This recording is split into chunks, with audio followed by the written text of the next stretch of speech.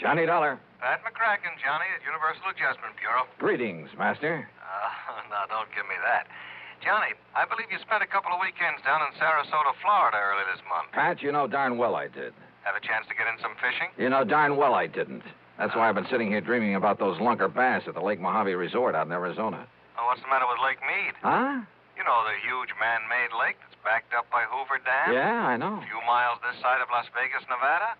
A lot of big ones in that water, I understand. Okay, Pat, you got me all excited. Now, what's it all about? I told you, fishing. Yeah, and? That's all. Except... Yeah, except what? Slight case of murder.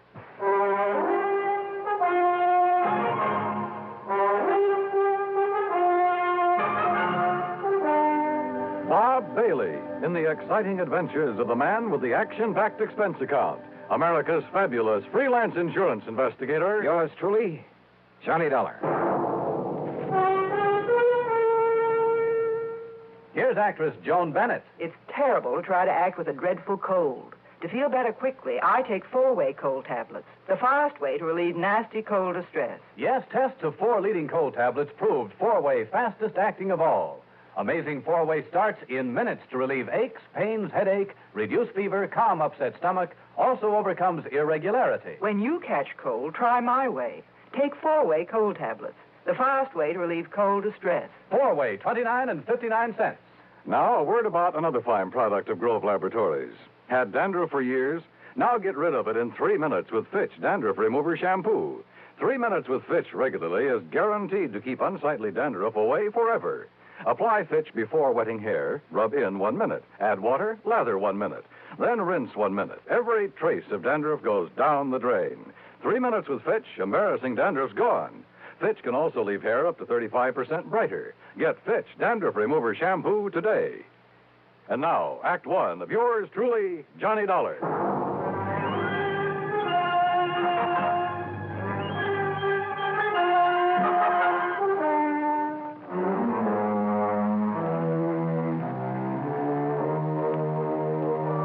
Expense account submitted by Special Investigator Johnny Dollar to the Universal Adjustment Bureau, Home Office, Hartford, Connecticut.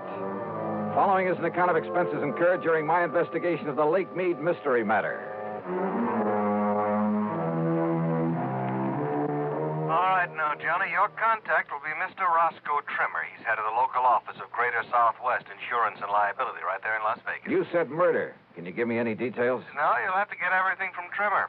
All I know is there's a $20,000 policy involved and double indemnity. So the sooner you get out there, the better. Okay, Pat, I'll grab the first plane I can. Expense account item 1, $2 even for a fast taxi to the airport. Item 2, $6.70 plane fare to New York. Item 3, $145.05, another plane ticket. And I barely made the 12 o'clock noon mainliner, which promptly took off and headed west to Las Vegas, Nevada.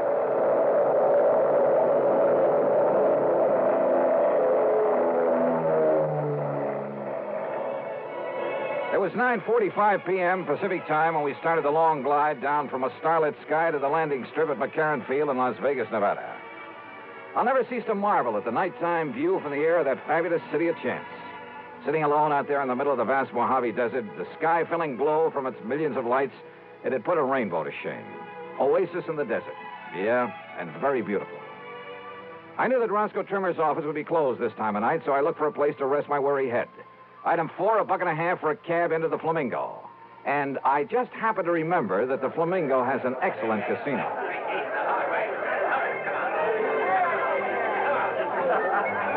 Now, I'm really not a gambling man in the usual sense of the word, but who can resist the lure of the dice and roulette tables, the blackjack, even the slot machines in a setting like this? Sure, the house always wins, and the sucker who forks out his hard-earned money doesn't stand a chance. But you know something? After a few hours of play, I came out so far ahead that I won't even bother to list my food and hotel room on this expense account. I really cleaned up. How much? Well, if I told you, you'd probably want me to absorb the whole thing, so I won't.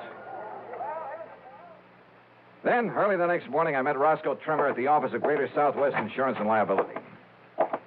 Dollar, I'm glad you could make it. I don't like this one at all. How are you? Hiya, Rosk. Sit down, will you? Yeah, But sure. not for long. Huh? I've arranged a drive-it-yourself car for you. And the sooner you can get over to Lake Mead, the better. Well, just where, Roscoe? That's a pretty big lake. Overton. A little town 50, 60 miles north and east of here. At the upper end of the lake. So what's happened up there?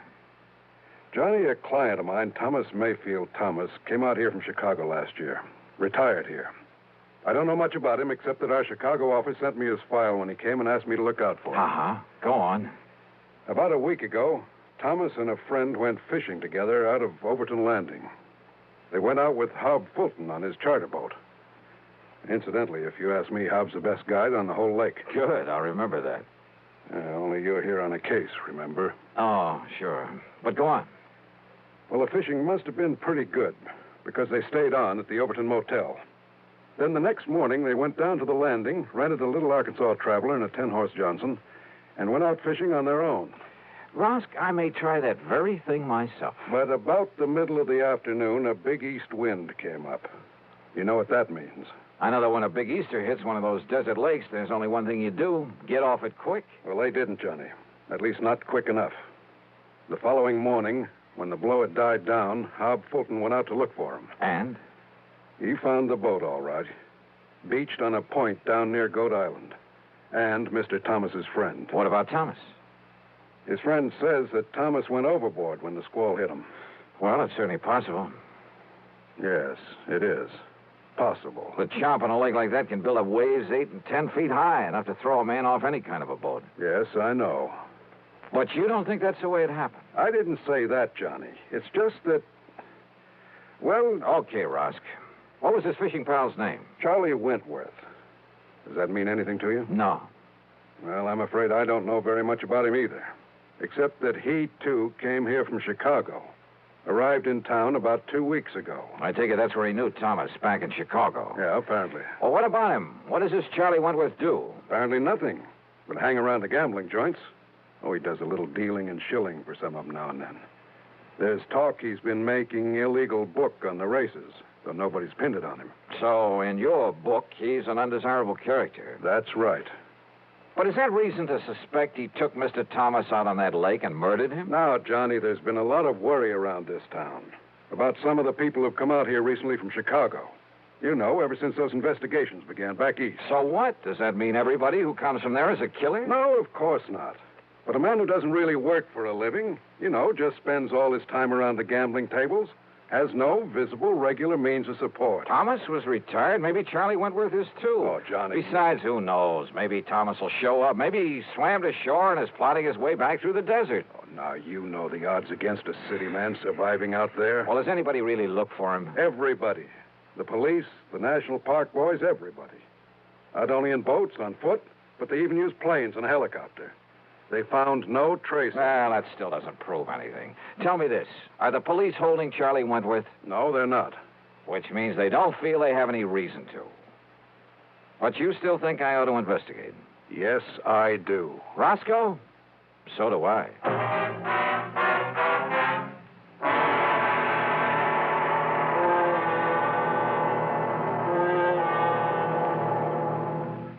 Act two of yours truly, Johnny Dollar, in a moment. Hey, Dad, did you check your car filters today? No, son, I didn't. Why? Because it might pay you $1,000. $1,000 for a car filter? That's right, folks. You may have a filter under the hood of your car worth $1,000 and not even know it. A Fram filter worth 1,000 silver dollars. A regular filter change is important to today's cars. So important that Fram Corporation is paying $60,000 to get you to check your filters now. Last year, in preparation for Fram's silver anniversary, 10,000 secretly numbered Fram filter cartridges were distributed all over the United States and installed in cars during regular servicing. These filters are worth from $1 to $1,000. You may have one in your car right now and not even know it. Check your oil filter and air filter now. If there's a specially numbered Fram filter in your car, you will win up to 1,000 silver dollars, and your dealer will win the same amount. Get in on Fram's big silver treasure hunt. Check your car filters now. And now, Act two of yours truly, Johnny Dollar, and the Lake Mead Mystery Matter.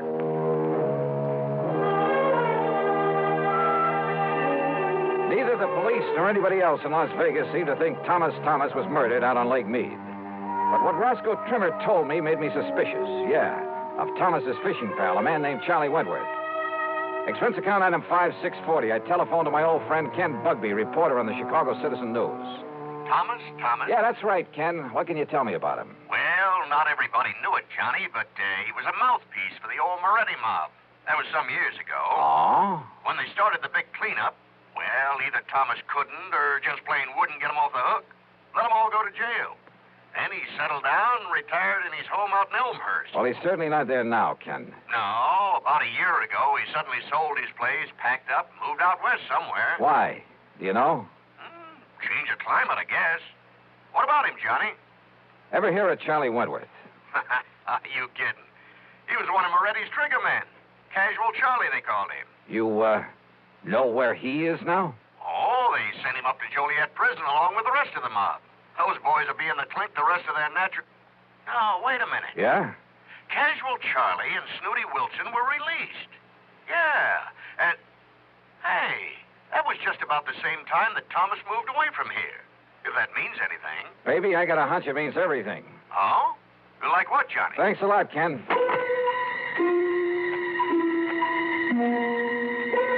Next stop was the public library, the old newspaper files. Getting some info on the almost forgotten Moretti mob was a lead pipe cinch, especially about the time when the gang was broken up. And apparently, when Lawyer Thomas saw the jig was up for his boys, having made his pile, and to keep himself out of trouble, he left them flat. He'd let them get sent to the pen without raising a finger in their defense. So don't tell me that a mobster wouldn't want to get even with the guy who'd let him down. Sure, Charlie had killed Thomas. I was sure of it without even seeing him. But to prove it, without the corpus delicti, I spent item $632 even on some equipment at a sporting goods store. Then I drove north on Highway 91 to the quiet little town of Overton. There I learned that for once, Hob Fulton, the fishing guide, had a free day on his hands, that he was down at the lake some 12 miles east of the town. I met him at the dock, and within a few minutes, we were on board as Higgins runabout and heading south. Lake Mead is a tremendous thing, something like a 550-mile shoreline, the biggest man-made body of water in the world, I believe. Just thinking about the record-breaking largemouth bass that have come out of that lake fairly made my mouth water. I carefully checked out the equipment I'd brought along. So you spent a lot of good money renting that stuff from Shelby's Sporting Goods down in Vegas, huh? Yep. Well, where's the spear? Bob, I don't think I'm going to need a spear. I don't think you're going to need any of that stuff. You ask me, Dollar, if you want to catch fish, borrow one of those rigs I brought along. Bob, I just want you to take me to the same spot you took Mr. Thomas and Charlie Wentworth. Too bad about that, Mr. Thomas. I got him a lot of nice bass, though. You know, fishing only the real deep holes. That's where they are this time of year. That's what I figured. If only they'd had sense enough to come back in that next day when the wind started to blow. Did they seem to get along all right, Hob? I told the police about that, Mr. Dollar, but I guess it didn't mean anything. Told them about what? Well, you ask me. Mr. Thomas wasn't any too happy fishing with Charlie Wentworth. But Charlie kept saying, let bygones be bygones, and let's enjoy the fishing, so... When you found Charlie in the boat the next morning, was there tackle still in it? Have you ever seen this lake when there's a big blow from the east, Mr. Dollar? I've seen Lake Mojave when it's been that way, but you haven't answered my question. No, sir.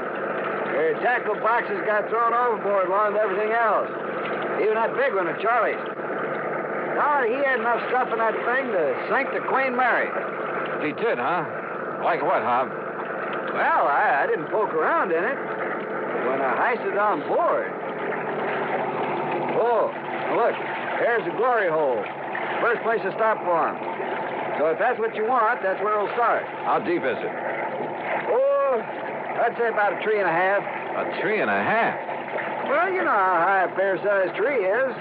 Glory hole's about a 3 1/2. Oh, I see. But, Johnny, if you're going to use that rig you brought along... I'll just pull up to the same spot you showed them where to fish.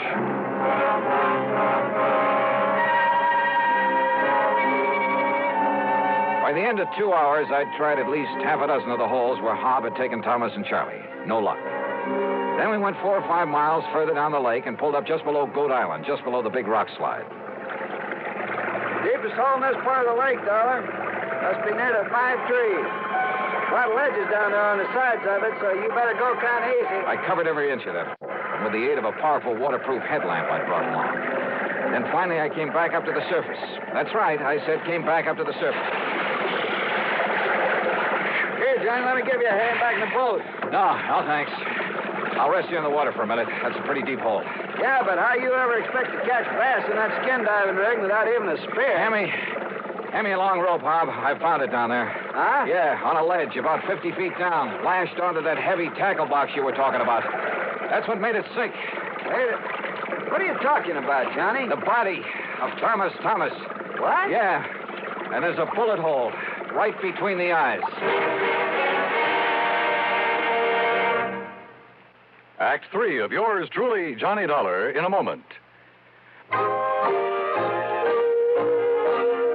Be sociable, look smart, keep up to date with Pepsi, drink light, refreshing Pepsi, stay young and fair and debonair, be sociable, have a Pepsi. When friends drop in, let your hospitality show you're sociable in the modern manner. Pepsi, you know, is the favorite of the smart and young at heart. Be sociable, look smart, keep up to date with Pepsi, drink light, refreshing Pepsi, stay young and fair and debonair, be sociable, have a Pepsi. Have you tried a Pepsi lately? And now, Act 3 of yours truly, Johnny Dollar. I took the body of Thomas back to headquarters in Las Vegas and hung around long enough to hear Dr. Richard Fallon say the bullet hole was definitely made by a .38 and at close range. To hear Police Captain Willis say there'd be no action taken until the bullet could be removed for study. But I knew he'd change his mind when he had time to think about it. So I left headquarters and started making the rounds of the gambling casinos. Luck was with me. At the second place I stopped, one of the public joints on Fremont Street. The winner, everyone. It's 34, red and even. Well, have you seen him around here today? Yeah, that's Charlie Wentworth. They just come in the door, mister. Thanks. All right, ladies and gentlemen. Excuse me, please. Take your bets for the Pardon me, will you? May I get through here, please? Thank you. Excuse me. Charlie Wentworth? Yeah, Buster? Johnny Dollar, insurance investigator. Here's my credentials. Oh, yeah. I guess you want to talk about my pal, Tommy Thomas, got drowned over in Lake Mead last week. Is that it? Yeah, something like that. Oh, Buster, that was an awful thing, him going like that. He was an old buddy of mine. Was he? Sure was. An old buddy. Hey, why don't we talk over in my room, huh? Too much noise around here. Okay by you? Sure. Why not?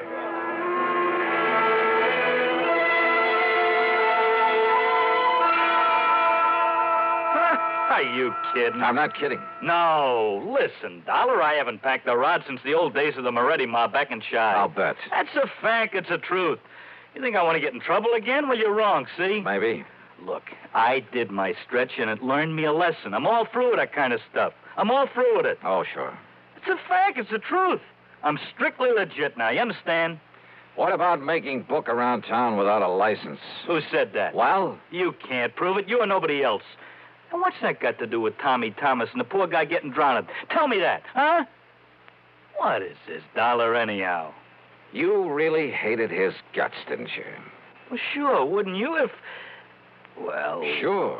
Because when the chips were down, he didn't give you a hand. He let you and the rest of the mob take the rap. Kept his own skirts clean at your expense. Listen, what are you trying to do? Get me excited? Say something I shouldn't say? I don't mean... Keep talking, Charlie. Sure I hated it. I could have killed him. At first, that is. Only at first. Anybody would have felt that way. But, you know, after a few years in the clink, you learn better. What good's it do you? Those things don't matter. You've learned your lesson. I know I did. Oh, you became a paragon of virtue, I suppose. I don't know what you're talking about, but that's all over. You hear me? When I just happened to find him living here in Vegas, that was all over. Let bygones be bygones. I mean it. We was pals. Charlie, there's about as much truth in that. That's a fact. That's the truth. Then why did you kill him? That's a lie. You can't prove it. That's where you're wrong. Huh? I have absolute proof. Oh, yeah? Yeah.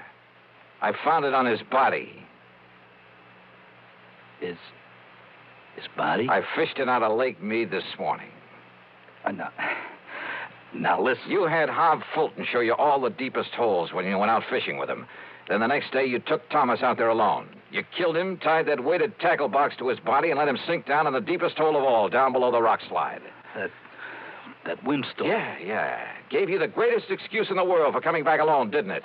You couldn't have had it better if you'd planned that storm yourself. But it didn't excuse the bullet hole in Tommy Thomas's head from your gun.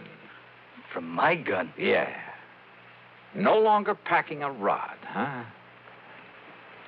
Dollar, maybe I sort of, kind of, well, maybe I forgot about this one.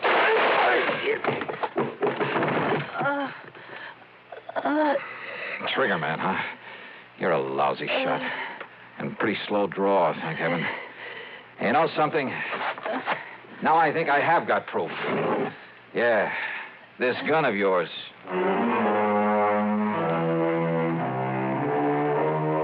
Down at headquarters, the ballistics team took less than an hour. Yep. The bullet they'd found in Thomas's body came from the same gun Charlie had tried to kill me with. So it's back to prison for him for a long, long time. Oh, and the company will not have to pay double indemnity for accidental death.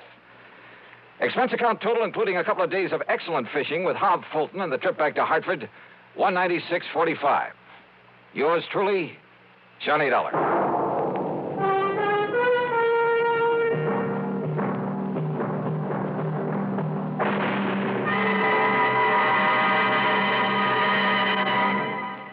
Our star will return in just a moment. I've used to medium-priced cars, but most of them raise prices way up for $59. Now what do I do? Come test our best, the Ambassador V8 by Rambler, the luxury car that did not raise prices. I've always bought medium-priced cars, but now they're just too long to handle, too hard to park, too big for my garage. Come test our best, the luxurious Ambassador. So compact, it outturns, outhandles, and out-economizes other medium-priced cars. Just what is the Ambassador? It's the compact luxury car, finest product of American Motors. Ambassador has generous shoulder room, hat room, and leg room, and no awkward hump in the middle of the floor. Ambassador offers personalized luxury, individual front seats that adjust to each person's exact leg room, adjustable headrests, 270 V8 horsepower, best power-to-weight ratio in the medium-priced field, air coil ride. It's the finest car ever priced so close to the lowest. Come test our best, the luxurious Ambassador V8 at Rambler dealers. Now, here's our star to tell you about next week's story. Next week, a little boy in a small New England town leads me to tangle with a killer. Join us, won't you? Yours truly, Johnny Dollar.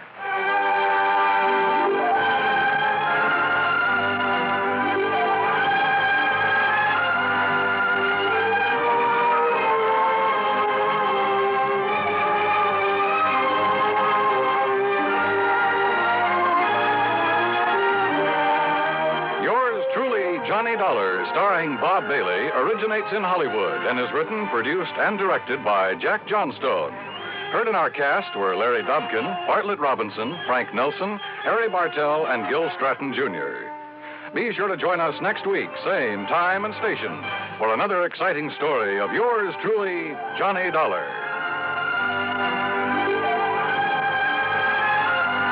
This is Dan Coverly speaking. By far, radio's outstanding theater of thrills, Suspense, next on the CBS Radio Network. 59 on your dial, WROW, Albany. If it happens to you, and I think it might, that now and then your cigarette doesn't taste right, that's the tip-off, man, and you'd best begin on the new kind of filter that's known as Spin. Old Gold's new Spin filter. This new Spin filter is the best you've seen, does more than reduce tar and nicotine. It improves smoke and taste so that you can get the best taste yet in a filter cigarette. Old Gold's new Spin filter. Test for taste, try your present brand against Old Gold. Test for taste, and it's 10 to 1 that you'll be sold. Test for taste with a cigarette, a carton, or a pack. Test for taste, find the flavor all the other filters lack. Old Gold's new Spin filter. That's the story, boys. That's how you can get the best taste yet in a filter cigarette. Old Gold's new Spin filter. 5:30. From Hollywood, it's time now for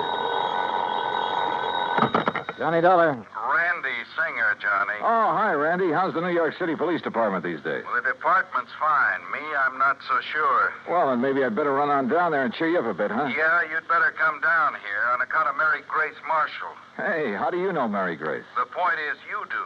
Well, matter of fact, I just got back from a weekend in that town of yours. Yeah, Mary Grace and I had a ball. We took in a couple of shows, did the nightclub routine. Yeah, I know. Even spent Sunday afternoon together out at the... What do you mean, you know? Johnny, your little girlfriend's been murdered. What? Yeah. Randy, have you got any leads, anything to go on? Yeah, Johnny, plenty. Then I'll grab the first plane. Yeah. You'd better.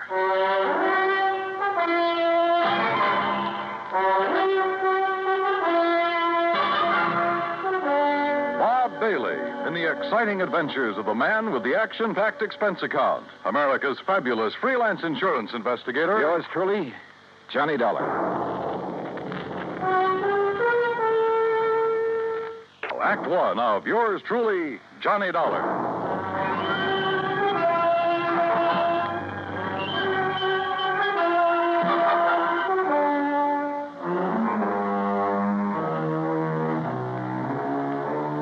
Expense account submitted by Special Investigator Johnny Dollar to the Mideastern Life and Casualty Insurance Company, Home Office, Hartford, Connecticut. Following is an account of expenses incurred during my investigation of the Mary Grace matter.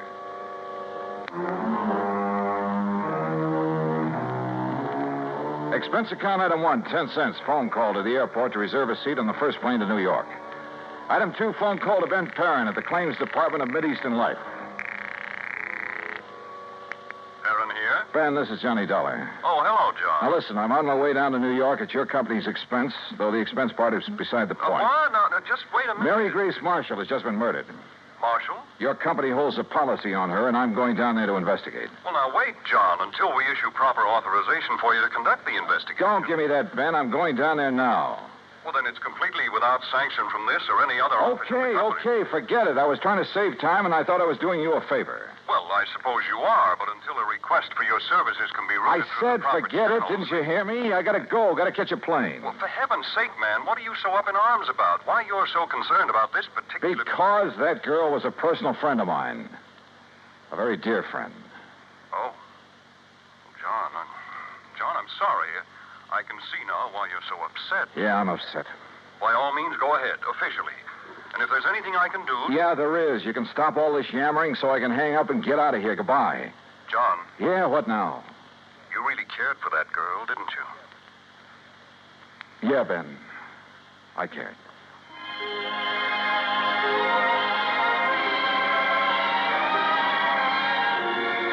Expense account item 3, $9.20. Cab to the airport and plane ticket to New York.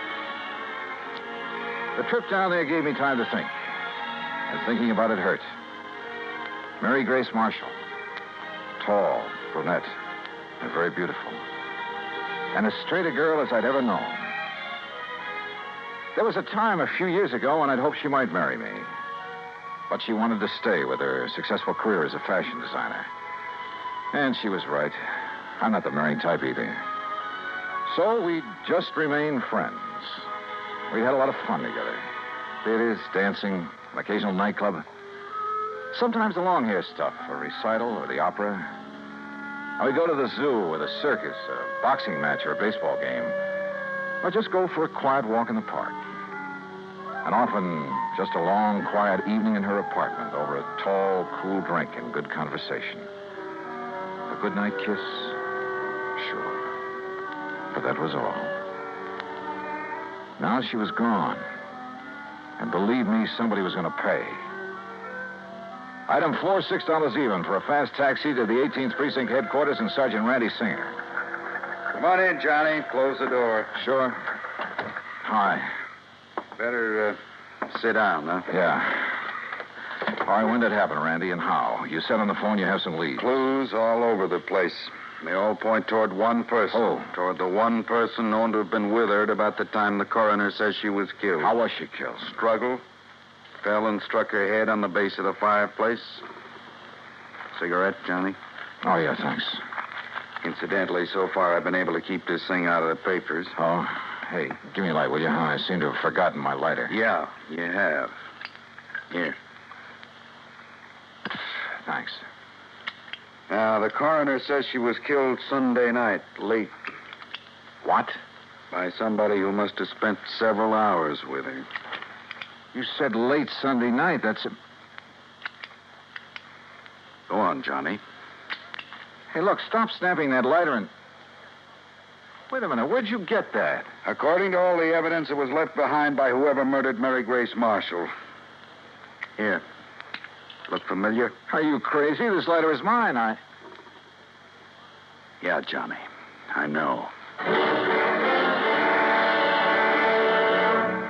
And now, Act Two of yours truly, Johnny Dollar, and the Mary Grace matter.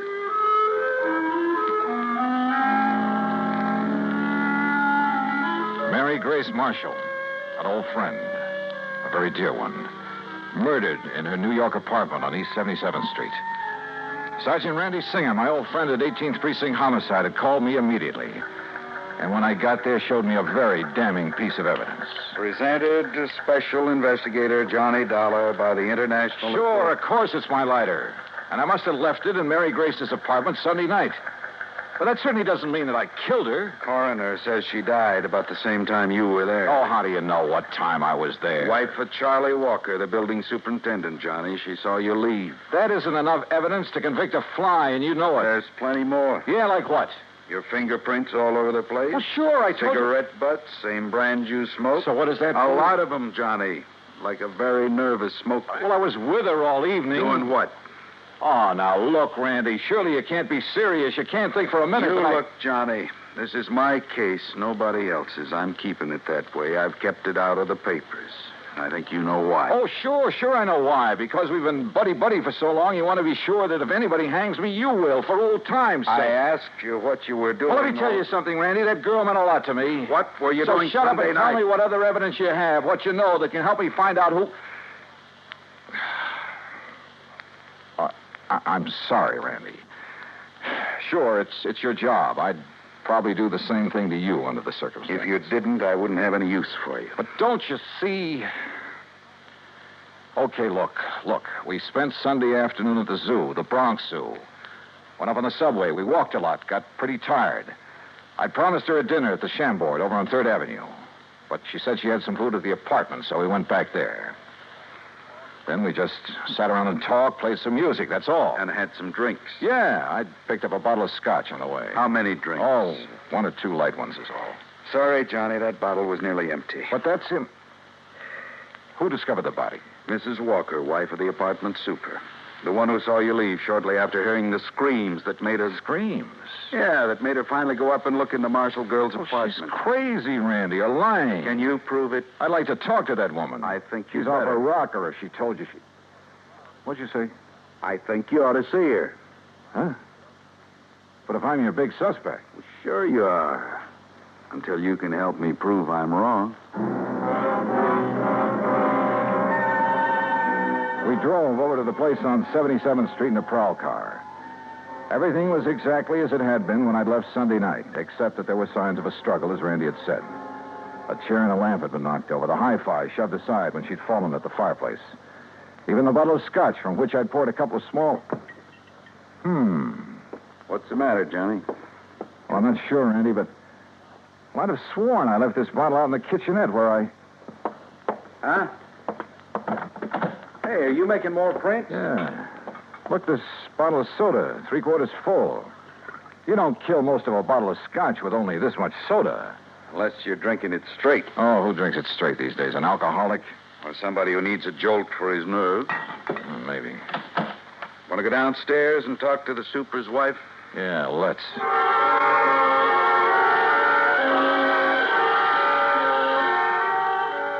The superintendent's wife turned out to be a living doll. Young, pretty, with too much makeup.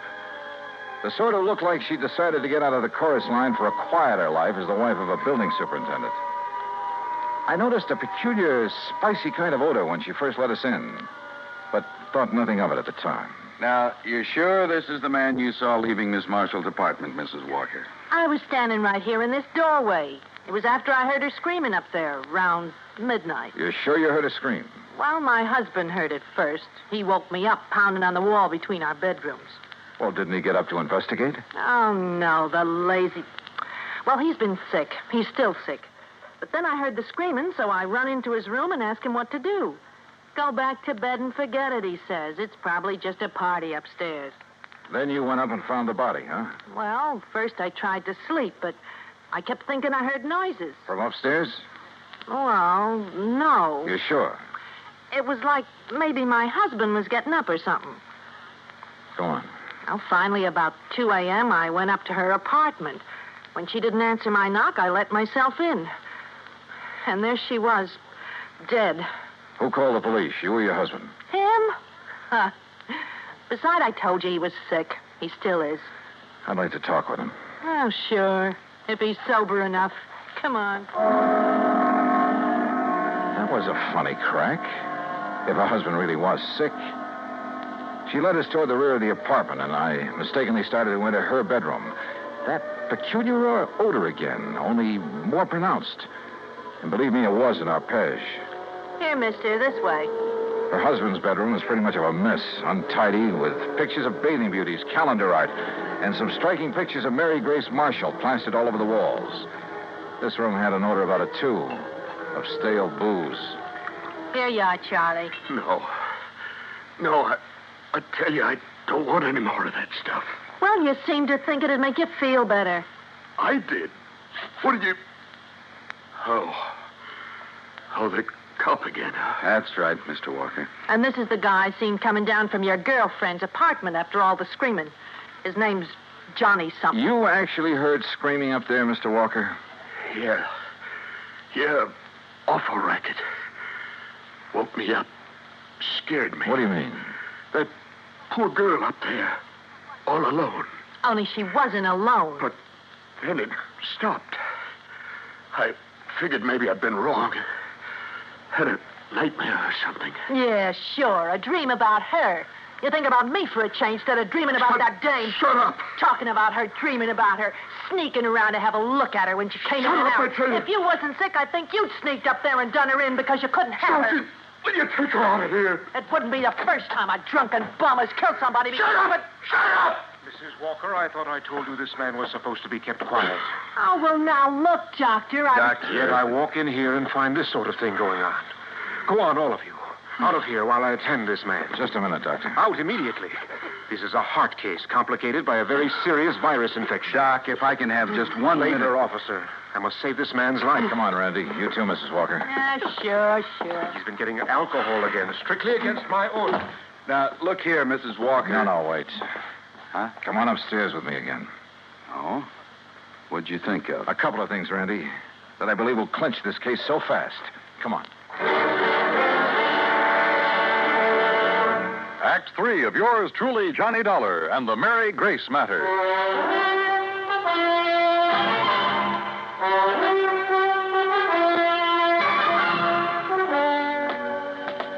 What do you mean, clinch the case, Johnny? Didn't you hear enough from Charlie Walker and his wife? Yeah, I heard plenty, Randy. Well, then what's the point of coming back here to the dead girl's apartment? Let me show you something here in the kitchenette. A scotch bottle.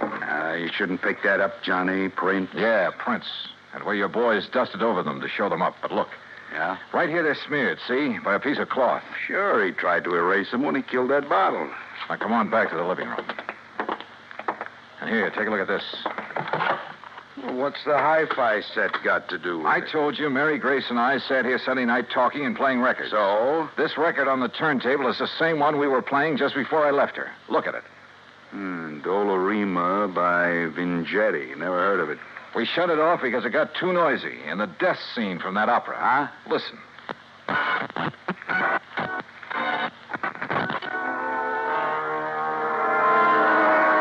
Yeah, here it is.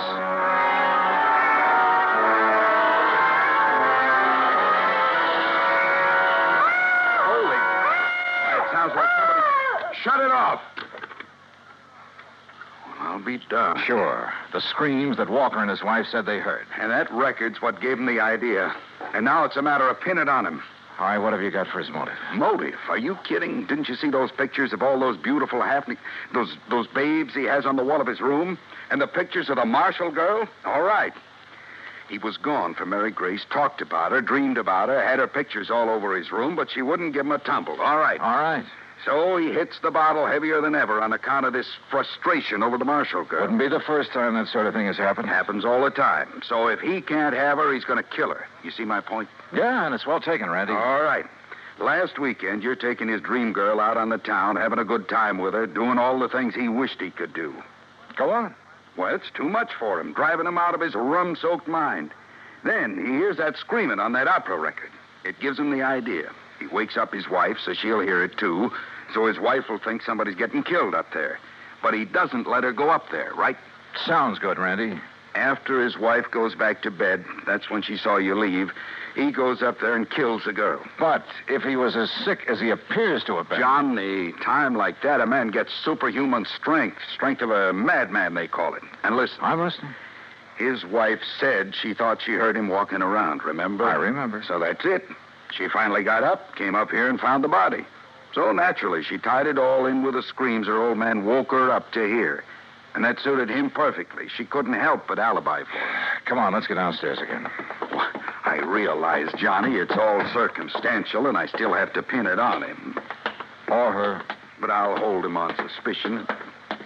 Or her. The same circumstances would work just as well for Walker's wife if she were the killer. Yeah, but what about the motive? Jealous wife. Jealous of somebody taking that drunken bum out of her hair? That funny odor I noticed about her when I first stepped into this place. I finally remembered what it is. Hey, I noticed that, like a cooking spice. Well, it is sometimes. Cardamom seed. Cardamom? Yeah, they used to call it the drunkard's friend. A man could booze all night, chew a couple of cardamom seeds, kiss his wife goodnight, she'd never be the wiser. Well, I'll be. That odor was so strong in her bedroom that... Well, maybe she's the lush, huh? Hey. And tried to make the same thing out of her husband, on the excuse it would make him feel better. You mean he isn't a heavy drinker, Doctor? No, he is not. Doctor, you said he has a heart condition. A very serious one. Complicated by a... Yeah, I know. Could he possibly have got out of bed, climbed those stairs Sunday night, struggled with, and killed someone?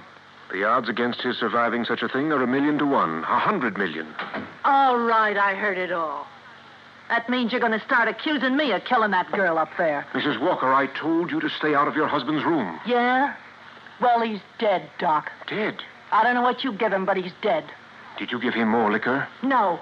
But you gave him enough before I came to... Wait here, all of you.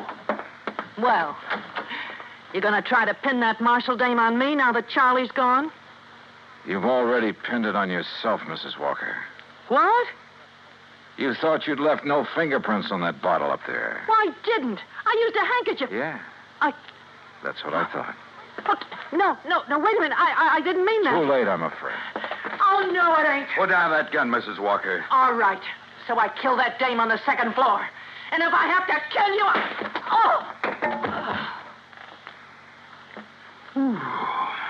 Yeah. Thanks, Doctor. It's quite all right, sir. Well, Randy, there's your killer. Happy? Yeah. I guess I ought to be. You? It doesn't bring back Mary Grace.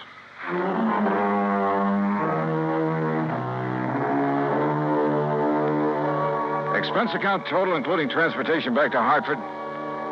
No, wait.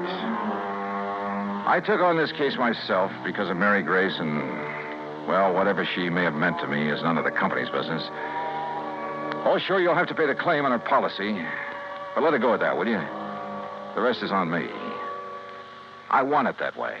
Understand? For old time's sake. Yours truly, Johnny Dollar.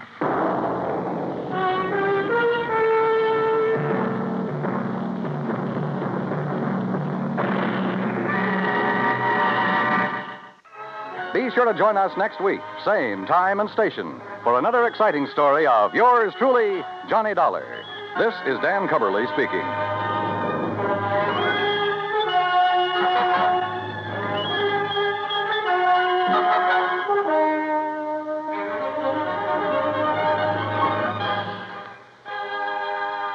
This is the United States Armed Forces Radio and Television Service.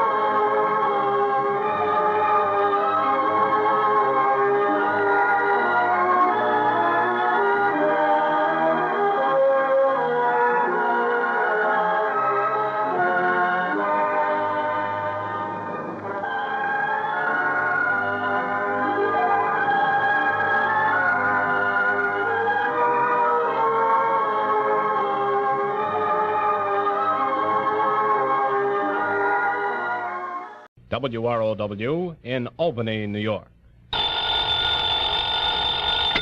Johnny Dollar. Well, it looks like one of our important clients is in pretty serious trouble. Oh, who? I don't know. You what? Nope, haven't the least idea. Well, what kind of trouble? I don't know.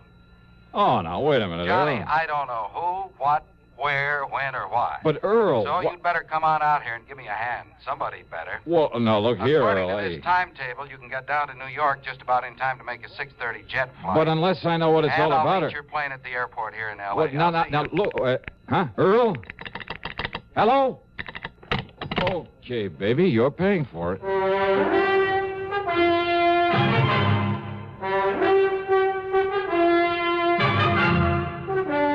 CBS Radio brings you Bob Bailey in the exciting adventures of the man with the action-packed expense account, America's fabulous freelance insurance investigator. Yours truly, Johnny Dollar.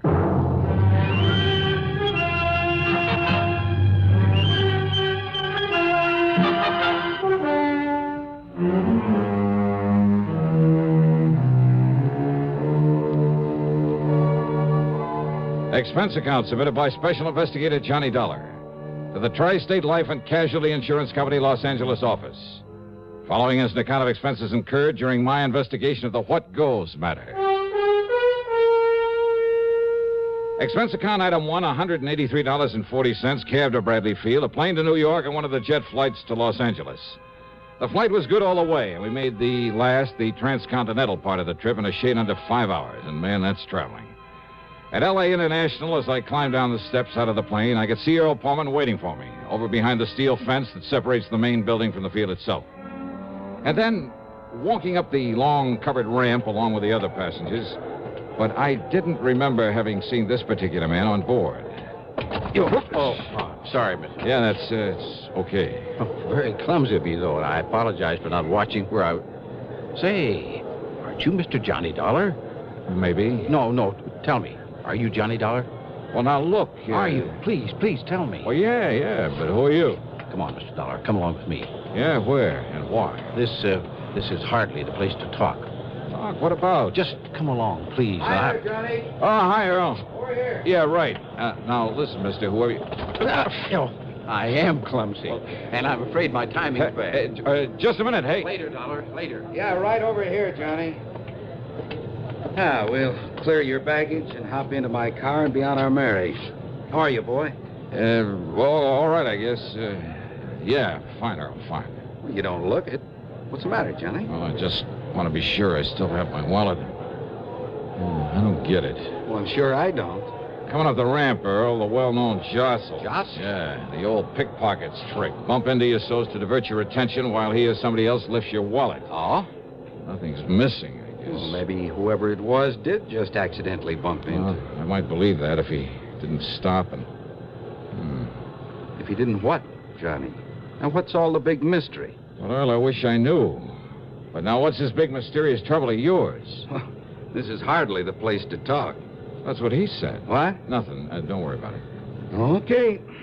Anyhow, we'll pick up your luggage, and I'll tell you what I know, or rather, what I don't know on the way in.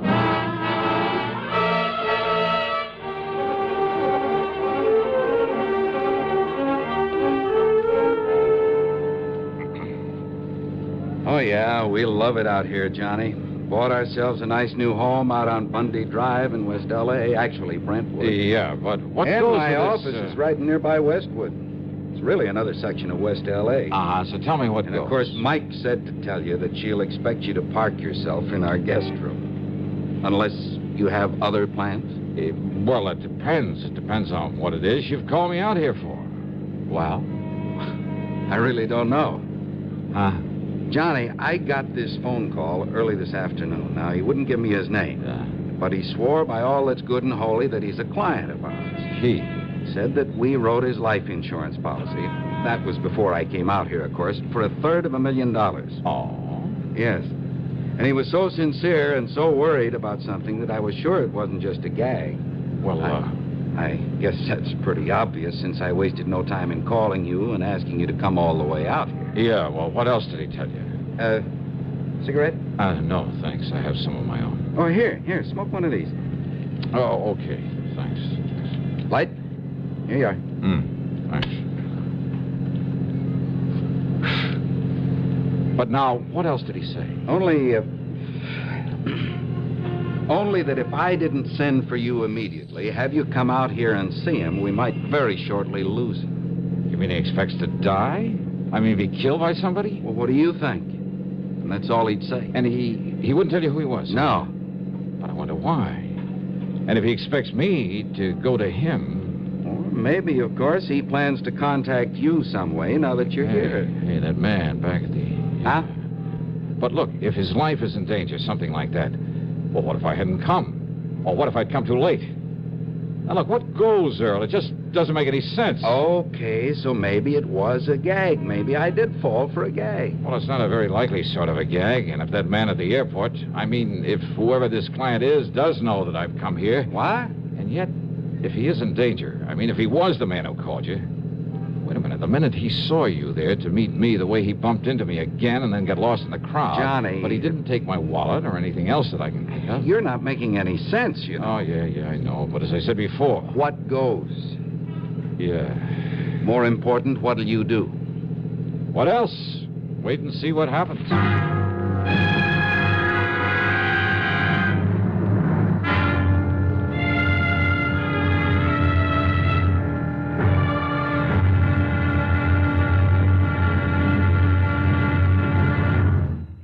How are your children going to dress up this Halloween?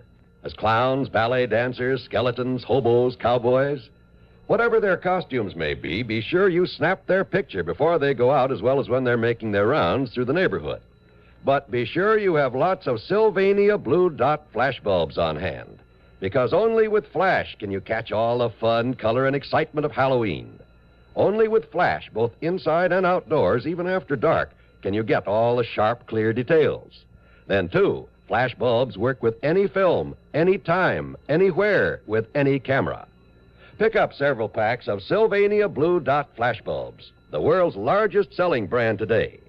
Also, ask your dealer for Sylvania's lavishly illustrated 32-page flash guide book that's yours free with the purchase of just one pack of Blue Dots. But hurry, the big night to howl is next Monday. Have your camera and Sylvania Blue Dot flash bulbs ready and waiting. Now, Act Two of yours truly, Johnny Dollar.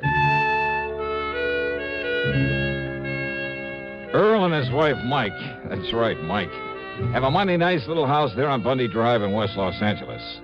As usual with the Pormans, I felt completely at home, especially after cocktails, conversation, and a late but very good dinner. But I still wondered if I'd come out here on a wild goose chase. What goes? Yeah. Well, now, wait a minute, Johnny. You mean that you think I made all this up just to get you out here to see us? Well, I wouldn't put it beyond you, either of you. Well, if he did, he certainly didn't tell me. Yeah, but if he did, Mike, so help me, I'll hand him an expense account that'll stagger him. No, really, Johnny, I swear to you. And listen. Yeah? If this unknown client of ours actually is in some kind of trouble... Yeah, well, why didn't he tell you on the phone? And why didn't he give you his name? Why insist that only I get on the job? I don't know, but now listen. Oh, I'm listening. If somebody is out to kill him, well, maybe that man who bumped you out at the airport, who tried to get you to go along with him... Until he spotted you in the crowd when you called to me. But if he's one of your own clients... Look, I haven't met 1/10 of our clients since I took over the office out here. And besides, what I'm trying to say is that maybe the man you saw out there isn't. Huh? Isn't what, dear? Isn't the one who called me on the phone. Oh? What if he's the one who's out to get our client, who somehow knows you've come here to protect him, whose first job, then, will be to get you out of his way? Oh, Johnny, if that's true... Brother, what an imagination. But, Johnny, it is a possibility.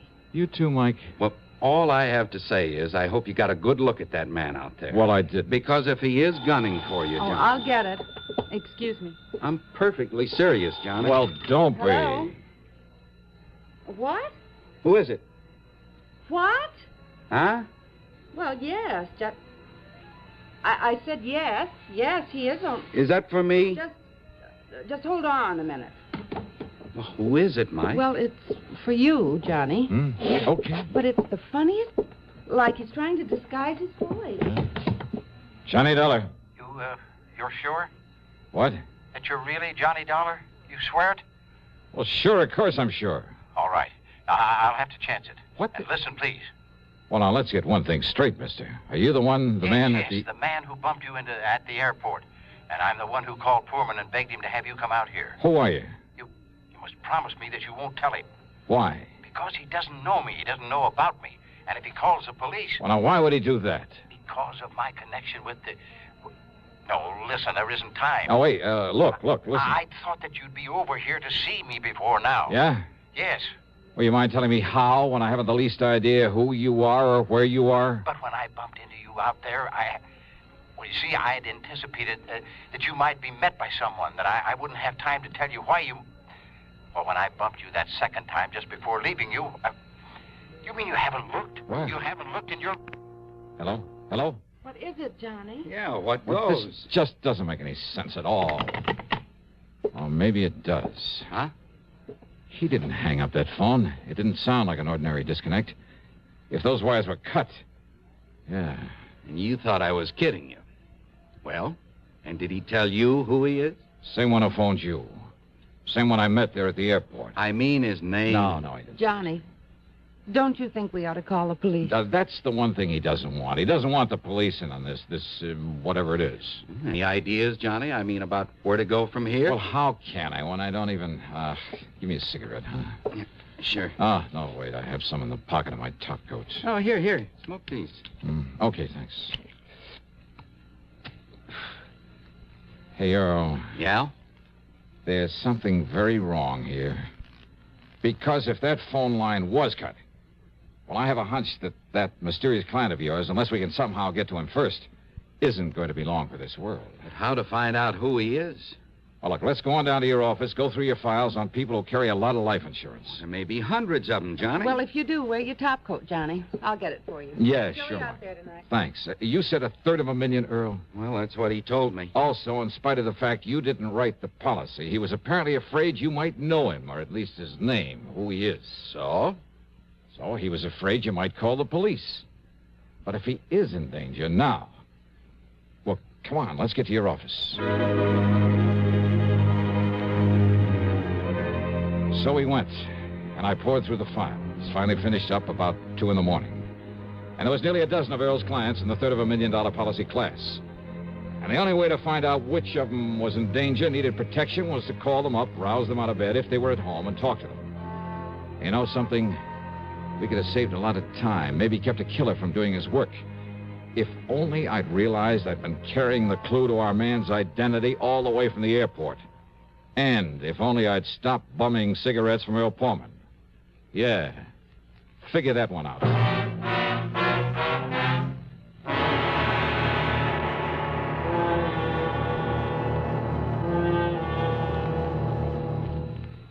Maybe you're about to hit the jackpot.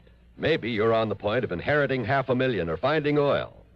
Chances are, though, that none of these lovely things will happen. Chances are, if you want a bonanza in the future, you'll have to save for it. Now, there are a number of ways to do that. Some people stuff their mattresses, stash their cash behind a loose brick in the fireplace, or slip it under a floorboard. None of these methods make sense because that kind of money isn't making a cent for you. Not only that, it may get lost or stolen. Wouldn't you like your savings to make more money for you? Wouldn't you like to have them theft-proof, loss-proof in every way? Of course you would. And you can the United States Savings Bond way. Through the payroll savings plan where you work or the bond-a-month plan where you bank, $3 will get you 4 on maturity every time. Nicest thing of all, it's literally impossible to lose your money. If Baby tears your bonds into confetti and drops them out the window, you can recover your cash plus interest in United States Savings Bonds. Now, Act 3 of yours truly, Johnny Dollar, and the What Goes matter.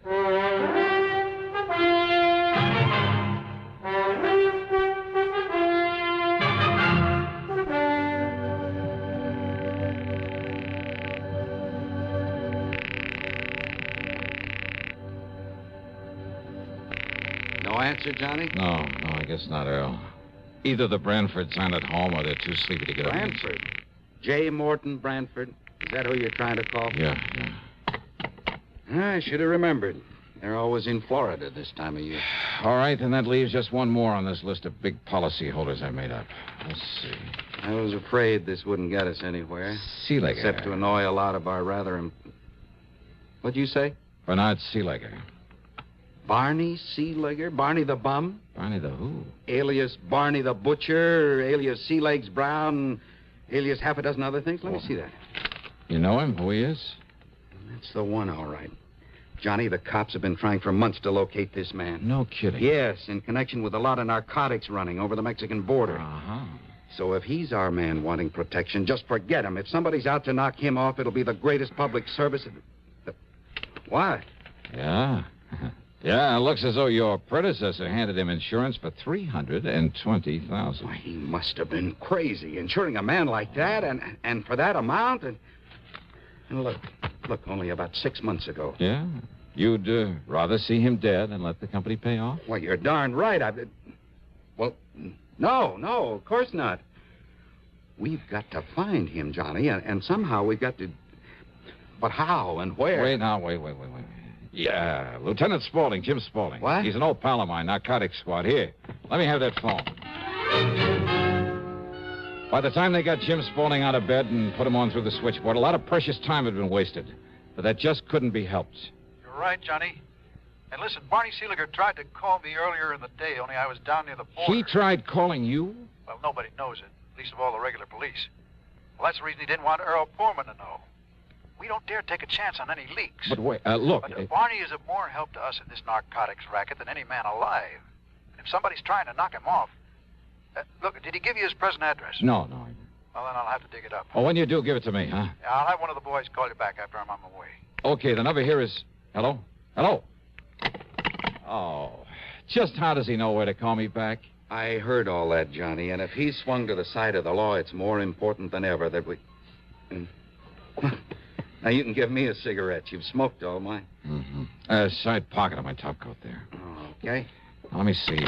If I can get Lieutenant Spaulding back. Oh, what's the matter? Well, this card in your pocket with the cigarettes. Card? What card? It's the address of some blonde or redhead you plan to call Yeah, on. let me see that. On Bundy Drive, too. Just half a dozen blocks north of where we live. Earl, look, don't you see? He told me that when he bumped into me the second time... Don't you see, your pal Barney slipped this into my pocket in case he... 12124 North Bundy Drive. Okay, you call headquarters. Have him tell the lieutenant I'm on my way to this address. Well, now, Johnny... In your car.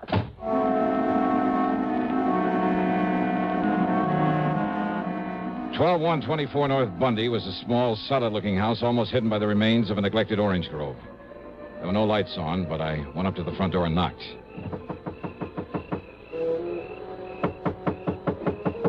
No answer. And, of course, it was possible that Barney Seelegger had called me from somewhere else. But this was the address he'd been so careful to slip into my pocket. Then I noticed where the power and telephone lines led over to a service box at a rear corner of the house.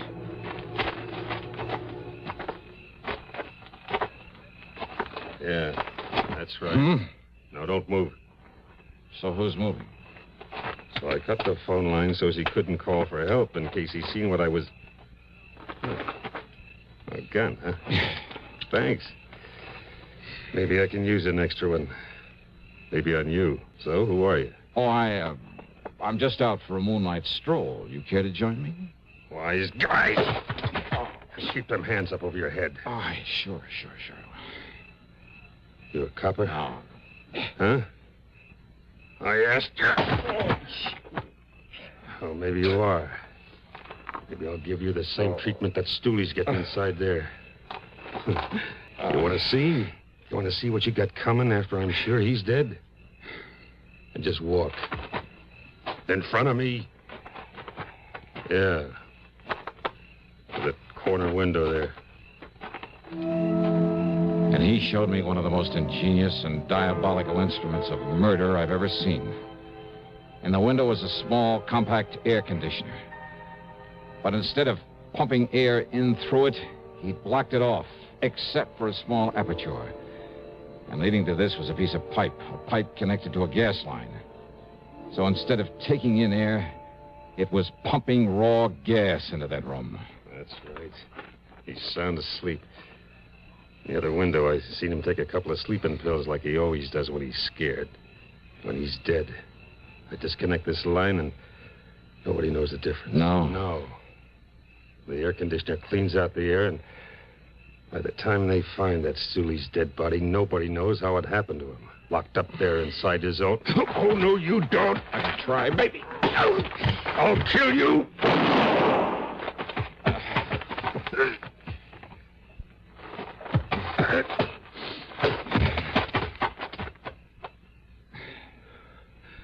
All right.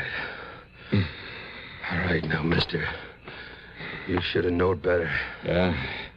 Well, you just listen. Yeah? Because now I'm going to kill you with your own gun. Now!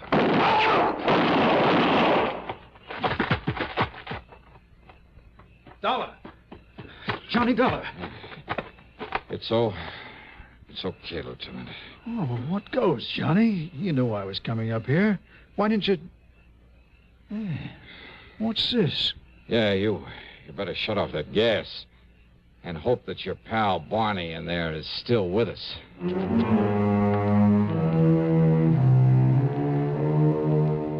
Yeah, Barney was still alive, but barely. Which is more than you can say for his would-be assassin. One of the lieutenant's bullets had caught him square in the head. So, that is that. Expense account total, including incidentals, and the trip home to Hartford, $368.50. Yours truly, Johnny Dollar.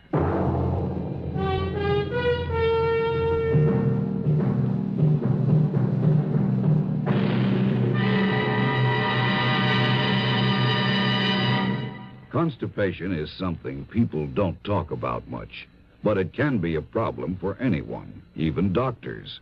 And when constipation occurs, it's interesting to see just what doctors consider important about a laxative they might use or recommend. Well, a majority of the doctors we heard from had this to say. A laxative should be effective, gentle, close to natural acting. A medicine that can be used with complete confidence. Now, X-Lax has been popular with many doctors and millions of people over the years because pleasant-tasting chocolated X-Lax is effective. Overnight, it helps you toward your normal regularity. X-Lax is so gentle, so close to natural acting, there's no upset. That's why many doctors and millions of people use X-Lax with complete confidence. X-Lax, the laxative that helps you toward your normal regularity gently, overnight. Now, here is our star to tell you about next week's story. Next week, a super salesman selling death. But he's not the only one doing a selling job. You've heard the expression, it takes a crook to catch a crook. Well, I'm afraid that's exactly what gets me into trouble on this one. I mean, on account of in order to catch him, I try a little selling myself. I mean, after all, when the potential customer is a beautiful blonde, who wouldn't? That is, until a killer comes in. Then trouble and nothing else but. So join us, won't you? Yours truly, Johnny Dollar.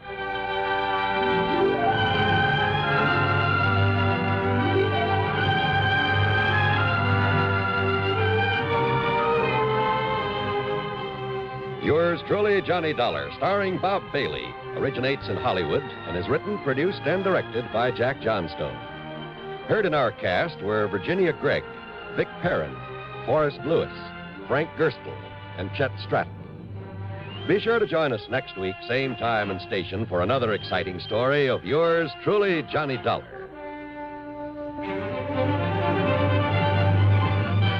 This is John Wall speaking. Next, a taut drama of Hollywood homicide as suspense follows on the CBS Radio Network. WROW in Albany, New York. From Hollywood, it's time now for... Johnny Dollar. Johnny, this is George Reed. Well, hiya, George. What's troubling Floyd's of England this time? Johnny, one of our clients, only quite frankly, he's far more than just a client. Oh? Yes, his life is being threatened. Oh, George, you know I hate these bodyguard assignments. Every Johnny, time I handle one of them, it ends up with my own life being in danger. I fully realize Yeah, that. one of these days, my luck may run out. Heaven forbid. Nonetheless, Johnny, If somebody needs protection, why don't you just call in the police? there are certain, confidential aspects of this case that, if any sort of publicity can be avoided. Johnny, Yeah? if it can any way help to minimize the danger to yourself, I'll gladly go along with you on this one.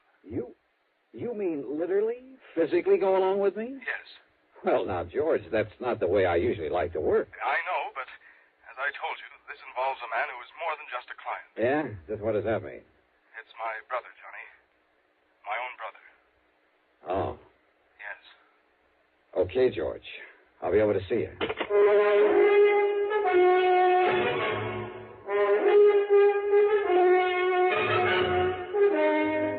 Bob Bailey in the exciting adventures of the man with the action-packed expense account. America's fabulous freelance insurance investigator. Yours truly, Johnny Dollar.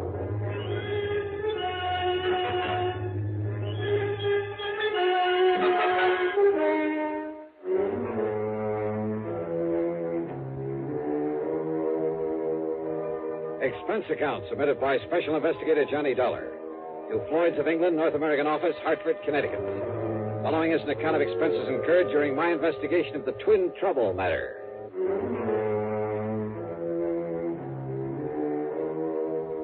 Expense account item 1, $1.20 for a taxi over to George Reed's office at Floyd's of England in downtown Hartford. I found him pacing the floor waiting for me, and needless to say, he didn't waste any time getting down to business. As I told you over the phone, Johnny, this matter involves my brother, my twin brother, Adam. Oh, you're a twin? Yes, we're identical in every way, except perhaps for our manner of speaking. Why is that? Well, you see, Adam completed his education at the University of Dublin, whereas I stayed on in England, then did postgraduate work over here. Oh, I see. About 18 years ago, Adam and his wife came here to the United States. Is he also with some branch of Floyd's of England? No, Johnny. Adam owns a small brokerage office down in Newark, New Jersey. He lives in a nearby town called Upper Montclair.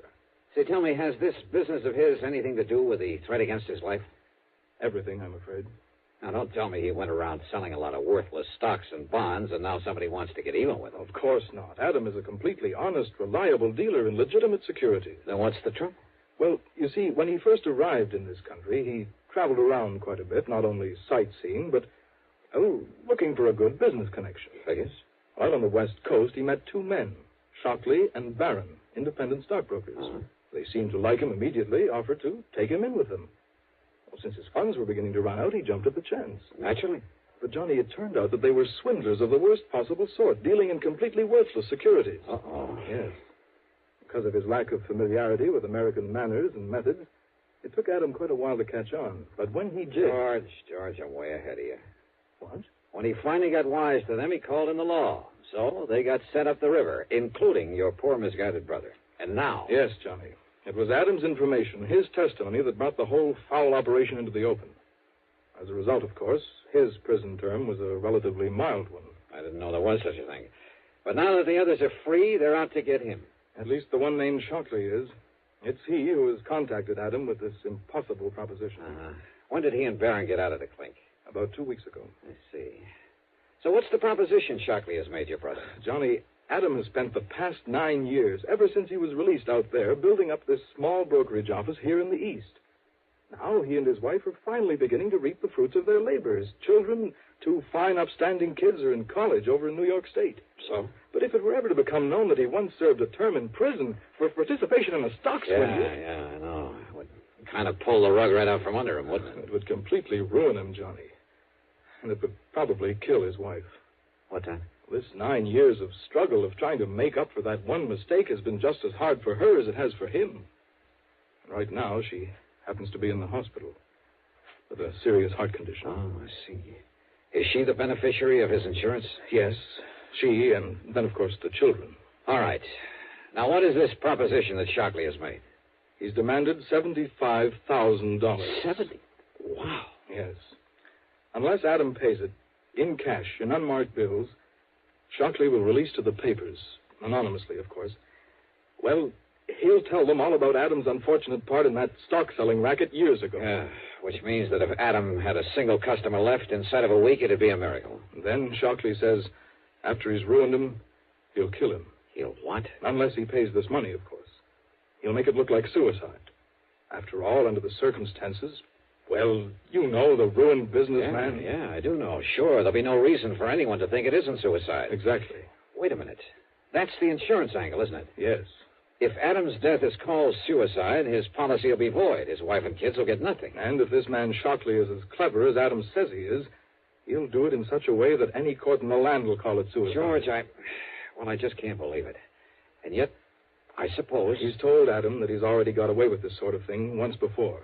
before Adam knew him. But why doesn't he call in the police, the FBI? If this man already has a criminal record, No. Well, maybe the other one, Barron, is still working with him. No, Johnny, don't you see? Don't you see he doesn't dare? Yeah, I guess you're right. If he called in the cops, the publicity would be just as bad, just as ruinous to him as if Shockley were to shoot off his mouth at the papers. Yes, Johnny. If he goes to the police, he'll only bring his business crashing down on his own head. Yeah. George, your brother's in a pretty bad spot. No matter what he does, he loses. If he pays off, $75,000. But who knows whether that one payment would be the end? Well, of course it wouldn't. But if he doesn't, don't you see it means not only his business, his wife, his children, but his own life? I know. If it were me, alone, a bachelor with nobody else to think about. But with Adam, Johnny, he couldn't do it. He might as well cut his own throat. So we'll have to do something about it. What, Johnny? What can we do? George, I wish I knew. It was obvious this was to be more of a personal affair than business, in spite of the insurance policy involved. So for once, I decided to forget padding out the old expense account. Okay, then. Item 2, $4.35, a tank full of gas for my own car. It was after business hours by the time we got down to Jersey, so instead of trying to catch Adam Reed in his office, George phoned ahead and we went directly to his home on Highland Avenue in Upper Montclair. George stood beside me when the front door was open. And you know something? It was like looking at George in a mirror. Yes, can I... George! Even their clothes were alike. Hello, Adam. Yeah, these twins were certainly identical, except for the slight difference in their manner of speech. Adam, this is the man I told you about on the phone. The man I hope can somehow help you. Johnny Dollar. Yeah, how are you, Mr. Reed? And excuse me for staring. Oh, it's quite all right, Dollar. Quite understandable. And please call me Adam, if you don't mind. Sure. But so help me, I've never seen two people look so much alike. You know something? What, Johnny? What are you thinking? Just a wild, crazy idea, Adam. George. This perfect similarity might... No, well, we'll see. Well, now, wait. Maybe you have an idea there. No. Look, George, forget all about it. Come on, let's go inside where we can talk about this thing. I'm in complete agreement, Dollar, because we have no time to waste. If there's anything you can do about it. Why do you say that, Adam? I've heard from Shockley again. Oh? When? This morning, after the last time I talked to George. He called me at the office. I'm afraid I didn't get as much business done today as I might have liked. Then I left as early as I could. I went to the bank and called on my wife at the hospital. She's very seriously ill, sir. Yes, so I understand. I've not yet had the heart to tell her about this whole ungodly affair. And I can't say that I blame you. And yet, what difference would it make? Whatever happens, whatever this man does to me, it's bound to affect my darling. Oh, it's a terrible thing, Dollar. Now, this phone call today. Yes. Shockley says that he's coming here tonight. Tonight? Yes. Uh-oh, with my car out front. Well, that's why I stopped at the bank today. He says he must have $10,000 as a sort of down payment, as evidence of my good faith. $10,000? Well, I say that he won't get it. Oh, now, wait a minute, George. No, Johnny. I tell you, I won't let Shockley get away with this. George, If he comes here tonight and demands that money, I'll kill him rather than let Adam give him a single cent. Now, listen, will you? I told you, Johnny, with me it doesn't mean a thing.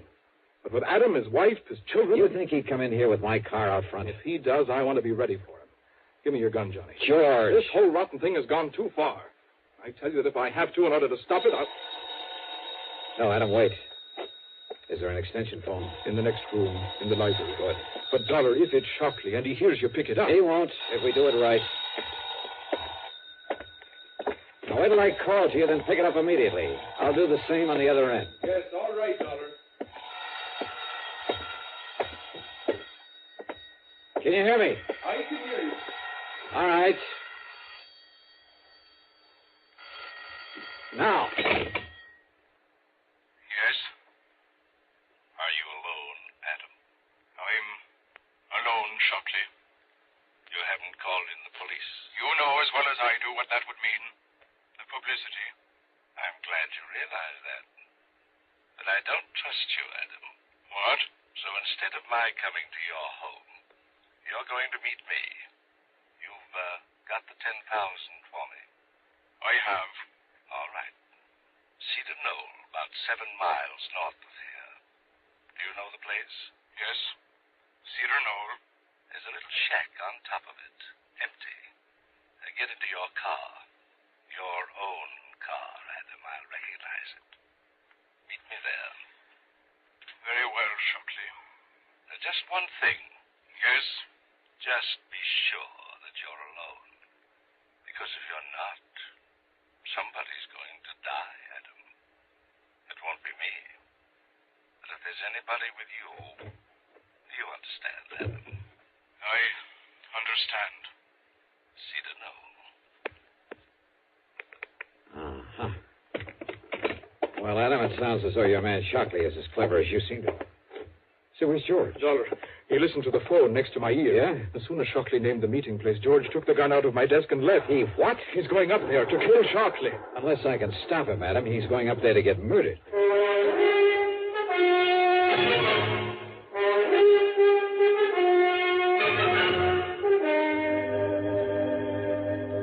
Where is it, Adam? The Cedar Knoll, where Shockley will be. Here, Dollar. I can show you on a map. Here. It's 15 or 16 miles from here. Huh? Shockley said it was only about 7. Then he must have been somewhere along the way when he called. That means he'll get there long before George can. Yes. Look now. Here it is on the map. Yeah, I see. Straight up 23 and west of Pumpton Plains. Yes. All right. Now, George took your car. What kind is it? That little coupe I saw out in the street? That's it. Oh, fine. There are 10 million of them on the highway, all alike. What's the license number? Well, come on. I don't know. I don't remember it. Then, Adam, all I can do is try to get there before George does. Before he gets himself killed.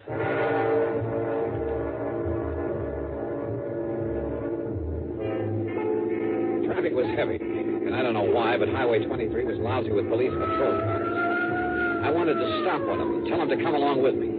But this was one case where I couldn't. So instead, I drove within the speed limit, except for a cutoff above Mountain View where I could open her up for a few miles before getting back on the highway. I probably bypassed George as well as the highway traffic. But the important thing was for me to get there first. That's why I left 23 again, took the curving, narrow, but much shorter back road to Cedar Knoll. Finally, I could see the knoll, a sort of big mound, a high, barren hill. I could see the little building on top of it in silhouette against the moonlit sky. And I could see a car parked up there, a big sedan. So Shockley had arrived and was waiting there. At the bottom of the knoll, I pulled off to the side, cut the engine, doused the lights, and went the rest of the way on foot. As I slowly approached the shack, through a drawn window shade, I could see a light in it, waving around like a flashlight, and the shadow of a man. No, wait.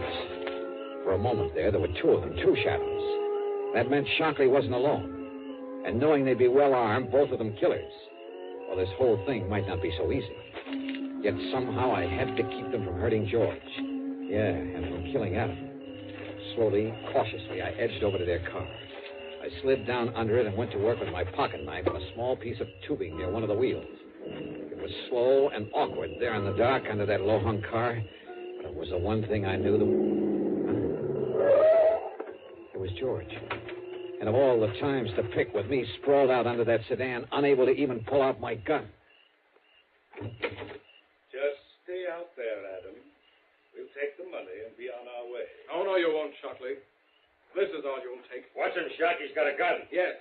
And I'll kill both of you if I have to. Mr. Barron, this isn't Adam Reed. Sure he is. No, he talks differently. This is his twin. It's George. You're right, Shockley.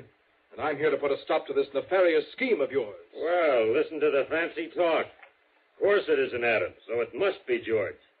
And George, my name No, is... don't move. Just drop your guns, both of you. Mr. Barron, I'm afraid that Mr. Reed, Mr. George Reed, has the advantage of us. Yeah? Well, listen. He shoots at you, I get him. He shoots at me, you get him. That's right. I'll kill at least one of you. So, under the circumstances, I'm afraid there's only one thing we can do. Yeah? What? Hand over our guns to him. So, here you are. George! No! You I yanked myself out from under the car, and just in time to have George land right square on top of me. Before I could push him away and get to my feet, he was out like a light, and both Shockley and his pal were on top of me. I never got off the ground. No!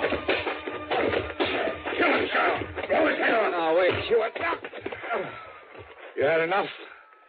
You had enough, mister? Get away, Shock. Let me shoot him. No. But listen, we've got to get out of here. Those shots he got off, the cops will be coming up from the highway to see what they were. But don't you see if we leave him here? We've got to, but we're not leaving this state until we kill his brother. Come on. No, you wait. Yeah? You want some more? Never get away. Oh, no? Use that car. Kill yourself. Drop dead. Come on, Barry. No.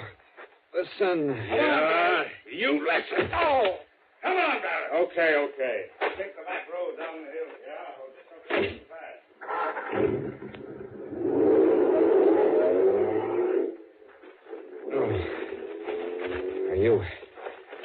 Are you okay, George? Yes, Johnny, I guess so. But they got away. They'll go down. They'll kill Adam. They're not going anywhere, George. What? I cut the brake fluid line. They have no brakes. By the time they get rolling down that hill...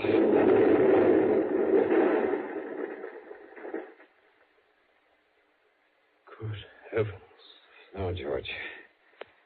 They're not going anywhere.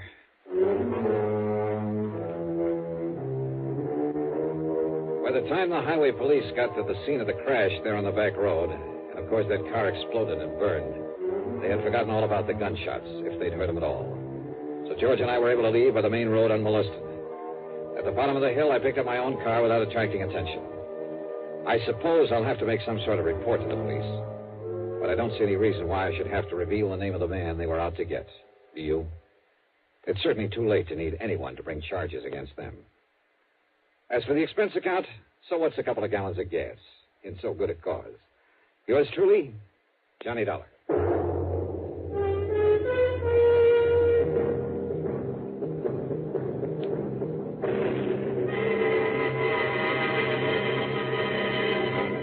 Now, here's our star to tell you about next week's story.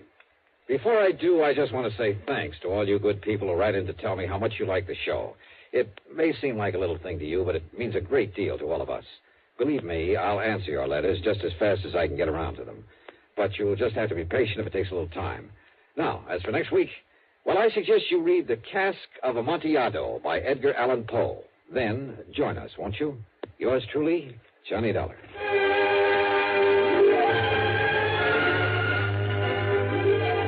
Yours truly, Johnny Dollar, starring Bob Bailey, originates in Hollywood and is written, produced, and directed by Jack Johnstone. Heard in our cast were G. Stanley Jones, Alan Reed, and Frank Driscoll. Be sure to join us next week, same time and station, for another exciting story of yours truly, Johnny Dollar. This is Dan Coverly speaking. Frank Lovejoy stars in a hair-raising psychological thriller, A Friend of Daddy's, as suspense follows next on the CBS Radio. From Hollywood, it's time now for... Johnny Dollar.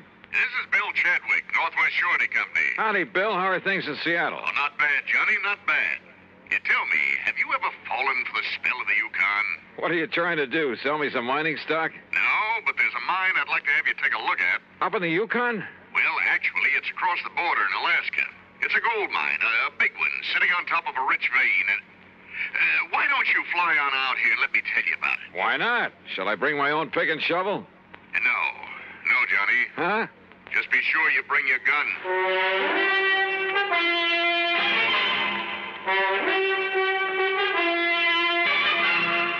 Bob Bailey in the exciting adventures of the man with the action-packed expense account, America's fabulous freelance insurance investigator. Yours truly, Johnny Dollar.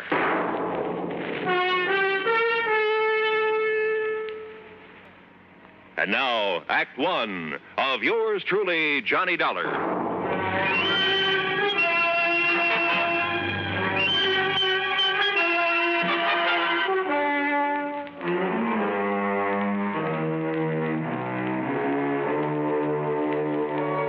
Expense account submitted by Special Investigator Johnny Dollar to the Northwest Surety Company, Seattle, Washington office.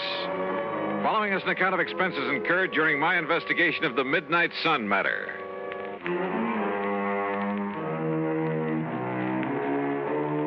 Item 1, $164.35, transportation to New York, then a mainliner through Chicago to Seattle. The pilot gave us a beautiful view of Mount Rainier and Puget Sound before we set down, and at 4 p.m. I was in Bill Chadwick's office at 2nd Avenue and Yesler Way. I'm glad to see you, Johnny. It's been a long time. Yeah, hiya, Bill. Yeah. Here, sit down. Okay. Now, what was that crack over the phone about bringing along a gun? Well, the men who moil for gold are a pretty tough bunch, Johnny. And sometimes it even goes for the management of a big mining operation. Like what, for instance? Like Universal Consolidated Mining Corporation. Where's that? It's north and east of Fairbanks. Alaska. Yes, even north of Fort Yukon. That means above the Arctic Circle. And what's happened up there? The whole thing sits at the foot of a big glacier. Oh? No problem until recently. Now, through some freak of nature, that glacier is changing its course. No kidding. And from the look of things, maybe a couple of months, maybe a couple of years, or even 10 years. Anyhow, they seem to think that glacier is going to sweep down over the mines, the town, everything. I see. In which case, our company would have to pay for the whole loss. An all-coverage policy, huh? Yeah. And it's occurred to me, Johnny, suppose they've suddenly run out of that rich vein they found up there. You mean that somehow they deliberately caused that glacier to destroy the whole operation? It's a possibility, isn't it? Well, a pretty far-fetched one, if you ask me. Change the course of a glacier? A few sticks of dynamite carefully placed. Oh, come off it, Bill. Did you ever see a glacier? Well, why should one that's been following the same path for thousands of years suddenly decide to head for a few $1 million worth of well-insured property? Look, go up there and take a look, will you? Okay, how do I get there? One of the company's planes is taking off from here tomorrow morning. They have their own airplanes? Oh, sure, a lot of them. Big 2-engine Speedcraft transports. How else do you think they'd get men and supplies up there? Anyway, you can go along with him. Okay? Okay, why not? Who knows? Maybe I'll strike it rich, come back loaded with nuggets.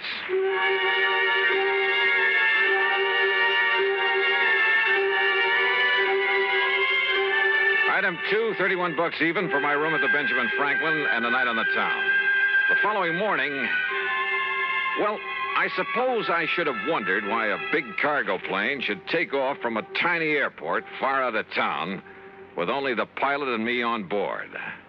Yep, I should have wondered.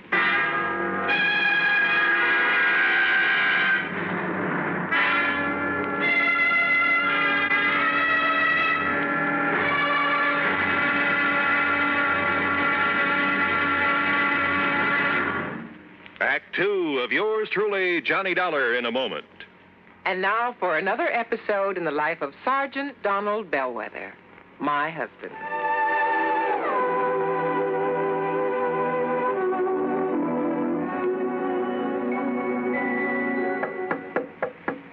Good morning, Mrs. Bellwether. Would milady prefer to have her breakfast in bed this morning? Oh, what a perfect husband. Thank you, darling.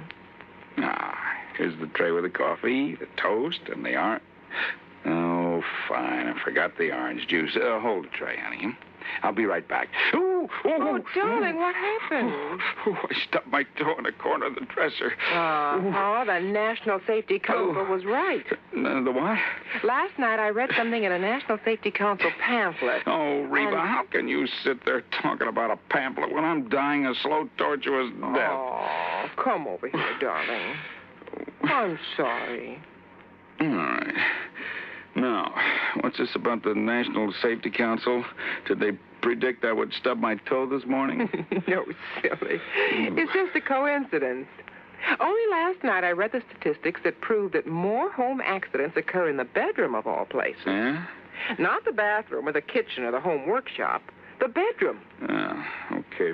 From now on, when I walk around the bedroom, I'm going to wear my combat boots instead of these open-toed huaraches. Well, that might help, dear. But what everyone should be most careful of is taking medicine in the dark. Okay, my living safety encyclopedia. I will now fetch your orange. Oh, you're sweet. And it's just too bad that you nice men are so prone to accidents in the home. And the reason is because you brave men usually tackle the hazardous jobs around the house. Hey, I'll remember those kind words as I slowly limp back to the kitchen. One thing in your favor, though, Sarge. Married men stand a better chance of avoiding fatal accidents in the home. Is that a fact? Mm-hmm. You know, in one state, 75% of the men involved in home mishaps were unmarried. Well, I'm sure glad I'm married. Because the accident odds are better? No, because I like my wife. Even when she first wakes up in the morning. That's my Donald. That's my doll. Oh,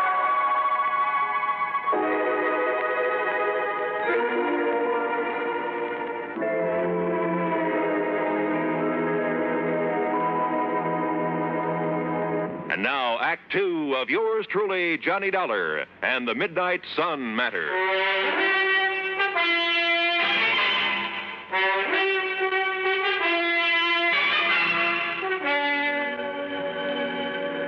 Within a few minutes after I met him at the airport far east of town the next morning, Cliff Murray had the big twin-engine Speedcraft airborne, and we were heading north to Alaska. And in case you're interested, Dollar, you're the co-pilot on this run. Oh, are you kidding? The only things I've steered around the sky since the war have been Piper Cubs, small jobs. You know something? When you get onto them, these babies are not only just as easy to fly, but a whole lot safer. Want to take over for a while? Well, maybe later.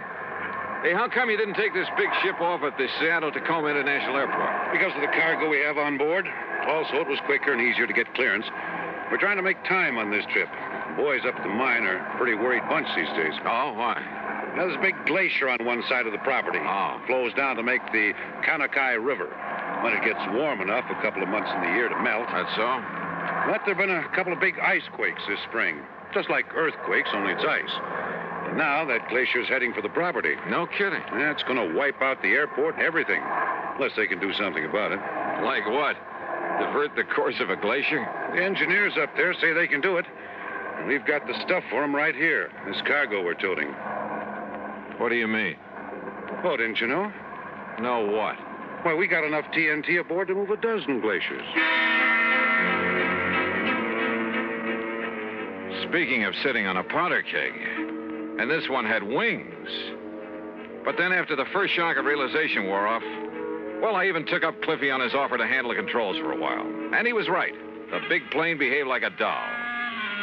By the time we reached Anchorage to pick up mail and food, why, I was all set to make the landing myself.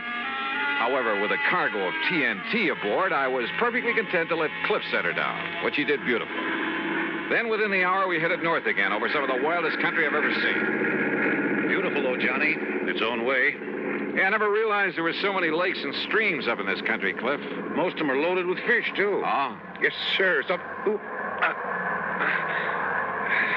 what is it? I said, greatest fishing in this man's world is right down there below us. Oh, what's your language, brother? I'm liable to strap on a chute and leave you to make the rest of the trip alone. A fisherman, huh? Yeah, you aren't kidding. Yeah, one of my favorite spots, right? Ooh. Hey, what's the matter? Nothing. Just a little twitch in my side, my belly. Doc said it was appendicitis last time, but he didn't want to operate unless... Holy... Baby, that was a sharp one. Cliff, anything I can do? No, it's going now. Sure hope so. Sure. It just came on kind of sudden, is all. Hey, it's time to call the lads at the mine to be ready for us. How big is the airport up there? 11,000-foot runway. Really? Sure. It's the only way to get stuff in for mines 100 miles around. Speedcraft 231, calling consolidated. Go ahead, please. Somebody on duty there at all times? 24 hours. Roger, 231, go ahead.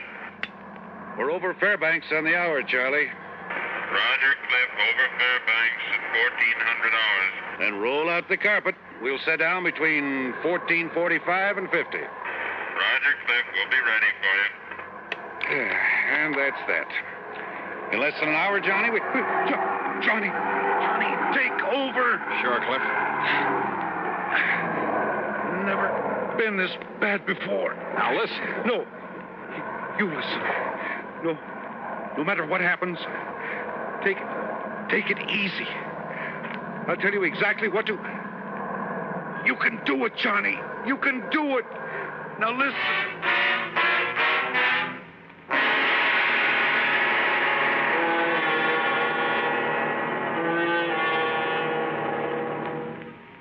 Act 3 of yours truly, Johnny Dollar, in a moment.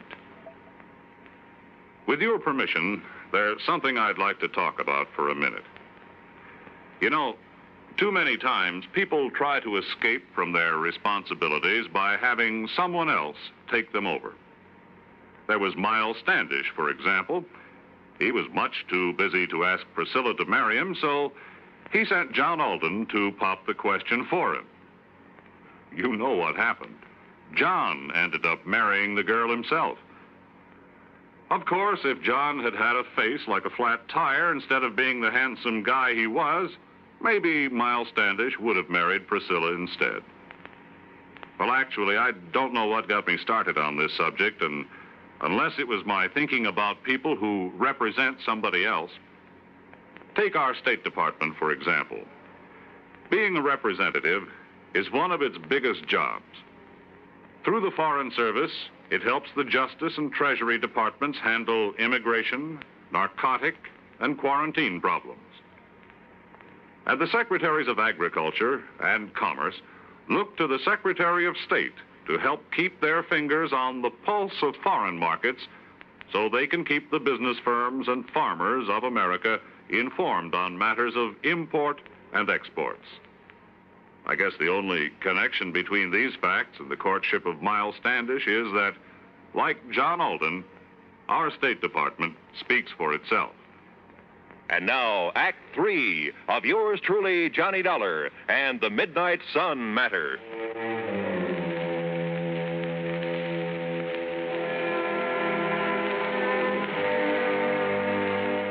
The rest of this report will have to come to you from the records of the airport there at Universal Consolidated Mining Corporation, far above the Arctic Circle.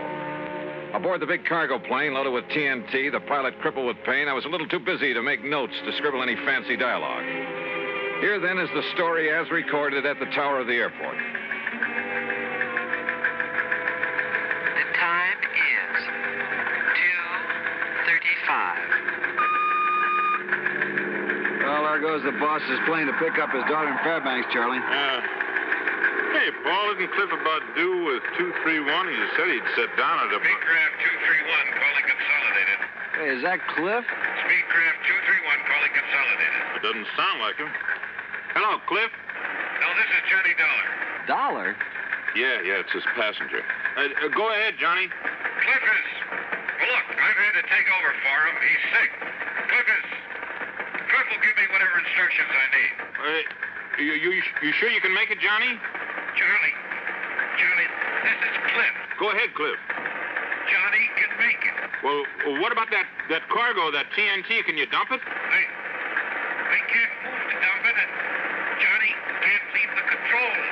Okay, then, Johnny, we'll give you all the help we can from here. Thanks, Charlie. Have you passed the Snake River marker? In about 2 minutes, I think.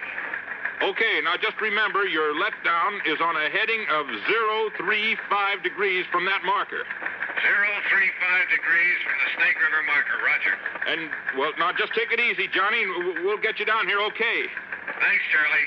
Paul, it looks like we may have a problem on our hands. Listen, if Cliff says Dollar can bring it down, he can. Just you take it easy when you talk with him.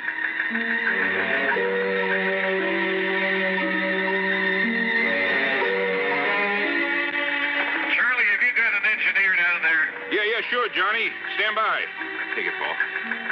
Johnny, this is Paul Foster. Go ahead. Paul, we're having some trouble getting our landing gear down. So I'm going to make some steep banks and try to get it down by centrifugal force. Yeah, good.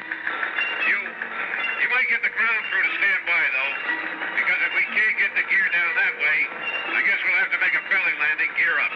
Oh, okay, Johnny, I got that. How much fuel have you got on board? About 2,000 pounds. Johnny, this is Charlie again. Now listen. Easy. Oh, yeah. Johnny, I saw you make your pass. It appears the landing gear door is partially open, which may indicate it's jammed. Any suggestions? Paul again, Johnny. The only thing I can think of is try to snap the gear out by a sharp pull-up to give it centrifugal force. I've tried that, Paul. Results are negative. All right. Then before we consider you coming in for a belly landing with all that TNT aboard, I'd like to use up some of that fuel. Maybe some of our brains down here can think of something that'll help you out. Okay, we'll go ahead with the regular procedures and whatever else we can think of, and then we'll give you another call. Okay, Johnny. The time is 2:41. Johnny, this is Paul again. Have you tried to shear the lock pin on that landing gear? Go ahead. Negative. No, we haven't tried that yet. We want to make sure the doors were not jammed partially closed and perhaps make it impossible to get all the gear up again. You know, if we do have to make a belly landing. Yeah. Okay. Johnny, have you got full hydraulic pressure? Affirmative. Okay. Now, the crew chief isn't up here at the moment, but I'll ask him to come up and he can discuss it with you. Right. Johnny, if it does become necessary to make a belly landing because of the setup they have for handling accidents, you might be better off to do it at Fairbanks. Have you thought about that? I talked to Cliff here. He doesn't think they'd want us to try it with this TNT we've got aboard. Well, we'll radio to him and see. Meanwhile, if anybody comes up with any idea at all, we'll pass it on to you right away. Okay. I'll give you a gas check in a few minutes. Okay. The time is 2:50. Johnny, Don Wilkins, our chief engineer, would like to talk to you. I'll put him on the horn. Johnny, this is Don Wilkins. Have you tried the landing gear handle up and down quite a few times to see if it extends any further at any time? Yeah, we've tried it several times. Well, I think I'd try it as many times as possible, Johnny. There could be something binding that may break loose. Now, there's something on it. Well, it comes off the gear door latches, all right, so it isn't a latch. I'll try it a few more times. The time is 3 o'clock. Exactly.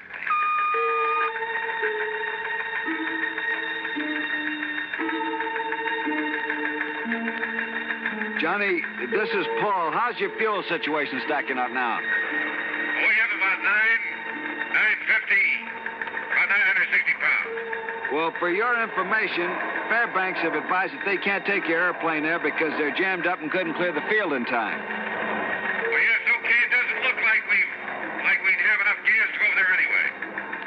Johnny, this is Don Wilkins again. Go ahead, Don. If you feather the number 2 engine, and then just as you unfeather it, slam the gear handle down, well, maybe the additional torsion that you get may free the gear. Okay, Don, we've already tried that and we came up negative. I think we're stuck with that belly landing. Johnny, this is Paul. We'll get everything ready for you. Are you VFR in this vicinity? You know, under visual flight rules? Yes, affirmative. Johnny, there's one more thing we'd like to have you try. And that is completely unload your hydraulic system. And then try free-falling your landing gear. Did you get that? I did that twice, Don. No luck with it. But we'll try it again. All right, Johnny, fine. The time is 3:28.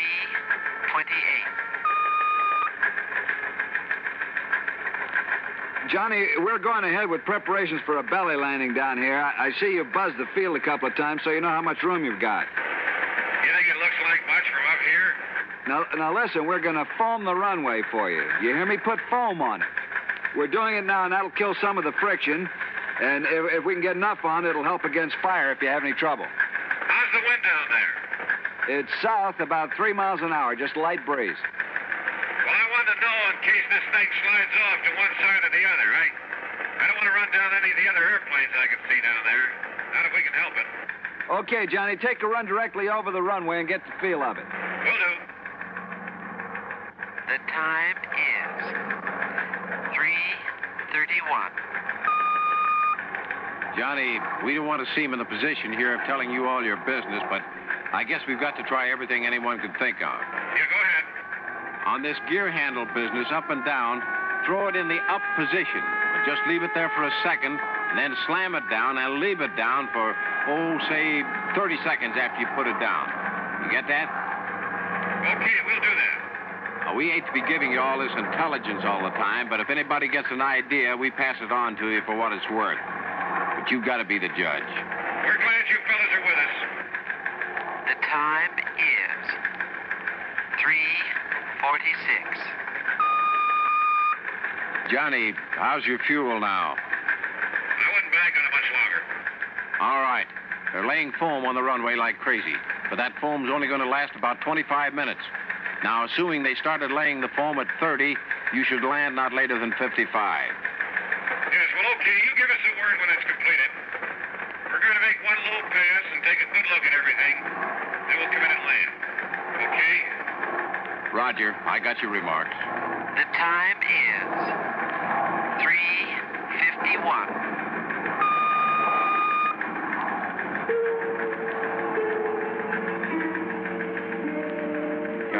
Hi, Johnny. I I just wondered how you are and how things look to you. Okay. You got a doctor standing by to take care of Cliff? Sure. Everything's ready for you. One comment. Listen. Do not, repeat, do not feather the engines when you sit down. Got it. We'll comply. Okay, Johnny. Okay, we're all set, Don. We're going to make a practice pass over the field prior to the final landing. Okay, Johnny, I won't be talking to you anymore. Paul will take over on your approach and get you down. We're all set for you when you arrive. Good luck. Yeah. Okay. The time is 3:54.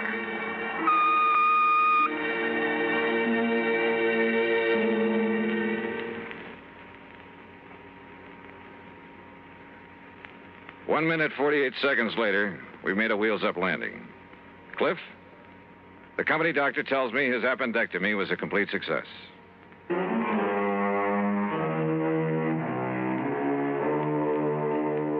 hard-bitten bunch of miners, did you say? Listen, those boys up in that lonely outpost are the salt of the earth.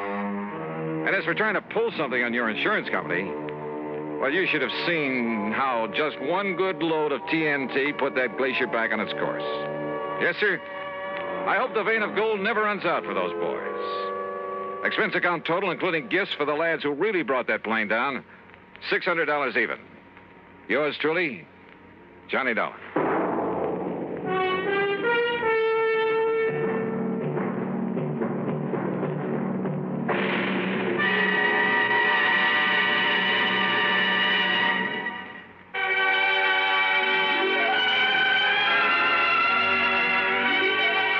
Truly, Johnny Dollar, starring Bob Bailey, originates in Hollywood and is produced and directed by Jack Johnstone, who also wrote today's story. Heard in our cast were Gene Tatum, Frank Nelson, Russell Thorson, Barney Phillips, Harry Bartell, and Forrest Lewis. Be sure to join us next week, same time and station, for another exciting story of yours truly, Johnny Dollar. This is Roy Rowan speaking.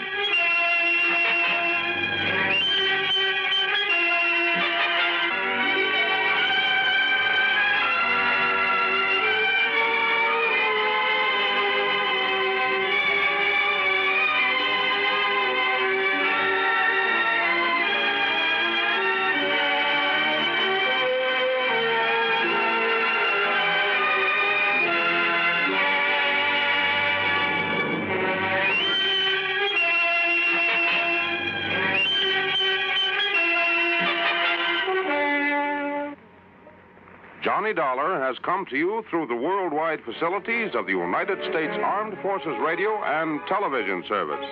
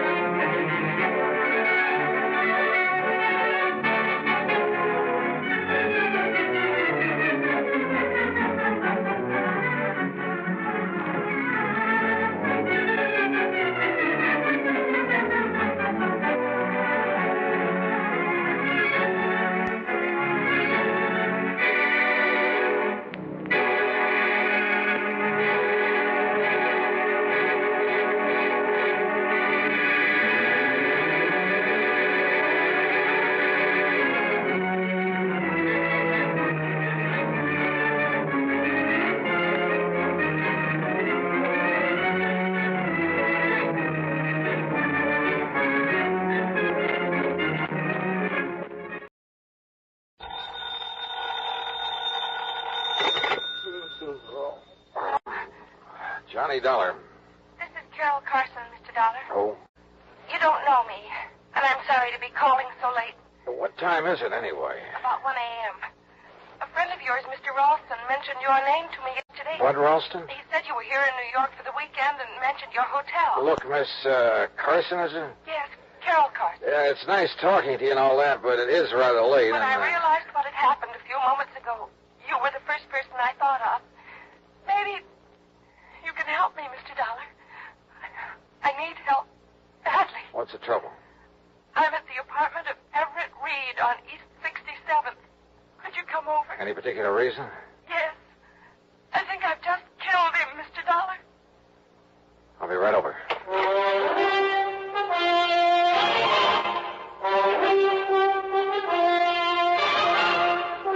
Bob Bailey in the exciting adventures of the man with the action-packed expense account. America's fabulous freelance insurance investigator. Yours truly, And now, Act One of yours truly, Johnny Dollar.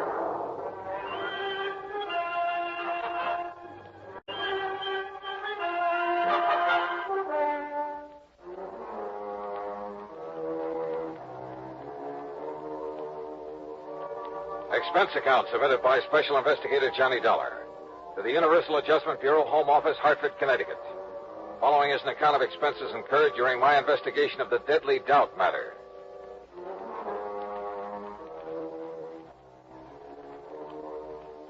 Expense account item 1, $1.80, cab from my hotel to the apartment of Everett Reed on East 67th. Carol Carson was waiting for me at the door. She looked sort of dazed as she pointed to a body on the floor. He's dead, Mr. Dollar.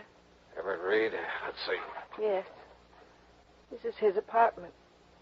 You said over the phone you thought you'd kill him.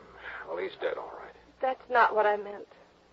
I meant I thought I was the one who killed him. I'm not sure. Oh? I don't know. Doesn't seem to matter. He's dead. I guess that's all that matters. He's dead. Come on, now, get hold of yourself, Carol. I'm sorry. I guess I'm not making much sense. I feel sort of funny, lightheaded. All right, yeah. Better sit down. Thanks. Now, why don't you start at the beginning? All right.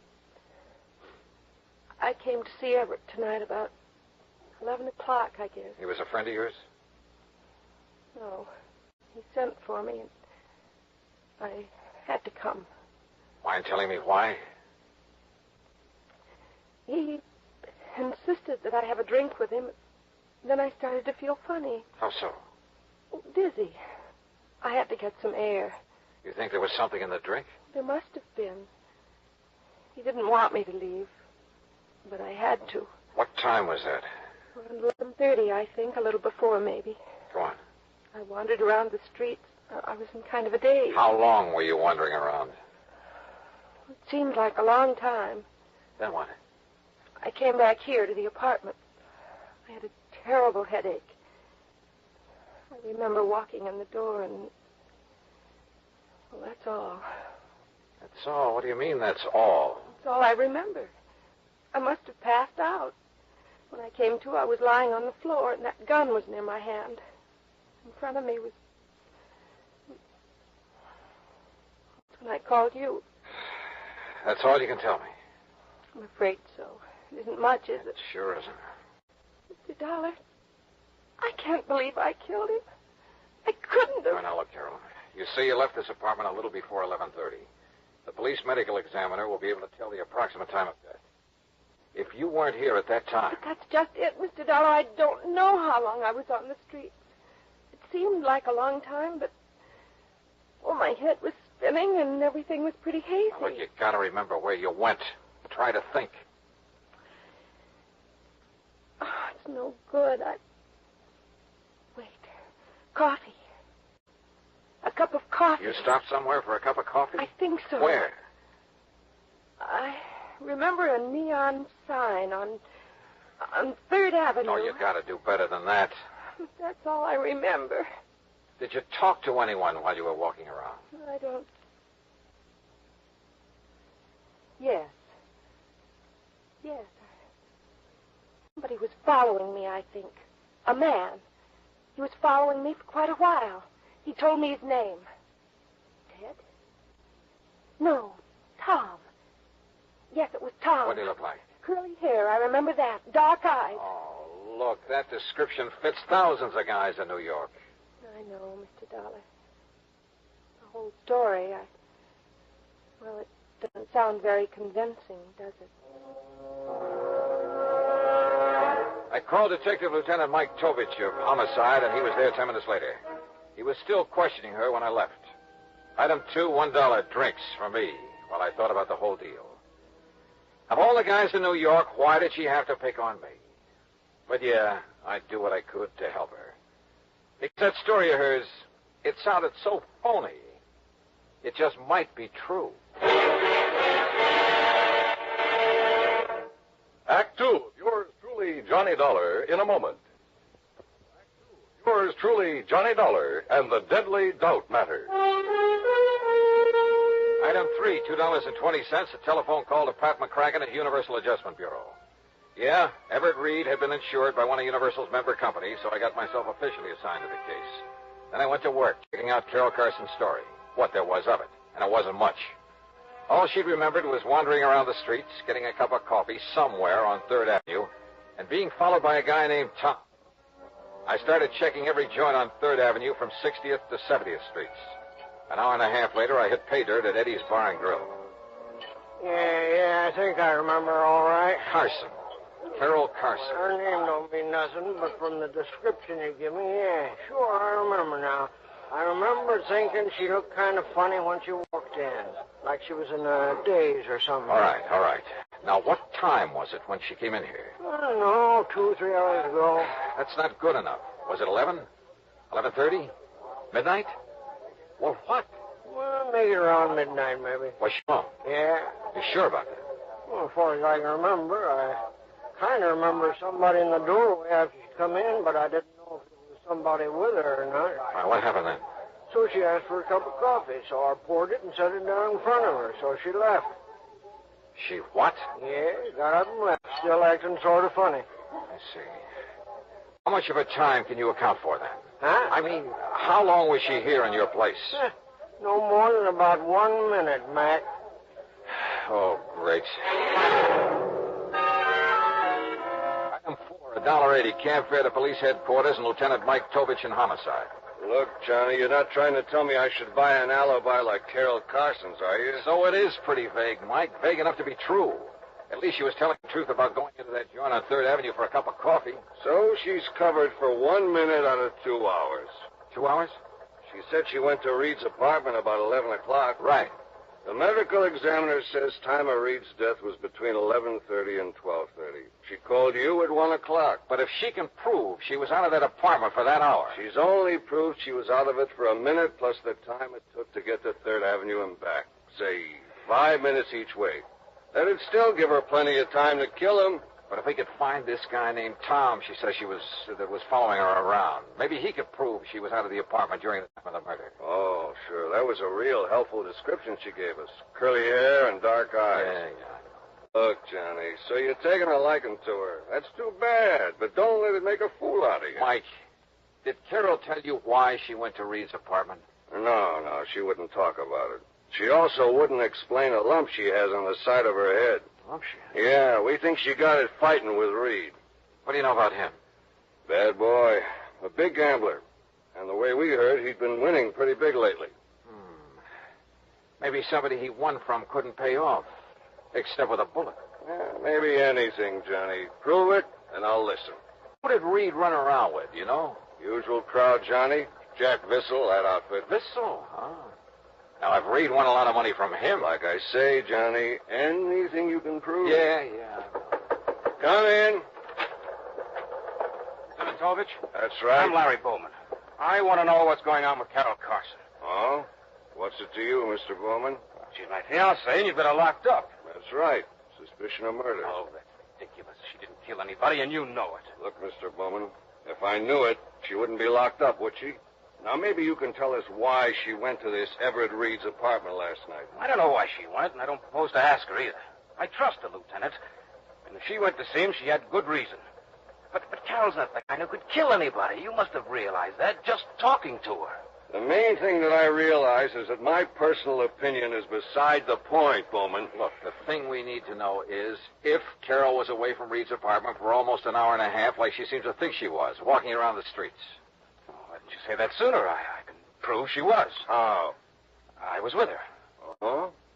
Funny, she didn't mention it. She was probably confused. You sure you're not the one who was confused? Now, look, I tell you, I was with her. Okay. Where were you?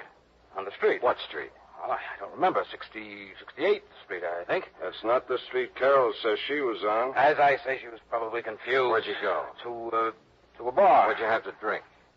Oh, Carol, too? Well, sure, why not? Oh, you're fighting a losing battle, Bowen. Carol says she had a cup of coffee on 3rd Avenue and that a guy named Tom was following her. Now, listen, You told us enough, Bowman. I can't blame you too much for trying, I guess, but it won't work. You weren't with Carol and you know it. I know she didn't kill him. You mean you hope she didn't? When it comes to knowing, right now every bit of evidence we got says she did. And we've got nothing that says she didn't.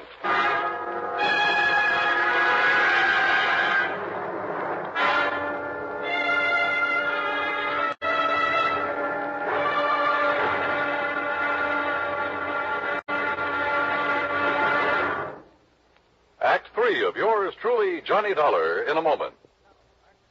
Yours truly, Johnny Dollar, and the Deadly Doubt Matter.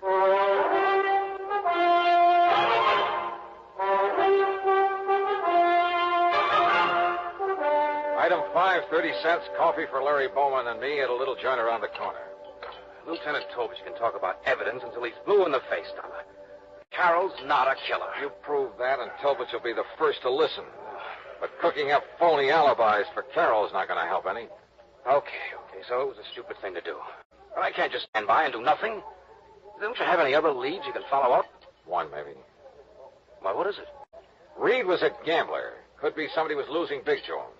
Carol's my fiancée. I know she doesn't have that kind of money. Anyway, she doesn't gamble. I wasn't thinking about Carol. Who then? Jack Vissel, for instance. We found out Reed's been seen with Vissel several times lately. Well, you going to question him about it? I may as well.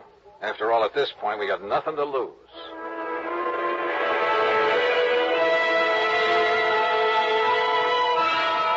You're barking up a wrong tree, Dollar. What reason would I have to kill Reed? Could be a real good reason, Vissel. Maybe you lost money to him gambling. Some nights you win, some nights you lose. So maybe you lost more nights than you won. So maybe you owe Reed some money. Oh? That could be the motive. Look, Dollar, why don't you take your crazy theory someplace else? Yeah, I owed Reed money. I owed him all at 2 bits. Now, is that enough to bump him off? So I started making the rounds along 3rd Avenue again. But I got nowhere. Nobody remembered seeing her, and nobody remembered the guy named Tom, the one she told me had been following her. 2 hours later, I gave up. I was beat. I went back to my room and flopped on the bed. Yeah? Okay.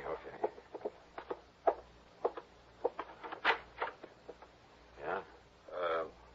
Johnny Dollar? That's right. Who are you? Well, I'm the guy you've been looking for. What? My name's Tom. That ring a bell? It sure does. Are you the one who was walking around the streets with Carol Carson? That's right. I'm her alibi. So I bust my neck trying to find you, and it ends up with you finding me. Well, I read in the papers it looked bad for Carol unless they found the guy who was with her. You didn't show up any too soon, believe me, brother. How long were you with her? Oh, I figure at least an hour. I kept following her, and once in a while she'd stop and talk, but she seemed kind of dazed. Apparently Reed put something in her drink. Anyway, I finally gave up. I figured if it was that tough to get acquainted, what's the use? But you're willing to swear you were with her for an hour? Why, at least. From around 11:30 to after 12:30. That clears her. Come on. Item 6, $1.80 cab fare to headquarters. Tom repeated his statement, and Carol identified Tom as the man who'd been following her. So, it looked like it was all over. I guess I'll never be able to thank you enough, Johnny. Well, if it hadn't been for you... Well, let's just say I'm the stubborn type, Carol. Once I believed your story, I had to follow through on it. Oh, it's hard to realize I'm free. It's been like a bad dream. Yeah. I'll bet Larry Bowman's glad it's over, too. Have you called him yet? No, I'll call him from my apartment. Johnny, all I can say is thanks again.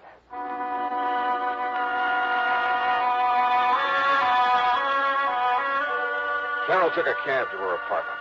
I started back into the building, and then, out of the corner of my eye, I spotted another cab pulling away from the curb, following Carol's. And it was Tom. I figured I'd better join that procession. I tagged along to Carol's apartment. Inside, I could hear voices. The door was unlocked. Carol was in the process of handing over some money to Tom. Johnny. Yeah. Looks like I got here just in time to witness the payoff. So you bought yourself an alibi, Carol. No. Now, look, Dollar. You better stay out of it. Carol, I gotta hand it to you. You really had me fooled. Well, you don't understand, Johnny. Don't be a sucker, Dollar. Cut yourself in on the pie. I'm willing to have a partner. What are you talking about? Well, last night when I followed Carol back to Reed's apartment, just as I was leaving, I spotted somebody coming down the fire escape. I followed him, found who he was and where he lived. Then when the story came out in the papers, I realized I knew who the killer was. So I figured I could make some dough out of it. But not as long as Carol was in jail. Johnny, just now when he wanted money to keep him from telling the police, I didn't know what to do. I thought if I gave him what I had, it would keep him satisfied until I could figure... Larry, no! No! I spun around, but it was too late. Oh! Kicked the open door. It struck Larry's arm, deflected his shot. Before he could shoot again, I nailed him. Oh.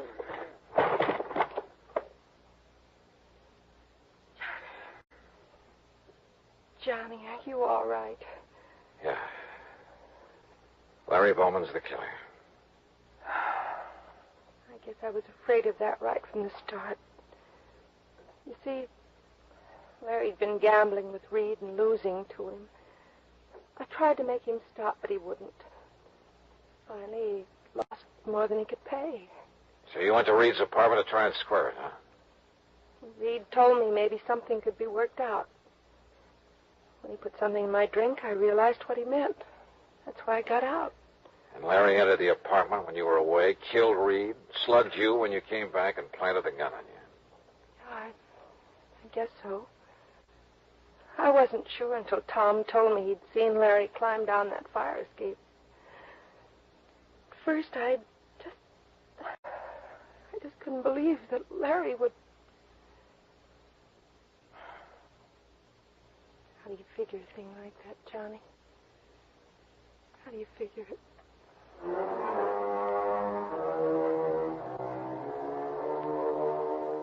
I didn't try to answer that one because I didn't have an answer. I guess there just isn't any. Item 8, $13.40, incidentals and transportation back to Hartford. Expense account total, $41 even. Yeah, Larry Bowman's gambling was a big, fat mistake. First with Everett Reed, then in trying to frame Carol. I guess that's the trouble with gambling. You push your luck too far, and sooner or later you're bound to lose. Yours truly, Johnny Dollar.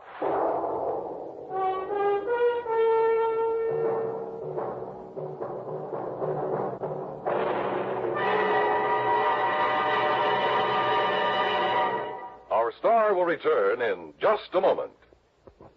Now, here is our star to tell you about next week's story. Next week, a doting dowager who sets me out on the wildest case I ever handled. Join us, won't you? Yours truly, Johnny Dollar.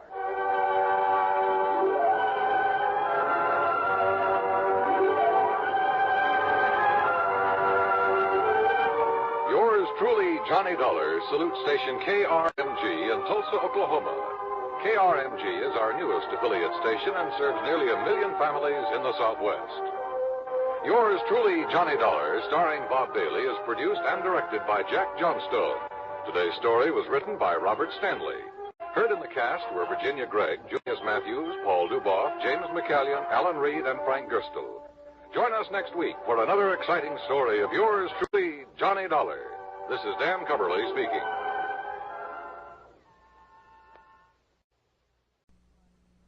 Pat McCracken, Johnny, Universal Adjustment Bureau. Oh, hi, Pat. What's on your mind? A beautiful model, name of Dorothy Blair. Ooh, hey, wait. The girl with the $1 million face? That's the one. Well, you probably got company. She's on a lot of people's minds. Well, she's no daydream to me. She's a nightmare. Oh, come. Well, that face of hers may not be worth quite $1 million, but it's worth at least 100,000. That's what we've got it insured for. So? So it looks like somebody's trying to tear it up. The policy? No, her face. She got slugged last night. Want to look? At her? Sure, I'll be right over.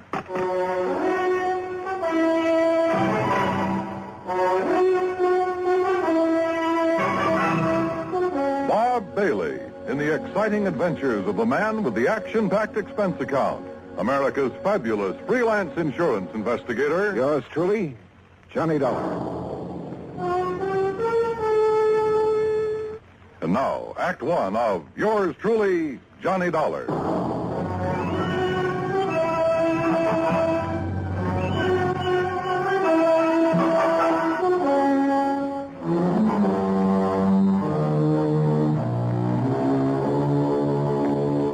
Expense account submitted by Special Investigator Johnny Dollar to the Home Office, Universal Adjustment Bureau, Hartford, Connecticut. Following is an account of expenses incurred during my investigation of the model picture matter. Expense account item 1, $1.20 for a taxi from my apartment to your office, Pat, where I picked up Dorothy Blair's address, then headed for New York. That's item 2, $36.20. I arrived at her apartment just as the doctor left. Even with a couple of bandages on her face, I think you got a bargain, Pat, insuring it for only $100,000. I guess I'm lucky, Mr. Dollar. My doctor says there won't be any permanent scars. Well, just what happened, Miss Blair? Well, I came home last evening about dinner time. I opened the door to my apartment here and started to reach for the light switch. Then suddenly I saw a shape beside me in the dark. Uh-huh. And? Before I could do anything, he hit me on the side of the head. I think it was a gun. It stunned me and I fell to the floor. Then what? I remember hearing the door slam. When I could get on my feet and turn on the light, whoever it was had gone. I see. You think it could have been a burglar looking for money or valuables? I don't think it was a burglar, Mr. Dollar. You mean you have some idea who it was? Well? Jerry Dunsmuir. Who's he? A fashion photographer. A creep, Mr. Dollar. Oh? The real article, believe me. They ought to put that guy's eyes in jail. You modeled for him before? About a year ago. I swore I'd never do it again, and I didn't. Until yesterday. Yeah, well, go on. Jerry'd gotten a commission to do a spread on winter fashions. He wanted to make some street shots with me in tweeds. Things like that. Street shot? Well, I figured the street would be a lot safer for me than his studio. But it didn't turn out that way, huh? No. After the second picture, he started in again with the same old line. And he's not very subtle, believe me. So? So I walked out on him.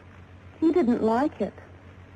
But is that enough reason for him to break into your apartment and slug you? It wouldn't be for most people. But like I say, he's a creep. Yeah. Okay, Miss Blair. Thanks. I'll have a talk with Dunsmuir. And that was easier said than done. I took a cab to his address. That's item 3, $1.60. But his studio was locked up tight.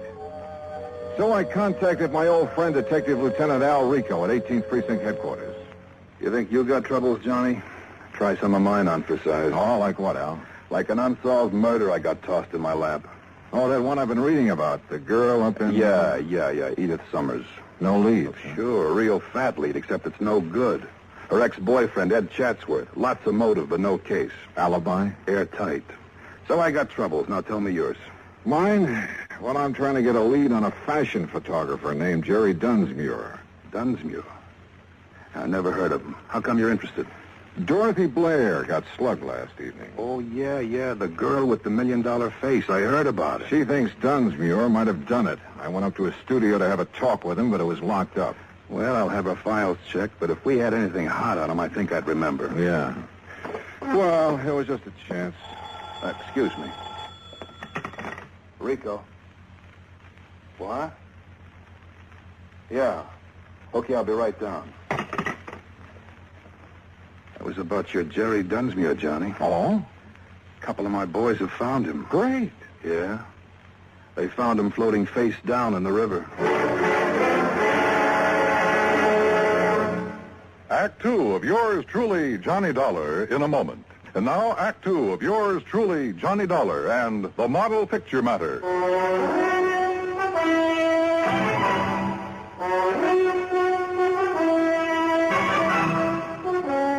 Expense account item 4, $1.80, cab fare back to Dorothy Blair's apartment. She had company. I'd like you to meet Edward Chandler, Johnny. Hi. Glad to meet you, Mr. Dollar. Dorothy, I wonder if I could talk to you for a few minutes. Why, certainly. I've got to be running along anyway. Still okay for dinner, honey? Sure. 8 o'clock. I'll pick you up. Bye, Mr. Dollar. Yeah, so long, Chandler. Dorothy. Did you talk to Jerry Dunsmuir? Now, look, you say Dunsmuir tried to get a date with you when he was taking some fashion shots of you on the street yesterday. That's right. He was pretty persistent about it. That's putting it mildly, John. And you think Dunsmuir is the one who was hiding in your apartment and slugged you last evening? Yes. I think he must have been the one. Why, who else could it have been? And why are you asking me all this again? There's nothing you haven't told me, Dorothy. Of course not. Why? Well, the police just fished Dunsmuir's body out of the river. He was murdered? I haven't seen the medical examiner's report yet, but it's a good bet. People don't usually go for a swim with all their clothes on. But who could... Johnny, you certainly don't think I had anything to do with it. I didn't say that, Dorothy. But your tone of voice, the question. Look, I'm telling you the truth, Johnny. Can you prove it? I can prove the part about him taking pictures of me yesterday. This manila envelope. It came in the mail today. Here. It's from Dunsmuir's studio. He always sends me prints. See? Here's one of me in a tweed coat. Here's one in a fingertip lens. Okay, so he took pictures. I still want to know why you think it was Dunsmuir who slugged you if you couldn't see his face in the dark. Why, I guess because of the way he looked at me yesterday afternoon when I told him to stay away from me, not to call me again for a job. Oh, Johnny, believe me. You didn't see him after that, huh? Unless, of course, he was the one who slugged you in the dark. No. I didn't have anything to do with what happened to him, and I don't know who did. It's the truth, Johnny. Okay, Dorothy. If it is, I'll find out sooner or later. But if it isn't, I'll find that out, too. Maybe Dorothy Blair was leveling with me. But there were a few pretty important facts I didn't know.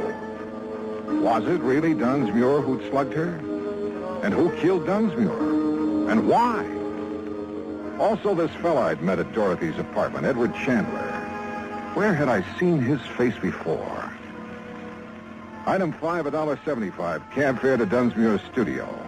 A blonde secretary named Susan Billings was just closing up when I got there. She looked pretty dragged out. Please, Mr. Dollar, I've already told the police all I know. Right now, I don't exactly need any more questions. What you need right now, Susan, is a drink. Come on.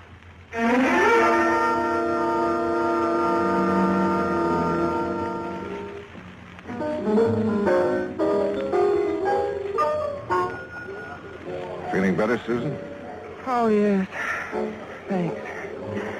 But I really don't know anything that would help you, Mr. Dollar. How long did you work for Jerry Dunsmuir? About a year. And you can't think of anyone who would have reason to kill him? Nobody. You know he had quite a reputation for being sort of eager with some of the models. That was a long time ago, Mr. Dollar. He changed. Not according to Dorothy Blair. I'm not interested in Dorothy Blair or lies about Jerry. Tell me, do you happen to know a man named Edward Chandler? I met him at her apartment. No. Did Jerry Dunsmuir ever mention him? Not that I remember. So you think Dunsmuir had straightened himself out, had he? I know he had. How can you be sure? He told me. Oh, but You look, see, Mr. Dollar, Jerry and I, we were going to be married.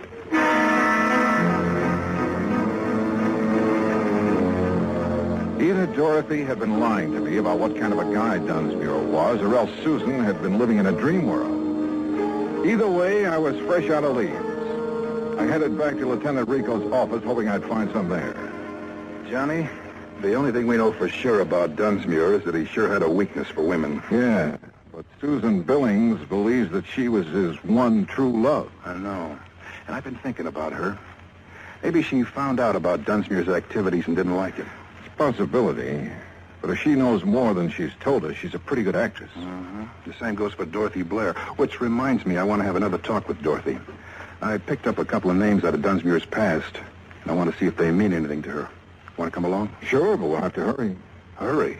Why? She has a dinner date with a guy named Chandler at 8 o'clock, and it's 1:45 right now. Okay, let's go.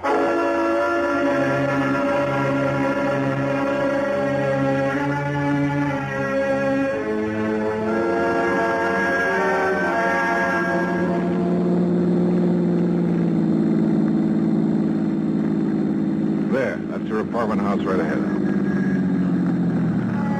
Wait a minute. Isn't that Dorothy coming out the front door? Yeah, with Chandler. Come on, we can still catch them. Hold it. What's that? Who'd you say he was? A friend of hers. His name is Chandler. I met him in her apartment this afternoon.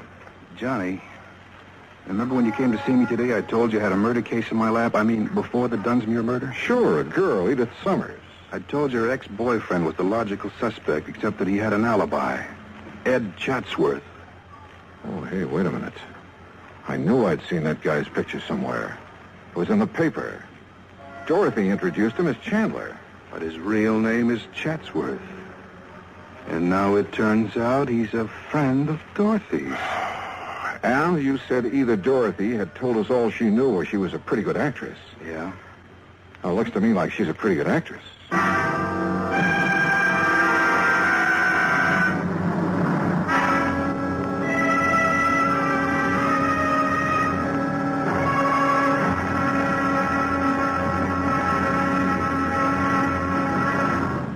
Act 3 of yours truly, Johnny Dollar, in a moment. Act 3 of yours truly, Johnny Dollar, and the Model Picture Matter.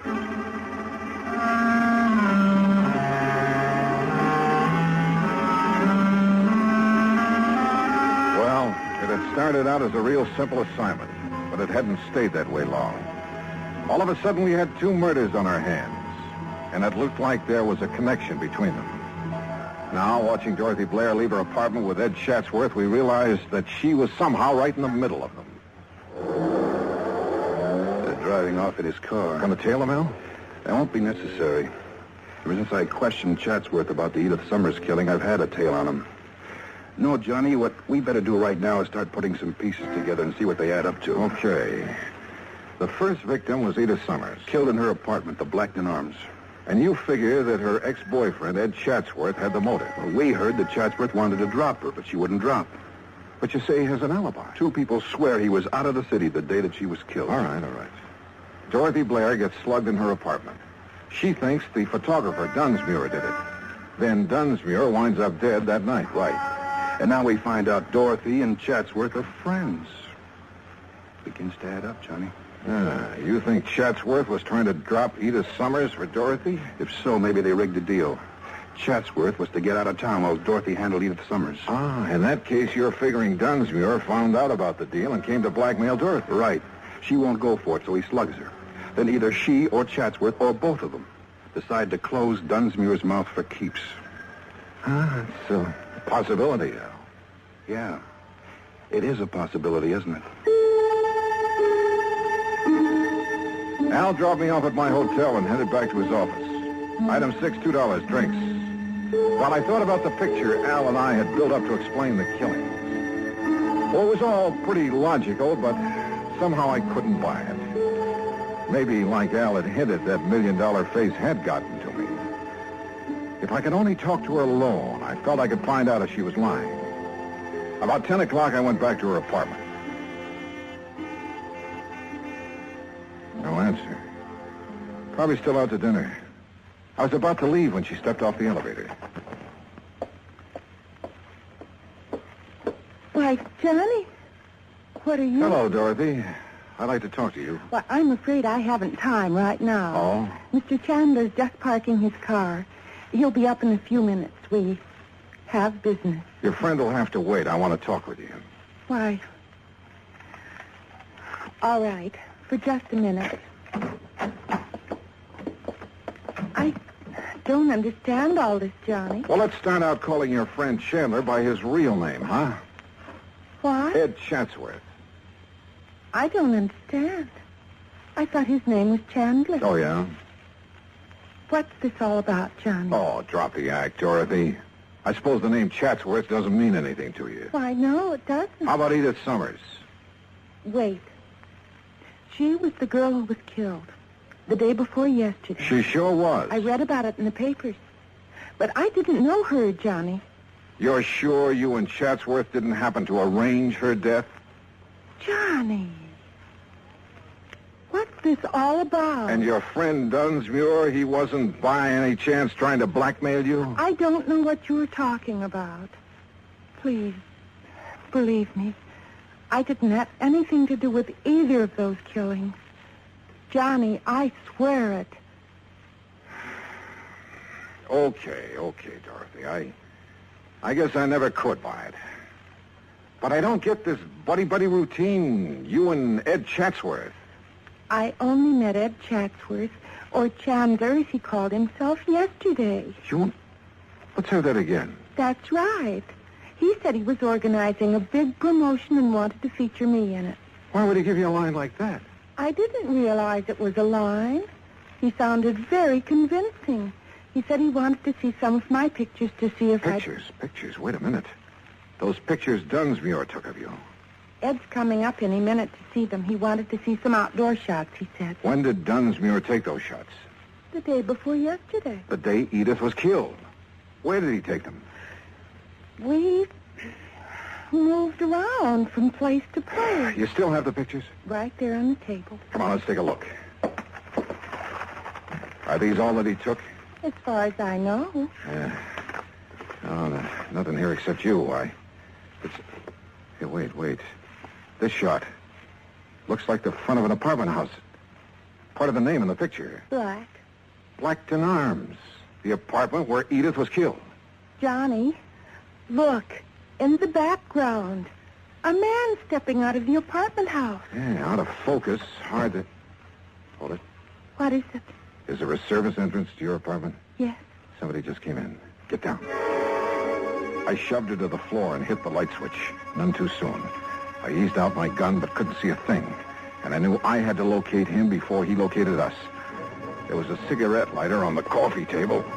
I heaved it toward the kitchen and my aim was pretty good. The flash of his gun pegged him for me. I turned on the lights. It was Chatsworth, all right. I'd hit him in the shoulder, but he'd keep for the state. Johnny. He's the one who killed this Edith Summers? Yeah, sure. He had an alibi rigged, but he spoiled it by walking out of her apartment into the background of that picture Dunsmuir took of you. Then he's also the one who was in my apartment. He probably recognized you by your face. Figured he could find the name of the photographer here. Slugged you when you came in. And I thought it was Jerry Dunsmuir. Poor Jerry. Yeah.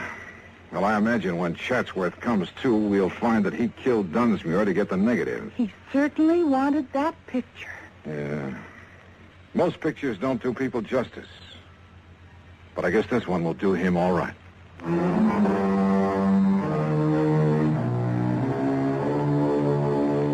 Item 8, $36.80 transportation back home. Expense account total, $103 even. Remarks? Well, there's a little snapper to the story, Pat. You know, that picture Chatsworth was knocking himself out to get, he didn't realize it, but his face in the background was far too blurred to make an identification. Yours truly, Johnny Dollar.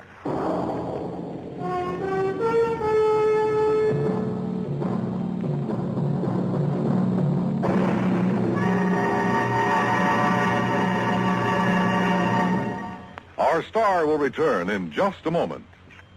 Now, here is our star to tell you about next week's story. Next week, Well, the darling of me heart comes back to plague me again. My old friend Meg McCarthy. So join us, won't you? Yours truly, Johnny Dollar.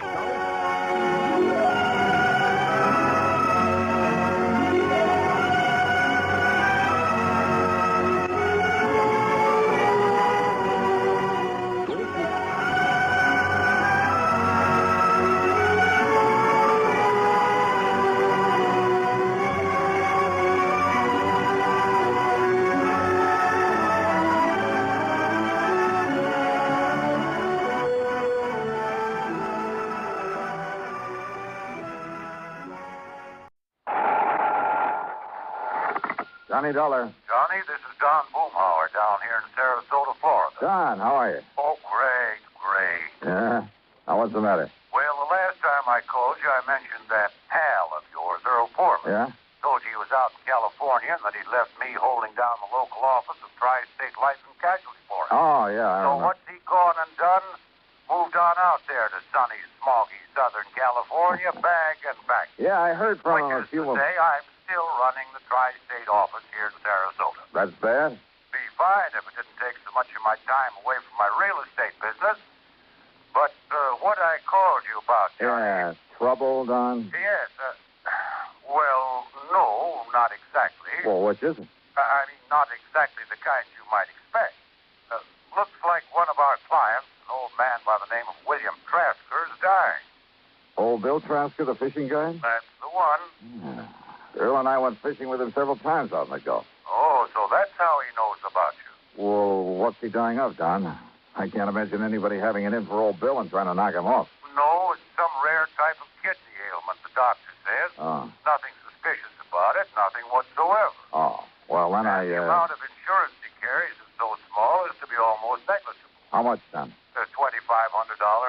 Huh? I know, Johnny. It would hardly seem to justify the cost of your coming down. And if there's nothing suspicious about the circumstances... Nothing at all. It'll be death from natural causes. Well, Don, I'm afraid I don't see any During reason... his periods of consciousness, he's in a coma most of the time, he keeps asking for you.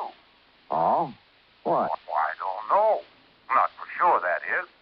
But what he keeps saying, or trying to say, and it's hard to understand him, well, Johnny, it sounds like he's trying to give us the clue to a murder.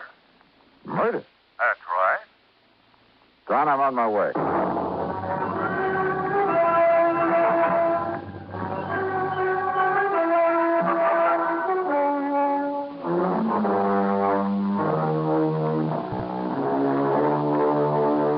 Expense account submitted by Special Investigator Johnny Dollar to the Tri-State Life and Casualty Insurance Company office in Sarasota, Florida.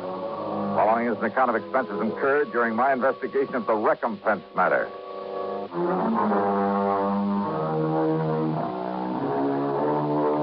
Expense account item 1, $79.70, taxi and a plane from Hartford to New York, then another one to Florida. At the International Airport in Tampa, Don Boomhauer was waiting for me. We piled into his air-conditioned car and headed south on the Tamiami Trail down towards Sarasota. That's right, Johnny. Old Bill Trasker. Dying of some kidney disease, huh? And according to Dr. Crutcher, nothing short of a miracle would save him. Just too bad. He seemed like a mighty nice old man, a real gentleman. Well-educated, well-spoken. You'd expect to find him running a big business instead of a broken-down outboard rig to take out fishing parties. So I understand. But frankly, Johnny, I'd never even seen old Bill until the doctor called me. Said he was dying and that he wanted to see you. Then I looked up his policy. Yeah, $2,500, you said. Yes, to be spent in giving him a modest but decent burial. And to pay any bills he might leave outstanding. Apparently, then, Bill won't be leaving much of an estate. And you'll understand why when you see the little kind of shack he lives in. But now, over the phone, you said something about a murder. Well, Johnny, it was so difficult trying to understand what he was trying to say. Even when he seemed completely conscious, he was very vague, except perhaps when he was asking for you, when he told us he had to see you before he goes. Well, now, Don, why... He never said the actual word murder, Johnny, but he, well, listen, there was a name he kept trying to tell us. It sounded like Jerry or Gerald something.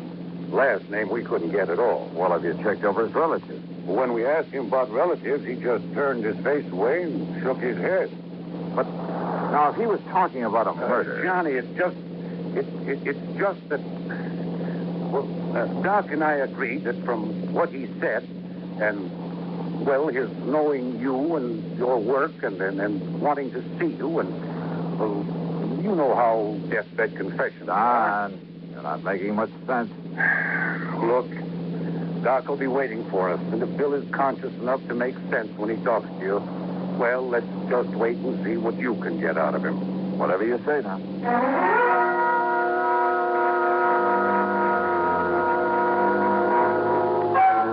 Old Bill's home was a shack, all right, on a small, scrubby piece of land near the end of one of the bayous leading out from Sarasota Bay. As we stopped in front of the the long path through the palmettos that led up to it, Doc Crutcher came out to meet us. Johnny, I'm glad to see you. Yeah, how are you, Doc? Down. I just given him a final injection in a course of 7 that... Well, come on in. He's failing, Doc? As a last resort, I've used a new, very radical sort of treatment. One of the so-called but not fully tried miracle drugs. And? I'm just afraid he came to me too late. But, Doc, there is a chance. Oh, there's always a chance, Johnny. But in this case, a very slim one. Doctor... Here we are, Bill. You just relax. $15.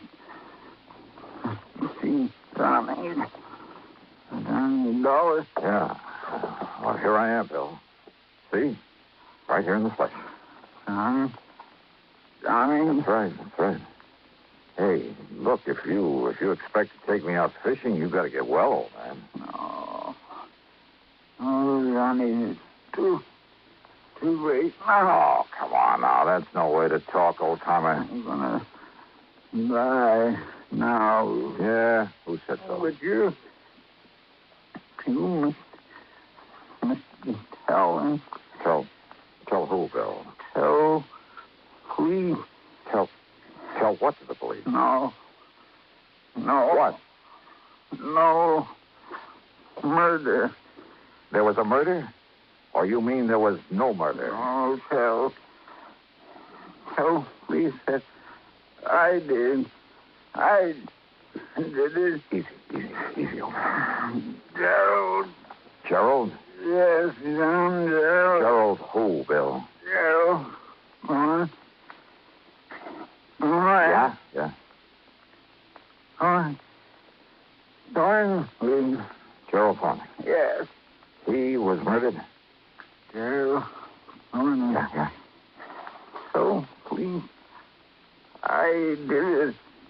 I did it, Johnny. You tell. Doctor. Yeah.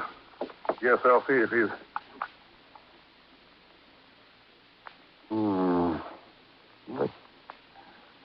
The end, Doc? Well, no.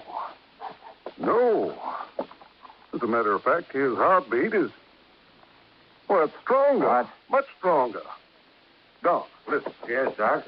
Get to a phone and get an ambulance while I make him ready. You mean that maybe you can pull him through after all? Yeah. Now, come on, Johnny. Give me a hand with him. Sure, Doc. Save him, huh? Yes, of course. Yeah, so that we can investigate this confession of his. Huh? Sure, and then see that he's executed for murder. Oh, darn for the love of Mike. Yes, call that ambulance.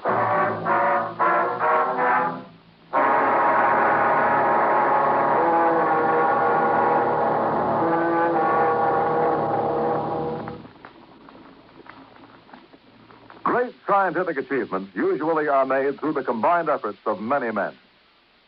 Such is the story of the Atlantic Cable, one of the outstanding milestones of the 19th century.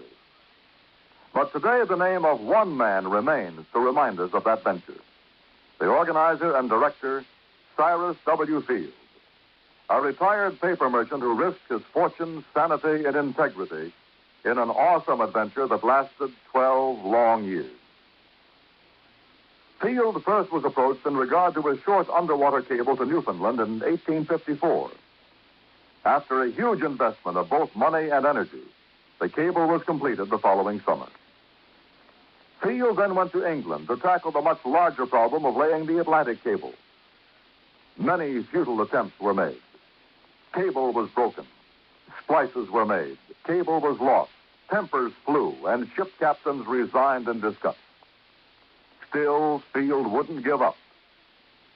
Finally, on August 8, 1858, it appeared that the project had been successfully completed. Cyrus Field went ashore and walked 15 miles to the nearest telegraph station. There he wired his wife, the Associated Press, and President Buchanan. He informed the president that Queen Victoria would telegraph her congratulations over the new cable.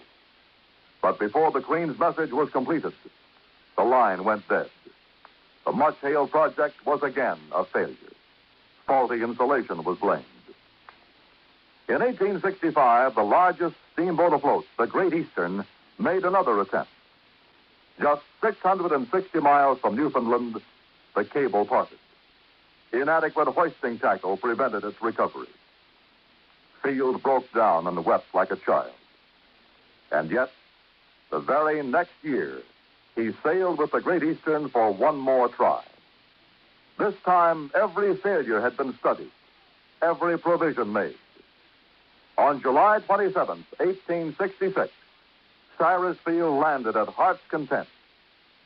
After personally cabling the unbelievable news, he immediately boarded the Great Eastern, retrieved the broken cable of the year before, spliced it, and laid the second Atlantic cable. Cyrus W. Field, another American whose driving energy insisted that somehow there must be a way. Let's find it. And now, Act Two of yours truly, Johnny Dollar.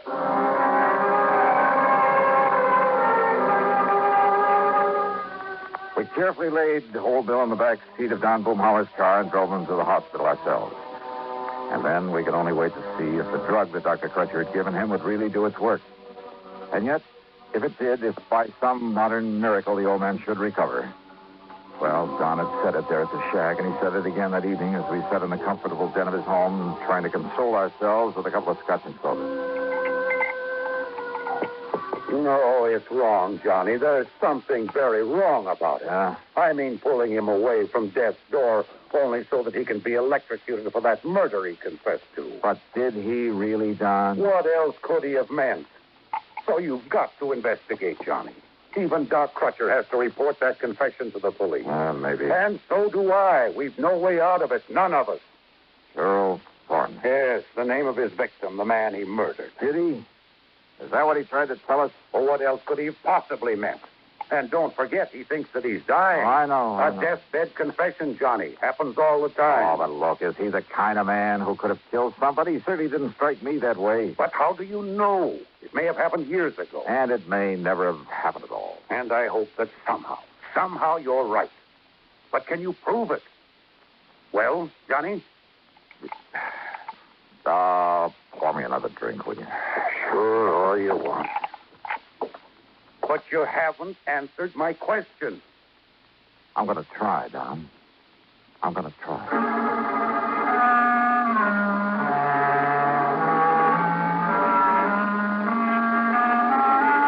At about midnight, Doc Crutcher phoned to say that we should keep our fingers crossed and maybe pray a bit.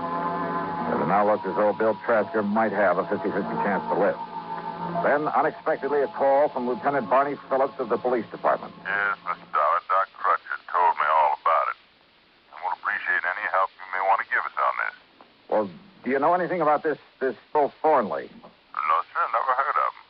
But we'll find out who he was. Don't you worry about that. Lieutenant, how well do you know old Bill? Well, that's the thing that puzzles me, Dollar. Old Bill is one of the nicest, one of the most kindliest old men I've ever known. Oh? Ever since he came here to Sarasota, that's about 7 years ago, seems he just went out of his way all the time trying to be nice and helpful to folks. Didn't have much to give to anybody, money I mean, but whatever he had or he could do for somebody, he never would hesitate a minute. I see. But that doesn't keep us from having to do our duty, get the goods on him, see that justice is done. The law is the law, and it's our duty to uphold it. Old Bill came here 7 years ago? That's right. From where? Well, now, if we knew that, we'd know where to look for information on this man Thornley that he killed. Yes, he did. What's that? I'll talk to you later, Lieutenant. Oh, fine, Mr. Dollar. If you have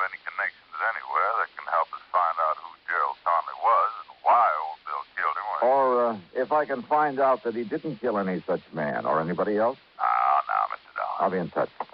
Why are you so sure he didn't murder someone, Johnny? Did I say that, Don? You didn't need to. Don, I want no part of this thing. Donnie, I know this is no ordinary sort of investigation, but as a company, we have to go through with it. Why? If you can prove that Bill didn't do it, which I doubt, well, it's the least we can do for a client, or something. Yeah. And if you end up proving he did, well, it's a public service by the company, or something. Or something. Let someone else handle it. I want to put it. Why did old Bill ask for you? Well? Oh, well, I think it's because of... Well, in spite of what he said, in spite of what it sounded like... Hey, let me use your car, will you? At this time of night? Oh, well, here. Here are the keys. All right, good. What have you got in mind? Well, maybe keeping an innocent man out of the chair. Now, Johnny... I'll see you later.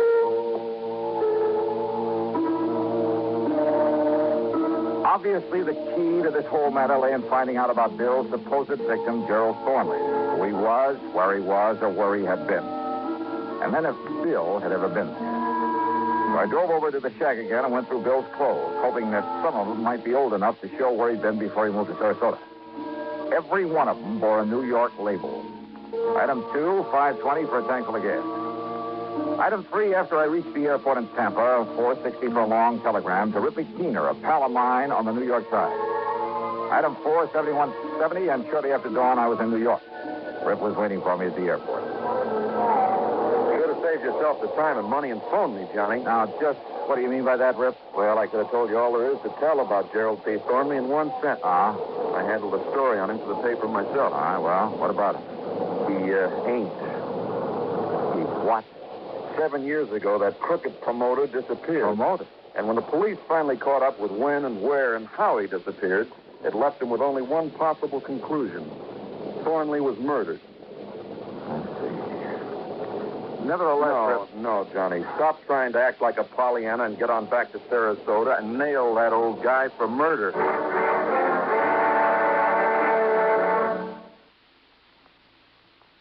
The 14th Amendment to our Constitution is one of its most important sections. It bestows United States citizenship upon every person, regardless of race, who is born within our borders or who is naturalized. And this amendment further provides that the privileges and immunities of citizenship cannot be taken away by a state, nor may a citizen be denied the equal protection of the laws. It is this amendment which makes us all equal citizens with equal rights, to the end that this country of yours and mine shall be our country under God.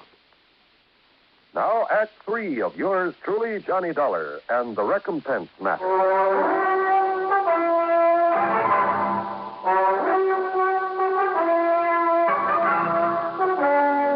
Over breakfast there at Idlewild Airport, Rip Keener told me more about Gerald P. Thornley. Not that Thornley didn't deserve to have somebody knock him off. Now, just what does that mean, Rip? When he got through with all his phony real estate promotions, he left more innocent people broke and hungry than you can shake it. Oh, Johnny, that man made millions on his crooked real estate deals. And who suffered? Wealthy people who could afford to lose a few thousand here and there? Oh, no. No, sir. It was poor people who fell for his pitch and then suffered for it. But the law, the authorities, they never got on to him. Yeah, he was too smart. Every deal he made was perfectly legal at the time. I'll tell you this, Johnny. A lot of the real estate laws got rewritten as a result of him. I mean, in spite of the way it finally turned out, the switcheroonie. What? Sure. That gave me material for that feature I hoped was going to win me a Pulitzer Prize. Just, what are you talking about, Rip? Back there in 53, after the coroner's jury said it was murder, they went through his papers and bank accounts. They found he left enough dough and instructions for it to pay back every cent he'd taken from the poor suckers. You are kidding. A bit, Johnny. I told you it was a twist. And, Johnny, that's what makes his killer all the more wrong. So get on back there to Sarasota and nail him down. Yeah, Rip, I guess it's all I can... Oh, wait a minute. Huh? Handle this right, and maybe your next feature will get you a Pulitzer Prize. Huh?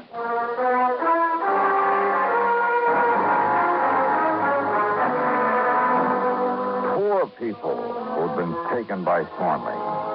Well, old Bill Trasker had never been in that category, in spite of his menial job these last 7 years as a fishing guide. Item 5, 10 cents for a call to Lieutenant Randy Singer, 18th Precinct. Then I had Rip Keener drive me in to see him.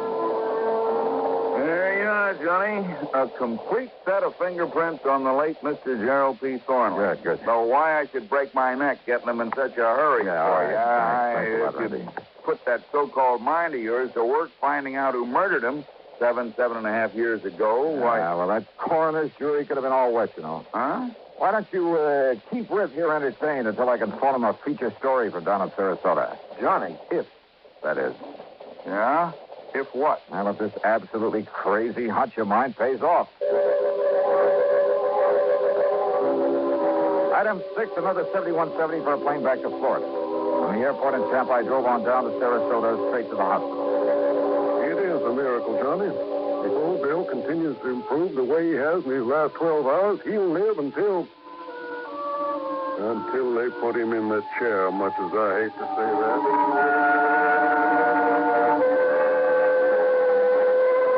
Old Bill was much better. It almost was a miracle. He let me take a set of his fingerprints, and then he broke down and told me his story. Then at police headquarters, when one of the lab men compared the prints with a set I brought down from New York, Lieutenant Barney Phillips nearly flipped. But oh, no, look, Al, I can't believe this. According to these prints, old Bill is Gerald P. Thornley. That's right. But I don't understand. But why, Dollar? Well, his dirty real estate promotions were perfectly legal at the time. But he was ruining more innocent people, causing more heartbreak and suffering. But he hadn't thought about that in his lust for money. All he cared about was getting more and more of it, regardless of whom he was hurting.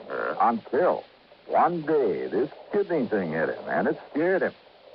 And suddenly he realized that one day he'd die as one of the most hated men in the world. But simply giving back the money would never erase the stigma that he'd have to live with. So he arranged his own disappearance, and he made it look like murder, so he could quietly get away and start leading the kind of life he should have been leading and could start doing some good for people. Exactly the way he's been doing here in Sarasota, Lieutenant. There's a sort of recompense for the rotten things he'd done before.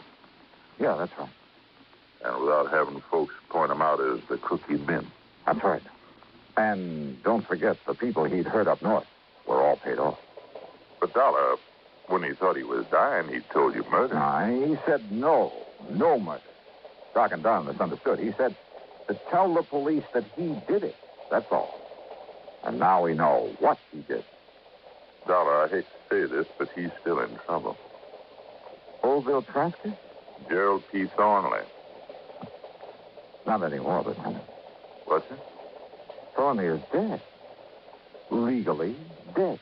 Well, I know it's only... Well, I guess you're right, Mr. Johnny. Well, you say you're right. Yeah.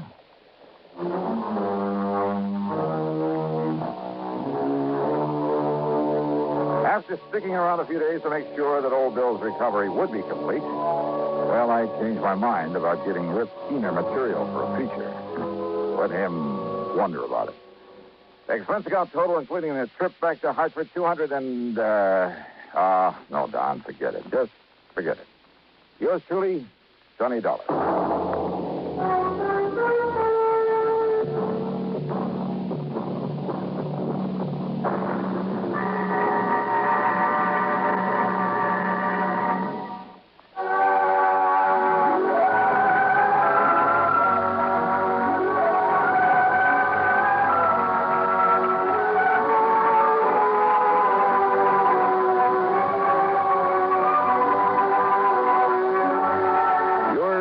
Johnny Dollar, starring Bob Bailey, originates in Hollywood and is written, produced, and directed by Jack Johnstone. Heard in our cast were Russell Thornton, Bart Robbins, Harley Bear, Barney Phillips, Dick Crenna, and Herb Vigran.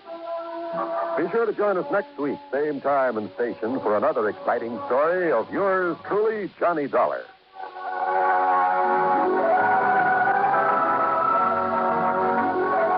is John Wall speaking. Johnny Dollar has come to you through the worldwide facilities of the United States Armed Forces Radio and Television Service.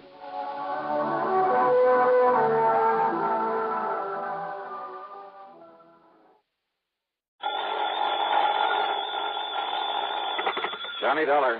Paul Peters, Johnny, at Western Indemnity Company. Oh, hiya, Paul. How's the weather out there in the City of the Angels? Johnny, Yeah? can you come out here right away? What's up? Well, put it this way. How would you like to give some much-needed help in the race for outer space? Oh, well, if you mean take a ride in one of those experimental space capsules... No, I mean... Thanks, Paul, but I'll stay in the cheering section for a while. No, I mean put a stop to the trouble that's threatening to... But, Johnny, we have no proof. No proof at all. No proof of what? That these deaths were anything but accidental. That they weren't incidental to something much bigger. Paul... But if you can find out who's in back of them, who's in back of all this... Hey, look, will you start making sense? What? The race for outer space, remember? Yes, Johnny, and you know its importance. Yeah, and I take it some company, some client of yours has a hand in it. Yes. But they're having trouble. Yes. What? Because although there's no proof, I think... I'm convinced, Johnny. Yeah? Well, come on, Paul. All right. Sabotage. Oh? Yes, Johnny. Sabotage.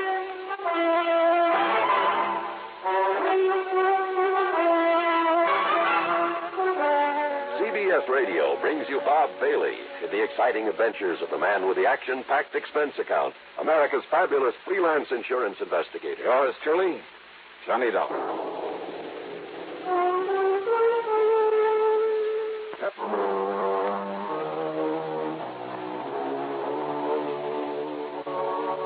Expense account submitted by Special Investigator Johnny Dollar to the Western Indemnity Company, Los Angeles office.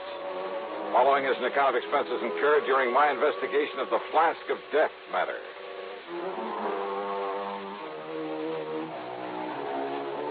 Expense account item 1, $180.40 for a plane to New York, then one of the big jets to Los Angeles. Item 2, $570 for a cab to Paul Peters' office on Wilshire Boulevard on the strip they call the Miracle Mile. I've arranged a rental car for you, Johnny, so you can get on up there right away. On up where, Paul? And you still haven't told me what this is all about. Look here at this detailed map, just above Santa Barbara. Here. Hey, looks like that road runs off into the ocean. On a high bluff overlooking the ocean is the Bar Manufacturing Company. Bar. From the names of Doctors Joseph L. Barham and Ralph T. Barnwell. They're a couple of top-grade scientists. So what do they build? Spaceships? Ostensibly, they make small aircraft components, but actually, well, after they were dropped from governmental service, they begged and borrowed a lot of money to set up a little plant. And they've developed a capsule they're sure will enable a man to return from outer space. Kind of competing with the government, aren't they?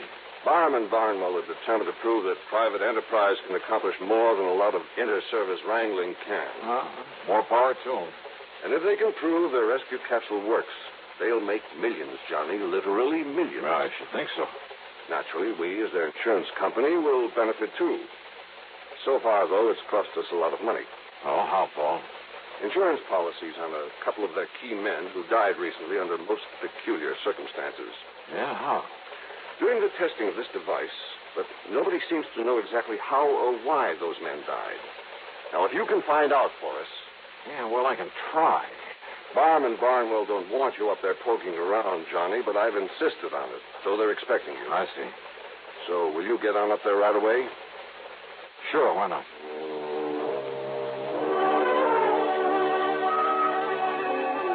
Thanks to a good freeway system, I arrived at the Bar plant shortly after 2 p.m. One of the guards led me onto a long steel platform that stuck far out over a wide cove at the edge of the ocean. At the end of it, surrounded by a lot of complicated machinery, attended by half a dozen men, was Dr. Ralph Barnwell at the controls of a gigantic hoist. A long, heavy steel cable on it was pulling something out of the deep waters of the cove. Much to my surprise, Dr. Barnwell didn't seem to resent my presence at all. Yes, Dollar. Here comes the space capsule. This time the test has to be successful. They tell me, Dr. Barnwell... Twice before it was plunged, fired into this deep hole at the edge of the ocean under conditions simulating a return from outer space. Everything within the capsule functioned perfectly. The tests were a complete success, except for one thing. Yeah, what's that? For no apparent reason, for no reason at all. Yeah? The man inside it was dead. I see. Easy now. Lower, Doc. Yes. All right now. Ready on the cradle. And that's why, Mr. Dollar. That's why my partner, Dr. Joseph Barham, insisted on making this test himself. All right, men. Release the pressure so we can open the door of the capsule. All ready? Good. All right, now come along, Dollar.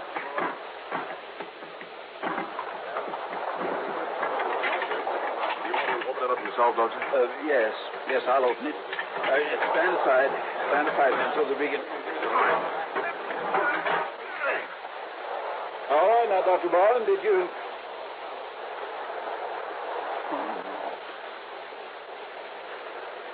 Joseph.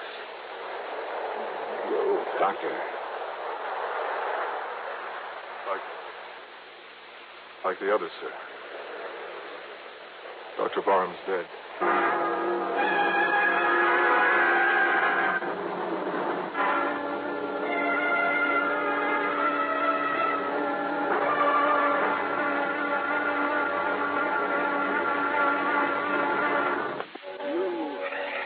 You saw it yourself, Dollar. There was nothing inside that capsule that could possibly have killed Joseph Barham. Yeah, well, now, maybe the autopsy will, Doctor? Yes, of course. We'll have an autopsy, the same as we had on the other two men who died this way, but I know what the findings will be. What, sir? Asphyxiation. But I tell you, it's impossible. If the atmosphere inside it became insufficient or faulty for any reason at all, it would have shown up on the tape recordings that we so carefully checked over. And these young scientists we employed don't miss anything, Dollar. Well, what about a poisonous gas of some kind in there? Poisonous gas? Well, 3 of these in a row, Doctor. Looks kind of deliberate, doesn't it? The presence of any known poisonous gas would have been recorded, too. Any known poisonous gas? What? Well, isn't that what you said, Doctor? And with all the people in the world who'd like to see you fail with the rescue capsule, don't you think a few of them might be clever enough to make up something you couldn't spot? You're talking about some spy, that sort of nonsense? Is it nonsense? Nothing could be placed in that capsule without our knowing about it. You're pretty sure of all the people you have working here? Of course we are, as sure as we can be. Yeah? And what's more, if anything, any device had been placed in the capsule to release this poisonous gas you're talking about, we'd have discovered it when we opened the capsule. We'd have smelled traces of it. Well, maybe. And maybe it sounds wild, Doctor, but have you considered the possibility of the man himself in there releasing some kind of... Dr. Barham, a suicide? No. Good heavens, no. All right, how was a breathable atmosphere provided inside that thing? 2 oxygen tanks, primarily, and a minus-pressure tank system containing a CO2 absorption unit, plus, of course... Well, what's been done with the oxygen tanks that were aboard? Why, they've probably been returned to the storeroom where they can be made ready for the next test. You're not sure? I tell you, Dollar, the presence of any poisonous gas... Any known poisonous gas, remember? You know that rescue capsule inside and out, don't you? Every square inch. Even the most minute detail. Well, I know nothing about it, but, Doctor, that might be an advantage in my investigation. What? Because I have no preconceptions about why or how some device couldn't be put aboard. I'm afraid I don't follow. So maybe I'm just the one to find out how it was. But that doesn't... Also, I have a strange little hunch I'd like to follow up. Do you believe in hunches, Doctor? Hardly. As a scientist, But, Mr. Dollar, if your hunch can result in finding the killer among us... Maybe it will, Doctor. Maybe it will.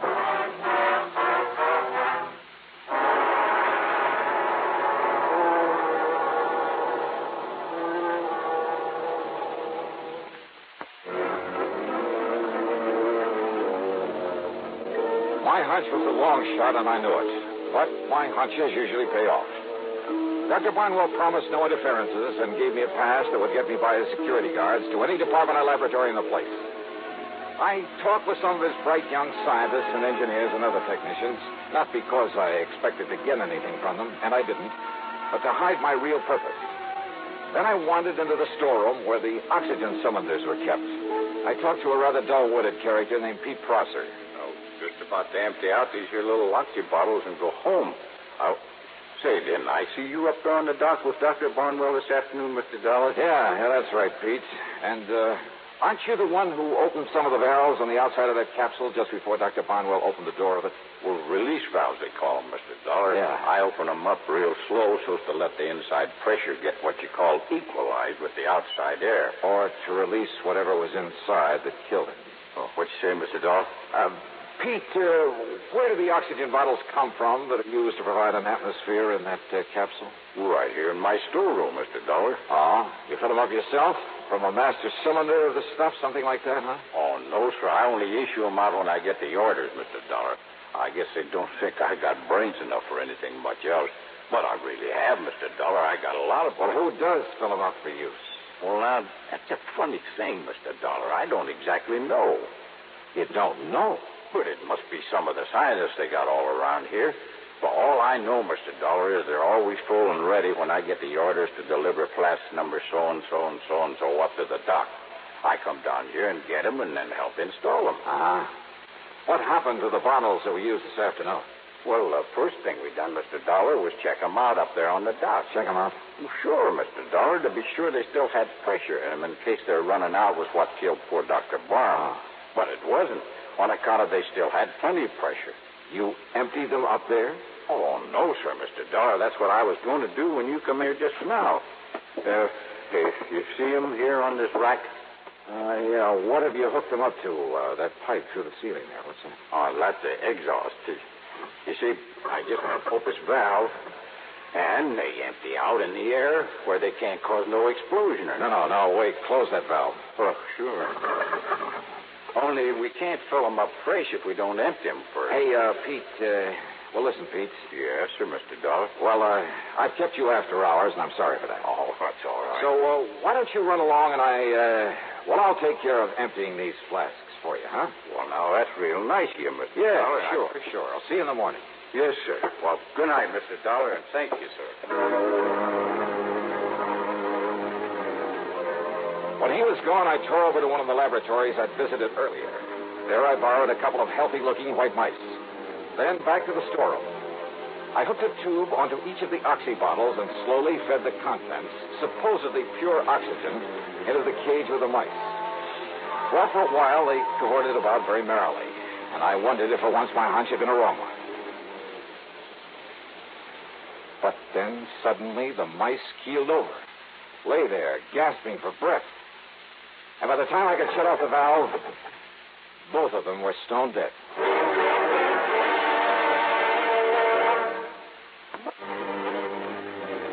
Now I knew how Dr. Barham and the others had been killed inside the space rescue capsule. But by whom? And more important at the moment, why? And then I remember the old Latin phrase, cui bono, who benefits? And the answer came so easily I could have kicked myself. But how to prove all this? Maybe if I took the lethal oxygen tanks up to Dr. Barnwell's office and... maybe there was a better way. Yeah, a little less dangerous.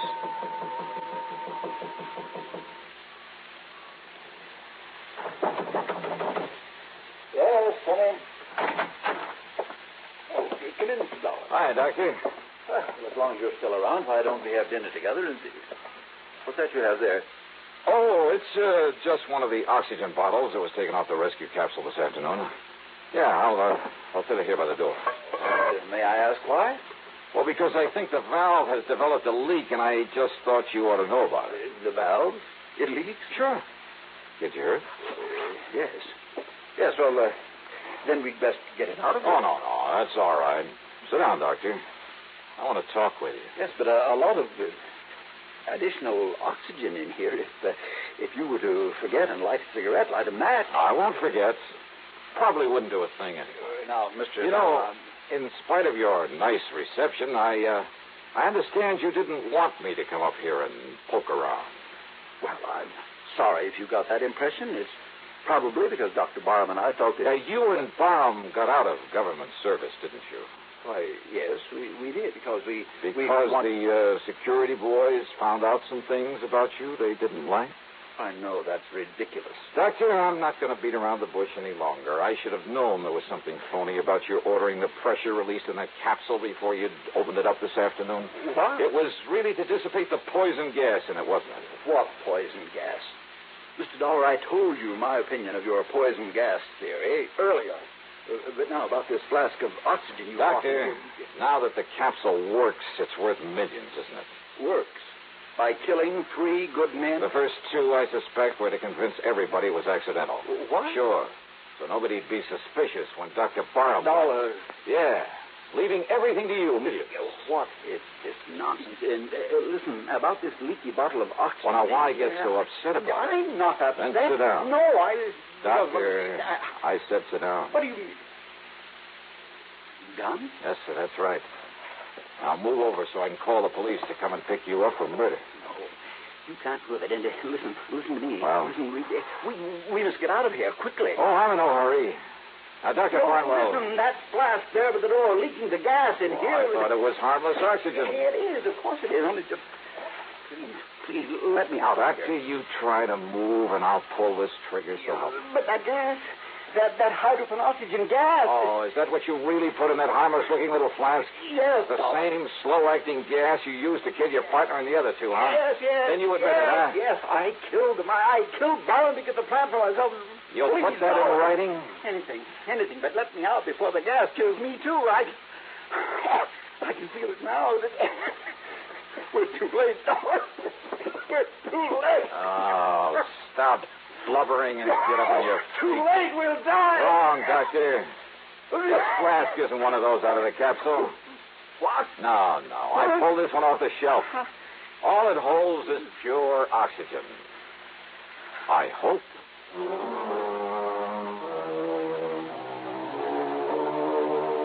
I don't know, of course, but I suspect the government will take over.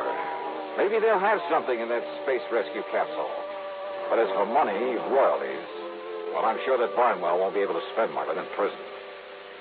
Expense account total, including a couple of days and nights in Santa Barbara and a trip back to Hartford, $431 even.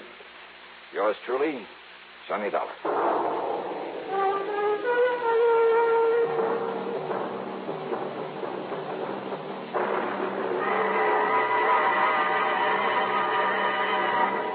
A story that's called The Wholly Unexpected Matter. And believe me, the title fits. Yeah, it involves a wild trip across the country in search of a killer. A killer who just happens to be looking for me. Who apparently knows more about my plans and where I'm going than I do myself. All of which leads up to a really unexpected twist at the end of the yarn. I think you'll like this one. Like it a lot. So join us, won't you? Yours truly, Johnny Dollar.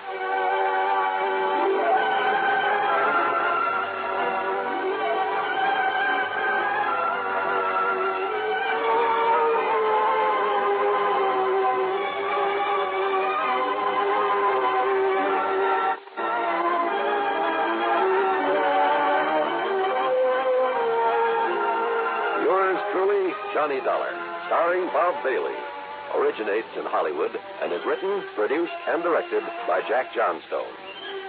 Heard in our cast were Paul Duboff, Parley Bear, G. Stanley Jones, Horace Lewis, Tom Hanley, and Phil James. Be sure to join us next week, same time and station, for another exciting story of yours truly, Johnny Dollar.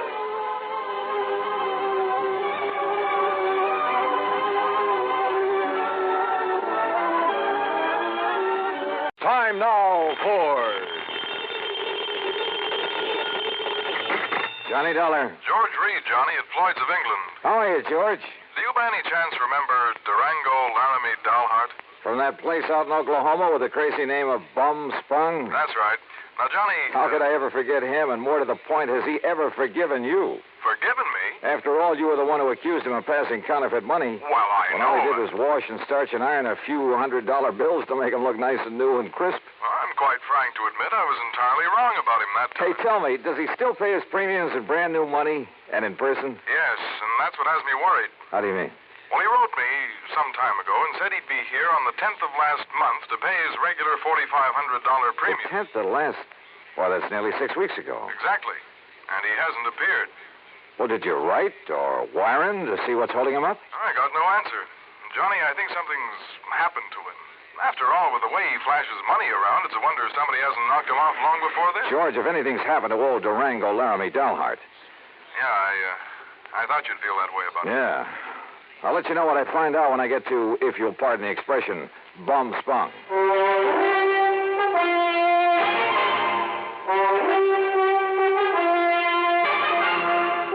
Bob Bailey in the exciting adventures of the man with the action-packed expense account. America's fabulous freelance insurance investigator. Yours truly, Johnny Dollar. And now, Act One of yours truly, Johnny Dollar.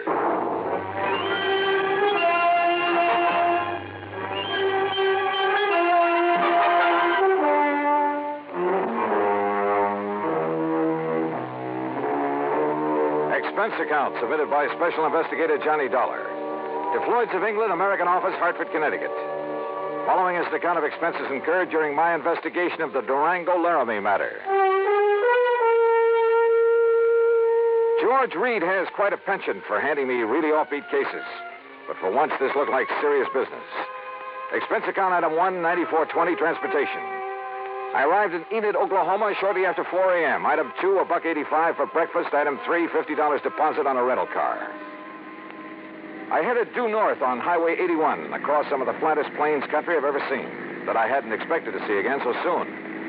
About 26 or 7 miles further on, after crossing what remains of the Salt Fork of the Arkansas, I spotted the familiar weather-beaten sign indicating that Bum Spung was somewhere up a rough dirt road to the left. Bum Spung, named by the Indians. It means bad water. And finally, there it was, the same old broken wooden fence surrounding a couple of acres of poor sandy ground. The same ramshackle house, the broken-down barn, propped up in spots with timbers. And in the yard were the same 2 sad-looking cows I'd seen on my previous visit.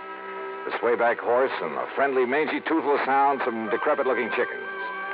Bum Spung, so-called ranch of Durango Laramie Dalhart, who'd made it in oil and who chose to settle down in this lonely, desolate spot. And standing there looking at it, it was hard to believe that the inside of the huge, unpainted house was clean, modern, well-furnished. Thanks to his niece Carol, who occasionally came up to see the old man. As I swung aside the sagging wire gate, I wondered if she was here now. I wondered if anyone was here, but not for long. Durango! Durango, it's Johnny Dollar. Stay outside that fence, you meddling young varmint. This here now is private property. Wait a minute. You're not Durango. I came here to see Durango Laramie Dalhart. Oh, you did, eh? Well, Durango ain't here. Now, look, you. Oh, you shut up that gate and drive away from here.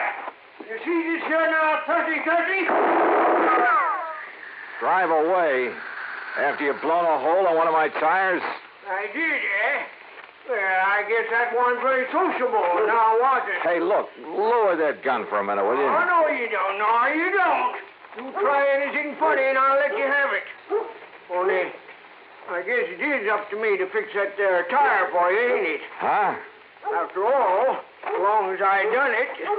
Now, let me take a look and make sure you just ain't up to some trick here. Yeah, but I am. Hey! Just give me that gun now. Oh, no, you don't. No, you... Okay.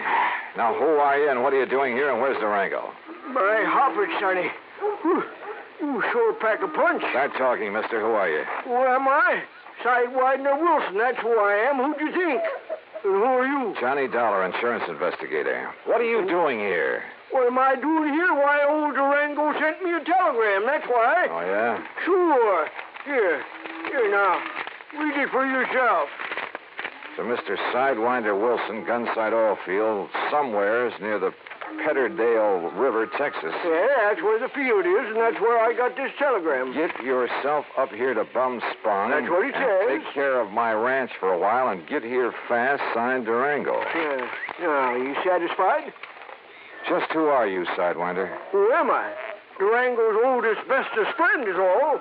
Known him since we rigged together in the oil fields before he made his gold strike up in Colorado, that's who. So when he tells me to come up here and take care of things, I come, that's all. What'd you expect? But now look here, Johnny, is what you say your name is? Johnny Dollar. Yeah, well, there's something I don't like about Durango's going away this time. What do you mean? What I mean the way he must have left in a powerful hurry, that's what. You know Durango pretty good? Pretty good. Well, can you see him leaving this nice house of his'n with all the doors and windows unlocked? He wasn't here when you arrived? No, sir. He'd already went away. And can you see him leaving no food around for the cattle and Methuselah and Primrose? Methuselah and Primrose? What is this? The horse and this nice old dog here. And what about the tractor? Just sitting out there in the field, plows down halfway up a furrow. What are you getting at, Sidewinder? What am I getting at? I'm saying he must have left in an awful hurry, that's all. And if you ask me, there's something funny about it, and I don't mean funny, ha-ha. Yeah, I think you got something there. You see, he was due in Hartford, Connecticut over 6 weeks ago. Pay up on his insurance, huh? That's right. All loaded down with brand new money, I bet. Probably. Yeah, I've told that crazy old coyote 1,000 times that he oughtn't to go traipsing all over the country with all that money in his kick. Johnny, if he ain't showed up the way he was supposed, it just means one solitary single thing. Like what, Sidewinder? Like what? Well, like somebody's waylaid and bushwhacked him for his money, that's what. Yeah. Yeah, I'm afraid so. But, Sidewinder, I sure hope you're wrong. Johnny, I sure hope I'm wrong. Act 2 of yours truly, Johnny Dollar, in a moment. And now for another episode in the life of Sergeant Donald Bellwether, my husband.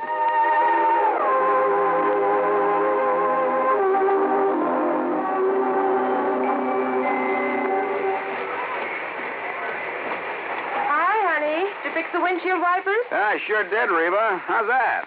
Oh, you fixed them. Good for you, Donald. Thank you, my dear. Well, that's that. Now, if it rains, we're prepared for it, huh? I feel better now. Oh, me too. A driver has to see the danger if he expects to avoid it. That's right. And also keep the back and side windows clear in rain and snowy weather. That's right. Oh, how about the horn? The horn? The horn doesn't work, Sergeant. Aren't you going to fix it?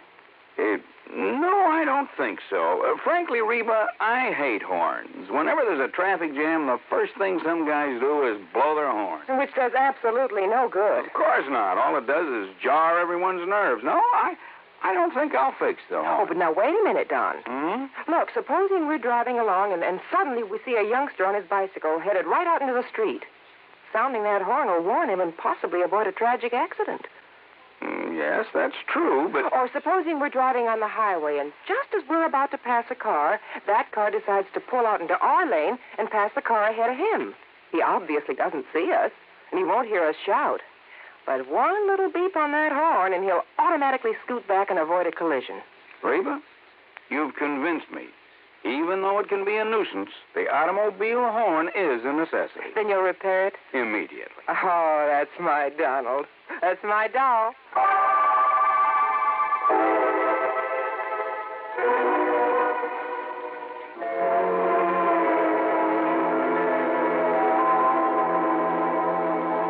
And now, Act 2 of yours truly, Johnny Dollar, and the Durango Laramie Matter.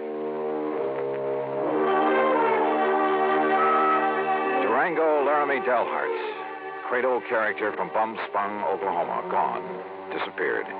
His pal, Sidewinder Wilson, a bit of a character himself, had no idea what might have happened to him, but feared the worst. And I had to agree that his fears were justified. But tell me this, Sidewinder, have you heard anything from Durango's niece, Carol? You mean that pretty little gal fixed up this place for him so nice, kind of looks after him? That's the one. Well, say, don't she live down to Enid? Enid, yes, runs a gas station. That's right, sign of the Flying Red Horse. Come on, help me fix this tire. We'll drive back to Enid. Well, I'll help you fix the tire, but I'm staying right here. Oh, why? Why? Because Durango's trusting me to take care of the place. And if he does turn up, God willing, I'll be here to have him get in touch with you. Okay, now let's get this tire fixed. No, wait. Look. Huh? See that fancy convertible coming up the road? I not only saw the convertible, but more important, who was in it, who pulled up alongside the fence and stepped out. She was 23 or 4, a tall, slim brunette wearing a neatly tailored skirt, a tight-fitting silk blouse. Neat, trim. She looked like she'd just stepped out of Charles of the Ritz. Well, how's things, Carol. Carol, how are you? You couldn't resist my fatal charms. I couldn't stay away. Just with that. Oh, now, wait a minute. What's the matter with you? You don't like that? Oh, no, come here, gal. Oh, now, Johnny, Yeah? Carol? Oh, Johnny. Gee, I've missed you. Oh, you shut up, Sidewinder. Johnny. Mm-hmm. By gum and by gory, Durango could see Durango. Oh, yeah. Carol, listen to me. You gonna propose, Johnny? Where's Durango? Have you heard anything from him since he left here 6 weeks ago? He went to Hartford. But he hasn't arrived there. Oh, now don't you start worrying none about old Uncle Durango or anything. You sure, Johnny? I'm sure. That crazy old goop setting out across the country with over $50,000 in money in his pants. He ought to know better than to... Oh, Johnny, do you think something's happened to him? You ask me, I think somebody's killed him for that money. Oh, no. You haven't heard from him since he left? Only a postcard from Chicago where he stayed overnight at some fancy hotel. And, Johnny, that wasn't like him. What do you mean? Oh, it was before he went straight to Hartford. That real estate man was from Chicago, Carol. What real estate man? Oh, he used to come out here looking for people with oil money. Tried to get Durango to invest in real estate, Florida, New England. Well, what did his postcard say? Nothing, really. Just that he was staying overnight. And before he come back, he was going to look at Ong's hat. Who is Ong? Oh, he was always writing silly stuff like that. I don't know. Ong. Oh, Johnny, what'll we do? Where's the nearest phone? Back in Enid. Then come on, that's where we're going.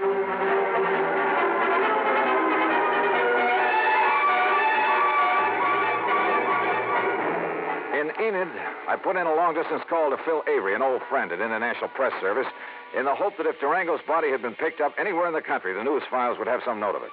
Durango Laramie Dalhart? That's a man's name? Yeah, Phil. Does it mean anything to you? I'll say this, Johnny. If a name like that had ever come in over the wires, I'd certainly remembered it. But it hasn't. Not to my knowledge. Incidentally, what's this all about? Oh, he left here loaded with cash. Now he's disappeared. No clues? Only that he's planned to see some guy named Ong. Ong? For some crazy reason, he's interested in Ong's hat. Well, that's about as silly as... Ong's hat, did you say? Oh, no. You mean that rings a bell? Are you kidding? Of course it does. Oh, no. Phil. Phil. Phil, listen, will you? This may be a matter of life or death. Phil.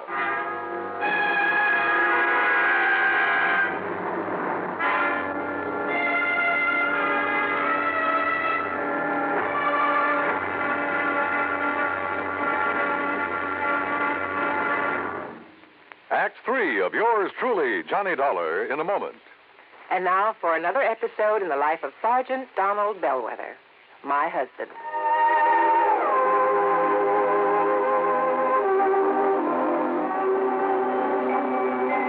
Reba! What is it, Donald? Confounded Reba, I can't find the fountain pen. I've looked all through this desk. Here it is, dear. Here it is. You must have used it as a marker when you were reading this book.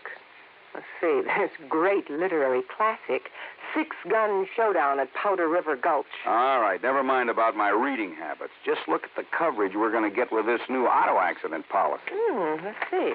We have collision. $50 deductible. Fire, theft, public liability, property damage, medical benefits.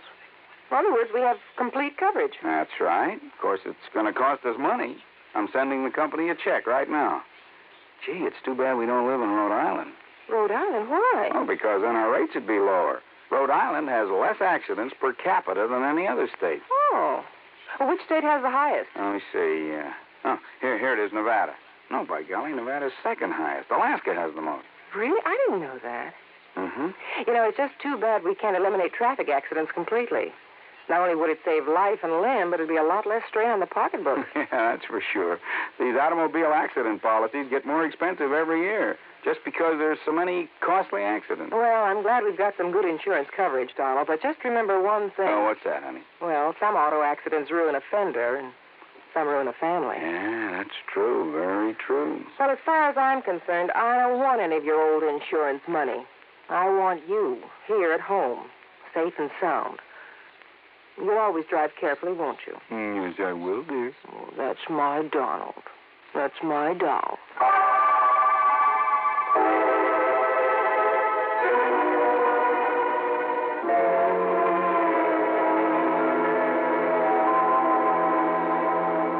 And now, Act 3 of yours truly, Johnny Dollar, and the Durango Laramie Matter.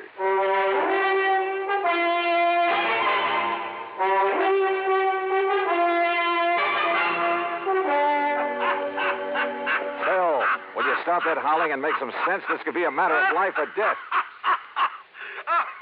Ong, did you say? That's right. You know who he is. Ong San, oh, no. Do you know him? No, I don't know the Ong, but I know what it is. Huh? Ong San, New Jersey. What? Sure. down in the pine and cranberry bog country. Down near Mount Holly, south of Trenton. Are you serious? Of course I'm serious. Johnny. Okay, Phil. Sure, that's where the big Okay, Phil, thanks. Johnny, I found the car to that real estate promoter from Chicago. Good. We'll take the first flight we can get out of Tulsa. Come on, Carol, we're on our way. Expense account item 4, $164.80, plane fare and incidentals. In Chicago, we stopped over long enough to pay a brief, unpleasant visit with one J. Harry Cramlin, real estate promoter, at his office just off the loop. So, what if I did sell this Dale Hard character some land over in New Jersey? What's it to you? You trying to cut in on a good thing? How much did you sell him, Mr. Cramlin? Oh, a little over $35,000 worth. But now if you... What was it, a lot of worthless swampland? He didn't seem to think so, after the glowing report I gave him. But why did he buy it? Because the old fool thinks there's oil on it. Cramlin, if you've taken Durango... Now, ain't that a name? Durango Laramie Dalhart. If he's been chipped in this deal, well, you better duck the next time you see me coming. You threatening me? About a cash, perfectly legal deal? Oh, I'm sure it was legal. But oil in South Jersey. Cramlin, my warning still goes. The next leg of our flight took us to Philadelphia. There I rented another car. That's $50 deposit, item 5. We drove across the Delaware River and picked up Route 537 to Mount Holly. There we stopped for a sandwich and a Coke. That's item 6. And there a passing glance at a newspaper headline stopped me in my tracks. Something about a big oil development at, yeah, you guessed it, at Ong's Hat. We burned up Highway 530 to Pemberton, then hit a sandy back road that led deep into the pine and scrub oak. Finally, suddenly, we came to a clearing. And there, well, there must have been 100 cars, expensive ones, some of them chauffeured limousines, and people milling about, haranguing each other, shouting each other down. And right in the middle of the crowd, a tall, angular man in blue jeans and a 10-gallon hat. Durango. Johnny, there he is. Durango! And then I saw something else on the edge of the clearing. 2 brand-new towering oil derricks. Come on, Johnny, let's get him away from that mob. Not only was he cheated by that shyster real estate operator into thinking he was buying oil land, but he's thrown more money away building those derricks. Oh, Johnny. Oh, that mob is probably trying to sell him enough rigging and pumps and equipment to fleece him royally. 10 to 1, somebody in that crowd's offered him the Brooklyn Bridge to boot. Then we gotta stop him. If only I'd drawn the shooting And arm. Durango's seen us.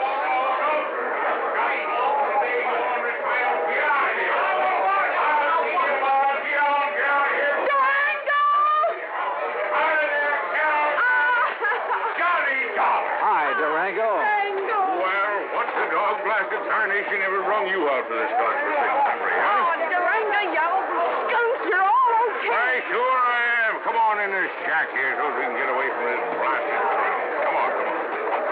You look here, Johnny. What are you doing with my little Carol, huh? I'll tell you, Durango. You sneak out to Enid behind my back and hitch up with her? All right, get on in there now where we can have some peace. Here, sit down where you can. All right, now, you young rascals. Is that what you done? Gone and got married? Well, of course not, you old goot. Oh, well, doggone it, that's what I was hoping for. Oh, goot. Well, don't you give me that, gal.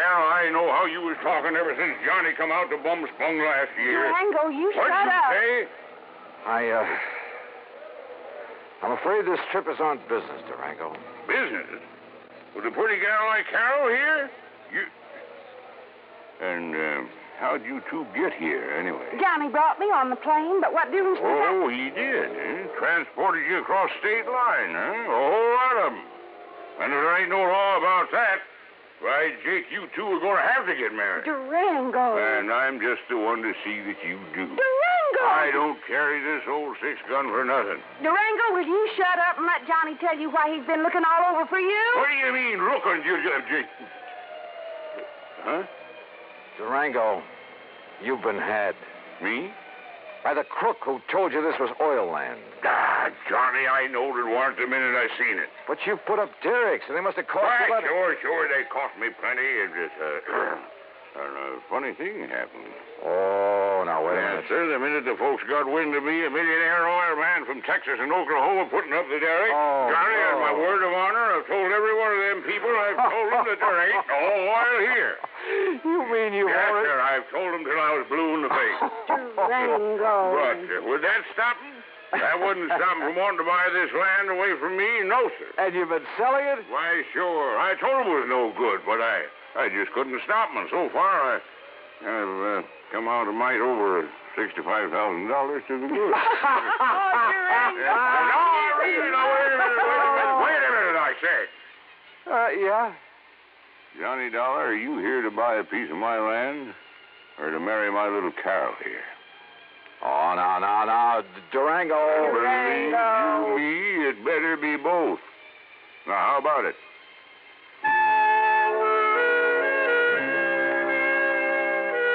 Expense account item 7, $1,000 even. The company now owns a small hunk of land in Ong's Hat, New Jersey. As for Carol, that ever-loving doll, well, someday, maybe someday. Expense account total, including incidentals and transportation back to Hartford, $1,416 even. Yours truly, Johnny Dollar.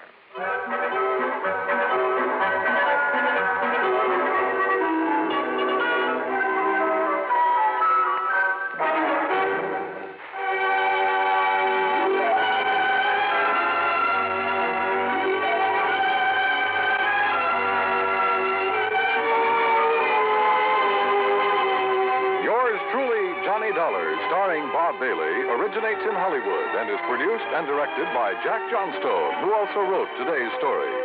Heard in our cast were Virginia Gregg, G. Stanley Jones, Junius Matthews, Alan Reed, Frank Nelson, and John McIntyre. Be sure to join us next week, same time and station, for another exciting story of yours truly, Johnny Dollar. This is Dan Cubberly speaking.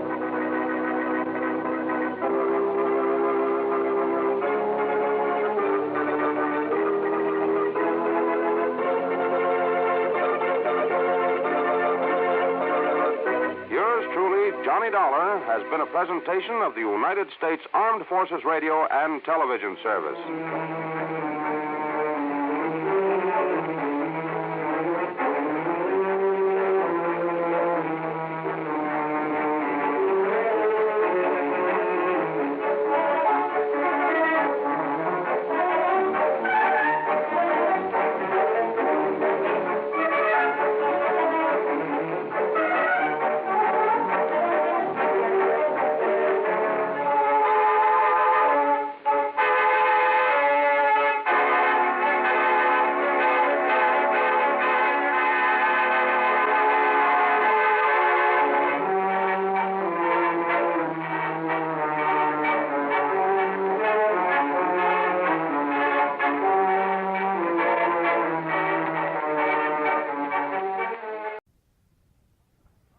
From Hollywood, it's time now for... Johnny Dollar. I love you. Hello? I said I love you. Yeah. That does not please you? Oh, pleases me fine. Now, why don't you and I get together and we'll be able... That would be nice. Well, just name the time and the place and, Hey, wait a minute. Who are you? Carmela Jocares, Johnny. Oh, well, let's get down to earth. Carmela? Yes, Johnny. Well, Well, usually when my phone rings this way on a Sunday night, well, I know. You expect some dull insurance agent to be calling you. Yeah. With a dull insurance matter for you to worry about, no? Yeah, that's usually the case. But this one does not need to be dull. You mean you have an insurance problem on your mind? Of course. So maybe you will help me? Well, just name the company, any company, and I'm on my way. The Universal Adjustment Bureau would be interesting. So who cares if they're interested? Come on, Carmela, get to the point, huh? Come see me, Johnny. Tell your friend, Pat McCracken at the Universal. Yeah, sure. Tell him what?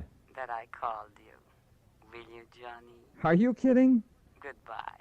Yeah, well, where can I... Hello? Hello? Huh?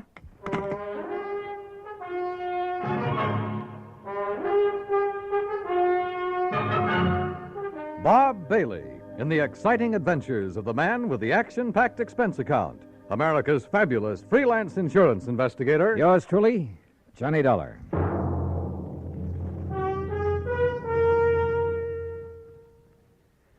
Now that the holiday season is with us, there are 3 different reasons why you should have several packages of Chef Boyardee Pizza Pie Mix handy in the house.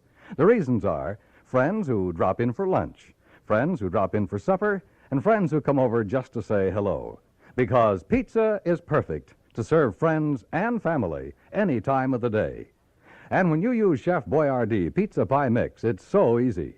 You see, everything you need is right there in the one Chef Boyardee pizza package that you keep on your cupboard shelf. Needs no refrigeration. You get the flour that turns into crispy golden crust. Chef's own pizza sauce, made according to the very same recipe Chef Boyardee brought with him from Italy. And even mellow Italian-style cheese, already grated to become a delicious, bubbling topping. Serve everybody pizza this holiday season. They'll love it. And you'll find pizza is so easy to make when you use Chef Boyardee Pizza Pie Mix. Get several packages. And now, Act 1 of yours truly, Johnny Dollar.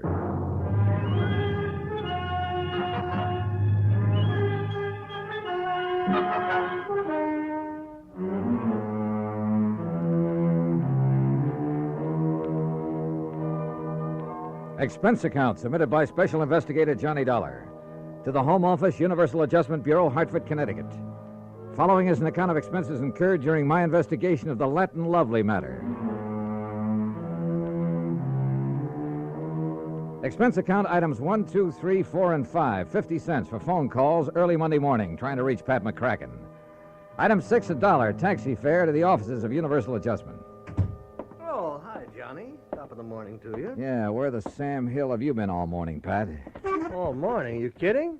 Look, the clock on this desk says exactly 9:02. For me, that's the crack of dawn. Now, what's bothering you? Carmela. Oh, Carmela Jocares. Yeah, only it's Jocares. Oh, well. Might have known she'd call you direct. I should have warned you, Johnny. You know her, Pat? She's threatened to come down here and camp on my doorstep any minute. Oh, can you think of a nicer ornament to have around? If she's anything like she sounds on the phone. She is, Johnny, yeah. That's why I should have suggested that Special Investigator Martha Maybury Balderdale help her. Balderdale? Uh-huh. Now, how could an old battle axe like her know how to deal with a young, charming, beautiful... dancer like Carmela? Dancer? Is that what she is? Yes, yes. Not very good, but she's just as beautiful and seductive. No, maybe I better stick old Lady Balderdale on. All right, Pat, quit the kidding and tell me what it's all about. Who's kidding? Well, where do I find Carmela, her address? Now, you see, you're already emotionally involved with her. You haven't even met her. Emotionally? Client relationship in our business should be entirely objective, Johnny. How can I possibly expect you to look at Carmela's insurance problem with an unbiased mind? Pat, All she'd have to do is bat those lovely big brown eyes at you a couple of Look, times. will you stop baiting me and tell me what this is all about? Emotion. All right. I got involved with this little Latin lovely as a favor to the company that issued her the policy, Surety Mutual and Trust. What kind of a policy? Retirement. Pays her $50,000 when she's 45. Meantime, if she dies, her beneficiary gets the $50,000. So what's the matter with it? Well, like I told you, Johnny, she's a dancer. Nightclubs. Always has a partner. Some good young kid who can make up for her shortcomings. Only a different partner every month or so. Well, what's that have to do with her insurance? Well, she has the company name her partner as beneficiary. Oh, I see. And if she keeps changing her policy... Right. And by now it has so many riders attached to it, the company's running out of filing space. And what's more important, the cost of servicing this one lousy policy and the time that's been wasted on it. And the last time... Well, she's been so insistent you'd think she was planning to die tomorrow. Well, maybe she is. Why doesn't the company just stall on making some of these changes? Well, they've tried that. So what happened? She's on the phone every day, 2 or 3 times a day. Nobody has any peace. That's why they finally turned to me in desperation. And you said you'd have me talk to her. I did not. She asked for you. Why? How'd she even know about me? Oh, newspapers, some of the radio programs about the cases you've handled. Johnny, you're her idol. You're her dream boy. Oh, yeah, sure. But what to do about this? Well, you get her to settle with one beneficiary. Get her married, something like that, so her policy will stay set for a while. Yeah, married, even if you have to... Oh, yeah. You? Huh? Yeah. Oh, no, you don't. Not me. Oh, no. It's a great idea. Johnny, her address is 624 East 47th Street, New York. Now, you look, But just Pat. remember one thing. Universal Adjustment Bureau will not pay for your defense in a breach of promise suit, John. It's all the way or nothing. Oh, yeah, sure. Call me up sometime when you have a case for me. Sucker. Me, that is. Because of item 7, 1940, plane fare and incidentals to New York City, taxi from the airport to 624 East 47th Street, a nice modern apartment building complete with a uniformed doorman. Miss O'Carroll's? That's right. Can I have your name, sir? Johnny Dollar. Oh, yes, of course. So, if you'll just give me her apartment number... And may I see your credentials, please? My credentials? Oh, sure. Why not? Here, take a good look. Well, seems all right. Thank you, sir. Now, look, she's expecting me. I know, sir. Then what's all this fuss about? Hey, will you step into the lobby, please? Oh, sure. Now, what's the number of her apartment? One moment, please.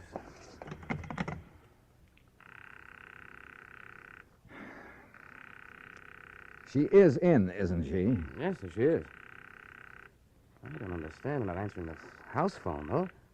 You're certain that she's in? Absolutely, sir. But why she doesn't answer... Where's her apartment? It's number 7 up the stairs. Come on, show me the way. Yes, sir. She only came in a few minutes ago. And nobody else has called on her? No, sir.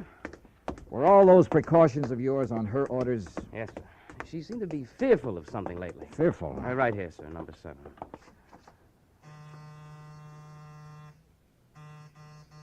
That's funny. Miss O'Carroll's. Miss O'Carroll's. Carmela. Listen. Now what? That sound inside.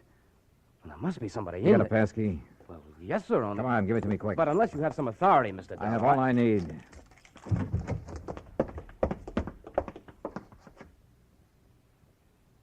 Carmela. Mr. Dollar. She's been killed.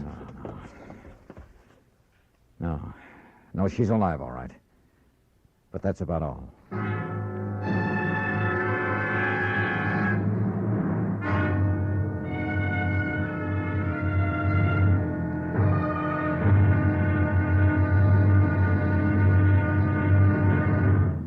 Act 2 of yours truly, Johnny Dollar, in a moment. There is a difference, a great big difference in Vicks medicated cough drops. There is a difference, a great big difference. Get relief with every single drop. Yes, there is a big difference in Vicks medicated cough drops. The medication makes the difference. Only Vicks cough drops are medicated with the exclusive throat-soothing ingredients of Vicks Vapor Rub. 2 delicious flavors, Vicks Regular and new Wild Cherry. Next time your throat feels raw and irritated from coughs due to colds, remember... There is a difference, a great big difference in Vicks medicated cough drops. The medication makes the difference. Yes, the medication makes the difference. And for a stuffy nose, just one whiff. With a Vicks inhaler, and that miserable feeling of a stuffy nose goes in seconds. Use it anywhere, anytime. Vicks Inhaler. And now, Act 2 of yours truly, Johnny Dollar, and the Latin Lovely Matter. Carmela O'Carroll's, beautiful Latin American dancer who kept changing the beneficiary of her insurance policy to the point where the company was going crazy, who demanded another change, this time almost desperately. We'd found her unconscious on the floor of her apartment. Bill, the doorman, discovered how her assailant had got in.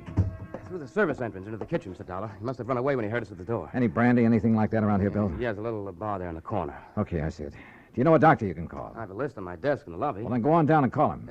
Isn't this a matter for the police? Sir? I'll worry about that. You get a doctor up here. Yes, sir. Carmela.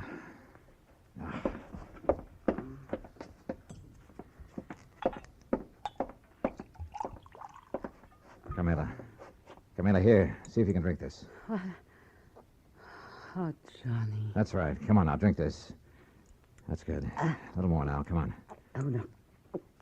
No. I'm all right now. Help me to the sofa. Yeah, sure. Here now. There you are. How's that? Oh, thank you, Johnny, darling. Are you badly hurt? What happened? He struck me. Who? He knocked on the back door. I thought it was Billy to deliver something. So I opened the door, and he struck me before I could...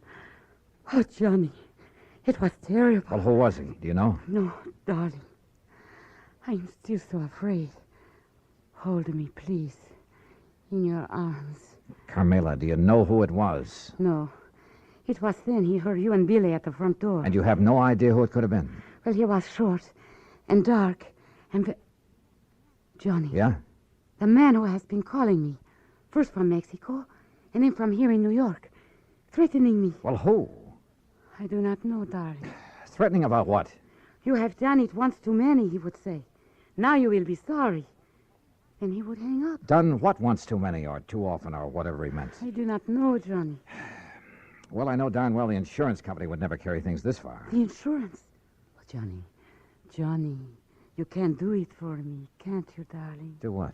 I only ask them to make a little change. But all they do is delay. Oh, now look, we have more important things to think about now. More important than the insurance? Oh, you do not understand. Please, my sweetheart. How can I work unless Armando is... First, we find out who attacked you and why. Oh, Billy, darling. The doctor says he'll be here in 15 to 20 minutes. No, not the doctor. I love you, Billy, but you're a nice boy, but not the doctor. Why not? Because I am all right now. You're sure about that?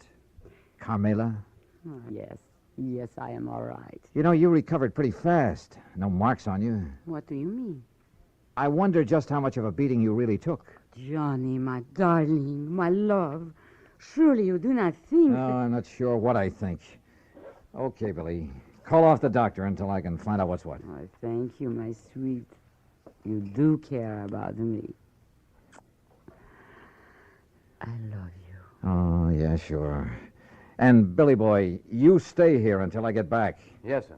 My Juanito, where are you going? You know something, Carmela? I wish I knew.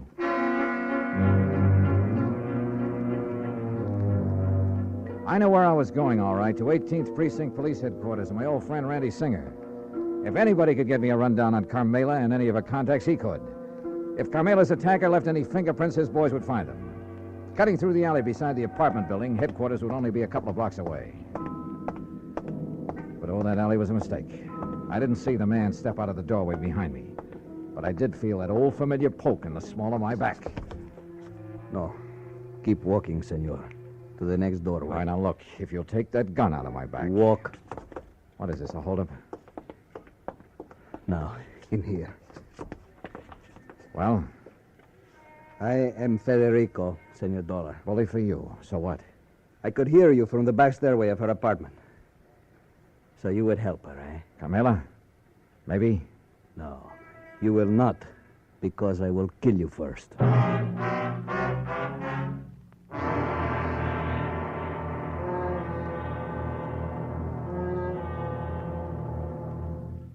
Act 3 of yours truly, Johnny Dollar, in a moment. Smoke Kent, Smoke Kent, Smoke Kent with the micronite filter. Remember this, Kent filters best of all the leading filter cigarettes. So get the mild Kent cigarette. Smoke Kent with the micronite filter.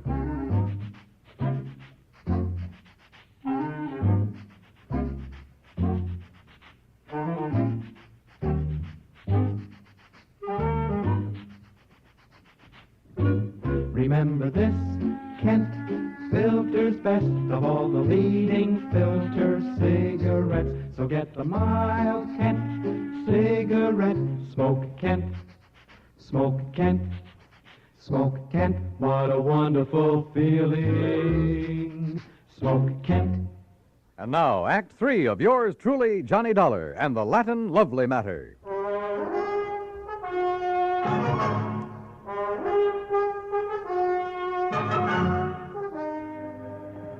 hear me? I will kill you. You mind telling me why? I will kill you before I let you help that woman ruin my son. Your son? You are from the company for the insurance, are you not? Yeah, that's right. To make her the change in the policy, to change what you call the benefit, The beneficiary, yes.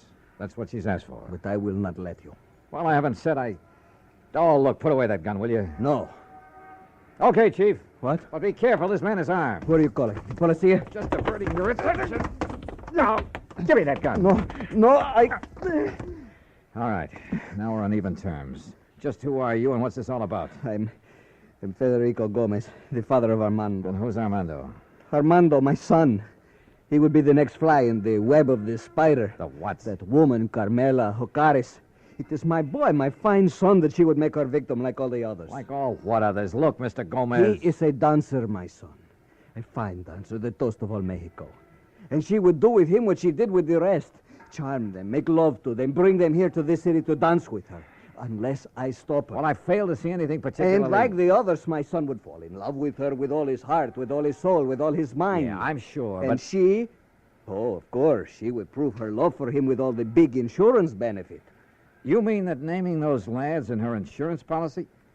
Oh, now wait a minute. You do not know what 50,000 of your American dollars can mean to a young man fresh in his, what you call, career. Mr. Gomez. Is it not true? Well, yeah, it's a lot of dough to hold up in front of a young fellow, but there's a big difference between that much cash and just a promise of insurance money. The eyes of a young man are easily blinded by this beautiful woman, amigo. She has blinded so many. They have danced with her and given her their money because they loved her. All right. But when she got their money, she was through with them.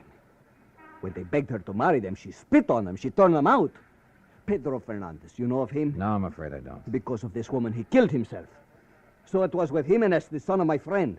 But she will not do this to my son. And you honestly think the mere fact of a big insurance policy? Was it not true with Jimenez, with Pedro, with Angel, with all the rest? These were young men, amigo, like my son. Unwise to the world, unwise to a woman like this. Suicide? I will do anything to keep her from using that insurance to ruin my son. Senor? The more I live in this world, the more amazed I am at some of the things that happen in it. Things that are implausible, impossible, but that sometimes do happen. I can only beg of you. Humbly. All right, look, Mr. Gomez, I'm keeping this gun. By rights, I ought to have you locked up for poking it in my back for your attack on Carmela. But Where are you staying? At the Hotel de Glen Arms. I want you to go back there. Stay there until you hear from me. You will help me, senor. If you'll do as I say. Gracias, senor. Gracias. The scene with Carmela back in her apartment was not a pretty one. She not only admitted to having used the insurance, among other things, to further her shaky career at the expense of those young and better dancers, but was quite proud of the broken hearts and broken minds she may have left behind. Until I tore into her, and believe me, I did. Murder? Oh, no, Juanito. Now, you look. No. If you didn't murder those two young kids, well, you might as well have plunged in the knife yourself. I don't know what laws, what legal action may be dragged in to make you pay for what you've done, but there are moral laws, too, laws of decency. But I did I'll tell not you this, know. Carmela, that from now on, the police of this town and of anywhere else you may go, believe me, they'll be gunning for you. And if anything like this ever happens again... No, Johnny. Johnny, please. You must believe me. I did not think. I was thinking only about myself. I did not realize... Well, it's high time you did. Your insurance? Oh, baby, that's going to be canceled. Unless you can think of someone far away from your career to leave your money to, someone you can't hurt. Oh, Johnny, I promised. Don't you see? Never before has anyone made me realize what I was doing. I have only had to think of myself. By the time I left her, she was sobbing her heart out, promising that she'd spend the rest of her life making up for the things she'd done. And who knows, maybe... Well, who knows?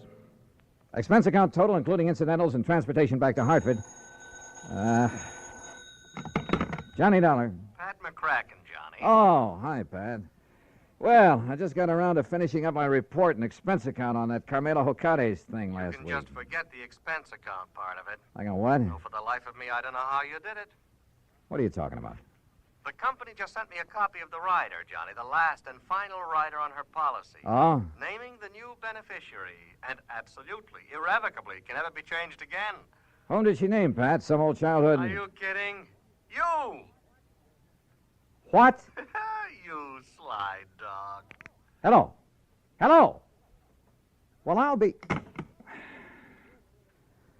Yours truly, Juanito Peso.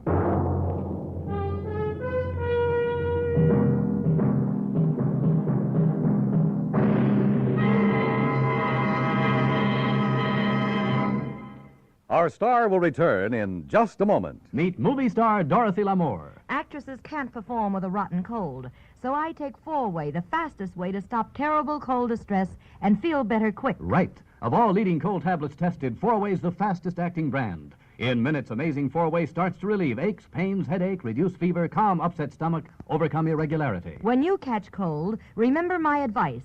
Take 4-Way, fastest way to stop these awful cold miseries. 4-Way, 29 cents. Now let me tell you about another fine product of Grove Laboratories. Imagine a shampoo so effective it gets rid of embarrassing dandruff with one lathering, but won't dry hair, won't split ends, won't leave a medicinal odor. It's wonderful new Fitch Dandruff Remover Shampoo. One lathering with Fitch removes dandruff, can brighten hair up to 35% too, without harsh medication. Only Fitch guarantees to do all this with one safe, easy lathering or money back. Contains no strong medication, so it's gentle enough for every shampoo. And then dandruff need never be a problem again. Fitch Dandruff Remover Shampoo, only 59 cents. Now, here is our star to tell you about next week's story. Next week, some priceless jewelry, a beautiful girl, and believe me, they add up to trouble. Join us, won't you? Yours truly, Johnny Dollar. Yours truly, Johnny Dollar, starring Bob Bailey, originates in Hollywood and is produced and directed by Jack Johnstone, who also wrote today's story. Heard in our cast were Lucille Meredith, Larry Dobkin, Jimmy McCallion, and Harry Bartell. Be sure to join us next week, same time and station, for another exciting story of yours truly, Johnny Dollar. This is Dan Cubberly speaking.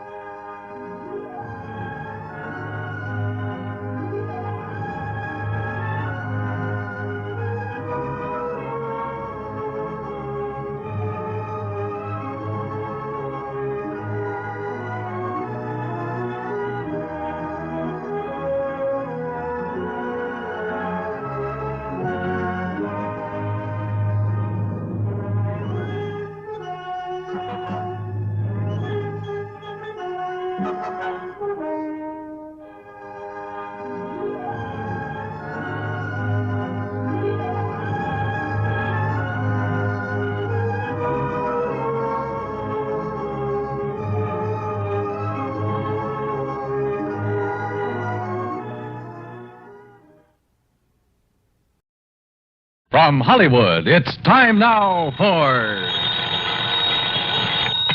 Johnny Dollar. Pat McCracken, Johnny, Universal Adjustment Bureau. Oh, hi, Pat. Johnny, you've handled a lot of difficult cases for the companies we represent. You've done a magnificent job. Saved some of them a lot of money. Huh? Sometimes nipped things in the bud even before they've happened. Pat. And there have been times when you've given up personal plans to take them on at a moment's notice and without question. Listen, that bush you're beating around is getting pretty big. All right, then I'll get to the point. Johnny, why don't you take yourself a holiday at company expense? What? Lake Mojave Resort, maybe, where I understand you love to fish. At company expense, huh? That's right. Okay, Pat, I'll grab the first plane. Good boy. But, brother, just wait till you see the expense account I pile up for you. Why, Johnny... Because if I ever smelled a rat, believe me, it's now.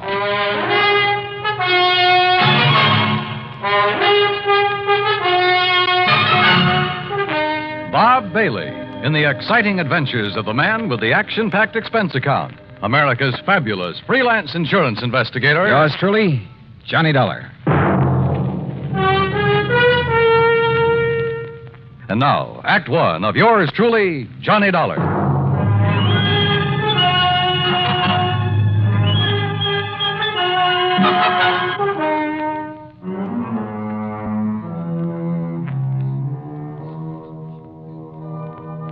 Expense account submitted by Special Investigator Johnny Dollar to the Universal Adjustment Bureau, Home Office, Hartford, Connecticut.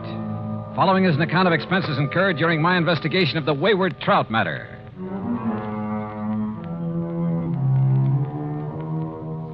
Expense account item 1, $174.50, plane fare, Hartford to Los Angeles and Los Angeles to Las Vegas. Item 2, $50, deposit on a rental car.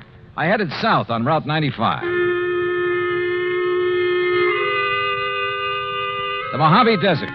Thousands of square miles of sand, sun-bleached gravel and rock, of cactus, sage, and Joshua trees.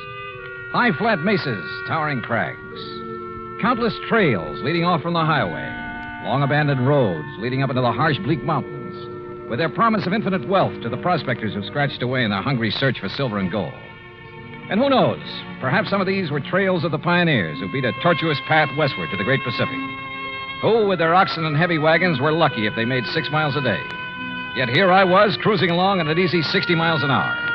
And above me, a jet plane, lazily tearing off 600 miles an hour. Yeah, it made me think about the men who lived and struggled here, the men who died of hunger and thirst following the same path I was taking, never knowing that only a few miles away beyond the mountains was the mighty Colorado. Water, food, and life for those lucky enough to find it. But let's get to more practical things, like Davis Dam and huge Lake Mojave. On the east bank at the lower end, Lake Mojave Resort, with its clean, modern cabins, boathouse, dock, and harbor. Everything for a fisherman. It was after 9 p.m. when I pulled in. My old friend Buster Favor was waiting for me. By golly, Johnny, I'm glad to see you. Yeah, same here, Buster. How are you? Before you start on why I'm here, how's the fishing? You remember Ham Pratt, the general manager? Sure do. How is he? Went out 3 days in a row, got 3 limits, 5, 6, 7 pounders. Oh, and I have to come here on business. Yeah, but as soon as you clear it up, you and I are going to do some fishing. Believe me, we'd better. But now, what's the problem? Oh, here, let me take your bags. You're in number 8. Okay. I'll put you right next to Mr. Hatch. Hatch? Old-time confidence man, Johnny, and just plain big-time thief. Oh, Gordon Hatch? That's the one. Used to operate up in San Francisco, over in Reno? Tried Las Vegas, too, but they ran him out. Sure. He served a couple of short stretches for petty theft, things like that. But they could never nail him for anything big. That's right. Sit down. Yeah. Well, what's he doing here? Oh, ordinarily, we'd give a man like that some excuse about being full up, something like that. I should think so. But Ham and I decided if we let him stay, and with somebody like you here, well, maybe we could do a kind of public service. Keep talking, Buster.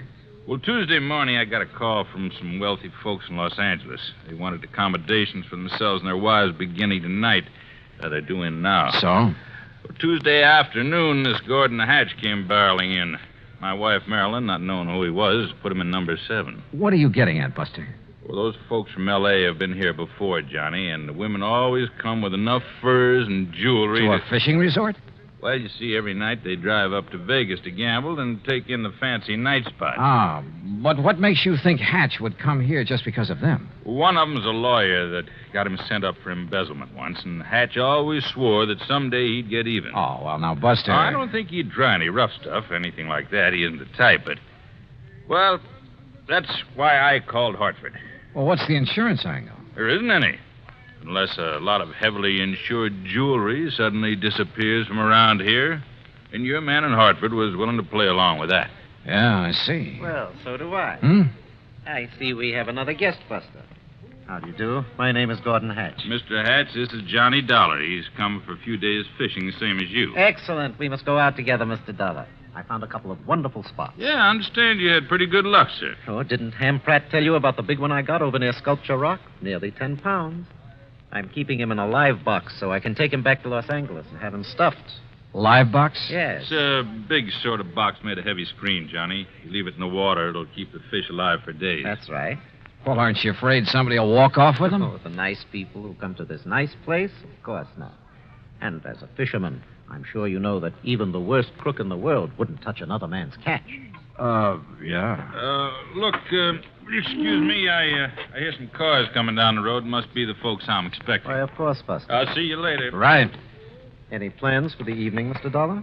Oh, not particularly. I'm a little tired. Well, then come along into my cabin next door. I have some excellent scotch and plenty of soda. Oh, well, I've had a pretty long day. Now, look, we can relax and regale each other with tall tales about the big fish we've caught here and there. After all, there isn't anything else to do out here of an evening. Oh, I kind of thought I'd wander down to the dock and see if Ham Pratt is about. Oh, save that for tomorrow. Now, come along, Mr. Dollar. I won't take no for an answer.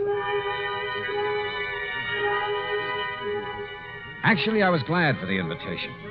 I wanted to know more about this man, sound him out if possible, about his real reason for being here. As it turned out, we spent a very pleasant evening talking entirely about fishing. Only once, in answer to a pretty direct question, did he speak about what I wanted him to. That is all water over the dam, Mr. Dollar. If it's possible to make amends for some of the, shall we say, questionable things I may have done in the past, well, I can only assure you that I'm sincerely trying to make such amends. Please don't embarrass me this way again. Yeah, sorry. Now, tomorrow we'll go fishing. Well, I'll not only take you to one of the hottest spots on the lake, but I'll show you the beauties I have in the live box. You'll turn green with envy.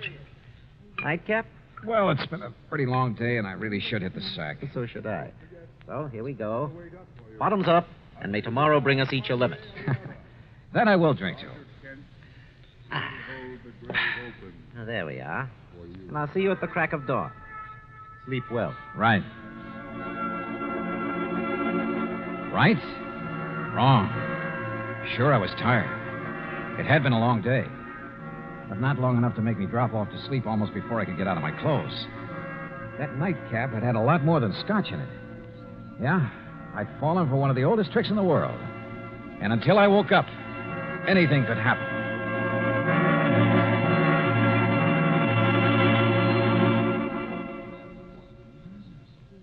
Act 2 of yours truly, Johnny Dollar, in a moment. And now for another episode in the life of Sergeant Donald Bellwether, my husband.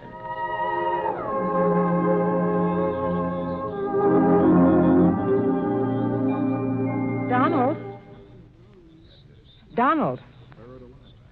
Sergeant Donald Bellwether. Please, Reba, can't you see I'm absorbed in the sports section? So I see. Who's the girl in the bikini? A shot putter? Look, what's the difference if she's an athlete or a Hollywood celebrity? Why do you insist on disturbing me while I'm reading? Did you drop off the laundry this morning? Yes, dear. Did you mail my letters? Yes, I mailed the letters. Did you know that angry, brooding, and impatient drivers are the major cause of many accidents? Yes, I know. What? I said angry or impatient drivers behind the wheel cause many serious accidents. And when a driver is emotionally upset, he's more apt to make an irrational decision or take unnecessary chances. My dear wife, you ought to know by this time that I am a well-adjusted individual. I have complete control over my emotions. You didn't have this morning. Now, just because I burned the toast, you stormed out of the house in a fit of rage. You didn't even kiss me goodbye. Mm-hmm. You're determined to pick a quarrel with me, is that it? No, I just want you to drive safely. I don't want you to be under any emotional strain when you drive a car. I want you to return home safely. I love you. Come here, woman. Yes, darling. You sit right here on my lap, and I'll give you that kiss you missed this morning. And you promise you'll never again drive the car when you're angry? I promise. Oh, that's my Donald. That's my doll.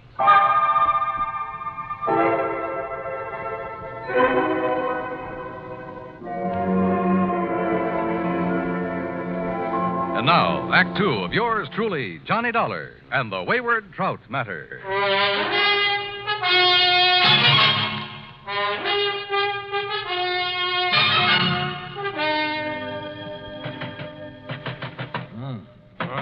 What is it? Hey, Johnny. Huh? Oh, it's Buster. You all right in there, Johnny? Oh, sure, I'm all right. Here, look. Holy, what time is it anyway? Almost 9 o'clock. Oh, look at those big red eyes. You weren't kidding. I feel as though Where's Gordon Hatch? Went out fishing at the crack of dawn. Said you'd promised to go with him, but he pounded on your door and finally gave up. Johnny, you look like you Hey, really... Buster, the folks you were expecting in from Los Angeles. Yeah, they came right after I left you and Mr. Hatch last night. 6 of them. I figured you wanted to be alone with Hatch to sort of feel him out. Yeah, I did. But is everything all right? Yes, so far as I know. And the point is, did you learn anything from Mr. Hatch last night? Only that he claims to have turned over a new leaf, is now the soul of integrity. Yeah? Well, I wonder. You say he's out fishing, huh? That's right. You know where he went? Well, one of his favorite holes, the one I told him about, is in the big basin about 10 miles up the lake. What about the folks from L.A.? They're still asleep in their cabins. Look, Johnny, like I told you, Hatch isn't the kind of trying any rough stuff, even against Mr. Fellows, the lawyer who sent him up one time. And he's here with that party? He's the one that organized it, made the reservations. Now, listen, Johnny, I may be all wrong about Hatch. In spite of his threat to get even with Fellows? Well, I mean, maybe he's gone straight. He certainly acts like a nice enough guy. Yeah. Well, the only thing I can do is keep an eye on him. If he makes a play, I'll nab him. If he doesn't, well, my trip out here will have been wasted. Wasted? I thought you and I were going to do some fishing. Oh, well, now that's different. Ooh. Hey, I better get some breakfast in me. Yeah, sure. I'll tell Mary over at the cafe to have it ready for you. Yeah, okay, Buster. Sunny side up and with plenty of strong, dark black coffee.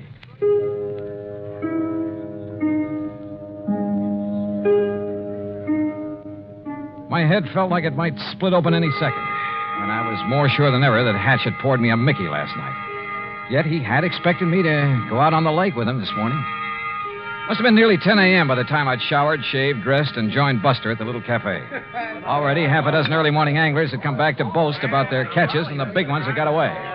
Now, don't you tell us all, Buster, but that big one, Buster, he must have been 8.5 pounds. Yeah, I'm sure it was, Mr. Hector. Well, the place I lost him was in the second cove this side of the dam by the big square rock. Second cove this side of the dam, did you say? That's right next to the big square rock. Hey, Jim, I know a great spot for us to try this afternoon. Yeah, I heard that, too. Now, don't you tell us all about that spot, Buster. Cross my heart, Mr. Hector. Good. Say, Henry, I want to tell you about a place I found this morning. You feeling any better, Johnny? Yeah, much. Now, listen. If Gordon Hatch is up here after the money and jewelry of Mr. Fellows and his party, or for any reason at all connected with them, yeah? I think you and I had better hop into a boat and get... Mr. Faber. Oh, yes, Miss Fellows. Good morning. Please come outside quickly. Come on, Johnny. Right. Miss Fellows, this is Johnny Dollar, a friend of mine, a special investigator. Oh, thank goodness you're here, Mr. Dollar. Buster, we'd been robbed. What? When, Mrs. Fellows? Sometime during the night. All our jewelry, Mrs. Harkins and Mrs. Peterson's and mine. Why, it must be hundreds of thousands of dollars worth. My diamond brooch alone I is see worth... you found him, Martha. Yes, Ralph. Oh, this is Mr. Dollar, and he's some kind of an investigator. Good. I've heard of you, Dollar. I've told them, Ralph, about the jewelry. Yeah, well, whoever did it got our money, too. With all we brought along to gamble in Vegas, it must be over $20,000. And how he managed to sneak into our cabins... And without waking us, too. Of course, we were pretty tired last night. Well, good Oh, morning. Mr. Pratt. Oh, what seems to be... Johnny, glad to see you. How are you, Ham? I got some bad news for you. Yeah, Ham, it looks like he's done it. Oh? Gordon Hatch? Yeah. Better make a thorough search of his cabin. Gordon Hatch? Oh, no. I'm afraid so. Great Scott. So, Ham, look in his luggage, under the mattresses, anywhere else you can think of. Right, Johnny. Mr. Dollar, do you mean to say that Gordon Hatch is here at this point? Better look in his car, too, Ham. Under the car and the upholstery. Look here now, Mr. Dollar. Sorry, Mr. Fellows. I'll have to talk to you later. Come on, Buster. You and I are going for a boat ride.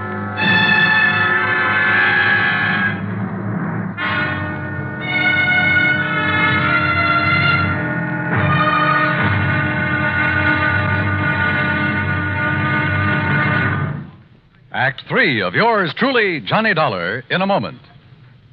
Do you know who Uncle Sam's lawyer is? If your answer is the Attorney General, you're absolutely right. But being legal advisor to the President and other governmental agencies is only part of his job. His main task is running the Department of Justice, which makes sure that the laws passed by Congress are carried out and that lawyers are available when the government must be represented in court. Let me give you an example. Suppose there is some question concerning the amount or kind of tax you should pay, or suppose you and the government don't agree as to which of you owns certain land. That's when the Department of Justice steps in to represent the government side of the case. If anyone is brought to trial for counterfeiting, smuggling, gold hoarding, or passport forging, the Department of Justice prosecutes the case. It also handles all matters dealing with legal immigration. And all of this activity is the responsibility of an important member of the President's cabinet, the Attorney General. Just as it is the duty of the United States government to protect each and every one of you, it is the duty of the Attorney General to protect the government of the United States. And now, Act 3 of yours truly, Johnny Dollar, and the wayward trout matter.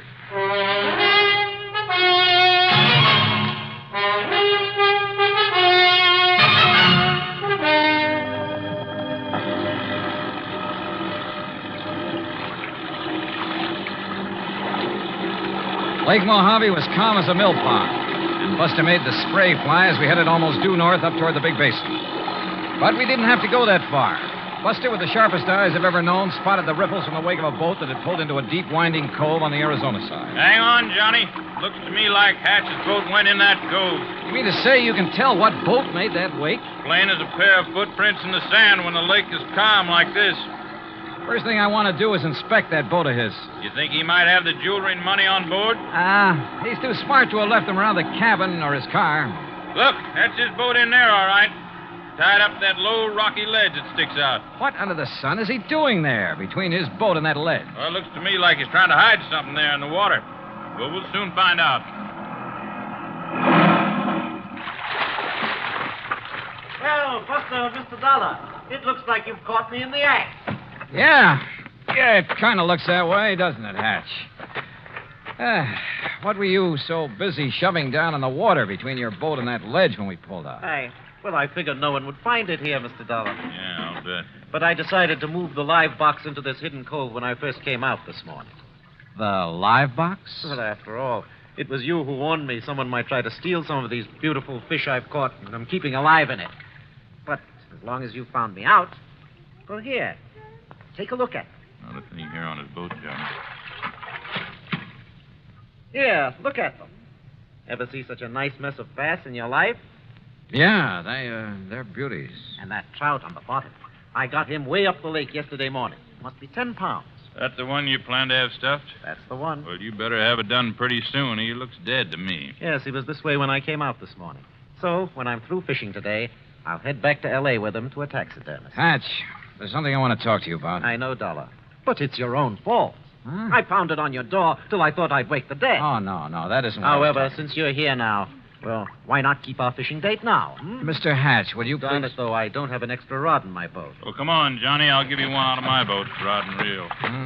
Oh, yeah, sure, okay. Dollar, I'll take you to fishing spots even Buster doesn't know about. Not a sign of the jewels and stuff on his boat, Johnny. I even went through his tackle box. Well, maybe he's hidden the stuff somewhere along the shore. If he's the one who took it. He looks and talks as innocent as a baby. So the only thing I can do is keep an eye on him, try to feel him out. Come on, boys. Time's a wasting. Oh, here, Johnny, you try this rod on for size. Well, that looks good to me. And here, take along a couple of these fast strike minnow hooks. If anything, they'll get you big bass. They sure will. Yeah, or maybe a trout like the one that Mr... What's the matter, Johnny? Come on, Buster. What? What's the matter? Well, it's about time. What were you two gabbing about over there? Say, Hatch, I want another look in the live box at that big trout. I don't blame you a bit. Step into the boat, and I'll raise the top so you can really see it. No, I think I'll pull the whole contraption up here on the ledge. That'll take the fish out of the water. Well, you said that trout was dead early this morning. Well, that's right. Then why is he on the bottom of this thing? Why isn't he floating belly up? Here now. I don't know, but I don't see what... Now, wait, what are you doing? Oh, those beautiful fish in there will die like the trout. Oh, I just want a real close look at that trout. Oh, just a minute. These live ones will hold still long enough for me to... Dollar, put them back in the water. Here we are. Ooh, 10 pounds? Look here now. Why, this fish weighs 20 pounds if he weighs an ounce. Dollar? And no wonder the way you've got him stuffed full of... Well, how about this? A beautiful diamond brooch. No wonder you decided to get back to L.A. And not to stuff this trout, but to unstuff him. And how about this bracelet? Emeralds, aren't they? And look at these nice new $100 bills. A bit wet, perhaps? You're holding more than money and jewels in your hand, Dollar. Oh, now, put that thing away. I'm talking about your life. And I won't hesitate to pull this trigger unless you toss that money and those jewels into this boat. While I toss this over at you, Mr. Hatch? Put it down, Buster, or I'll shoot you, too. Toss me the jewels, Dollar. Toss them. And, Buster, stay where you are. How about the whole trout, Mr. Hatch? All right, drop that. Boy, Johnny, you really clobbered him. Yeah, but... Oh, Buster, if you hadn't thrown that oar... And if you hadn't hit him in the face with that wet fish, Johnny, he would have plugged you. Yeah, Buster. I always did like trout.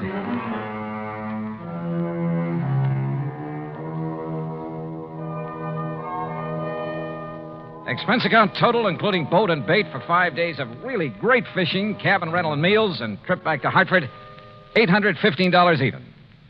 Yours truly, Johnny Dollar.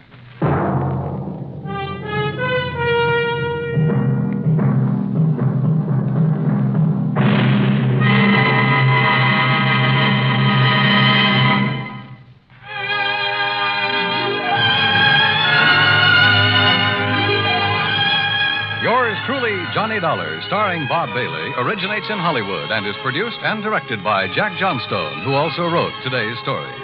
Heard in our cast were Eleanor Audley, Larry Dobkin, Barney Phillips, Edgar Barrier, Junius Matthews, Russell Thorson, and Alan Reed.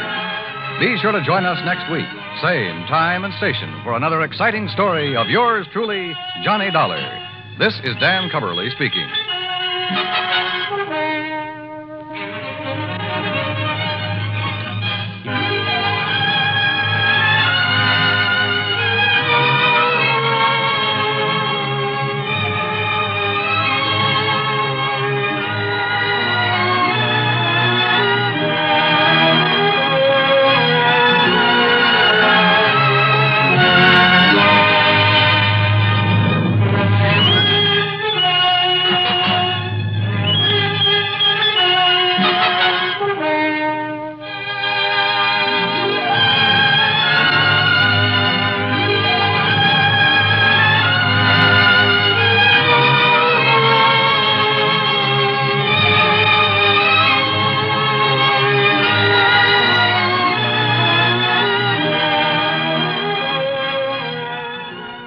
Yours truly, Johnny Dollar, has been a presentation of the United States Armed Forces Radio and Television Service.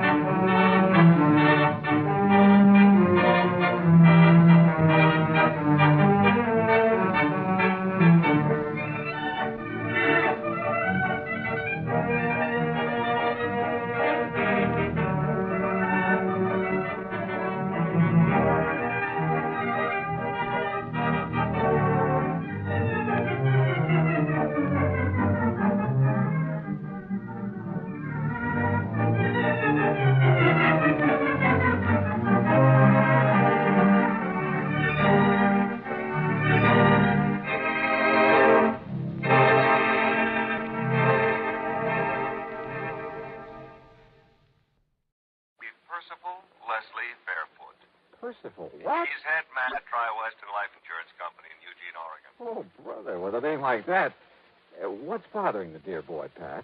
Exactly $50,000. Yeah, how'd he lose it? He didn't. He wants to give it to the beneficiary of a life insurance policy. What's the name of this beneficiary? Jonathan Doe, also of Eugene, Oregon. John Doe? That's now, right. wait a minute. That's You right. sure this isn't a gag of some kind? Hardly. I have a photostat of the policy right here in front of me. Okay, Pat, I'll take your word for it. I also take it that Percy wants to hand over the money but can't find this John Doe. Right. But maybe you can. Expense account at my usual commission based on face value of the policy? Well, now, Johnny, we usually make that percentage deal on whatever you may be able to save the company. But in this case, you'll stretch a point and give it to me. I didn't say Okay, that. Pat, it's a deal. I'll be in touch. Johnny!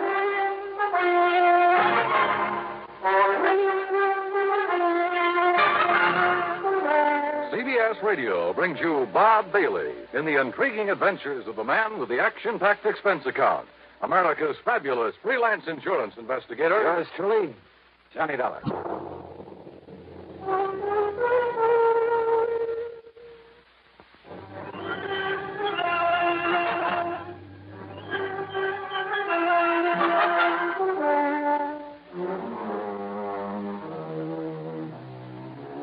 Expense account submitted by Special Investigator Johnny Dollar. To the Tri-Western Life Insurance Company, Eugene, Oregon. Attention, Mr. Percival Leslie Fairfoot. Wow. Following is an account of expenses incurred during my investigation of the really gone matter. Percy Fairfoot. And a missing beneficiary by the name of John Doe. Oh, well, it's a living. So in spite of the late hour, item 1 is $162.85 plane fare, Hartford to New York to Portland, Oregon. For some reason or other, I couldn't get to sleep during the cross-country flight. Of course, it may have had something to do with the good-looking redhead in the seat next to me. In any event, by the time we pulled into Portland a few minutes after 4 a.m., I was bushed. Then I had to wait some 4 hours for the local flight to Eugene. It was after 11 a.m. when I finally walked into the office of Tri-Western on Jefferson Street.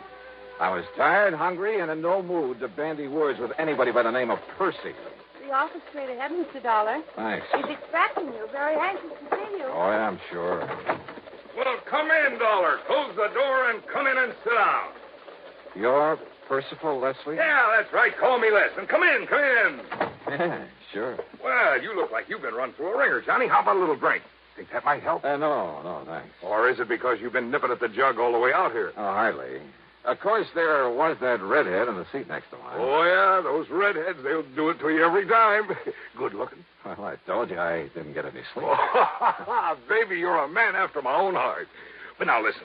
Did Pat McCracken tell you why I wanted to see you? Something about a missing beneficiary. Now, here's a story in a couple of nutshells or two. We got a lot of farms around here. Big ones, little ones, all kinds. A few years ago, Harvey Wakeman and his family came out here. That's Mrs. Wakeman and his 20-year-old son, Ben. It's Wakeman's policy that's involved? Just let me give it to you my own way. It'll save time. Huh? Yeah, shoot. Well, Wakeman used to be a professor at some agriculture college somewhere back east. When his doctor told him if he didn't stop teaching and retire, he'd die before his time, why, he came out here and bought this farm up this side of Coburg and went to work on it. He called that retiring? Oh, he did wonders with it. And when he died a few weeks ago... Les. Yeah? A wife and son? That's right. But he left the insurance to somebody by the name of... That's right, to a man named Jonathan Doe. Just who is this John Doe? Ask me, Johnny. He isn't. Well, what do you mean by that? You ask me, Jonathan Doe is dead. Now, he must have known old man Wakeman was leaving him this money, so why isn't he around to collect it? Yeah, I see. Tell me one thing, Les. What's that? How did Wakeman die? Sound asleep in his own bed in his own house. Nothing to be suspicious about, if that's what you meant. Okay. Now, let's get back to Jonathan Doe. Wakeman's best friend, Johnny. Had a farm just north of Wakeman's on a little side road. The way I understand it, Wakeman spent almost as much time this past year over at Jonathan's helping him out as he did on his own farm. His best friend? Yeah, that's why he left him the insurance money. After all, he left his widow and his boy his own farm worth 3 or 4 times that much. I see. But now my problem is I can't find Jonathan Doe. Well, he just disappeared? Just disappeared. When? About the same time Harvey Wakeman died, near as we can figure it. That was 3 months ago. What did the police think? Well, they decided the only thing we can do is wait. Maybe he'll show up again. But you ask me, Johnny. Yeah? That means wait for 7 years until he's legally presumed not to be alive, and then give the money to the secondary beneficiary. Legally presumed not to be alive? That's a funny way to put it. Well, that's the way Harvey Wakeman had me write it in his policy. But you know what it means, Johnny. Sure, the statute of limitations. When someone fails to show up for 7 years, the law presumes him to be deceased. But this company doesn't like that sort of stuff hanging over its head. So, Johnny, it's up to you. Either find this Jonathan Doe or, more likely, prove him dead. So how are you going to start? You know something? Yeah. Well, you've given me so much to go on. Right. That, Les, I haven't the least idea.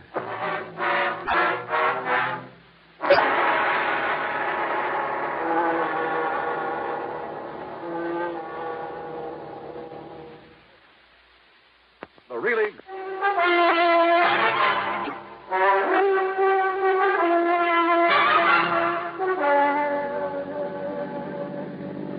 Expense account item 2, $50 deposit on a rental car after a big lunch at Les Fairfoot's expense. I crossed the Willamette, then drove north. A couple of miles this side of Coburg, I found the prosperous-looking Wakeman farm. As I pulled up in front of the house, a clean-cut young fellow in blue jeans came over to the car. Afternoon, mister. Can I help you? I'm Ben Wakeman. Yeah, hiya, Ben. My name's Johnny Dollar. Dollar? Insurance investigator. Oh, then you must be here because of Jonathan Doe. Yeah, that's right. Sure saved you people a lot of time and trouble if Mr. Doe showed up, wouldn't it? Any idea what might have happened to him, Ben? Me? Why, no, sir. Well, I have, Mr. Dollar. I could hear you through the window. I'm Mrs. Wakeman, and I have a couple of ideas about what happened Oh, today. how do you do, Miss Wakeman? You know what I think? Well, now, Ma. I think Jonathan Doe was just so broken up over my husband's passing that he couldn't bear just staying around not being able to do anything about it. Ma, They were listen. the closest friends that ever lived, Harvey and Well, Jonathan Doe. tell me, Mrs. Pa Wakeman. spent more time with him, helping him, loaning him his implements. Well, maybe I he... guess our Alice Chalmers tractor is still over there. Ben? I know it is, Ma. And as soon as Mr. Waverly says it's All okay, right, I'll... all right. Yes, Pa spent more time with him lately than he did here. And with the Chocopaws going, well, I just think he went away. Ma, I don't mean to argue with you, Ben, the more you say no, the more I believe it's true. You just know the best way to keep me thinking something is to say it isn't so. You're just like your father was. You said you had two ideas, Mrs. Wakeman. Well, of course, Mr. Dollar. Any reason why this Jonathan Doe wasn't just, well, murdered? Ma, please. Any reason you know of why somebody might have murdered him? Well, no, but just the same, it's a possibility, isn't it? What sort of a man was Jonathan Doe? Well, according to Pa. No, I mean in your own opinion. Well, you see, I just never did get around to meet him. Goodness knows I told Pa to invite him over here to Sunday dinner often enough. Ben? Sir? Well, that is, I never met him either. I offered to go over there with Pa a couple of times and maybe help him out, but... You want the truth, neither Ben nor I ever really saw his farm close up until they told us he'd disappeared. It wasn't that Pa kept us away from him. It's just... Well, who around here did know Jonathan Doe? Well, actually, well, I guess even we wouldn't have known about him if it hadn't been for Pa. That's true, Mr. Dollar. It's just that... Well, Kind of funny that they knew so little about Mr. Wakeman's closest friend and beneficiary of his insurance. But the more I questioned them, the more sure I became that they really didn't. More important, tired as I was, Mrs. Wakeman's constant jabbering nearly drove me off my rocker. So after learning that the Eugene police had made what little investigation there was, I drove back to town, dropped in at headquarters.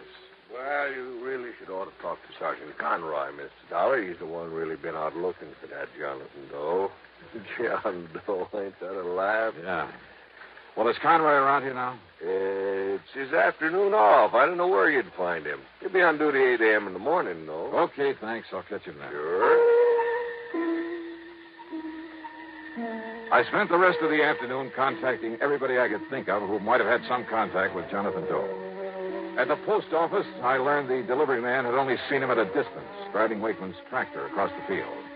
None of the merchants remembered his having ever come in. I drove out into the country again, talked with other farmers living nearby. None of them knew anything about him, nor had ever seen his face. I drove to his farm, went over the place with a fine-tooth comb. Result? Nothing. Except, perhaps, that it was obvious he'd never owned a car or any livestock, nor many of the usual agricultural implements either. As a matter of fact, the Alice Chalmers Mrs. Wakeman mentioned was the only motorized piece of... Wait a minute. No car. I went back to Eugene again, checked with ticket offices, bus, plane, and railroad. Nothing. I began to wonder if this John Doe ever existed. But then at City Hall, in the Hall of Records, I had that idea knocked right out of my head. Well, here are the records, Mr. Dollar. All in order. Dollar, tell me this. Did you ever see and talk to this man? Well, no. Well, who in this office might have talked to him? Well, I would have. But, you see... Hey, now, wait a minute. Where's the signature on these? Well, you see, they were all signed by Mr. Waverly. Waverly? Well, that's lawyer John Waverly had his power of attorney. Where'll I find him? Well, I understand he went up to Portland this afternoon. Oh, son of a gun. Somebody around this town must have known this Jonathan Doe, must have seen him somewhere, sometime. Well, of course, Mr. Dollar. All right, who? Well, now, that's something I just don't know. It was late, and I was beat, so I grabbed dinner in a room at the Barclay. That's item 3, 1170, and spent the next 9 hours getting some much-needed sleep. Item 4, first thing in the morning, $1.85 for breakfast. Then I barged on over to police headquarters again. Sergeant Conroy was cooperative enough, but not very helpful, if you know what I mean. Well, you've learned just about as much about Jonathan Doe in one afternoon as I have in 3 months. Yeah, but, Sergeant, it just doesn't make sense that no one, not one, around here is... Well... If only I didn't know young Ben so well. Man? You've seen him? Chip off the old block. Just as hard-working, just as honest as his father was. Well, what about him? Well, anybody else but him, I'd have locked him up first and asked the questions later. What are you talking about? Speaking of that, you ever get so many answers to questions you didn't ask as when Mrs. Wakeman started Wait a minute, acting listen, away? Conroy. Nice enough woman, I guess. I always did feel sorry for Mr. Wakeman having that mouth of hers around all the time. Wait a minute, will you? What do you mean about young Ben? The insurance, What? Secondary beneficiary, you know. It's Ben who gets that money if Jonathan Doe never shows up? That's right. Well, at least that's... You're sure of that? Well, that's what I understood from Les Fairfoot. He's the... Yeah, I know who he is. But why he didn't tell me that? Conroy, I'll see you later. Now, look, Dollar, I told you about that boy. That boy is somebody I want to find out more about for myself.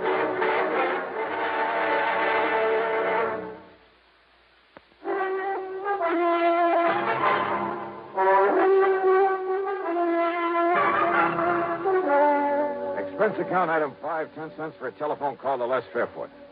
Johnny, you're not trying to tell me Ben could have killed Jonathan Doe to get that $50,000 7 years from now? Didn't he? Oh, I know that boy. I've known him for years. Or maybe he paid him off to disappear this way. When by simply staying around, he could get $50,000. Are you sure that Jonathan knew he was beneficiary of that policy? Well, I'd certainly imagine old man Wakeman would have told him so. Wakeman ever say he did?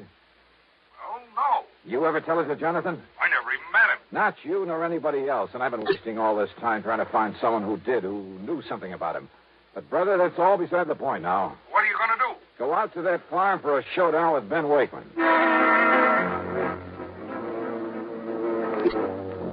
Showdown? I'm afraid I kind of made a fool of myself trying to trick that boy into confessing that he disposed of Jonathan Doe. He had an answer for everything. But I mean a straightforward, honest, eye-to-eye answer.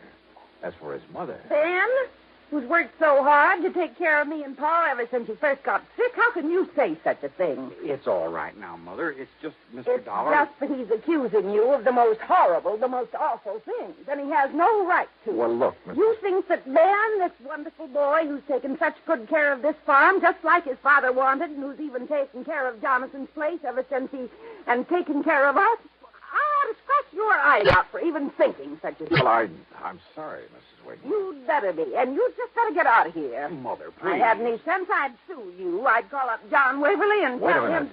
Waverly? That's right. Lawyer Waverly. He was Dad's attorney, Mr. Dollar. Your father's, too? Of course.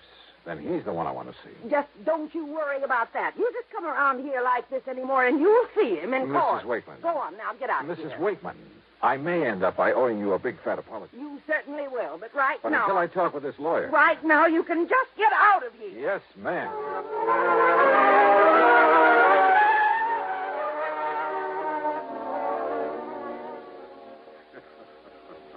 Well, I can't say that you were very wise, Mr. Dollar, trying to, shall we say, cross swords with Mrs. Wakeman.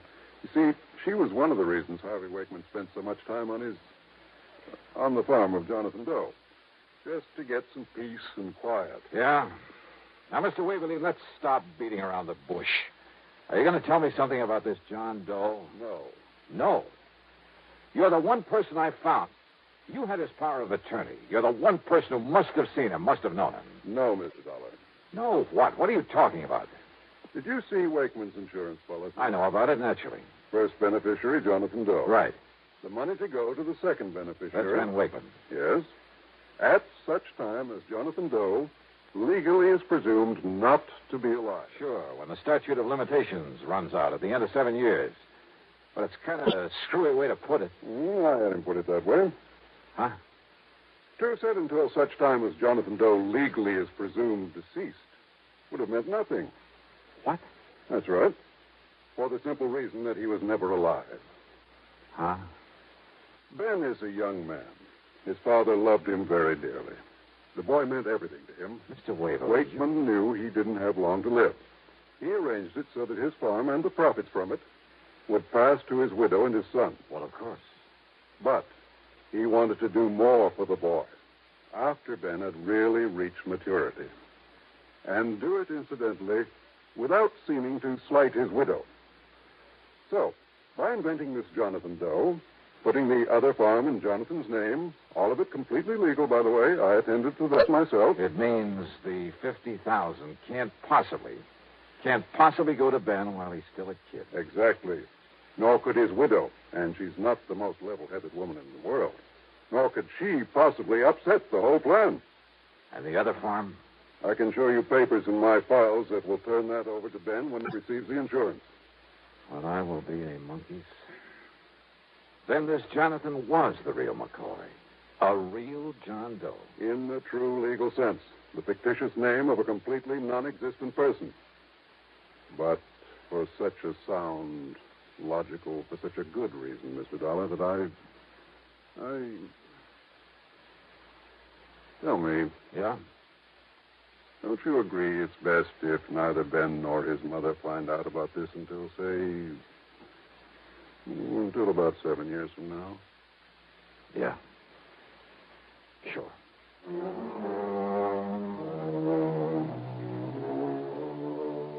So, Les, you can just hold this $50,000 payment outside and outstanding for a while. And don't forget to keep up the interest on it. Also, I think you have sense enough to keep your mouth shut about it. So, expense account total, including another hotel bill and the trip back to Hartford, $401.05. Yours truly, Johnny Dollar.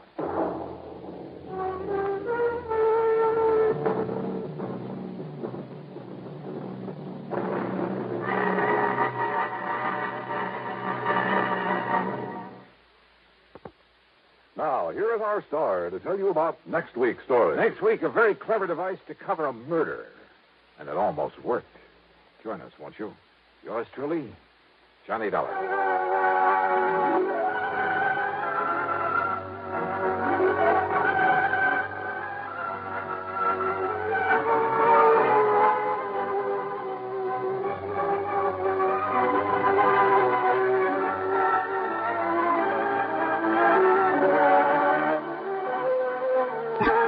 Yours truly, Johnny Dollar, starring Bob Bailey, originates in Hollywood and is written, produced, and directed by Jack Johnstone. Heard in our cast were Virginia Gregg, Lawrence Dobkin, Marvin Miller, Sam Edwards, Junius Matthews, Stacey Harris, and Bart Robinson. Be sure to join us next week, same time and station, for another exciting story of yours truly, Johnny Dollar.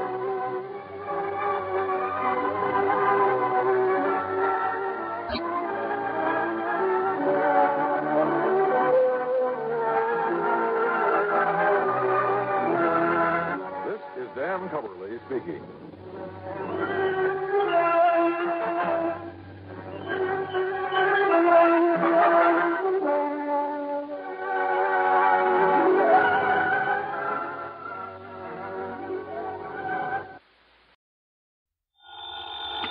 Johnny Dollar.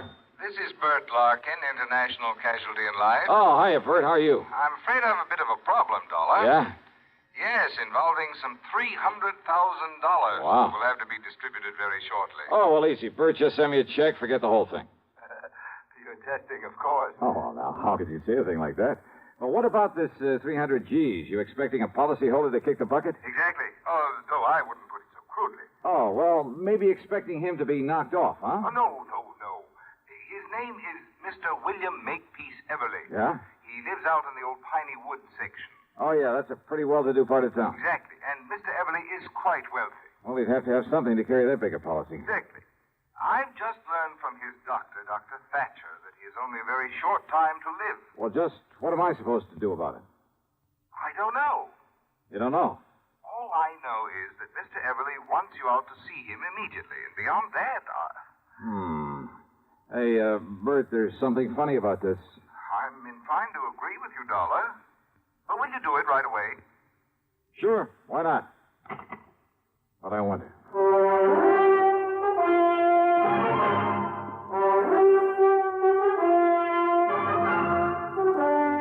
CBS Radio brings you Bob Bailey in the exciting adventures of the man with the action-packed expense account, America's fabulous freelance insurance investigator. Yours truly, Johnny Dollar.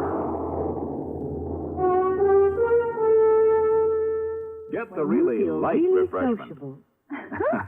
This is where I talk, Kay. Get the really light refreshment. That's Pepsi-Cola, of course. I just wanted to say be sociable, Charlie. Of course, Kay. Be sociable. Have a Pepsi on the road or at home. It always refreshes without filling. Charlie. Pick up extra cartons now. Pepsi is so delicious it goes fast. That's why you should keep plenty of Pepsi on hand. Oops. Maybe I'd better sing. Be sure to say keep Pepsi handy. Yes, Charlie. But the song says it sociably. Be sociable. Look smart. Keep up to date with Pepsi. Drink light, refreshing Pepsi. Stay young and fair. Debonair. Be sociable. Have a Pepsi. What Kay means is get plenty of Pepsi next time you shop. Well, yes. And now, Act One of yours truly, Johnny Dollar.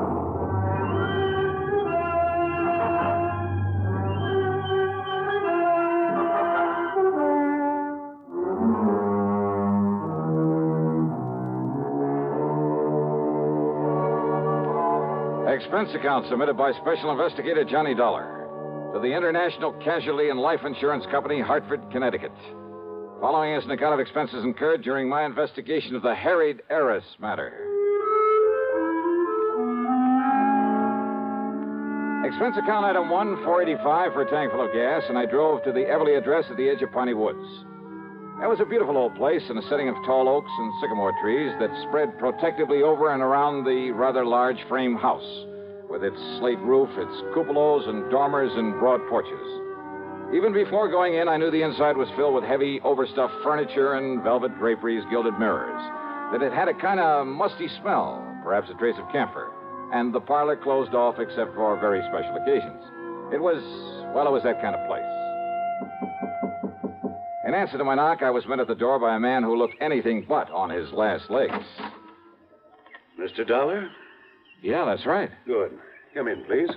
Thanks. But are you Mr. I'm Dr. Thatcher. I'm the one who called your insurance company. Oh, I see. At Mr. Everly's request. Or I should say at his insistence. Come along, please. He's in his bedroom upstairs. Yeah, sure. I'm afraid he has only a few days to live, Mr. Dollar. Early yesterday, I notified his stepson, Alfred Harker, but I haven't been able to locate his niece, Nancy Everly. And that is what has him upset. That's why he wants to see you. Oh? They're his only living relatives, by the way. Well, just what does he want me to do? Well, suppose I let him tell you. Oh, and although he realizes he hasn't long to live, he has no idea how short his time really is. All right. Please bear that in mind when you talk to him. Yes, sure. And above all, try not to excite him. Now, in here, please. Oh, okay, thanks. Mr. Everly, I have brought Mr. Johnny Dollar. Oh, isn't that nice? Well, sit down here beside my bed, Mr. Dollar. Let me tell you why I've sent for you. Yes, certainly, sir. Well, young Thatcher here doesn't really know what he's talking about, but he seems to think I have only a few months to live. A few months? Of course, I don't believe him. Mr. Dollar, I'll probably end up outliving both of you youngsters. That's the spirit. Well, I hope you do, sir. But he's given me something to think about. My estate. What about it, sir? I've willed everything to my niece, Nancy. And my insurance automatically goes to her in the will. Or did you tell him that, Thatcher? I thought it better if you did. Yes. Well, Dollar, it's not only because she's been kind and loving over the years, but, well, she's had gumption enough to stand on her own feet, rather than depend on me for a living. Where is Nancy, Mr. Everly? I don't know. Well, But I want you to find her, Mr. Dollar, and bring her here so that I can see her before I... Well, now, I still don't believe this young sawbones, but I... Yes, I think I understand, sir. And she is your only heir, your only living relative? I told you, Doctor. My only heir. And I want to be sure. I want you to be sure it stays that way. Well, I'll do everything I can. I want nothing to go to my stepson, Alfred Harker. I see. Idle, worthless, sponging off me all these years, even forging my name to checks to get my money now and then. That kind, huh? Yes. And if he finds out I'm leaving everything to her, there isn't anything he wouldn't do to... Please, take it easy, Mr. Everly. I'm all right. Well, of course, Nancy realizes this about Alfred, doesn't she? No. And that's why you must find her. Bring her to me. I'll certainly try, sir. Yes, you must. Please, Mr. Everly, and now if you... anything happens to me, you must protect her from him. You must. You... Dollar, quickly, hand me that hypo down the trail. Yeah, sure, Doc. Here you are. I was afraid he might get too wrought up over this. Oh. There now. Just relax, Mr. Everly. Relax. Yes. Thank you.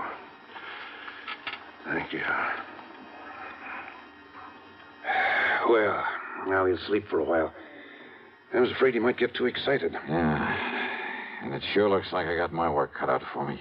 I'm afraid so. At least this Alfred Harker doesn't know that his stepfather's money, his insurance... I'm afraid he does, though. What's that? I didn't realize... Realize what? But when I called him and told him Mr. Everly was You dying... told him Nancy is the only heir? Yes, and I shouldn't have. Have you any idea at all where I might start looking for Nancy? No, Dollar, I'm afraid not. But if you don't know and the old man doesn't know, how do I... Oh, great.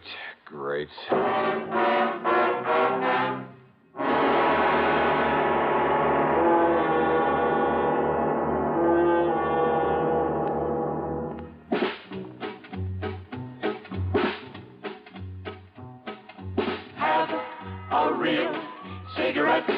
Have a Camel. Have a Camel cigarette. Have a real cigarette. Have a Camel. Have a Camel cigarette. Best tobacco makes the best smoke. Have a Camel cigarette. Best tobacco makes the best smoke. Have a Camel cigarette. If you're smoking more these days, but enjoying it less, change to Camels. The Camel blend of caustic tobaccos has never been equaled for real smoking satisfaction. Have a real cigarette. Have a Camel. Start to really enjoy smoking again. And now, Act Two of yours truly, Johnny Dollar.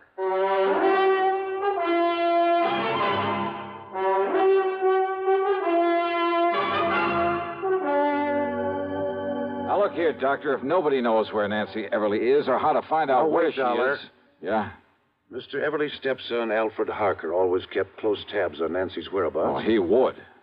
Well, what do you mean? Sure, so that if anything happened to the old man, he could start sponging off of her. Now, look, it's Yes? important.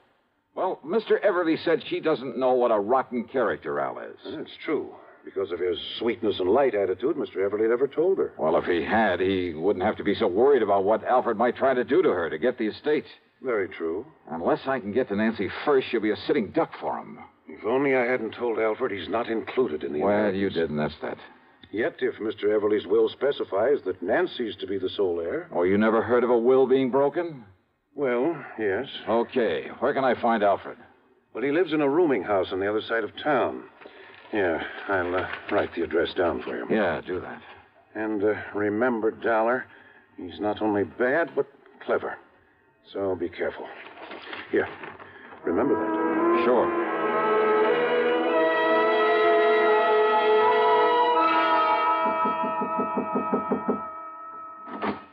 You looking for that young Mr. Harker, mister? Yeah, that's right. Yeah, well, he ain't there. I'm the building super. Now, where can I find him? Don't ask me. All I know is he packed a couple of bags yesterday morning and left. All right, look here. I'm a private investigator. My credentials. If you'll just let me get into Harker's apartment. Oh, here. Here, this 5-spot be of any use to you? Oh, now, you know better than to ask that, young fella.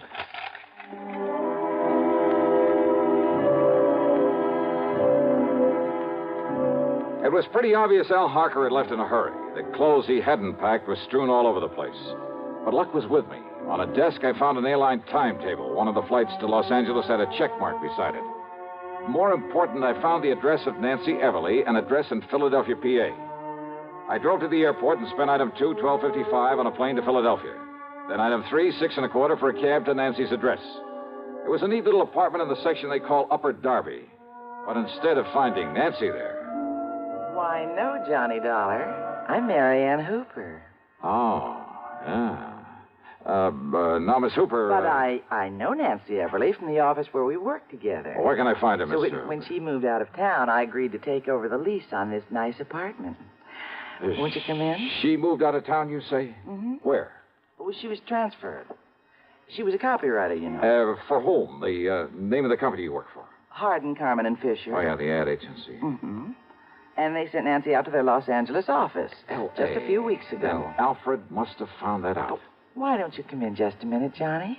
It's awful chilly out here. Hey, listen, do you have her address in L.A.? Well, no, but maybe at the office. All right, okay, thanks. Thanks very much. Johnny, has she done something wrong? No, she hasn't. What?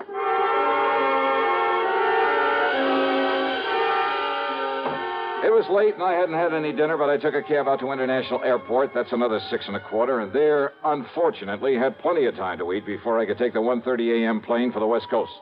The meal is item 5, $3 even. Item 6, $161.60 plane fare to L.A. Item 7, another $6.25, taxi into the office of Hardin, Carmen, and Fisher, where I had to wait for the joint to open up. Then I talked to the receptionist. No, Mr. Dollar, Nancy isn't here. Oh, then I'll go out and grab some she won't breakfast. Be in at all today. When does she come in? What did you say? I said she isn't coming in today. Why not? Well, I don't know. Oh, then give me her address. Yes, certainly. It's 1308 Pandora Avenue out in West Los Angeles. Okay, thanks a lot.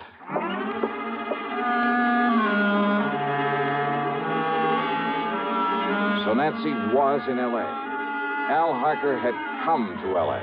And Al knew he'd get none of Mr. Everly's estate unless... Unless what? Oh, I hadn't the least idea. But I knew that he was clever, which meant there was no time to waste in getting hold of Nancy. Item 8, $3.50 for a cab to 1308 Pandora, and there from the landlord... Oh, believe me, this was the one I hadn't anticipated. Oh, she lives here, all right, but she isn't here now. Well, do you have any on idea? a little trip a few hours ago. Trip, did you say? That's right. She and a real nice-looking young man. Do you know his name, who he is? No, I can't say that I do, but a real charming, nice-looking Well, look, do you know where they went? man. Oh, I sure do. Well, where? She said they were going over to Las Vegas. Vegas? And you know something? I think they're going over there to get married. Ouch. Munch, munch, munch a bunch of Fritos, corn chips. It's not polite to smack your lips, but you can't help it with Fritos, corn chips. Munch, munch, munch a bunch of Fritos, corn chips. That's right, Fritos corn chips. So crisp and light, there's contentment in every munch. Serve them at outdoor parties, as a snack or with dips. Fritos corn chips are so good with cold drinks, everyone will want to munch a bunch. Fritos have a flavor no other kind of chip can match. Munch, munch, munch a bunch of Fritos, corn chips. Fritos are golden chips of corn just made to munch. Keep Fritos corn chips on hand for the perfect warm weather between meal treat. Tuck a bag in every lunch, picnic or otherwise. Serve them with sandwiches, salads, all summer meals. Fritos corn chips are full of good, crisp, refreshing flavor. Fritos, Fritos corn chips. Munch, munch, munch a bunch of Fritos, corn chips. Now, back to yours truly, Johnny Dollar, and the harried heiress matter.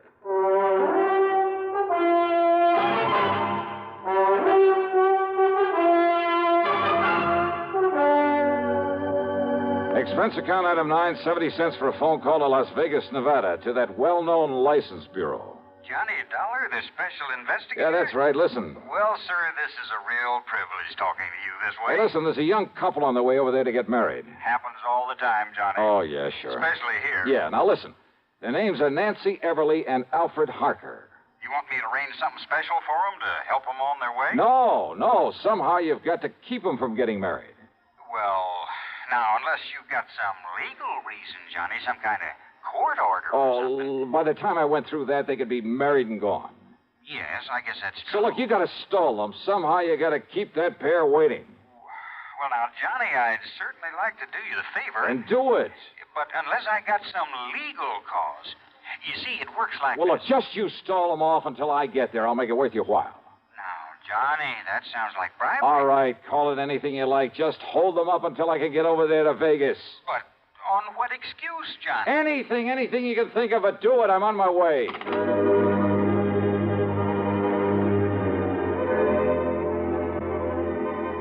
Alfred Harker's plan to get hold of the Everly fortune was all too obvious. All he had to do was marry Nancy, and he'd have it automatically. Item 10750 for a fast taxi out to Lockheed Air Terminal in Burbank. And how come we didn't pick up a lot of tickets for speeding along the way? I'll never know. That driver really earned his tip. Item 11, $200 even for a charter flight to Las Vegas. And I knew the kids had had plenty of time to get there ahead of me. Item 12, $1 for a cab into the license bureau. And I'm sure honored to meet you, Johnny. Yeah, and you say they've already been here and gone, huh? Now, I tried to stall them here just as long as I could. Oh, yeah. But after a while, I'm afraid it got to be kind of obvious. Okay. But I tried all right. Okay, here. Here, thanks. This is for your trouble. Now, Johnny, I wouldn't think of Now, look, taking I'll that, double it if you especially can not tell me from where... You see, I'm a real fan of that radio program of yours that... Where they went from here to get married? Yes. Johnny, in this town. Yeah, well, they left here on foot, so it must have been somewheres in the neighborhood. Okay. So, would you like a list of the places around here where they can commit matrimony? Yeah, let me have it, will you?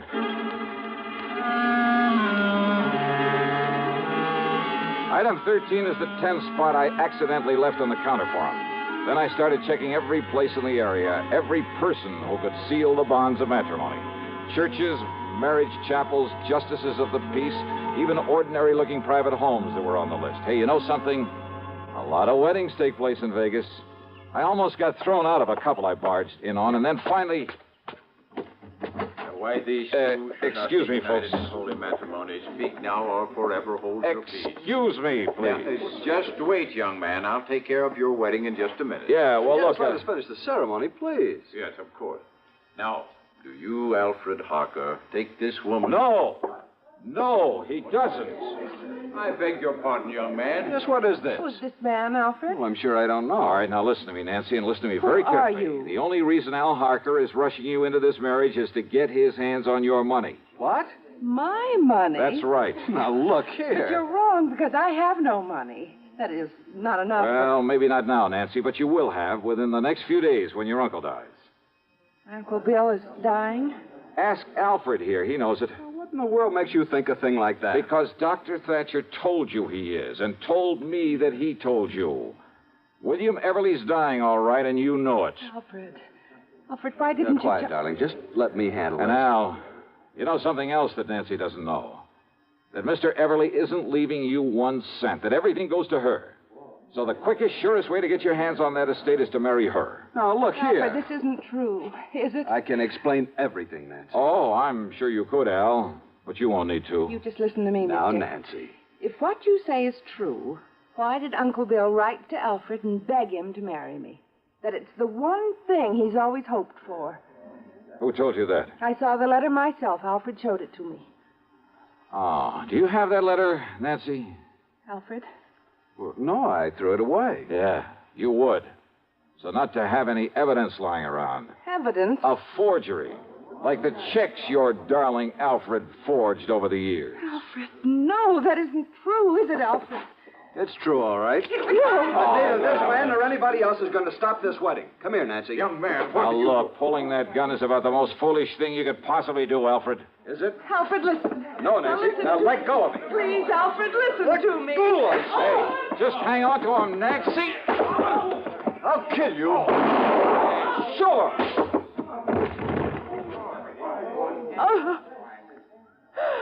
Oh, I'm sorry, Nancy. Terribly sorry.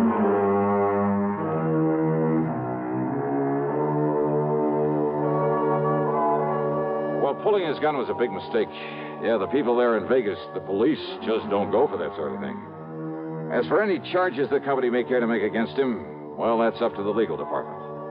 The main thing is to keep him away from her permanently. Incidentally, I managed to get her home to see her uncle before he died. Expense account total, including the trip back to Hartford, and for Nancy, too, of course, $76,425. Yours truly, Johnny Dollar.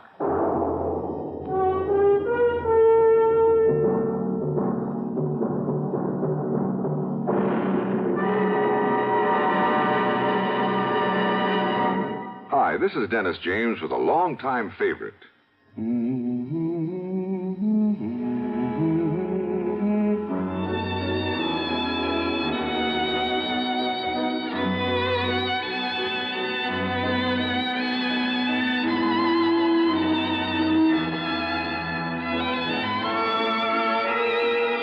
Yes, the longtime favorites are usually the best, aren't they? And one favorite folks have relied on over the years is Kellogg's All Brand. Since 1919, America's favorite natural laxative cereal. Kellogg's All Brand is the safe, gentle way to overcome irregularity caused by lack of bulk in your diet.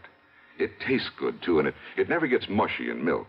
There's only one All Brand, Kellogg's All Brand. So relieve constipation the way millions do with Kellogg's All Brand. ALL-BRAN. Yes, you're so right to stay regular with Kellogg's All Brand. Try it, okay? Okay. Now, here's our star to tell you about next week's story. Well, first, let me shout a word of welcome to the network, to station KFBK in Sacramento, California. Glad to have you with us. Next week, I'm called in to help a small company that's involved in the race to conquer outer space. And I'm sure you know there are plenty of people in this world who go to any lengths to put a crimp in this project. But in this case, the man behind all the trouble turns out to be a real surprise. The case I'll tell you about is called the Flask of Death Matter. And believe me, there's lots of excitement and suspense. So join us, won't you? Yours truly, Johnny Dollar.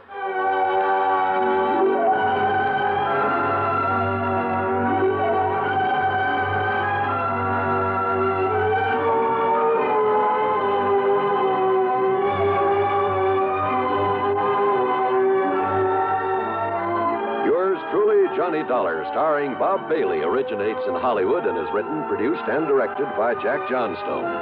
Heard in our cast were Virginia Gregg, Gene Tatum, Lillian Baeff, Marvin Miller, Russell Thorson, Bart Robinson, Forrest Lewis, Sam Edwards, and Harry Bartell. Be sure to join us next week, same time and station, for another exciting story of yours truly, Johnny Dollar. This is John Wall speaking. Suspense follows on the CBS radio network. You know, Dooley, I've been reading up on hypnosis. Come here and let me try it on you. I'm an officer of the law and don't approve of making a man divulge his secrets. However, I'll stand by in case there's criminology involved. I just want to clear up some of his problems, Officer Suds. I haven't got any problems. I'm the soul of contentment. Maybe that's your trouble. You're too contented. Lie down, Dooley. You're going to sleep. I feel so good. He's under my influence. Now, little tyke, get up. Go straight to the beer of your choice. Astounding. He's heading for Utica Club. 'Cause Utica Club will still take the trouble to age beer the natural way. Utica Club, you see.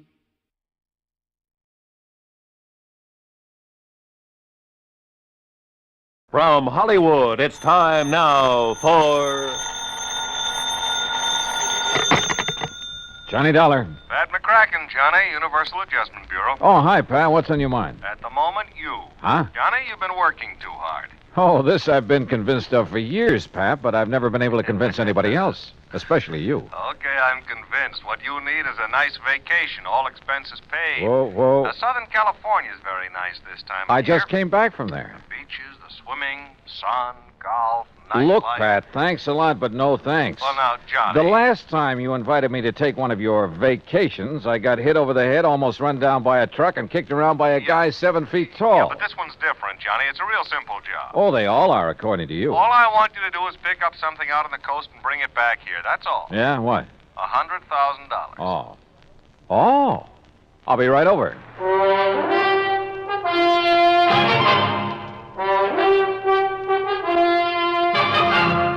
Bob Bailey in the exciting adventures of the man with the action-packed expense account, America's fabulous freelance insurance investigator. Yours truly, Johnny Dollar.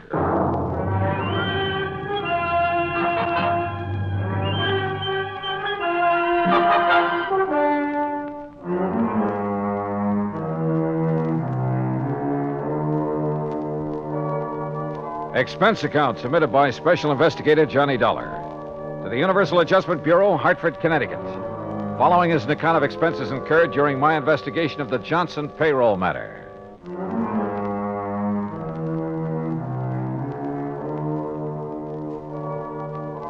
Expense account item 1, $1.25 cab fare from my apartment to the office of Universal Adjustment Bureau in Pat McCracken. Well, $100,000 made you prick up your ears, Johnny. Sit down. Okay, Pat.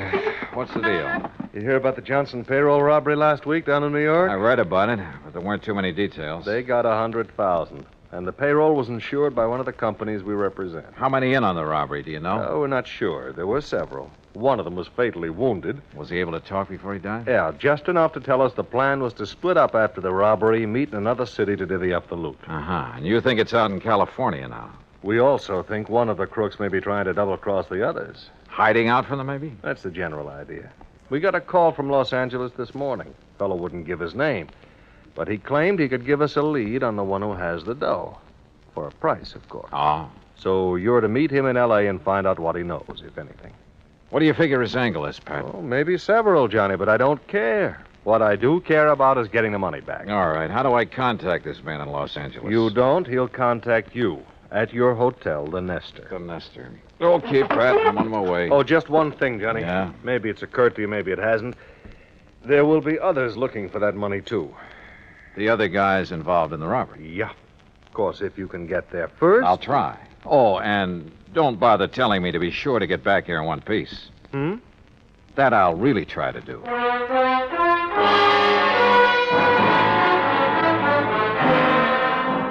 Expense account item 2, $187 even, air transportation and incidentals to Los Angeles. I've been told to stay at the Hotel Nestor, so I took a cab. That's item 3, $5.50 from the airport. It was just getting dark as my cab pulled up in front of the place. Before I could get out, somebody got in. Oh, I'm sorry. I didn't know this cab was occupied. Well, that's okay. Welcome aboard. Here, I'll get out and... Oh! It's okay. I've got you. Sorry, I lost my balance. Must have got my heel. You may be sorry, but I'm not. I can't think of a better way to arrive in a strange city than with a beautiful girl in your arms. If you'll let go of me. Oh, yeah, well, if you insist. Thanks. I'm sorry. Oh, wait a minute. You can have this cab as soon as I get my stuff out. Oh, that's all right. I'm in a hurry. I'll get another one. Goodbye. Oh, wait a second. I mean, after all... Oh, well.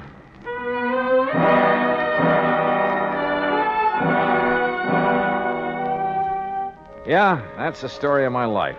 The best ones always seem to get away. I went into the hotel lobby to register, but found a message waiting for me from the informant who'd phoned to Pat. I was to drive to the little town of Corrado Beach down the coast and meet a man there first thing in the morning. There was a map showing me the way to a small pier where the meeting was to take place. Looked like Los Angeles had suddenly got too hot for him.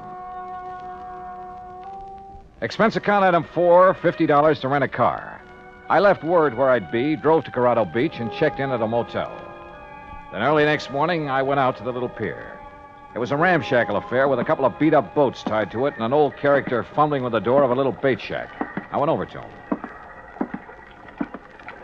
Hi. Morning. Having trouble? Yeah, some kid's been monkeying with this lock. You want some bait? No. This is one trip I didn't come to fish. How is it, by the way? Fishing? Yeah. Fine. Oh, just my luck. No, I'm supposed to meet somebody here. Oh? Must be that fellow out there. He was already there when I got here. Oh, where? Well, you see that boat, bottom side up on the pier near the end? You mean the man sitting beside it? Yeah. Got himself a fishing rod, looks like. Could be he wants some bait. I'll walk out with you and see if you don't mind. Oh, not at all. So the fishing's been good, huh? What have they been catching? Oh, quite a few bass last couple of days. Off the pier? Yeah. There's some kelp beds in close. Brings them in around here. Funny. Your friend there, you don't seem... Hey. Asleep, I guess. Hey, watch out. He's slipping. Grab him. I got him. But... Hey, mister. Mister, he isn't sleeping. That's right. He's dead.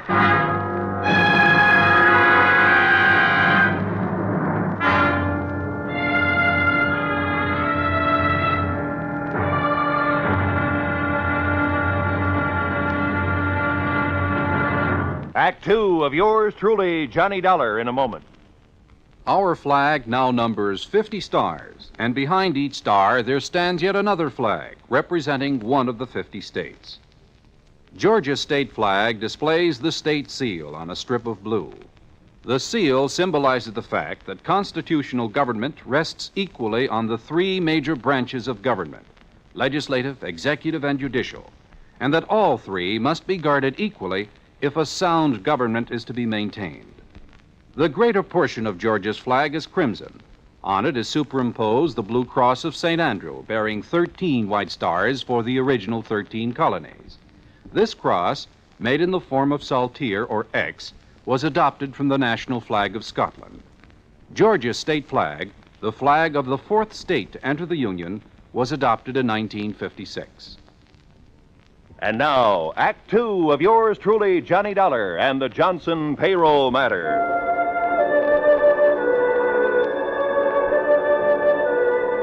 I'd flown 3,000 miles to meet a man, only to find him dead at the end of a rickety little pier at Corrado Beach, a knife between his ribs.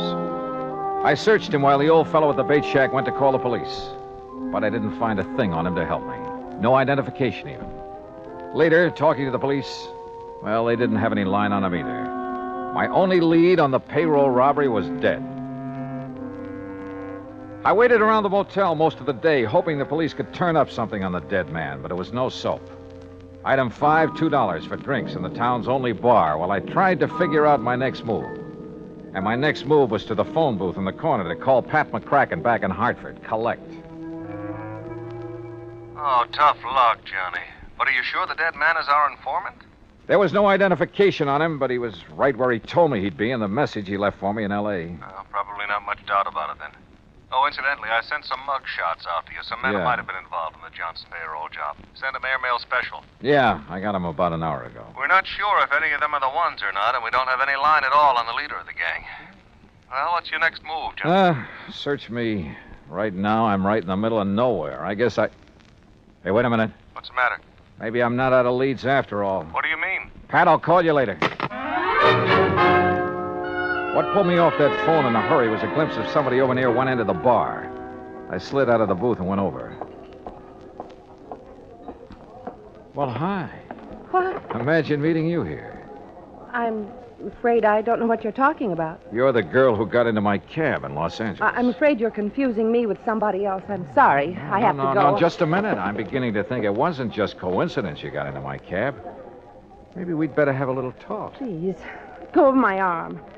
You've made a mistake, and there's nothing to talk about. Is he annoying you, lady? Now, look, bartender, I'm just trying to find... Yes, he is annoying me. Take your hands off her, buddy. Now, look, Joe. I mean it, and my name ain't Joe. I got you outweighed by about 40 pounds, buddy. You don't understand. Just let go of her and we'll talk it over. Okay. Thank you. Now, just what is it I don't understand, buddy? Skip it, buddy. So she got away from me. I grabbed my top coat off a hook and stepped outside the bar. It was damp and foggy out there. I put on the coat and started looking around for her, but it was too late. She was just plain gone. Then, walking along with my hands in my coat pockets, I realized there was something in one. A key to a motel room, but not mine. Funny. Then I remembered I'd had the coat beside me in the taxi when the girl climbed in back in Los Angeles. Yeah, she could have slipped it in the coat pocket then. But why? Now, that's what I wanted to find out. I looked up the motel. It was about a mile down the highway from mine, room 7. Yeah, the key fit all right. Then as I opened the door, I realized I had company right behind me. Freeze, Dollar. Huh? Who are you? Never mind. Inside. Move. Okay. Get that blind down. Okay. Oh, wait a minute. Your face looks familiar. Yeah, those mug shots McCracken sent me. You must be Slattery. Right boy. One of the guys they suspect of pulling the Johnson payroll job. Too bright for your own good, Dollar. You must be the one who killed the man out on the pier. The man who was going to tell me where the payroll door is. That's a nice stall, Dollar, but it won't work. What do you mean, Slattery? Blake killed him, and you know it. Yeah? Who is Blake? You want to play it coy, huh, Dollar? Okay, we'll do it your way. Blake's got the payroll door, and you're working with him. Just how do you figure that? Blake's girlfriend climbed in your taxi in Los Angeles. I figure she slipped you the key to this room. Hey, look, you got a few things all twisted. Shut up and stand still. This gun has a habit of going off sometimes. No kidding. So where's the dough? Take it or leave it, Slattery. I don't know. Well, it better be in this room. Yeah? And if it isn't? You guess. I don't think I need more than one. If it isn't here, I'm not leaving. That the idea? Oh, you leave, all right. It's just that you won't be walking out of here. Act 3 of yours truly, Johnny Dollar, in a moment. Over 150 years ago, the Swiss poet Henri Amiel wrote, "Heroism is the brilliant triumph of the soul over fear. Heroism is the dazzling and glorious concentration of courage." During the Korean campaign, Corporal Ronald Rosser was attached to the heavy mortar company of the 38th Infantry, 2nd Division, United States Army.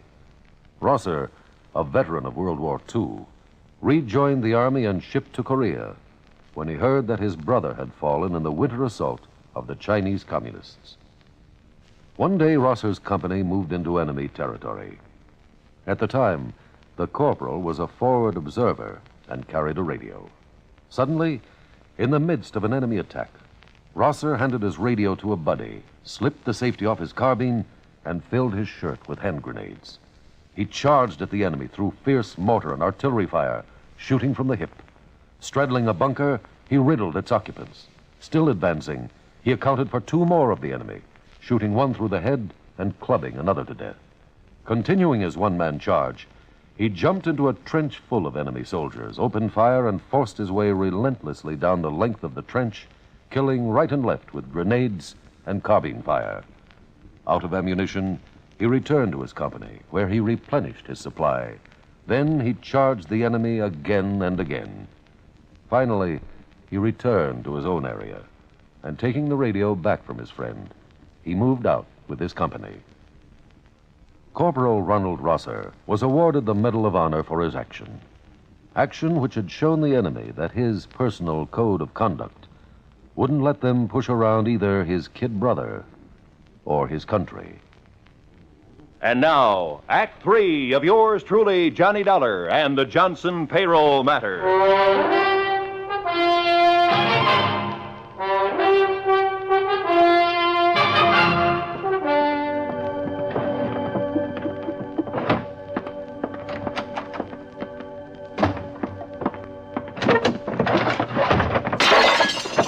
Now, look, Slattery, you've torn this motel room completely apart. Obviously, that payroll money isn't here. That's right, Dollar. So now you're going to tell me where it is. Oh, brother, you take a lot of convincing. I told you I don't know. So why don't you put that gun away and listen? You're the one takes the convincing, Dollar, so I start convincing. Oh, that's not going to do you any good. No? Well, for sure it's not going to do you any good, so... Now, wait a minute, look. Look, I'll give you the whole story. And I'm supposed to believe it, huh? Staring down that gun barrel, I'm not about to lie. Let's have it. All right. A guy called us from Los Angeles, said he could give us a lead on who had the dough from the Johnson payroll job. It was Hollis. He was hoping you'd lead him to it. Hollis? Yeah, the guy you found out in the pier dead. And you said a man named Blake killed him. You know Blake killed him. You know Blake engineered the holdup and then ran out on Hollis and me. Do I? Sure, because you're in with him. I seen his girl get in your cab in Los Angeles. Okay, so she got in my cab, but I didn't know her. I'd never seen her before. She slipped you the key to this motel room, didn't she? Yeah, now I think I know why. She was trying to sidetrack us. Lead us to think the dough was here so it would take the pressure off Blake and her. That part of your story I don't buy, Dollar.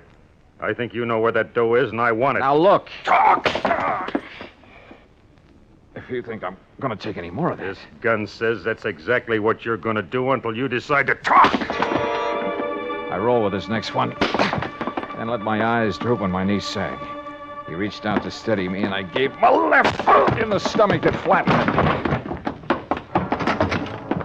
By the time he got to his feet, I was out the door. I dove behind some bushes down the road, and I waited. He pounded right on past me, gun in hand. I waited until he was out of sight, then doubled back to my car. Apparently, Slattery didn't know Blake's girl was around here somewhere. One thing was sure. I had to find her, but fast. There were only 3 motels in town. The one I was staying at, the one where Slattery had been playing patty cake on my jaw, and a third off the highway near the beach. I drove to that one and checked the register. It showed a Myrna Grant in number 8.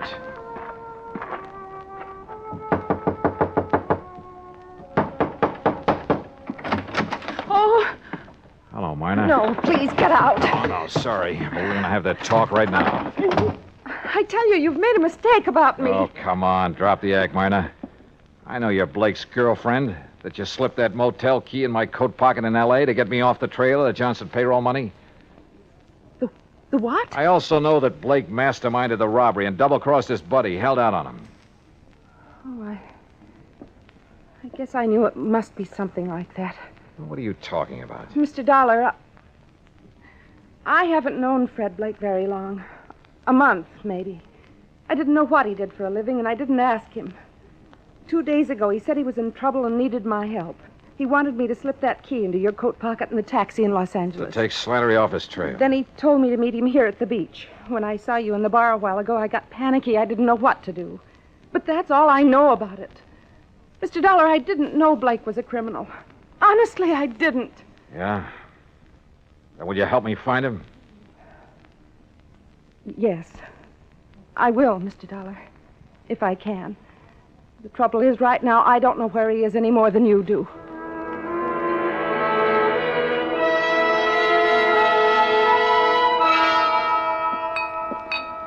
What'll it be, folks? Hey, wait a minute, buddy. Ain't you the one that was molesting this young lady an hour ago? Oh, Tarzan, buddy, my molesting days are over. Oh, it's all right, bartender. I'm sorry I caused you the trouble. No trouble, ma'am. Just glad it turned out all right.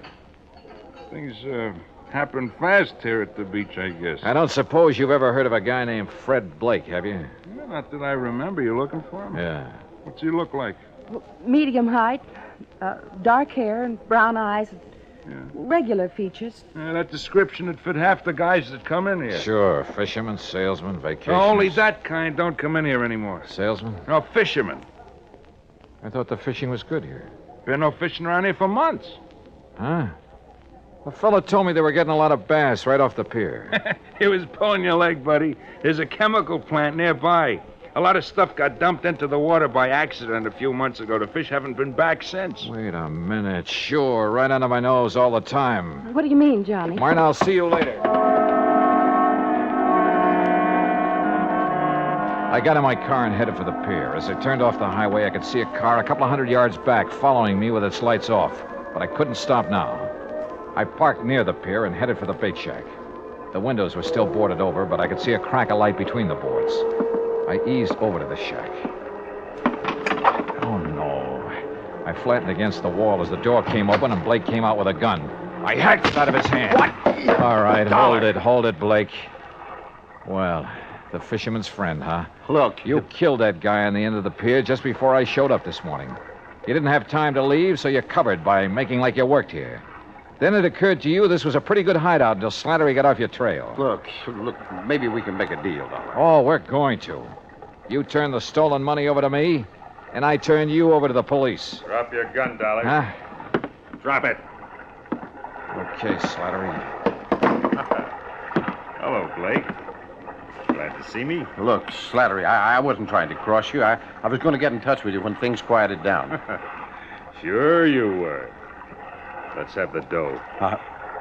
All right, it's in the shack. Blake half turned, and I saw his hand slide into his coat, a second gun. He whipped it out, but Slattery had seen it, too. He got Blake, but his eyes were off me for a lucky second. I checked Blake. He was still alive. Yeah, they'd both keep. For a long time.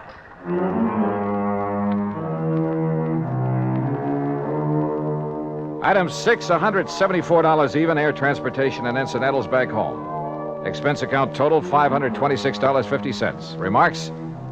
The payroll money is back where it belongs, and Slattery and Blake are back where they belong, with Blake facing a murder rap to boot. Funny, I probably wouldn't have nailed him if he hadn't told me that phony story about the fish biting near the pier. Teaches me a lesson, Pat. I'm not going to tell any more fish stories. They can kill you. Yours truly, Johnny Dollar.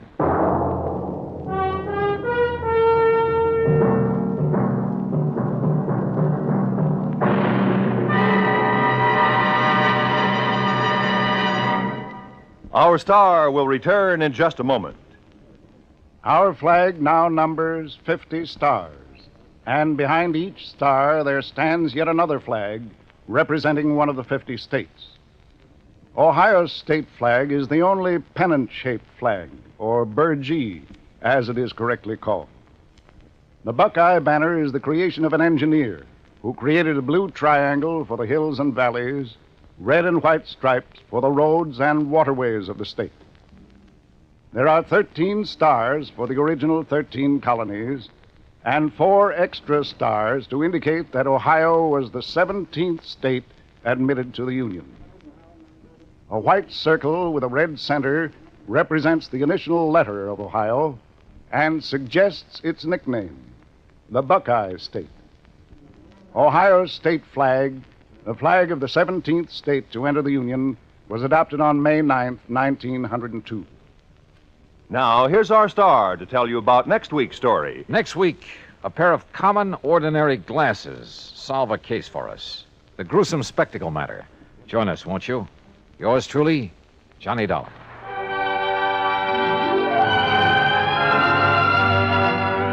Yours truly, Johnny Dollar, starring Bob Bailey, originates in Hollywood and is produced and directed by Jack Johnstone. Today's story was written by Robert Stanley.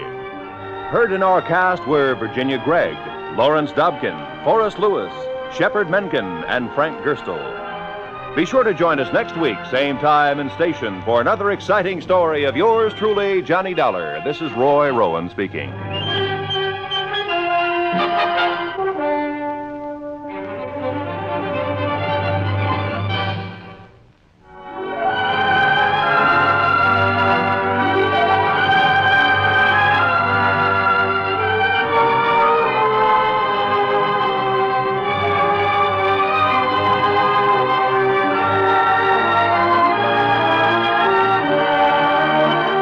This is the United States Armed Forces Radio and Television Service.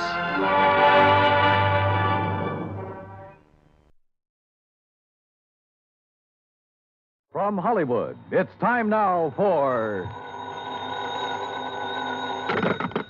Johnny Dollar. Hillary Fuchs, Johnny. How's your time these days? Time to live, time to die, you know. What's up? A claim on a $100,000 policy. I want it investigated. 100,000? What kind of policy? Straight life. You sound worried. I am. I think we're going to be taken this time, Johnny.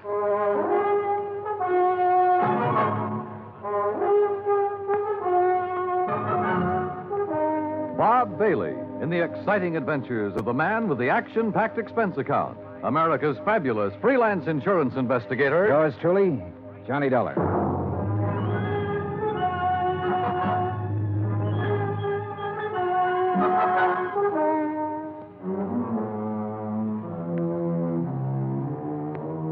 Expense account submitted by Special Investigator Johnny Dollar to Continental Insurance and Trust Company, 657 North Spear Boulevard, Hartford, Connecticut. The following is an account of expenses incurred during my investigation of the DeSalle matter. I'd heard of Dave DeSalle. I guess everybody in this country's heard of him at one time or another. DeSalle Television, DeSalle Radio, DeSalle Electronics, DeSalle Appliances, racetracks, theaters, DeSalle this and that. But up until the time I talked to Hillary Fuchs about the case, I had never put a man behind the name. Expense account item 1, $2, 2 drinks. For Hillary Fuchs and myself. We had them in his office out of my bottle over his desk. Just plain worn out with it. Stuck. Ooh, have some water. Oh. But I'll tell you this. I'm not going to make a present of $100,000 of stockholders' money to anybody. I wouldn't do that either. Drink your drink. Here's to war. Salute. Now, while that's settling, maybe you'll settle down and tell me what it's all about. Dave DeSalle. Know him? I've heard the name, yeah. Well, he's dead. Drowned 4 days ago out on the coast. So? Did you ever see our K policy series? I've heard of it. Well, the premium's about triple a normal life policy. It's designed only for people with big money. Sure. But it's got a feature that makes those people with money look at it a long time. Uh-huh. This clause isn't anything more or less than the old accident clause paying double indemnity. Broken down, we aren't taking much of a chance. The incident statistics are with us. All right, I'll look it up if I need it. Okay. 3 months ago, we insured Dave DeSalle on one of those K policies. 4 days ago, he fell off the back of a yacht and drowned, and we're hooked for $100,000. Accidents happen. You betcha, all the time. But I'm not sure it was an accident. At least there's not enough proof in this coroner's report to convince me. You say it happened 4 days ago? Yes. Has a claim been filed yet? Yes, and the beneficiary is the deceased's widow. Inquest? Inquest, burial, everything. Was there an autopsy? No, there was not. Investigation? Yes, it was handled by the local police in San Ladillo. San what? Oh. San Ladillo, a little place about 30 miles south of Los Angeles. 4 days ago. Why didn't you put someone on it then? I did. Bert Kenyon. Here's his last report. No evidence available to dispute coroner's verdict of accidental drowning. Recommend claim be honored. Kenyon. Sounds like cold turkey to me. It may sound that way to you, but I still don't like it. I want it warmed up. Now, look, Bert Kenyon knows his way around. And he can miss like anyone else. I want you to go out there and work with him. Cover it all again. Get at DeSalle's widow. She stands to gain most by his death. Maybe the two of you can come up with something. Well, what do you do about the claim? Deny liability on the grounds that the accident is not proven. Hillary, you will be sued. I'll take that chance. Fuchs was an old chance taker who had been raised in the insurance business. The kind of man who gave a claim every kind of test, and if it still passed, he sat down and smelled the paper it was written on. And if he didn't like that, he'd take his chance. Expense account item 2, $138, plane fare to Los Angeles. Item 3, $3. A telegram to Bert Kenyon advising him of my arrival, which turned out to be at 1 o'clock in the morning, 10 minutes ahead of a fog that blanked out the whole area at the airport. Johnny! Johnny Dollar! What? Oh, hey, Bert. How are you? Johnny, good to see you. Yeah, good to see you. Come on, I got a car. Well, have you got a cigarette? I ran out 2 hours ago. Sure, man. Here you go. Good to see you. Good to see you, boy. The last time I saw Bert Kenyon was July, a year ago, in Dayton, Ohio. He was there working on an arson claim for the National Underwriters.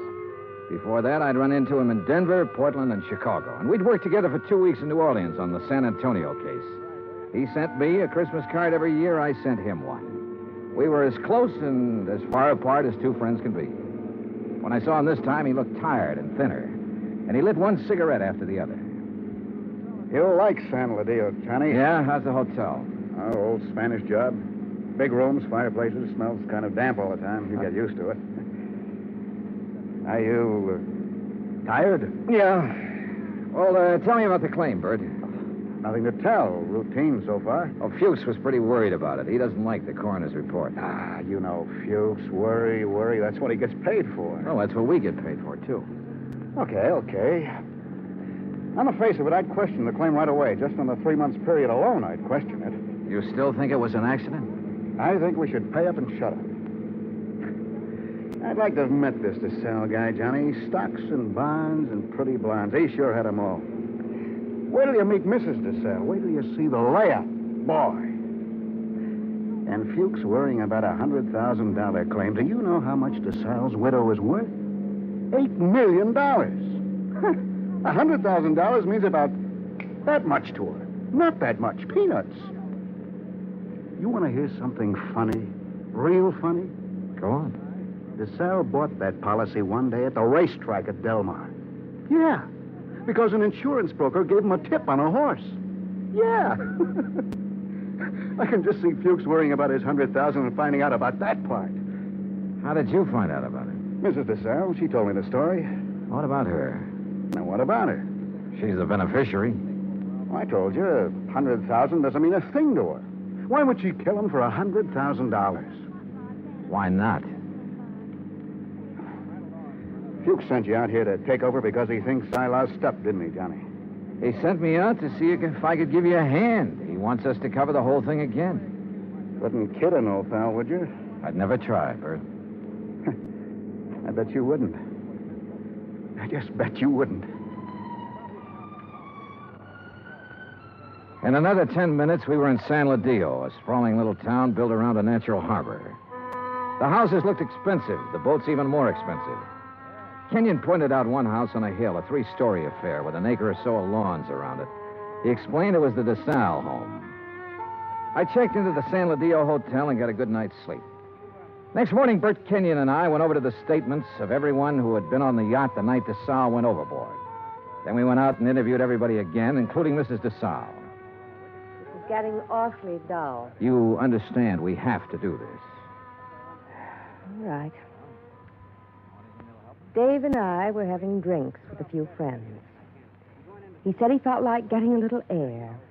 He went up on deck. A few minutes later, someone was looking for him. Mr. Burke. It might have been. Well, that's what's on your statement. All right. Mr. Burke. We couldn't find Dave, and then I remembered he was on deck. We went up there and saw his hat floating on the water. We looked around. We didn't see him. I sent one of the crew to call for help.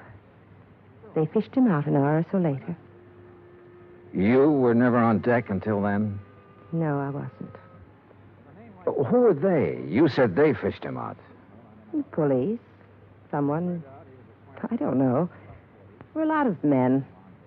They tried to give him artificial respiration. Well, what did you do? I watched. What else was there to do? Hard thing to watch, Mrs. DeSalle. Your husband just drowned. Yes. Yes, it was. Is that all? Yeah. That's all.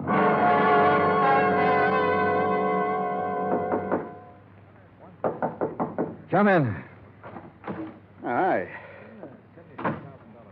What's all this? Thought you'd be in bed. Just going over the reports again. Well, what do you think? Oh, I don't know. I'm trying to make up my mind, Bert.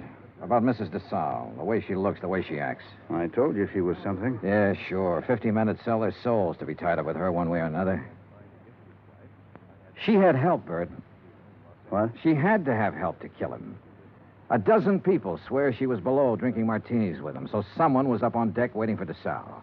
What have you got to go on? DeSalle swam the English Channel 20 years ago. He should have been able to swim 20 feet to a gangplank. Drunk or sober, he should have been able to do that. I knew about that swimming business. Expert swimmers drown all the time. We both know that. What else? Well, why didn't somebody hear him yell? Maybe he didn't. Everybody lets out a yell in a situation like that, falling or in the water.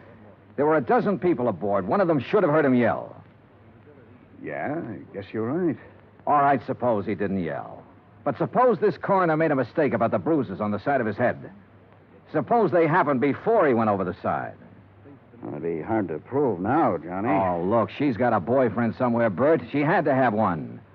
The servants can be gone over. Somebody at the house has seen him. He's called her, sent her messages. He's our boy.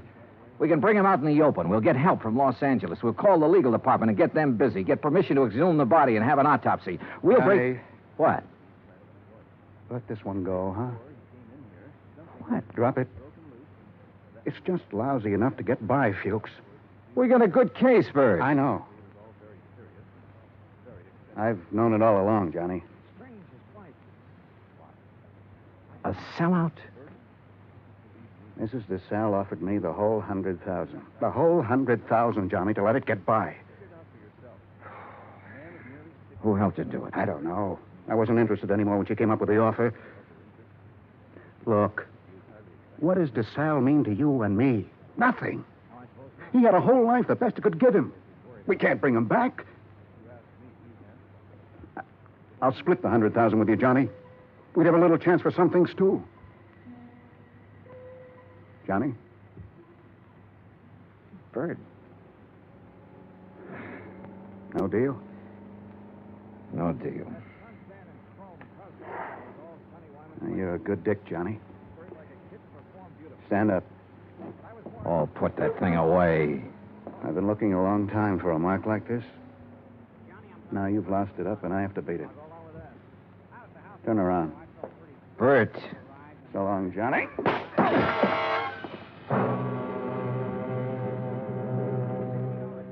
I went down to my knees trying to hold onto the desk.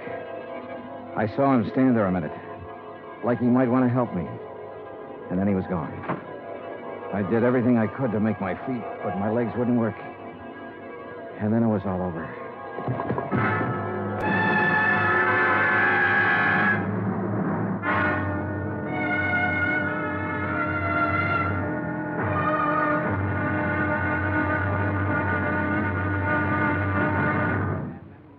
Act two of yours truly, Johnny Dollar, in just a moment. Democracy. What does it mean? The word itself is of Greek origin. Demos meaning the people, and kratos meaning authority. Thus, in a democracy, the people have the authority to rule themselves. But where does the authority come from? The authority comes from the people themselves. They put it in their constitution, and the constitution can't be changed by anyone except the people. That puts the supreme power of the government of a democratic country right in the hands of the people, and the people elect their representatives to run the government. In that manner, democracy gives everyone equal representation in the government. Democracy provides mankind with its greatest legacy of freedom. Now, Act two of yours truly, Johnny Dollar, and the DeSalle matter.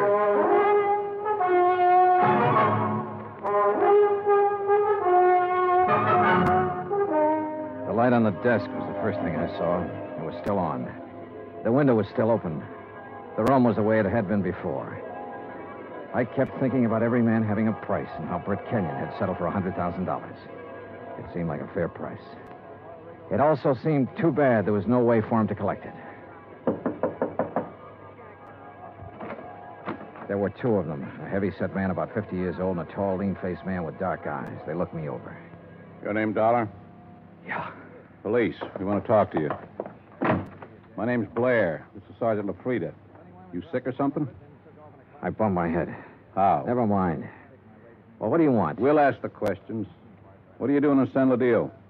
I'm standing around in a hotel room talking to a couple of cops. Just answer up. Don't be funny, fella. I don't feel even a little bit funny. You got a license to carry this gun? Hey, what is this? Have you? Yes. Your meat-handed friend ought to put it down or it might go off. Been fired, Tom? Ah. Meat-handed, huh? That's what I said. I'll remember that. Okay. Tell us about it. Tell us what you're doing here. And don't waste a lot of time doing it. I'm an insurance investigator. Tell this goon to back away and undouble his fist or I'll break a chair over his head. Are you going to try to be tough, baby? I'm going to try to find out what this is all about. You want me to pop him open to see if he's as tough as he sounds? Behave yourself, Tom. Let's see something that says you're an insurance dick. Top of the dresser. Bring it over, Tom. Sure.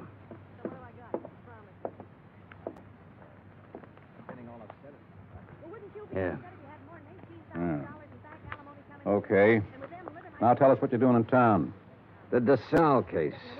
Now you tell me You know what Bert Kenyon? I know him. I've been working with him. Well, he's been around town 4 or 5 days. We haven't seen you. I only got here this morning. You could prove all that, could you? Oh, sure. With a plane ticket, with a hotel clerk downstairs, with a bellhop who brought up my luggage, with a dozen people or more I've talked to today. And tonight? What about tonight? Right here. You could prove that, too? Try the clerk downstairs. Ask Kenyon. Where is Kenyon? I don't know.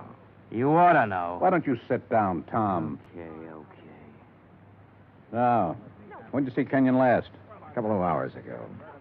Now, tell us what you talked about, and don't forget anything. We talked about the DeSalle case. Kenyon have something new on it? No. Don't hold out on me, boy. This is police business. Tom here's pretty edgy for a cop, but I'll turn him loose on you if I have to because I haven't got a whole lot of time to waste being sweet. Tom worries me to death. One more minute. Just one more minute is all I'm going to take off this guy. Oh, shut up. I'll ask you again, Dollar. What's new on the DeSalle case? What did Kenyon tell you? The way we look at it, you came out here because something new popped up that might take two guys to handle it. Look at it any way you want to. Blair, you gonna take this stuff? Never mind. Okay. Get your hat and coat, Dollar. We're going to see a fella. Not unless I know why. And I mean that. Dollar, your buddy's been killed. What? Kenyon. Somebody shot him up an hour ago.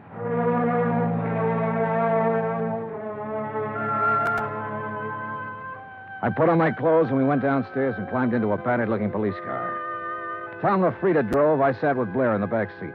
No one said anything. A half a mile out of San Ladillo, we turned onto the main highway and drove to a spot about 2 miles away, all-night filling station. There were a couple of highway patrol cars there, an ambulance, and men in dark suits who looked the way policemen always look. Wait here. Keep an eye on him, Tom. Sure. Be just a minute. He's a soft old gink. I suppose you're hard. I know how to handle pinballs like you. Before we're through, you and me, we'll have it out. Okay, Dollar. Get out. Yeah, sure. Tom, put the spotlight on him. Okay. Good. Now, Posey. Posey, take a good look at this man. You ever seen him before? No? Look good. Take your time, boy. No, man I saw was shorter by this much. He wasn't as husky. Okay. You go on back of your place there and get some sleep, boy. That all? There'll be more by morning. Go along now. Sure. Night. What was all that? Tom, get out. You stick around here with Dick and Wally. Okay. You're the boss. You get in the front, Dollar.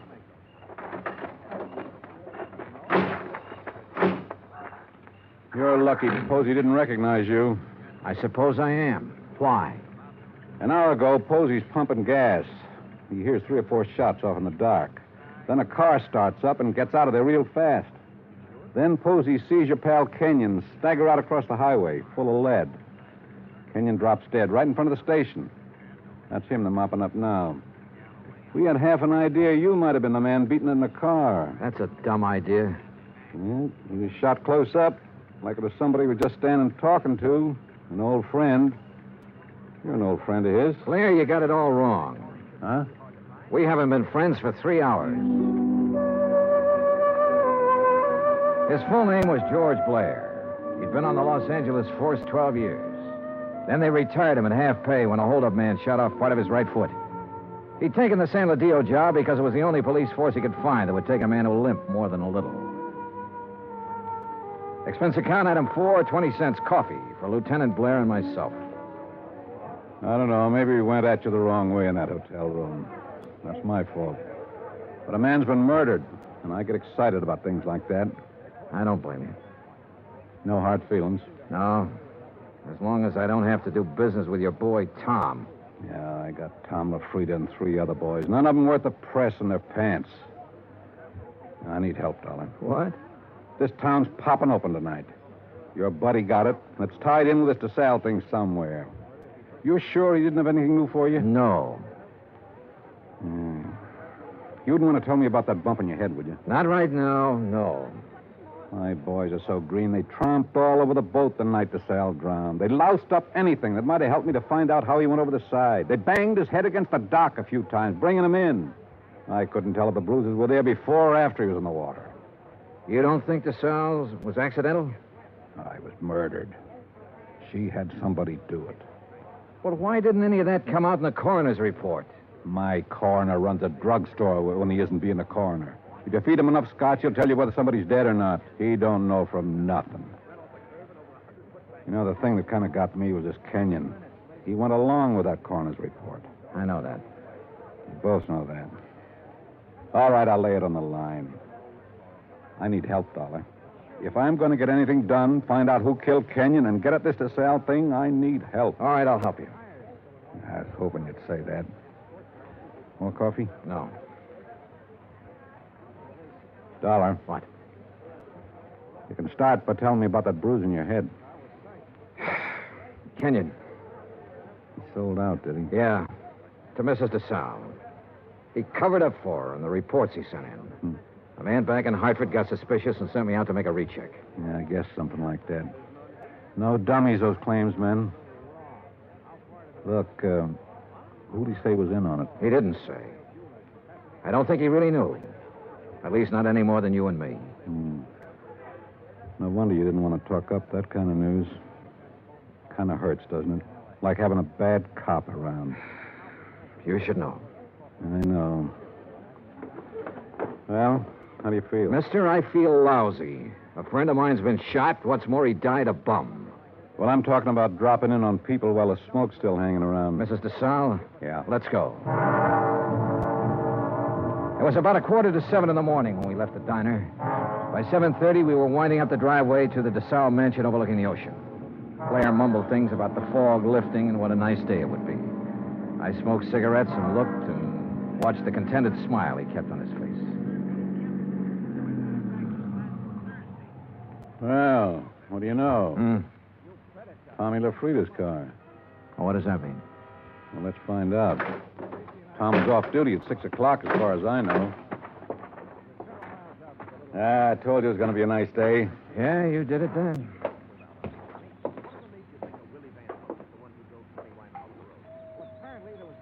Nice place. The only thing nicer is Buckingham Palace. Mrs. DeSalle picks up all these little knickknacks when we probate that will. The boat down there, everything. Nice.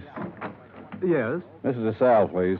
At this hour of the morning. She's still asleep. Yeah, we kind of guessed she might be in bed. You tell her the police are here and want to talk to her.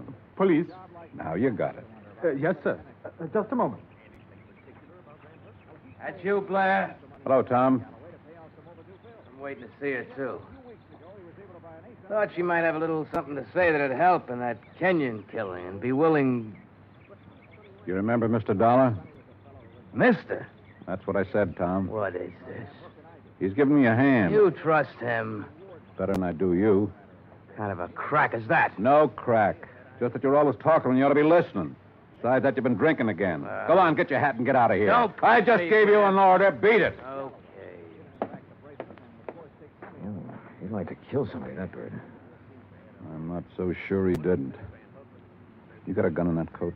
No. Take mine. What? I don't like him being here. It just came to me. He was the first one down at the dock the night DeSalle got it. The first one. Her boyfriend? Could be. I can't awaken Mrs. DeSalle. You'll have to come later. Well, we'll handle that part. Which room is hers? But you can't come in here Which like this. room? Top of the stairs, the first door. Oh, you run along and buy yourself a cup of coffee. Come on, Dollar. You can't go up there at this hour of the morning and break in on her. Mrs. DeSalle. No. Hey, get the light switch. Yeah. Come near me, please. Don't come near me, please. Please. Oh, please, I won't tell. I won't tell anyone. Mrs. DeSalle, I just... Beaten up. Good Lord. Please. Oh, please don't. Look, Mrs. DeSalle, we aren't going to hurt you. Tell us who did this to you. Tell us why. Tom LaFrida? Was it Tom? Tom helped you get rid of your husband, is that right? We know that's right. Now, what about Kenyon? Tom killed him. LaFrida killed him. Why?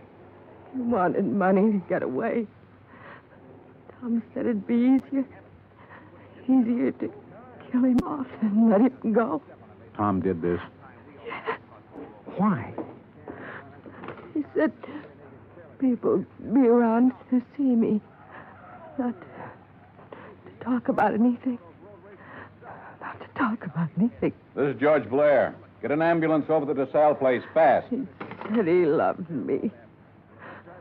He never loved anything in his life. You big, fat pig. Turn around and get it. I'll warn you, Tom. Dollar's got my gun. He's next. You look at mine. You all right? Okay, his went in the ceiling. You? Okay. He's gone. What made him, Dollar? What made him? All these knickknacks. And her.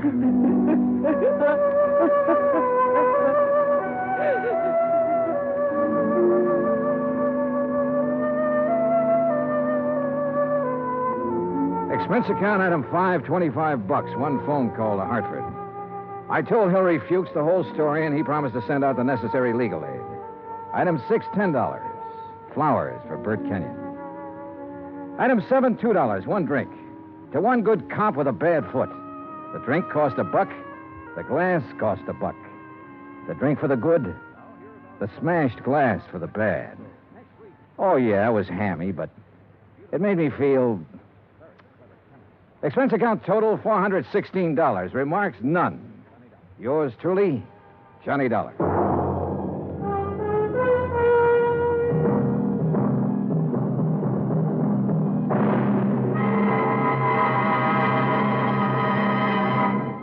Now, here is our star to tell you about next week's story. Next week, one of the sweetest old characters I ever met. And with him, one of the cleverest killers.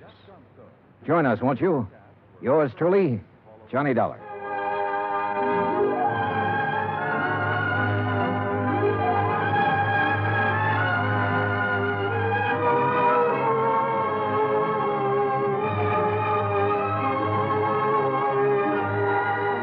Yours truly, Johnny Dollar, starring Bob Bailey, originates in Hollywood. It is written by John Dawson and is produced and directed by Jack Johnstone. Heard in our cast were Virginia Gregg, Harry Bartell, John Stevenson, Will Wright, James McCallion, and Ben Wright. Musical supervision is by Amerigo Marino. Be sure to join us next week, same time and station, for another exciting story of yours truly, Johnny Dollar. Dan Cubberly speaking. Johnny Dollar has come to you through the worldwide facilities of the United States Armed Forces Radio and Television Service.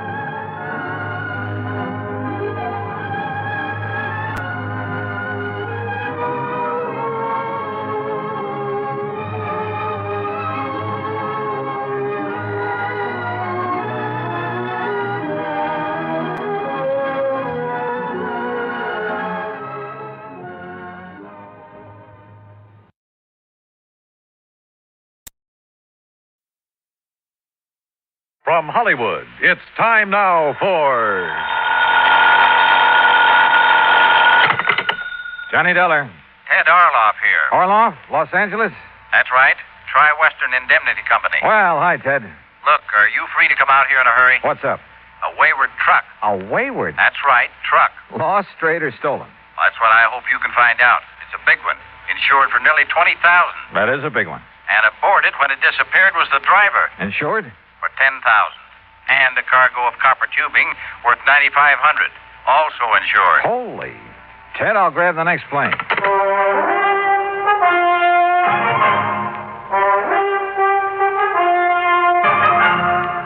Bob Bailey in the exciting adventures of the man with the action-packed expense account.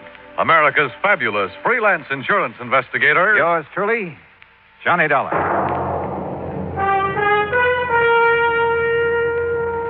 And now, Act One of yours truly, Johnny Dollar.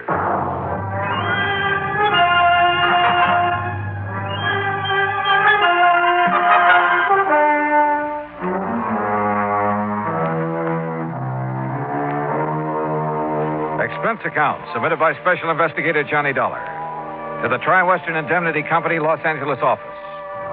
Following is an account of expenses incurred during my investigation of the wayward truck matter.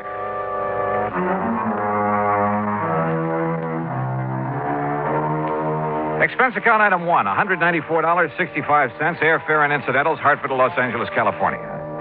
When my plane set down at the International Airport shortly after 9 a.m., Ted Orloff was waiting for me. He led me on out to the parking lot. Here we are, Johnny. This car right here. All right. Go on, hop in. Okay. You reserve a hotel room for me in town, Ted? Huh? Why? Well, after all, I've been sitting up in a plane all night and wouldn't mind a chance to shower and slick the whiskers off my pussy. Change clothes. Don't want to take the time. That's why I'm glad you could make it out here right away. See, this thing only happened Wednesday night. Well, just what did happen and who suffered the loss? And how about stopping somewhere so I can grab some breakfast, huh? Sure. Find a place along the way. Like I told you, Johnny, a truck loaded with $9,500 worth of copper tubing has disappeared. What kind of tubing? The kind they use a lot of in building airplanes, that sort of thing. Go on. It was shipped from Marlowe Copper Products over in East Los Angeles. That's where we're heading. Marlowe's a big jobber, distributor. Okay, so what happened? Well, late Wednesday night, a driver by the name of Jackie McAllen was scheduled to haul this order of tubing over to the Belden Aircraft Corporation over in Victorville. That's about 100 miles east of here, out in the desert. Yeah, I know. So? Well, the truckers usually drive that route at night, not only because of lighter traffic, but to avoid the heat during the daytime. Brother, you can say that again. Yeah. Well, anyhow, right after midnight Wednesday, 12:05 to be exact, Jackie signed out of the Marlowe warehouse with his load of copper tubing. Yesterday morning, Friday, Belden Aircraft was screaming for it, wanting to know why it hadn't been delivered as promised. Just disappeared? Just disappeared. Hijacked, obviously. And the driver? Any word of him? Nothing. Well, what kind of a market is there for stuff like that out here? Plenty of market for it. Not only because it's expensive, but it's hard to get, too. Especially for some of the new little companies that have sprung up around Palmdale and Lancaster, out that way. Yeah, didn't Lockheed just build a plant out there? Lockheed, Belden, a lot of the big ones. And they subcontract work to the little boys. That's why nearly $10,000 worth of copper tubing would be worth its weight in gold to those little plants. Well, then it's a wonder there isn't more of this kind of hijacking, if that's what it is. What do you know about the driver of that truck? Jackie McAllen is as honest as a day is long. Yeah, who says? His employer, and he should know. Jackie's been driving for Marlowe Copper Products for years. They trust that boy with a load of pure gold. Yeah. What's that mean? Yeah. Man might have some trouble selling off a load of pure gold. Huh? But if what you say is true about the demand for copper tubing in this area. Oh, now, wait a minute. Well, every man's supposed to have his price, you know, Ted. Look, Johnny, I see what you're driving at, all right, but not Jackie McAllen. You sure? 10,000 is a lot of money. Wouldn't be worth 10,000 sold undercover. Jackie would certainly know where to sell it, though, wouldn't he? Johnny. And why hasn't he showed up? I'll tell you why. Because he's probably been killed. Item 2, $1.75, breakfast for me and a cup of coffee for Ted Orloff on the way into Marlowe Copper Products in East Los Angeles. I was amazed at the way this industrial area has grown in the past few years. The Marlowe operation turned out to consist of a small office and a couple of warehouses. Marlowe himself was a tall, lean man of about 50, very much on the ball. Yes, sir, Mr. Dollar. It's as simple as that. Now, Willie here is the night watchman. How do, sir? Hi, Willie. According to Willie's clock in the shipping order and the manifest, Jackie McAllen signed his load out at exactly 12:05. And that's the last we've seen of either of them. He took off alone with a load worth $10,000? $9,500, yes. Well, isn't that taking quite a chance? Well, he's done it many times. Mr. Marlowe, how much does this Jackie earn a week? Well, that would depend. Anywhere from 100 and... Oh, now, wait a minute. If you're thinking what I think you are, you're wrong, Dollar. You're dead wrong. Just as I said, Johnny. Sure, why, I'd trust Jackie with my own life. And believe me, whoever's done him in, well, he's going to have to deal with me. I'll see him hang. Well, what makes you so sure he's been done in? Well, it's the only thing that could have happened to make him give up a shipment of goods. A hijacker'd have to kill him. And whoever did this to Jackie... Tell me, do you think there's any possibility of his having been approached beforehand by hijackers?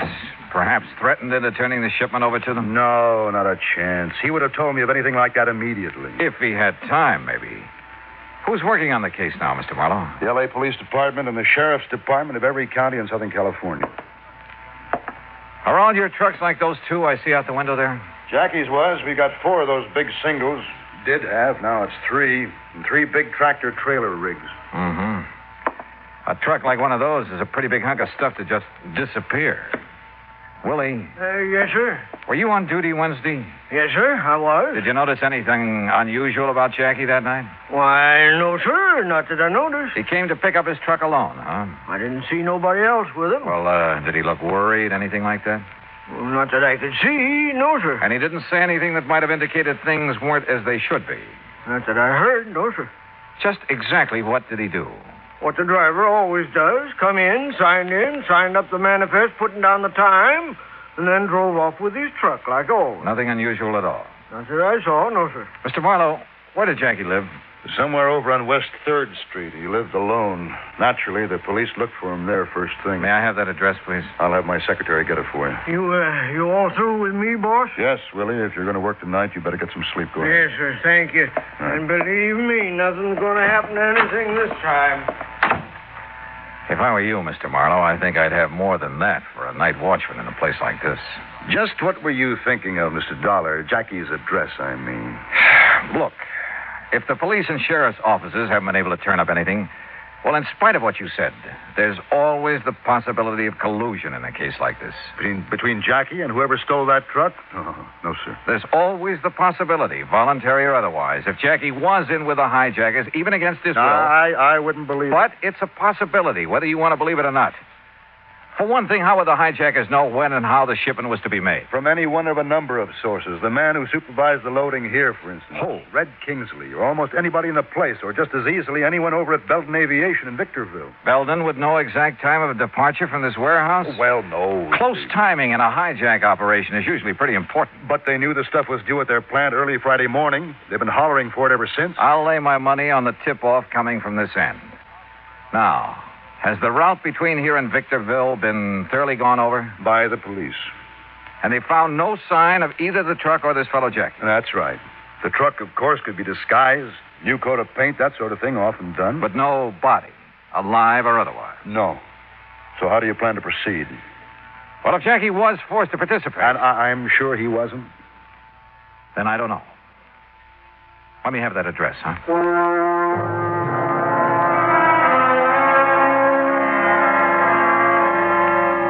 Frankly, I didn't have the least idea what I was looking for. But I couldn't just stand around, so I borrowed a company car with a name and a number plastered all over the side and drove to the West 3rd Street address, hoping I'd have no trouble persuading the manager to let me in. Manager? Not in that old ramshackle frame house. The front door was wide open, and the mailbox had the number 4 opposite Jackie's name. That meant upstairs. As I reached the second floor, I could see that the door of number 4 was slightly ajar, and I could hear somebody moving about inside, opening closets and drawers. Quietly, I slipped close to the door. Inside, his back toward me, was a big, broad-shouldered brute, hastily emptying one of the bureau drawers. He was dressed in dirty work pants and wore a heavy, tattered blue sweater. Hey, what? Maybe you better let me ask the questions, huh? Oh, yeah? Now, look, buddy. What are you doing here? What are you putting into those handbags? None of your business. Now, you get out of here. Not until I find out what you're up to. I said get out, didn't you hear me? Oh, take it easy. Oh, yeah?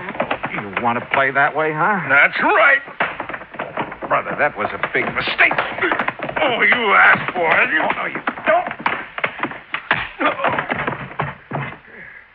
All right. Now, start talking. What were you doing here in Jackie's room? What was I doing here? Hey, look. Who do you think you are, the law or something, barging in here like this? That's right. Who are you? I said, who are you? I'm Vic McCallion. What? That's right. Jackie McCallion.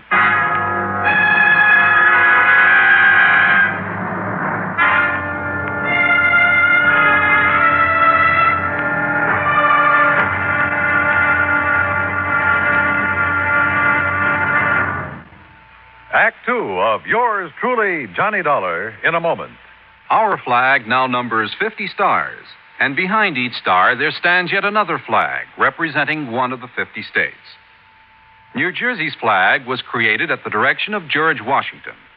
In 1779, General Washington directed that the New Jersey Continental regiments wear coats of dark blue with buff-colored facing. This was done as a tribute to the former ruler of these colonies, the Dutch, whose national colors were buff and blue.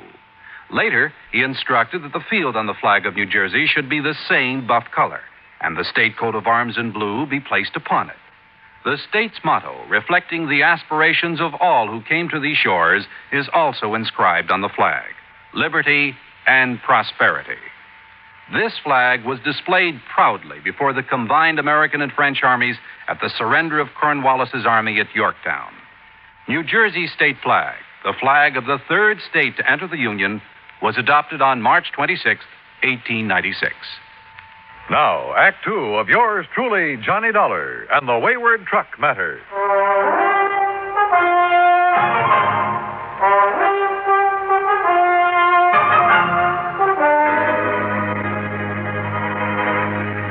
Missing. A $20,000 truck from the Marlowe Copper Products Company of East Los Angeles. Also missing. Its cargo of copper tubing insured for $9,500. Also missing, also insured, the driver, one Jackie McCallion. And when I found a big, ugly-looking character going through Jackie's furnished room, I jumped him. And who does it turn out to be? That's right, Jackie McCallion. Boy, I'll say this, buddy. You're sure handy with your dukes for a skinny guy. Hey, who are you, anyway? Johnny Dollar, insurance investigator. And look, I'm sorry I must jump, Jackie. Insurance what? Well, I came here to find out what happened to you and that truckload of copper tubing that never got to Belden Aviation over in Victorville. What are you talking about? Of course it didn't. Of course not. Well, why? Because the shipment was called off, that's why. What? Well, sure. It was supposed to go out Wednesday night, right after midnight. And it did. At least it left the warehouse. Oh, that's where you're wrong. Because me and Betsy, we was going to take it. Betsy? Yeah, Betsy. You know, my truck. Only the order got canceled out. Who says so? The office. Who at the office? Well, how shall I know? All I know is I was here in my room getting ready to go over and pick up Betsy and the tubing, and the phone rung, and a girl from the office says the shipment is canceled out. What girl? Do you know? I don't know. Some girl says she was in the office or so. You know, one of the girls, like they always giving out the orders, you know. And she told me the boss says on account of there ain't no more trips for me this week, I can start my vacation right away instead of next week. But you don't know which girl in the office told you that. I told you. I don't know. I told her, tell Mr. Marlowe thanks, that's all. Why? Didn't she tell him? Where have you been since Wednesday night? Oh, down in San Diego, staying at my sister's and doing some yellowtail fishing while I was there. You know, out around San Clemente Island. Boy, they pulling in the big ones. Yeah, I'm sure they are. There was one guy on our party boat that... Hey, wait a minute. What do you mean the shipment went out? Just that. On schedule. A little after midnight But on that Wednesday. girl told me... And it hasn't been heard of since. You mean it went out in my truck? In Betsy? Who took it? According to everything we know, you. Oh, no, sir. By midnight Wednesday, I was halfway to San Diego in my car. Look, you ask my sister down there. I got there before 1 a.m. Call her up and ask her. Go ahead, call her. You're sure of that? Oh, sure, I'm sure. And if some dirty guy took my Betsy out, I'll kill him. Don't nobody ride Betsy but me. Well, what were you doing when I came in here? Packing those bags in such a hurry. What for? My vacation. What's the matter? Don't you hear good? Hey, well, look, mister. If somebody took my truck out... Okay, Jackie, okay. Calm down and come along with me. Where? We're going back to Marlowe Copper Products to talk with a couple of people. Maybe do a showdown. Jackie, with a name like that, I'd pictured a slim, wiry little fellow, not this big gorilla. And from what he'd said and what he told me on the way back to the Marlowe warehouse, I was convinced he was telling the truth about his whereabouts the night of the robbery. But then, who could possibly have been a close enough double for Jackie to fool the watchman? Or had the watchman been trying to fool me and the police? And why? Or could Marlowe himself have somehow contrived to... But again, why? And if Marlowe was up to something, well, he'd have been smart enough to put, or at least keep, Jackie out of the way. Mr. Dollar, did you find it? Jackie. Hi, boss. Hey, what's going on around Jackie, here? thank heaven, boy, you're all right. Oh, sure I'm all right. We thought you'd been killed or something. Oh, me killed? Where'd you find him, Dollar? Where's the truck? Hey, boss, that's what I've been trying to find out. Only all this guy here does is ask me questions. Well, the important thing is you're all right. I didn't tell you this before, Dollar, but Jackie's as much a part of this business as I am. Ah, come on, you started out with me in the beginning when I didn't have a penny to my name. Worked 7 days a week, night and day, helping me build up this business. And you've kept him just a truck driver? What do you mean, just kept me a truck driver? That's the way I like it. Oh. Yeah, even the big retirement he made for me. I don't want that. I just want to keep on driving the truck, just like I am, and maybe go fishing now and then. That's what I like, and I'm happy. Thank God you're still all right. Hey, but what about Bessie? Yes, Dollar, what about the truck? Any ideas, any leads? Mr. Marlowe, I want to talk to that night watchman of yours again. Well, Willie? That's right. Let's just hope he hasn't skipped town. Skipped town? Would you see if you can locate him and get him down here? Well, of course. You think he was involved in the hijack operation? Well, let's get him in here, if we can, and we'll see.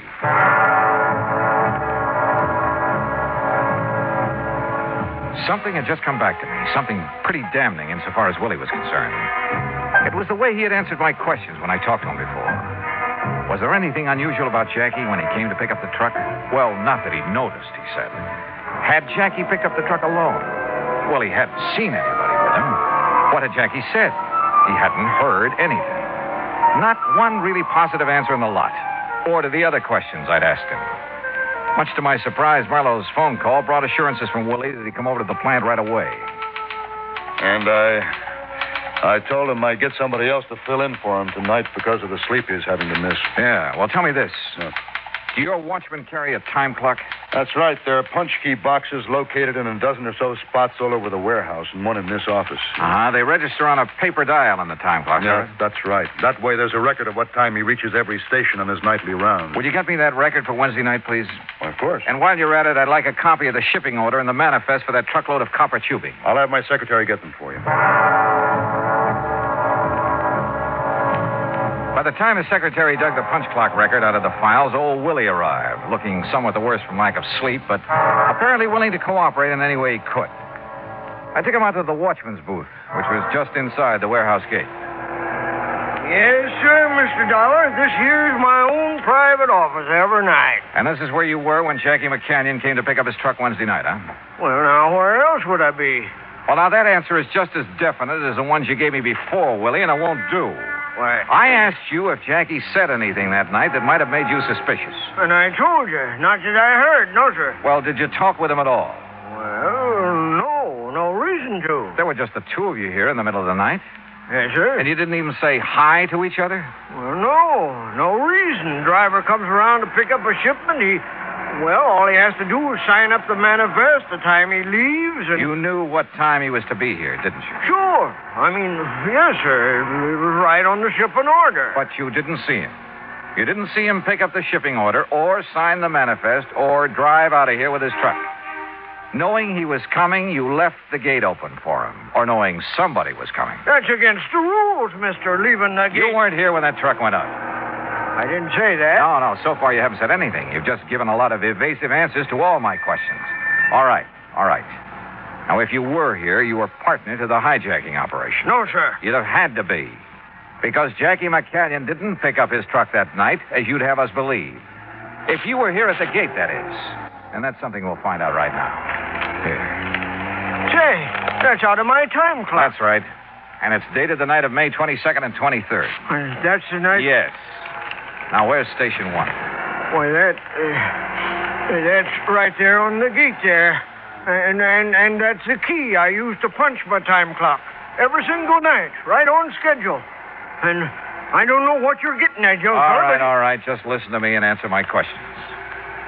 Station number 1 was punched at 11:41. If that's what it says, that's what it was. Now, where's number 2? Well? Look, I don't like the way... Where is number 2? It's the big double doors back in the warehouse on the right. But now you look here. 11:47. You must walk pretty slowly. Well, of course I do. I look around. I make sure that everything's all right. Okay. Now, where's number 5? Come on, number 5. On the back gate, way around the other side of the warehouse. Yeah. A good quarter of a mile from here. And according to this time clock record, that's where you were at exactly 12:04 that night. And, brother, I'd like to see you do a quarter of a mile around these buildings in less than a minute to get back here at exactly 12:05 when you claim Jackie signed out that truck. Well? You're right, Mr. Dollar. Yeah? Which way am I right? I wasn't here. I left the gate open for him, like I often done when I wouldn't be right there for a night shipment. Like you often did? Don't you see? Nothing like this ever happened before. And when I seen his name on the manifest, I knowed that... You weren't here when the truck went out, so you don't know a thing. I thought Jackie took it because I left the catch on the main gate so it looked like it was locked. You ever done that before? Well, not for Jackie. He was always too close to the boss. Well, he and the boss. Yeah, I know all about that. But I have for the other boys. Yeah. Yeah, you've left this whole place wide open for anybody who wanted to come in and take anything he could lay his hands on. And this time it was a $20,000 truck with a $10,000 cargo. Willie, you're in trouble. Plenty. I questioned him further and got nothing more than a few tears and a plea for mercy, and then I turned him over to Marlowe. Willie was his problem now. But my own was still far from solved. I wasn't any closer to the missing truck and its cargo than I'd been when I arrived. Expense account item 3, $220, lunch for Jackie McCallion and myself at a lunchroom around the corner. We were on our second cup of coffee. Good boy. That was a good donut. Oh, sir, Mr. Dollar. And the more I think about it, the more I say that outside of them pretty girls in that boss's office, the only ones to be sure what time that shipment was to go out was Willie and Red Kingsley. Kingsley? That's his car I used. Yeah, that's the guy. He's in charge of all the shipping. Well, how much do you know about him? Well, I don't know. After all, he's kind of over me. I thought your only real boss was Mr. Marlowe. Well, he is. You just bet he is. And he's the best friend I ever had, too. But if I don't keep my place around the plant, keep subordinating to the guys that are foreman and stuff, what do you think would happen to the morale around the plant? Well, tell me about Red anyway. Dollar, Mr. Dollar. Mr. Marlowe? I just got a call from the sheriff's substation in Victorville. Yes? They've picked up some of that shipment of copper tubing. You see, we put a stamp on every piece. Then whoever hijacked it is already getting rid of it. Yes, but so far nobody's admitting where they got it. It's at Air Metals Company and Stress Products Incorporated, both near Victorville. You want to check on it? Use Kingsley's car again. Right. Hey, you want me to show you the route? Okay, Mr. Marlowe. Sure, Jackie, go to it.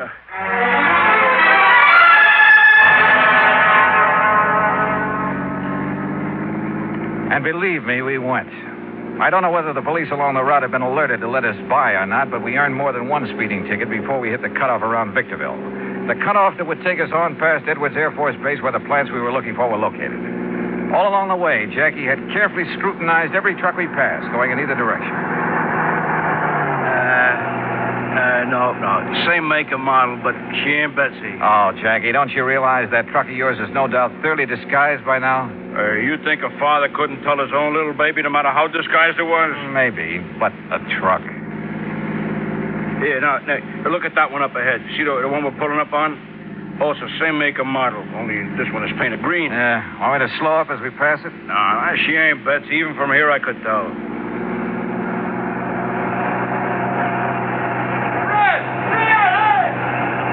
What did he say? Oh, I didn't quite... Hey, wait a minute. That's Betsy. You sure? That paint job looks pretty old. That's Betsy. I know by her sound. You stop and block her off. Hey, Red. That's what he shouted. And this is Red Kingsley's car with the company name all over it. Yeah, that's why he thought we was Red when we passed him. Sure, and look, he's catching up on us. Well, he sure knows we ain't Red by now. Hey, look out! He's gonna pile into us. He's gonna ram us. Holy, hang on!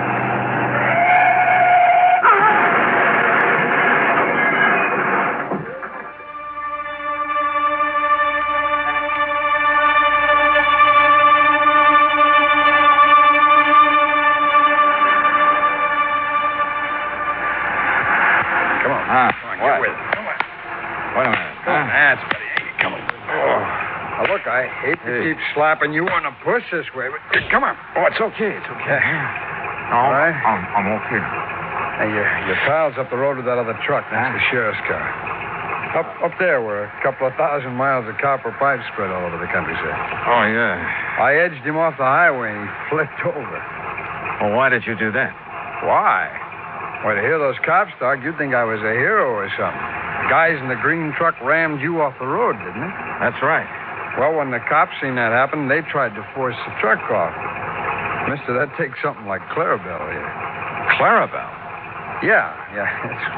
That's what I call this tractor-trailer rig of mine. It's not the first time I've given the police a hand.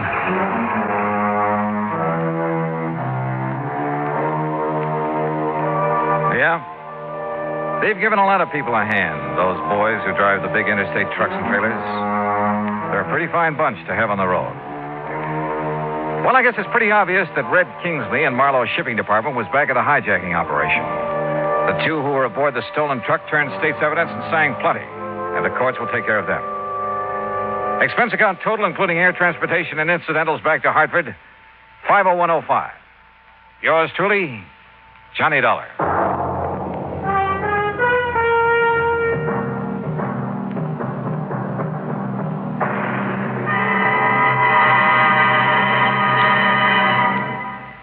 Now, here is our star to tell you about next week's story. Next week?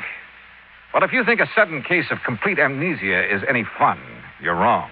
Because it happened to me. Join us, won't you? Yours truly, Johnny Dollar.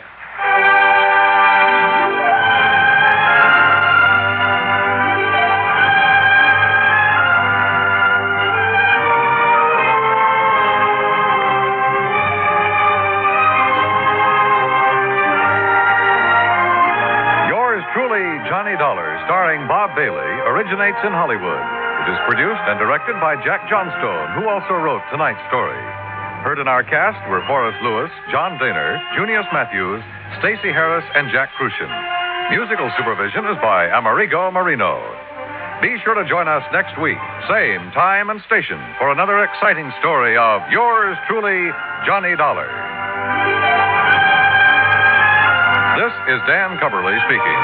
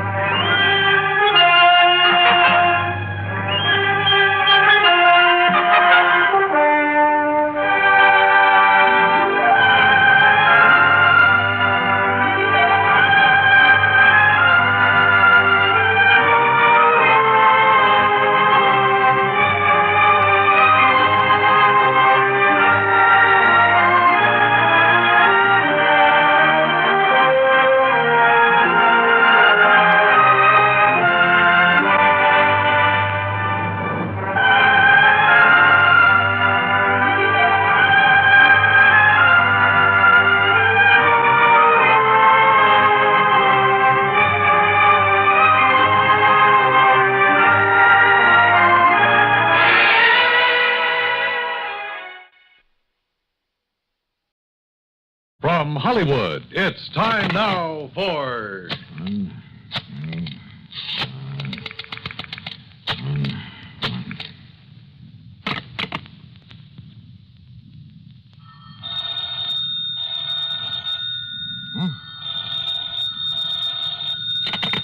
Johnny Dollar. Betty Lewis. Hey, it worked. Sure it does. So hang up that extension. Come on back here in the living room. We'll finish up our cocktails and be on our way. Yes, sir. How about that, Johnny? Where'd you learn that trick of making your own phone ring? And the extension, too. From the man who put the extension to my apartment. Yeah, it's kind of a line check. You dial that number and hang up. Then if both phones ring, you know the extension is okay. Oh, what do you know? Yeah, there's another line check number that you can dial. I forgot what it is, and all you get is a busy signal. It could be an awfully cute gag sometime, you know, on somebody who didn't know about these numbers. Yeah. Oh, let's finish our cocktails and go... Oh? Well, I'm sure you didn't make it ring this time. I kind of left your number with my call service. Oh, no, so Johnny. Maybe I'd better take it. Huh? Now, listen. If that's some insurance company, well, you can just tell them they'll have to wait until tomorrow. Sure. This is the third time in a week that we've tried to have dinner together. First, it was that Curly Waters who tried to kill you. Oh, no. Take it easy. Maybe this call's for you, one of your faithful boyfriends. Oh, well, then maybe I'd better answer it. No, just leave it to me. I'll scare him off. Johnny Dollar. Burton Wells at Masters Insurance and Trust. Oh? I've got to see you, Johnny, here at the office, right away. Well, look, I have a date, Bert, so can't whatever's bothering you wait until some other time? Listen. Huh? You have a date, huh? Yeah, that's right. We're just about to go out for dinner. No. Johnny, unless you get over here right away, you may find you have another date. What? A date with death. Well? Okay, Bert.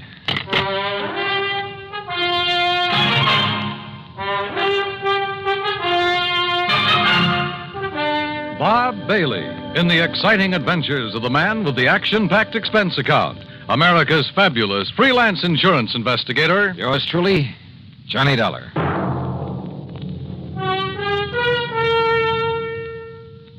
And now, Act One of yours truly, Johnny Dollar.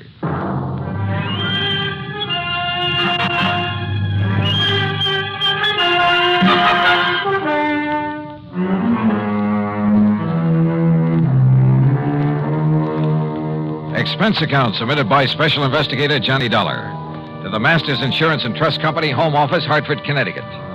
Following is an account of expenses incurred during my investigation of the date with death matter.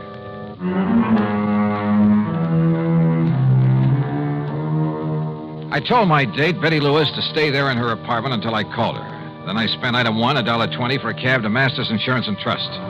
Bert Wells was all alone in his office. Come in, Johnny. Sit down. Yeah, sure, Bert. Now, what's all the excitement? Curly Waters. Oh, I kind of had a hunch that was it. Lieutenant Howard Daly's on his way over from police headquarters. What's happened? 2 years ago, you had Curly sent up to the pen. Yeah, that's right, for the Maley's department store job he pulled. Then, just a few days ago... He swore that he'd get you for that he'd kill you, didn't he? So what happened? When he escaped and came here to Hartford a few days ago... I know all about that from reading your report. Thanks to some quick thinking on your part, the police nabbed him instead.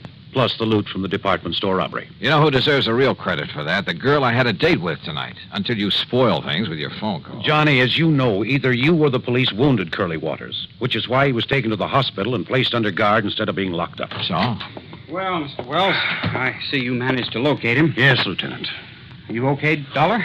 Any reason why I shouldn't be, Howie? Has Mr. Wells told you what's happened? No, but I think I can guess. Curly Waters escaped from the hospital. Yes.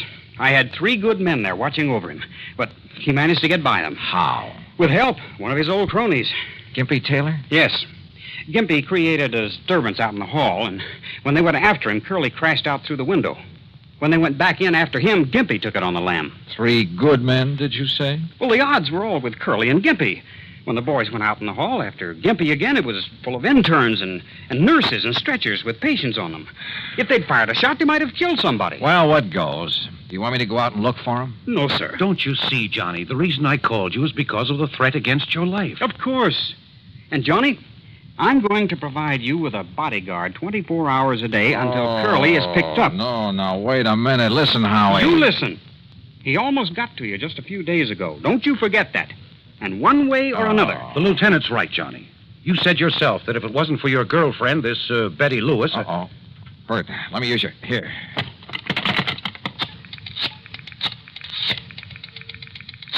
You said one way or another, Howie. That's right. And, yeah, maybe through your girl. Is that who you're calling? Yes. Are you sure she's at home, Johnny? That's where I just left her.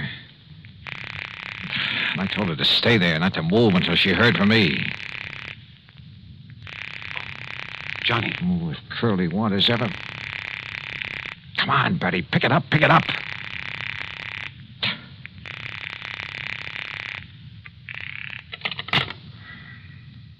No answer.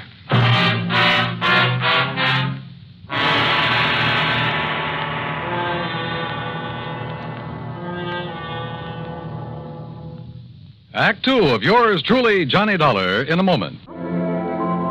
And now, Act Two of yours truly, Johnny Dollar, and the date with death matter.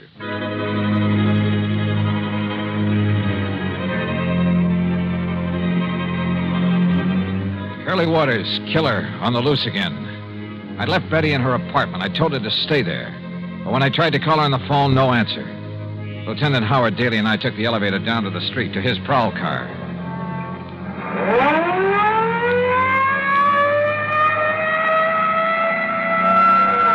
Next turn left, Howie. Take the next left. No. We'll make it the one after that. But it's one way, the wrong way. Yeah, but it'll give us a shortcut. After a couple of blocks. Hang on, Johnny. Hold. Now, it's the third building in the block.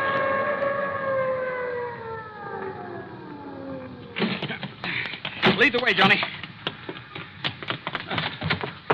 Where's the elevator? Come on, forget it. The stairs are quicker. Johnny, if Curly has got to her... Don't say it. Haven't you got a key? I have not. Stand back, Johnny. I'll see if I can smash it open. Wait a minute. Betty! Wait, look, it's open. Betty, are you...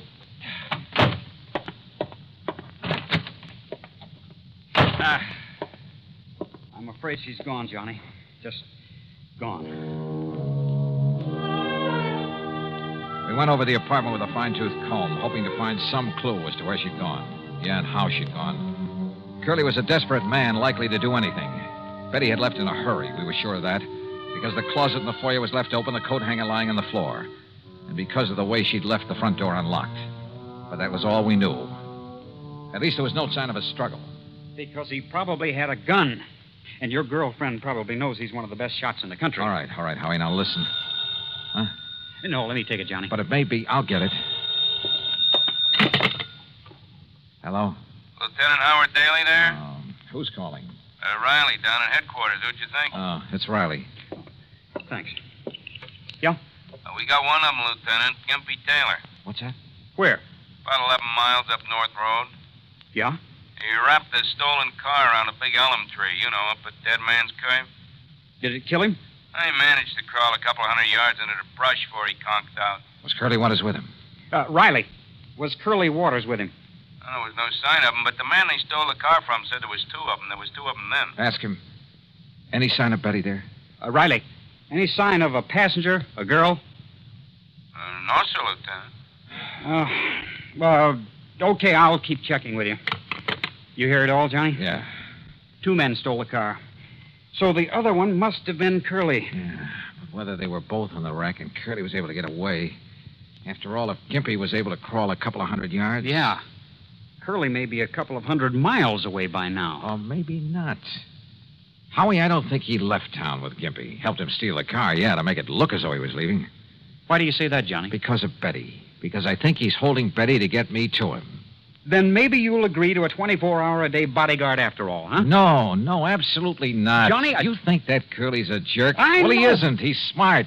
He's smart enough to smell a cop a mile away. Just the no, same, Howie, no. There's only one thing to do, only one way to flush him out. Johnny. Betty, what happened? Where have you been? What happened to you? Well, I got a phone call. Yeah? From the hospital. At least they said it was the hospital. Yeah? They said you were down there. That you'd been shot by Curly Waters. See, I told you he's clever, Howie. Oh, Betty, thank heaven he isn't out to get you. Oh, this is Lieutenant Daly from headquarters. Hi, Lieutenant. Hello. What were you going to say, Johnny? I say he's clever. This means that Curly's still in town, still gunning for me.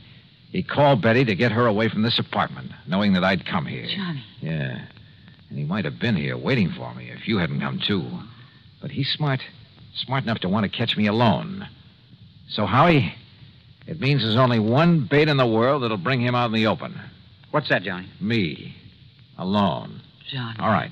Betty, you're staying here. Howie, you're going back to headquarters. Me, I'm going to my apartment. I'm going to sit there and wait for him. Oh, Johnny, no. Okay. Sure, Johnny, you go right ahead. But I'll have enough men hidden away surrounding that place of yours. No, then you'll never get him. Then he'll have to skip out. Maybe skip the country. I'd like to see him try it. Howie, he's an actor, a good one. If that costume of a priest he was going to use before, he can... Well, in that, he could have walked right by you or me or anybody else and never have been recognized.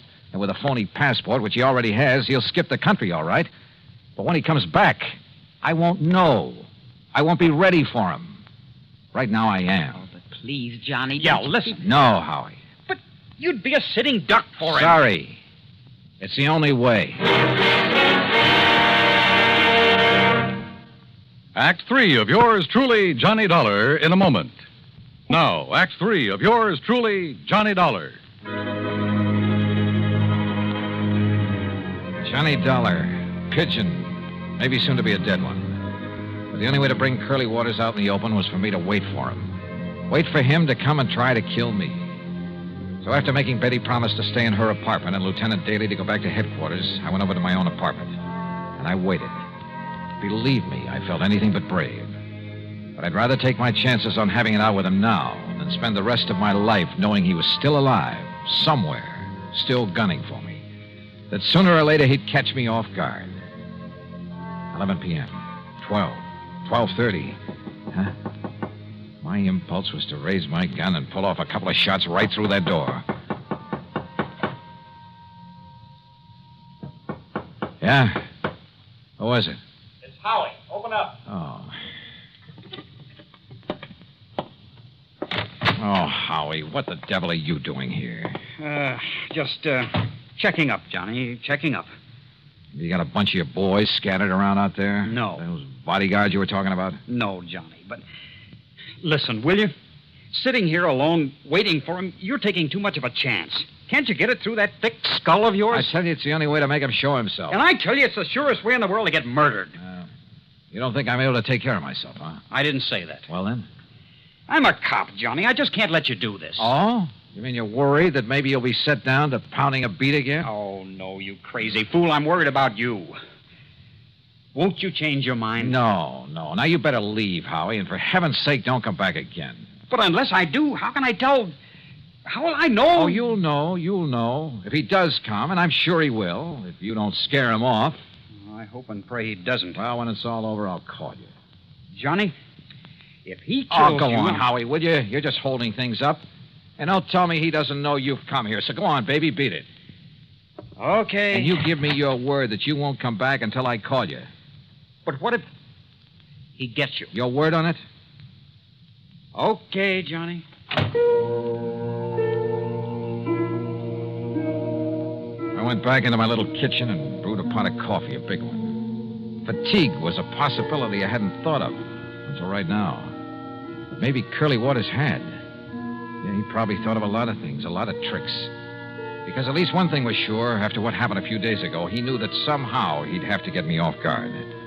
I hoped and prayed that Howie would keep his word, would keep his men away from the whole area. That he himself would stay away, not even call until this whole thing had come to a head. Then I heard it. It was at the back door of my apartment, the kitchen door that led to a fire escape. Fortunately, I'd turned the light off in the kitchen. I could sneak in without being seen. Johnny. Oh. Johnny. Betty, get in here quick. Oh, why did you come here? Oh, Johnny, I've been crazy with worry. Didn't the lieutenant have brains enough to put some men around your place to keep an eye on you? I threw an old tin can out the window, and when they went to investigate, I sneaked out the back way through the alley. Betty, you're insane to have come here. Don't you see? If Curly comes and there's a lot of shooting... You think I could just sit there knowing what might happen here any minute? Knowing that if Curly got lucky or something... honey, I don't know what to tell you. And I can't send you back without a police guide. And if the police come around, it'll only keep Curly away. I've just been sitting here hoping that Howie will have sense enough not to come back again. Again? Oh, yeah, he got worried about me, too. And... Wait a minute. Johnny, it's Curly. Oh, Johnny. Yeah, maybe it is. All right. Go on into the bedroom here. Come on, Betty. Johnny. Now, stay there. No matter what happens, stay there. You understand? Stay there. Oh, please, dear. Yeah, who is it? Howie, open up. Oh. I told you, Howie, you idiot. You would... Just don't try to raise that gun, Dollar. Curly. Drop it. Drop it, Dollar. Now, over there. Sit in that chair. Yeah, I guessed right. You sent the cops away so I'd come after you, but I had to be sure. That's why I've been sitting in an empty apartment across the hall all afternoon, all night, to make sure. That's how I knew what the lieutenant's voice sounded like. Real clever boy, Curly. All right. I'm not going to waste any time. That dumb lieutenant might try coming back again, and I'd have to kill him, too. So, Dollar, I'm not even giving you time to pray. You're pretty sure there aren't any cops planted around here, aren't you? I'm not only sure, but Gimpy Taylor's wife has spotted where she can see him if they try to come around. Yeah? Just what do you think she could do about it? One shot into the alley across the street, and they'd forget all about you. Dumb cops. All right, tell me, Curly. Forget it. Goodbye, Dollar. No, don't answer. Not a word, Dollar. Not a word. Curly. Just hang it up slowly. Curly, listen. What? Who is that? Or should I? Curly, listen to me. Hand me that phone. And don't move. Move? With that gun on me here. Curly? Yeah? Who is it? Myrtle, Gimpy's wife. Myrtle? Now listen, Dollar isn't alone. He what?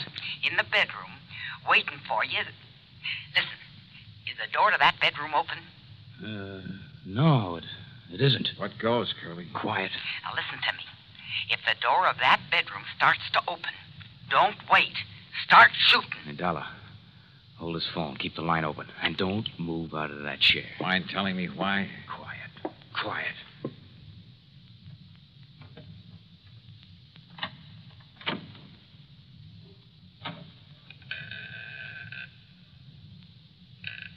No, you don't. But I do.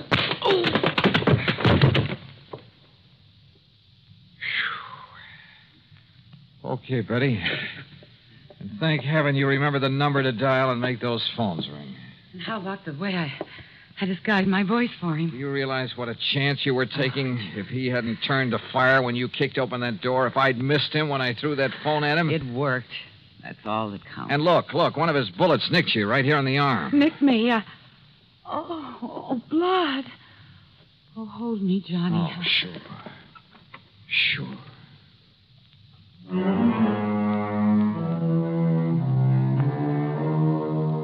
Yeah, Curly's back in the clink. And this time to stay.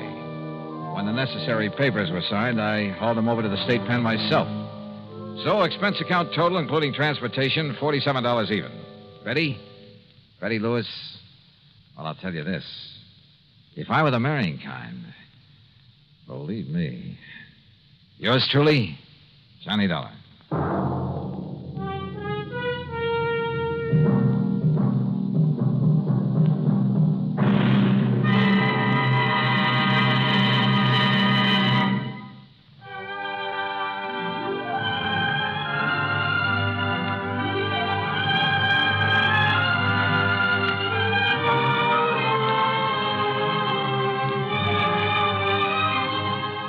Yours truly, Johnny Dollar, starring Bob Bailey, originates in Hollywood and is written, produced, and directed by Jack Johnstone. Heard in our cast were Lucille Meredith, James McCallion, Russ Thorson, Sam Edwards, and Herb Vigran. Be sure to join us next week, same time and station, for another exciting story of yours truly, Johnny Dollar. This is Dan Cubberly speaking.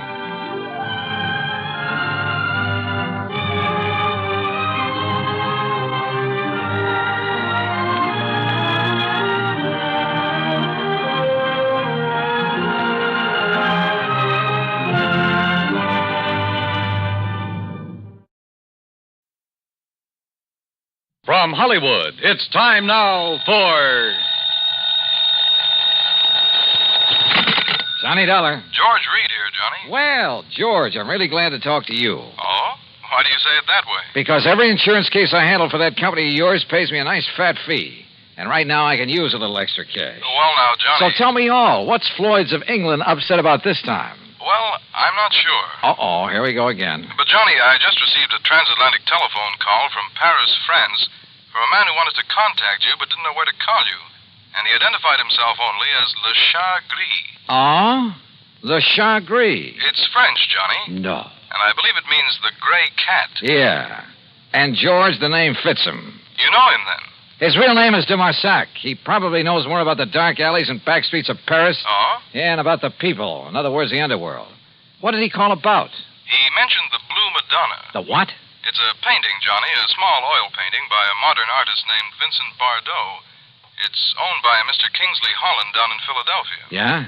It hangs in the Gavin Galleries, and we've insured it for $12,000. Well, what did he have to say about it? Only that you're to call him. His number there in Paris is Orleans 57722. Uh-huh. That he has some very interesting information for you about that painting. Oh, sure. That he'll be glad to give me for a price. Exactly. I can't for the life of me figure what his interest is in it. If there were anything amiss, I'm sure the gallery would have called me. George, if you knew that character as well as I do, you'd okay my expense account without even looking at it and be willing to pay me that big fee I was talking about. What do you mean? Want to make a bet? What kind of a bet? I'll give you odds of 10 to 1 that whatever's hanging in that gallery down there in Philadelphia is not the Blue Madonna. What? Now, look, Johnny, good heavens. George, I'll be talking to you.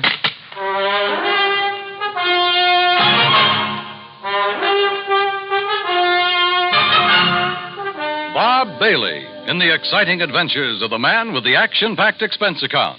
America's fabulous freelance insurance investigator. Yours truly, Johnny Dollar.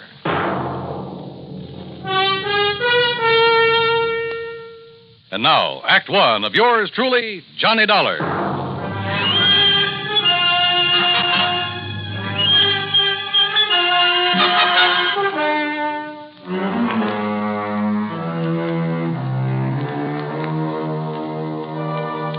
Expense account submitted by Special Investigator Johnny Dollar to Floyd's of England, North American Office, Hartford, Connecticut.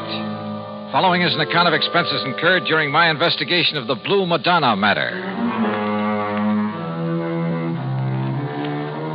Expense account item 1, $12 even for a phone call to my underworld contact in Paris, France, a man by the name of Dumarsac, who calls himself the Gray Cat. Oh, oui, Monsieur Dollar. This is your very dear friend, Le Chagris? Very dear friend, huh? Now listen, you telephoned George Reed that you have some real hot information about a painting his company insured. Ah, oui, Le Madonna Bleu. What did you call the Blue Madonna? Okay. How much you want this time? Oh, Monsieur, you touch me to the quick. Well, one might think that I slave and suffer and risk my life on your behalf only for money. How much, Dumarsac? Say, $1,000. $1,000? Look, if your info's worth anything, I'll send you a check for $50. $50? No. 900? Okay, I'll make it 75. But, Monsieur, 750? How about an even 100? 500. 2. 4? 3, that's final. Oh, please. 200? Okay, 200. Oui. Eh? No. It's all settled, $200. Now, what about the Blue Madonna? Yes. It is now here in Paris. Yeah, where? In the shop of Monsieur Dubuisson on the Rue des Pas de l'Amour. Dubuisson? Huh. You sure it isn't just a copy? That he'll try to foist it off on some wealthy sucker? Dubuisson is a crook, an evil crook.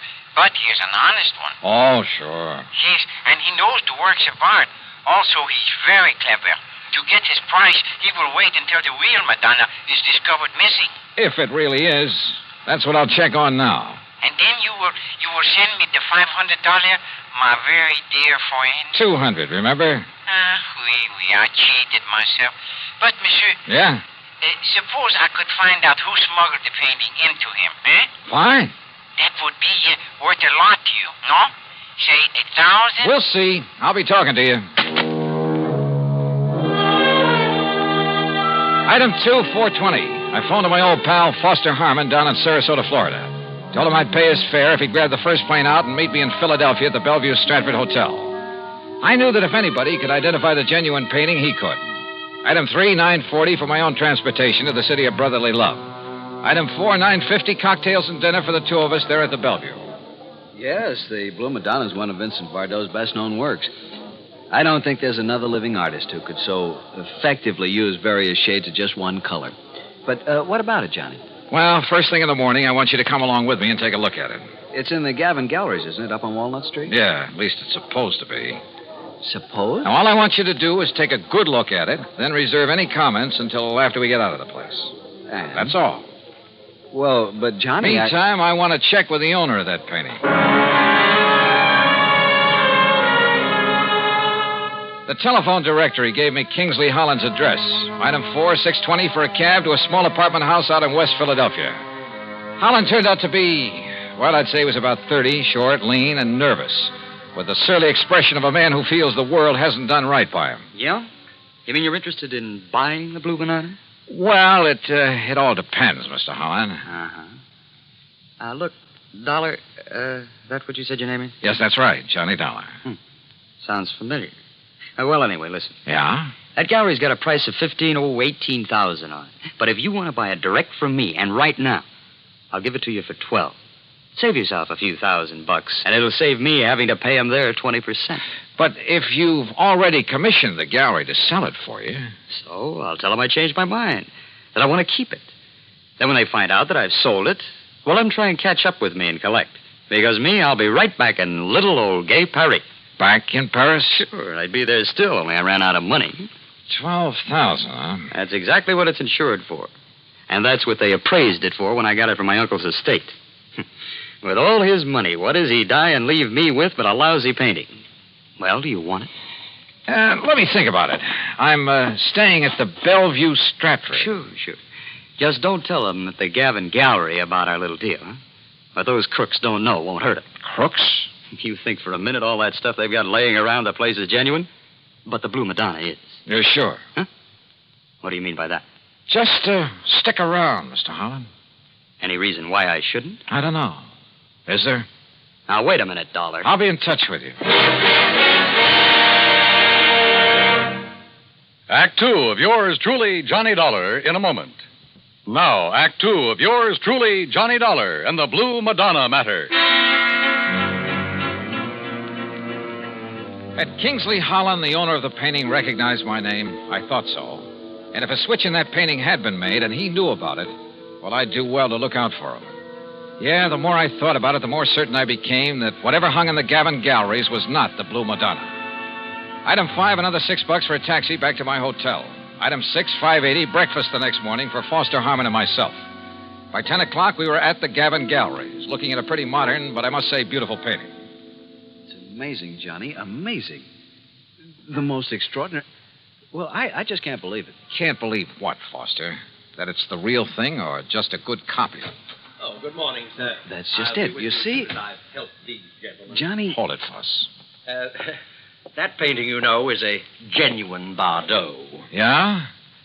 My name is Johnny Dollar. This is Mr. Foster Harmon. Gentlemen, I'm Arnold Gavin. You're interested in buying the Blue Madonna? If this is really it. Johnny, listen. Wait, Foster. What is the price of it, Mr. Gavin? 20,000. Mr. Dollar, did you say? Yeah, but, wow. Haven't you got a Bardot that's a bit cheaper? His Laconic Lagoon is priced at 10,000. Holy. Well, how about a copy of this? Bardot has never allowed his works to be copied. Johnny, listen. Yeah, Foster. It looks like this stuff is too rich for our blood. No. Come on, let's go back to the Bellevue Stratford. No, listen. Perhaps there's something else that might interest you. No, I'm afraid not, but thank you. That's quite all right. Now, look, suppose I come back later. Johnny, listen. Come on, will you? Yeah, I'll see you tomorrow, Mr. Gavin. Now, Johnny... Just take it easy. Well, Foss? It's a fraud, Johnny. It's a copy. I'm sure of it. Hey. Did you say that Blue Madonna's a copy, mister? Yes. Wait, Foss. Well, I thought you were looking at it kind of funny there in the gallery. Yes, sir. It's a fraud. Foster. You don't mind my asking, who are you? My name is Foster Harmon. Harmon? From the John Ringling Museum down in Florida? That's right. Well, then you ought to know. Now, just a minute, mister. Say, aren't you Johnny Dollar, the insurance investigator? So what? Who are you? Me? Well, I'm Rube Alloway of Transworld News Service. News Service? Oh, fine. Yeah, I'll see you, boys, and thanks a lot. Well, Foss, it looks like you opened your mouth and stuck my foot in it. Well, I'm sorry, Johnny, but what I said is true. That Blue Madonna is an imitation, a phony. That much I already knew. At least I was pretty sure of it. But don't you see the amazing thing? Well, Johnny, that copy is so perfect, so exactly in the style of Vincent Bardot, even to little things, little idiosyncrasies that even the finest copyist couldn't match. Certain minute details about an artist's work are as distinctive, as impossible to copy as a man's own fingerprints. Yeah, well... What I'm trying to say is that if I didn't know every brush mark on the original... Okay, Foss, forget it. Forget it? Hey, listen. Kingsley Holland, the owner, and I wouldn't trust him for a minute. I think he knows who I am. If so, and if he knows that painting is just a copy, well, he's pretty sure to figure out what I'm doing here. Johnny, he must know it's a copy. If he gave it to the galleries to sell. Perhaps. Or maybe the switch was made after it was hung there. Then what you're saying is that either one of them could be responsible for the fraud. That's right. How well do you know the Gavin galleries? Well, they're not very big. You could see that for yourself. And, of course, they're rather new in the business. I think I'd better get a rundown on this Arnold Gavin while we're waiting at the hotel. Waiting? What for? Well, you plant a couple of seeds. You hope that one of them will sprout. I'm afraid I don't understand. Foss, I told both of them who I am in the hope they'd guess at why I'm here. I also gave them reason to suspect I think that Blue Madonna's a phony. Well, I'm afraid that I may have led Arnold Gavin to feel that way. Same thing. I also made it very plain to them that I'm staying at the Bellevue Stratford. In other words... Good heavens, Johnny, if you mean what I think you do. Yeah? Like what, Foss? You think that one of them, the crook, will come to the hotel and try... Well, don't you see, Johnny, knowing that you're on to him, he might try to kill you. Can you think of a better way to bring him out in the open? Johnny. Come on, let's get back to the hotel.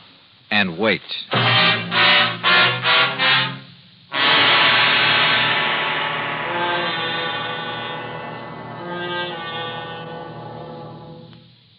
Act 3 of yours truly, Johnny Dollar, in a moment.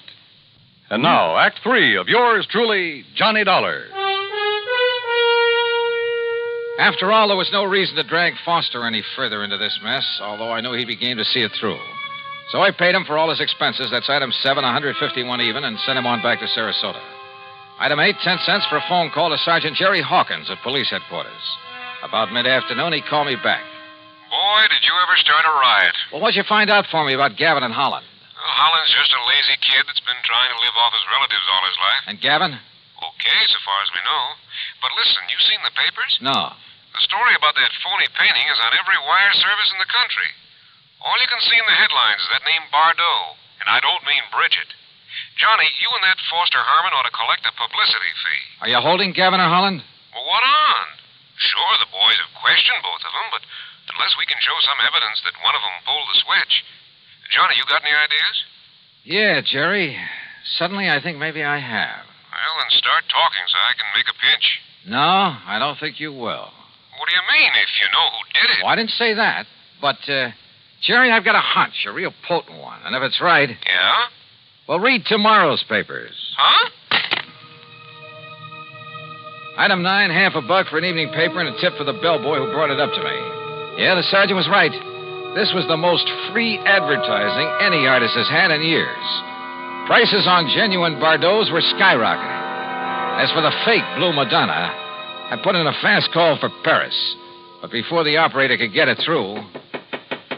Yeah? Arnold Gavin, Mr. Dollar. Well, Mr. Gavin... Do you see what has happened? Have you seen the papers? I sure have. And the police have closed my shop, my galleries. Can you blame them? But don't you understand? I've had offers of up to $30,000 for the Madonna. I've received wires offering me nearly $20,000 for the other Bardot, the real one. No kidding. Well, I'll show you how much I'm kidding. I've cabled Bardot to paint some more for me. Paint anything. Don't you see? After all this publicity, we'll make $1 million. So it was you that rigged this whole thing, huh, Gavin? I, Mr. Holland? Why, of course not. Sure, to raise the price of some of your lousy paintings. Why, how can you say that? You who gave me that copy. Expert, huh? You trying to tell me you didn't know that was a copy? No. It was only this morning when the authority from Sarasota, when I called in the people from the museums here in Philadelphia. Do you know what they said? What? And it better be good. They said the only one who could have made that copy... Wait a minute. The only artist in the world who could have possibly... Hold it. Hold everything. Holland, you said you got that painting from your uncle's estate. That's right. It was willed to me. Where did your uncle get it? Why, Well, listen. I'm listening. Dollar, that Madonna was smuggled into it. Smuggled? That's right. But by whom? Well, believe it or not... I think I can tell you who. And if this is my call to Paris, well, maybe I can even tell you where he is now. Johnny Dollar. This is your dear and faithful friend, Le Chagris. Good. Now listen. And for the information I can give you this time, you will have to pay me a vast sum of money. You're about to tell me that the Blue Madonna was smuggled into Paris by none other than the artist himself. This? By Vincent Bardot. Exactly. So that should be worth it, but how did you know? All right. All I want to know now is where is he? You know. He's not in Paris. Where is he? For $100? 150? 300. Oh, for that much I'll find out for myself. Goodbye. No. Okay, 200 or I hang up on you. Well, only for you, my oldest friend. Where? He is aboard a plane for the United States. I might have guessed it. He has the Madonna Bleu with him. He received the cable this morning. Great. I'll send you a check. You hear any of that, Mr. Gavin? Holland? Well, yes, but I'm afraid I don't understand. Oh, I sure don't. Then maybe this call will help you.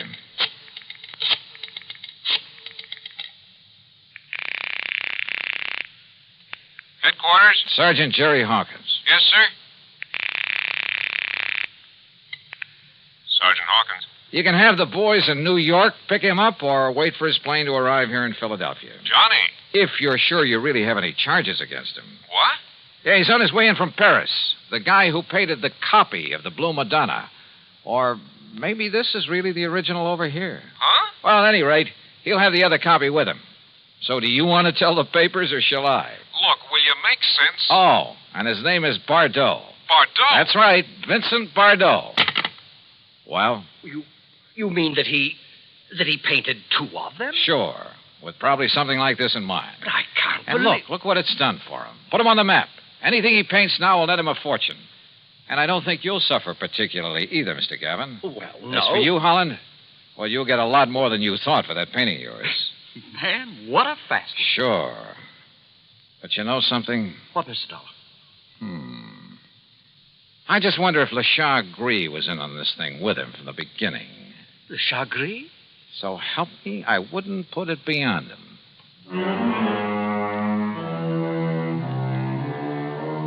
Sure he was in with Bardot.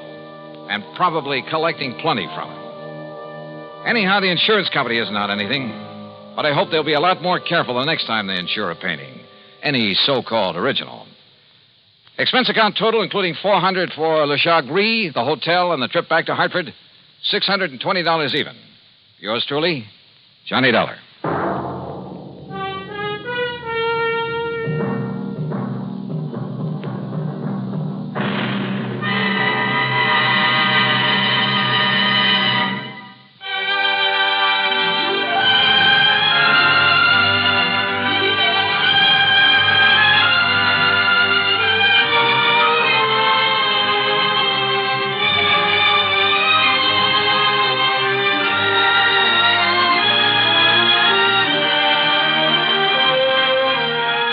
Yours truly, Johnny Dollar, starring Bob Bailey, originates in Hollywood and is written, produced, and directed by Jack Johnstone. Heard in our cast were G. Stanley Jones, Forrest Lewis, Harry Bartell, Joseph Kearns, Bert Holland, and Byron Kane. Be sure to join us next week, same time and station, for another exciting story of yours truly, Johnny Dollar.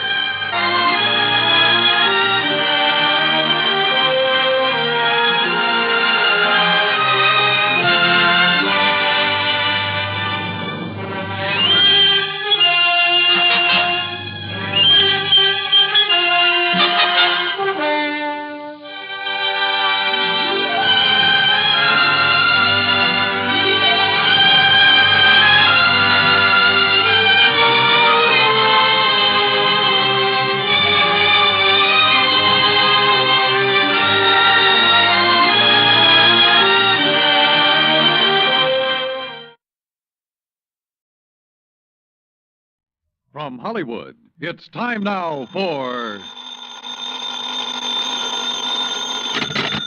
Johnny Dollar. Oh, hi, man. How's your stomach, Johnny? What? Rich food give you any trouble? Who is this? Why, your old buddy, Angie Orsatti. Oh, hi, Angie. Glad you got my message. Yeah. How about dinner tonight at Antoine's, Johnny? Shrimp gumbo, oysters, Rockefeller. Yeah, sounds fine. Only I've got to do some work first. Man, I thought you was here in New Orleans on vacation. Nope, little matter of fire insurance and the company's check for $16,000. Somebody trying to cheat him out of it, huh? You won't believe this, Angie. Somebody turned it down. What?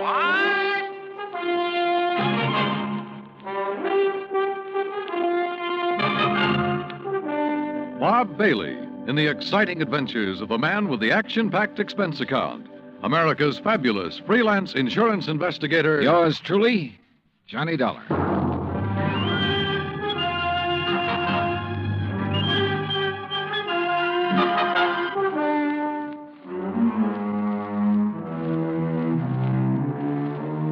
Expense account submitted by Special Investigator Johnny Dollar to Providential Fire and Marine, 787 Greenleaf Avenue, Hartford, Connecticut. The following is an account of expenses incurred during my investigation of the Royal Street matter.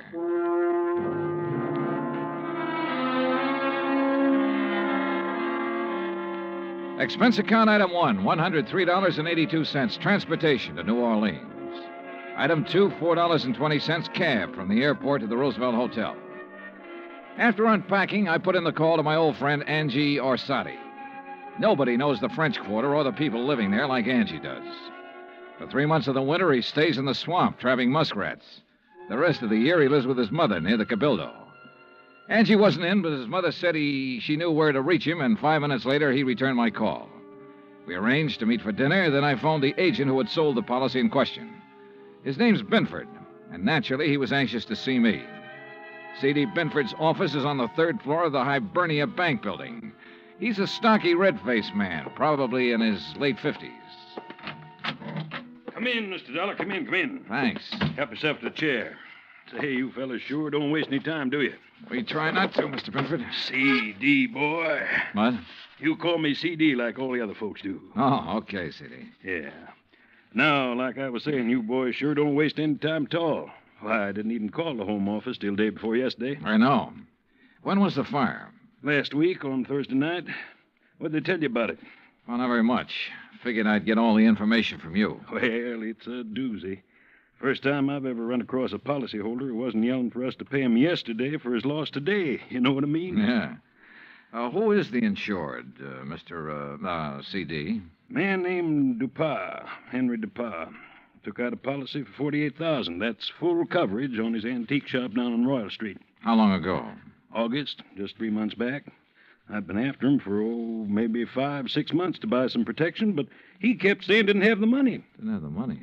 And one day I dropped in to see him about his car insurance, and right off he told me to write a policy giving him full fire coverage on the shop. Well, how do you arrange to pay it? Cash, in full, the day I delivered the policy. He tell you why he changed his mind? Yeah, not exactly. Bet he mentioned something about times being better. I reckon there must have been. Why'd he say that? Well, a few days later, he had the back part of his shop all painted and fixed up. That's the part that burned. And he hired himself a girl to work in the office. A real good looker, too. Well, what caused the fire? You know? I sure do. Antique kerosene lamp got knocked over accidental. According to what Dupas told the fireman, he was in the back of the shop with a customer showing him the lamp. Uh-huh. When it fell, the fire started. The two of them tried to put it out. Reckon that's why they didn't call the fire department right off. Uh-huh. And did Dupas tell you the same thing? Dupas? He didn't tell me nothing. Well, he reported the fire to you, didn't he? He did not. And that's what's got me so riled up. I wouldn't know about it now if I hadn't dropped in there the other day. Was Dupas there when you stopped in? Yes, sirree. And when I saw how the place looked, the whole back of the store gutted out and the slew of his antiques destroyed, I let him have both barrels, I tell you. Oh, what'd he say to that? Well, nothing too much. Just acted like he wasn't interested in whether we paid for it or not. Didn't even ask for a claim form. That's funny. Sure is. I thought maybe he was so upset over losing some of his valuable antiques, he didn't know what he was doing. So, after I checked with the fire department, got a copy of their report, I typed up a claim for him. You figured the damage at $16,000, right? Mm-hmm. I knew how much he spent fixing up the back. When I'd issued the policy, I'd gotten an estimate on most of the antiques. So what happened when you gave him the claim? He signed it? He did not. Said to forget about the fire. And when I kept after him, he called me a busybody and told me to get out of his shop and stay out. What do you think, CD? You have any idea why he didn't report it or sign that claim? If I had, boy, I wouldn't have sent for you. I left Binford's office and walked over to Canal Street. The sun had gone down and a cool breeze was coming in off the river, bringing with it the smell of coffee beans and fruit from the banana boats. I crossed Canal and turned onto Royal, heading into the French Quarter. When I reached Henry Dupas' antique shop, I stopped. There are a lot of antique shops on Royal. All of them look pretty much the same. The building's as old as the fine rosewood and mahogany pieces they shelter. There was nothing different about this one, at least from the outside. The fire had started and finished in the rear of the building. I tried the front door, but it was locked. I didn't think anyone would be there that late, but I knocked anyway.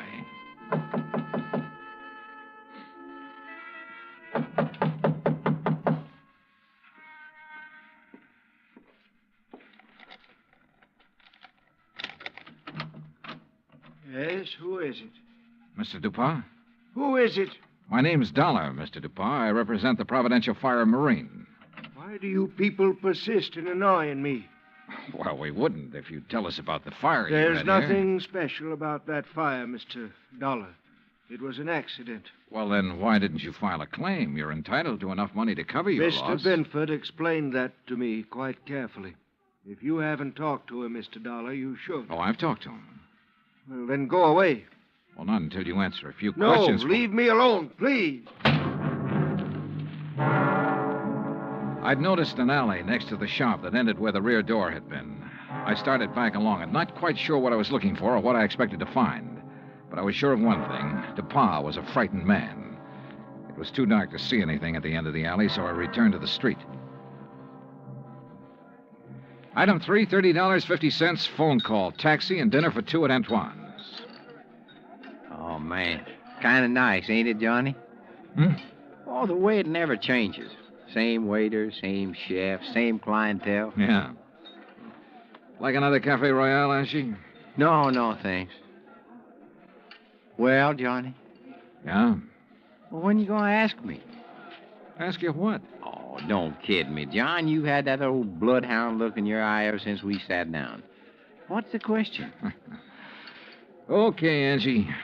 What do you know about a man named Henry Dupas? Dupas' antique shop? That's right. Oh, not much. Seen him around some's all. Yeah, where? Oh, you know what kind of places I like, Johnny. Yeah, but I can't picture Dupas liking them. Well, maybe he don't, but maybe that little old blonde he's been carrying with him does. Blonde? Yeah, you know. Female, girl, bleached hair. I know. Yeah. How old? Oh, 24, 5. Yeah, real nice for old coot like him. Real winter and spring, huh? Yeah. You seen them together often? Oh, a few times. Saw him about 2 weeks ago at Butch's place.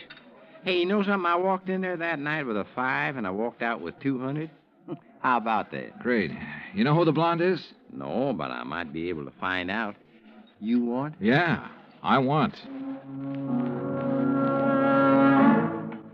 I left Angie and started back toward Royal Street. On the way, I ran up item 4, $1.85 for one flashlight and batteries. The shades on Dupas' shop were drawn, but I could tell there were lights on inside. In the alley, a small pickup truck was parked near the side entrance to the shop. In the back of the truck, looking like they'd just been taken off the boat, were several stalks of bananas. There wasn't much else to see except the charred wood and refuse left in the alley after the fire. I started back toward the street when a man, a much larger man than Dupas, came out the side door and got into the truck. He turned over the engine and switched on the lights before I could get clear. Hey, what are you doing there? Hold it, mister, right there. Here, buddy, you just hold it. What were you doing back there, huh?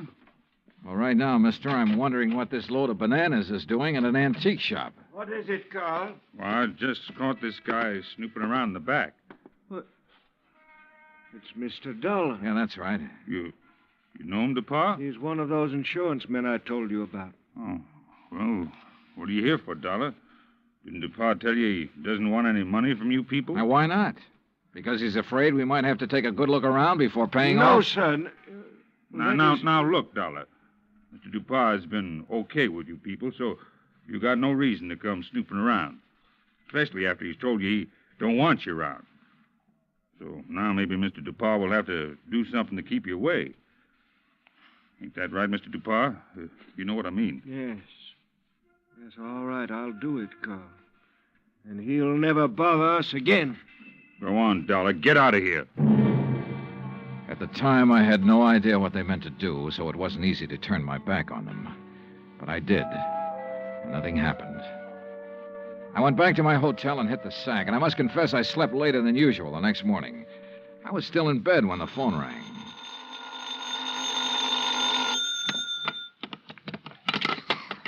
Johnny Dollar. Well, hey, now, where's my dynamic northern friend? Oh, he's off today. I'm taking his place. Well, in the news I got, well, I reckon it'll keep till tomorrow. Yeah. Well, so long. No, wait, Angie. Yeah. Did you find out anything about that blonde Dupas been seeing? Sure. Everybody around the French Market coffee shop used to know her. Used to, meaning up till she went to work for Mr. Dupas. She worked for Dupas? Yeah, in the office at his store. Started in there about 3 months ago. Well, come on. Well, since then, nobody sees her anymore. At least none of her old gang. You know where she lives? Yep. The Pont Alba Apartments. That is, unless she has moved. What's her name? Rose Ellen. What? Yeah, she used to be a dancer. That enough for you to go on? Yeah, Angie, thanks. That's plenty. Expense account item 5, $1.40 cab fare from my hotel to the Pontalba Apartments. The list of names on the register near the manager's office told me Rose Ellen's apartment was number 215. But when I got up there, the girl who opened the door wasn't a blonde. Yes? Oh, I'm looking for Miss Rose Ellen. She isn't in. Oh, she at work? Who are you? I mean, are you a friend of hers? My name's Dollar, Johnny Dollar. I'm an insurance investigator. Well, she hasn't done anything, has she? Well, not that I know of. Look, Miss... Garbo. Garbo? May Garbo. You're a dancer, aren't you? How'd you guess? Oh, I'm good at recognizing talent. Oh? Would you like to come in? I've got some coffee on. Well, that'll be just fine. Say, you've certainly got a nice view of the square from here. I suppose. Don't you think so? Oh, sure, if you like that sort of thing. Me, I just think the square's kind of square. Oh, oh, that's good. That's very I thought good. it up the day we moved here. You and Rose move in here together? Uh-huh. Oh, sit down, Johnny. Make yourself at home. Well, thanks. Gee, you're so polite. You wait to be asked. Yeah. Look, tell me, what time do you think Rose will be home? Oh, I couldn't say. May, this is important. What time does she usually get home? Well, I don't know. I mean, after all, she's got her own life to live, you know, and I'm not her keeper. Okay. Sometimes she doesn't get home for days. Oh, I better get the coffee. She ever say anything to you about the fire? Yeah? What fire? The fire down at the antique shop. No, you want cream and sugar? No, thanks, just black. Good. When was that? The fire? Last Thursday night. That's funny. What's funny? That was the last time I saw her. What? Yeah. Rose went to work last Thursday, but she never came home.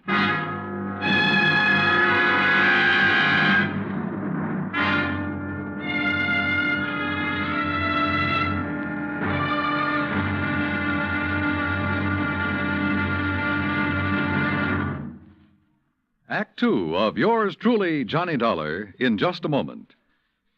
You don't have to be a special investigator to know that Americans don't take their civic responsibilities lightly. The Election Day turnout proved that, beyond any shadow of doubt. So now it's time for you to face up to another responsibility to the nation in just as straightforward a way. Our Ground Observer Corps needs volunteers. We at CBS Radio urge you to write or telephone your nearest Civil Defense Center to learn how you can help in this vast program that patrols our skies. Now, Act Two of yours truly, Johnny Dollar, and the Royal Street Matter.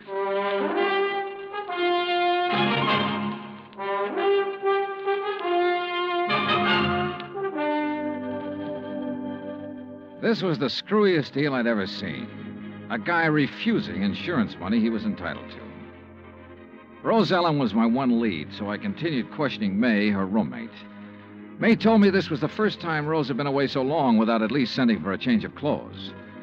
I asked about Rose's boyfriends. She told me Rose had been going with one other man beside Dupont, but she didn't know who he was. After May promised to call me if she heard from Rose Ellen, I left. Expense account item 6, $1.90, taxi from the Pontalba Apartments to the Hibernia Bank Building. My insurance contact, Binford, wasn't in. So while I waited for him, I wondered again why DuPont had refused to sign the claim for the fire damage to his shop. Could he afford a loss of $16,000? I wondered if something had happened in that shop, something DuPont tried to cover up with a fire. I was wondering what it could have been when Binford walked in. Well, I'm glad you're here, Johnny. We got trouble. Oh? I hear you paid DuPont a call last night. That where you've been? Yeah. He phoned me about 10, wanted me there fast. Oh, boy. I wish I had sense enough to stay away. Well, what happened, CD? Now, before I tell you that, you tell me what he said to you last night. Nothing important. Just something about fixing it so I couldn't bother him again. Oh? Well, he did. How? He canceled his fire insurance policy and every other policy he ever bought from me. Cancel? Yeah. So you might as well go on back to your hotel and pack, Johnny. It's none of your affair now, no matter what he's up to. Yeah, it's too bad it had to turn out this way. You want a drink before you go? Yeah, I guess I need one. Yeah. What'll it be, scotch or rye? Scotch, neat, please. Good, saves making a mess. When you reckon you leave? Oh, I don't know. I'll check with the airline when I get back to the hotel. Mm-hmm. Yeah, there you go. Thanks. Better luck next time. Mm-hmm. Well, That's that. CD. Hmm? What about the policy? Policy? Did he return the policy to you? No. He said do it tomorrow. But he's covered until he does return it. Does he know that? Why, no. I don't reckon he does. Good. He might get careless. And as long as that policy is in force, I can bother him as much as I want. Oh, I don't see what's the use, Johnny. He'll have it here by tomorrow evening. That still gives me 24 hours to get lucky. CD, you said something about a customer being with him when that kerosene lamp was knocked over. Mm-hmm. According to what he told the fire department, there was. You have that person's name? Well, I should have. I took it from the fire department report, and I've got that right here. Here it is. Now, let's see. Mm-hmm. The name was Andrew W. DeLong. Address 1515 West Claiborne.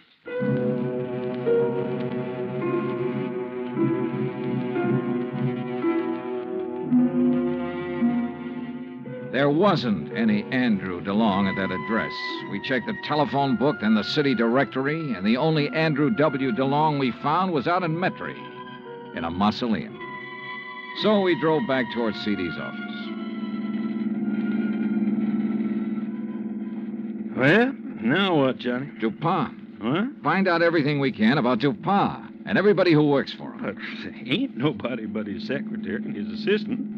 Fella named Carl. Yeah, how long has Carl been working for him? Oh, about as long as she has. Does this Carl own a fruit stand? Well, not I know about. Why? Oh, I just wondered. Hey, what time is it, CD? 2:15. Say, if we're going to check on Dupas' credit, we better get to the bank before they close. You're driving. Let's move. Expense account item 7, $22.80. Telephone calls and a couple of gratuities to obtain a lot of information about Dupas. I learned, among other things, that he'd banked almost $11,000 in the past 3 months. Before that, almost nothing. But there's no law against making money, so I still had nothing concrete to go on. At 5:30, I left Binford, went back to my hotel, and there found a message from May, Rose Ellen's roommate, asking me to go to her apartment immediately. So I did. Oh, Johnny. Yeah, hi, May. Oh, well, come in. Johnny, you know what you made me promise. Yeah? Well, it happened. You mean you've heard from Rose? Well, no, not exactly. But a man called this afternoon and talked about her. Oh, well, I hope he had only nice things to say. Oh, yes, he said she's just fine. What? Didn't you hear me? Yeah, he said she's fine. Fine. Well, what else did he say? Well, he said he was going to come by at 4 o'clock and pick up her clothes. I should have them ready. No, but of course he didn't. Well, he did so. He did? Oh, what man? You know him? You get his name? Mr. Dollar, you don't think I'd let Rose's things go out of here with a complete stranger, do you? Of course he told me his name. Well? You aren't nearly as polite as you were this morning. All right, I'm sorry. What's the man's name, darling? Oh, well, that's much better. It's Grant. Grant? That's right. That doesn't register. From the way he talked, he must be the one Rose was going with while she was dating that old antique. You ever see this guy, Grant, before? No, but I'm sure he's the one she talked about. Really, it used to get so tiresome. Carl this and Carl does that. Oh. What? I said, oh. May, tell me, where did he say he was taking her clothes? Well, he didn't say. He just put them in that old truck. Thanks, sweetheart. See you later. I needed a fast car and a driver who could handle it, so I called Angelo Arsati. 20 minutes later, we parked in front of Dupas' antique shop. There was a dim light on inside. Now, look, brother, there's really no reason for you to get mixed up in this thing. Oh, you kidding, son? Looks like Dupas ain't gonna answer. All right, let's see what this hunk of stone will do to the glass. Here. Hey, that got it. I can reach through the lock.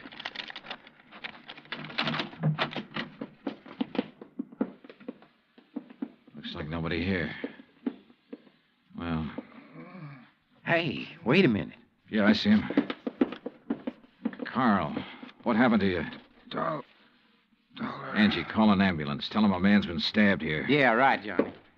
Dollar. Get to her before he can. Dupas? Gonna kill Rose. You got to help her. DuPont wants to kill her? Why? She found out. Smuggling. Is that what DuPont's been up to?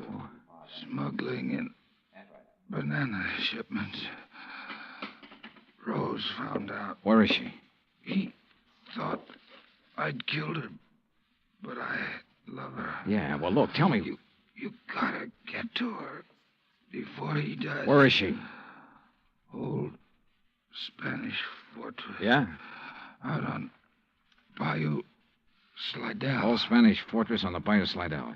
Yeah. You know where that is, Angie? Oh, sure. An old ruin out in the swamps north of town near the highway bridge that goes over to the Gulf Coast. Carl, how long ago did DuPont leave? 10 or 15 minutes. Yeah, well, we could beat him, Johnny, by cutting across the swamps. That is, if you could take it. What do you mean by that? Well, it's rugged. Like what? Johnny, did you ever ride a swamp buggy?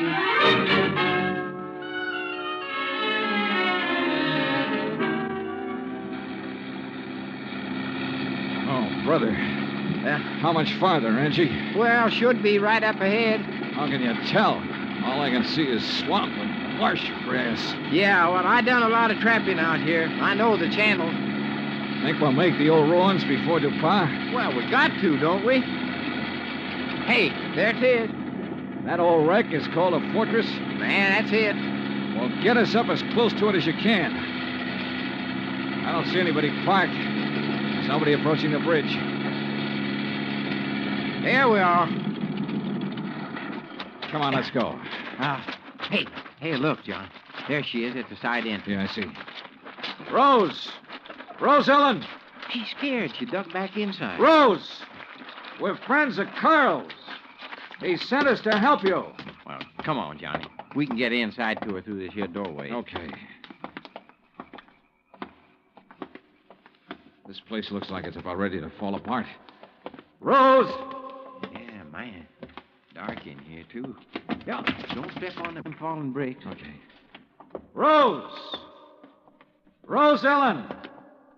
Yes? Where's Carl? DuPont tried to kill him. Oh, no. Rose! Come on out here where we can see you. Rose!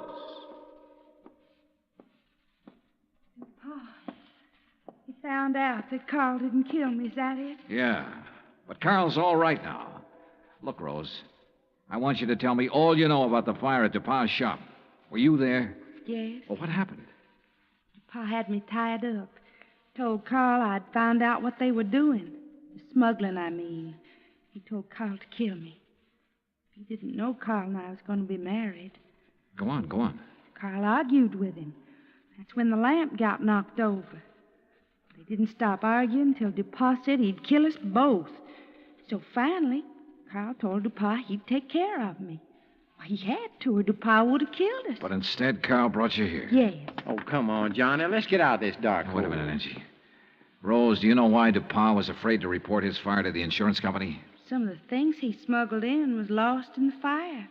If anybody come poking around, they might have found out what he's doing. What was he smuggling, do you know?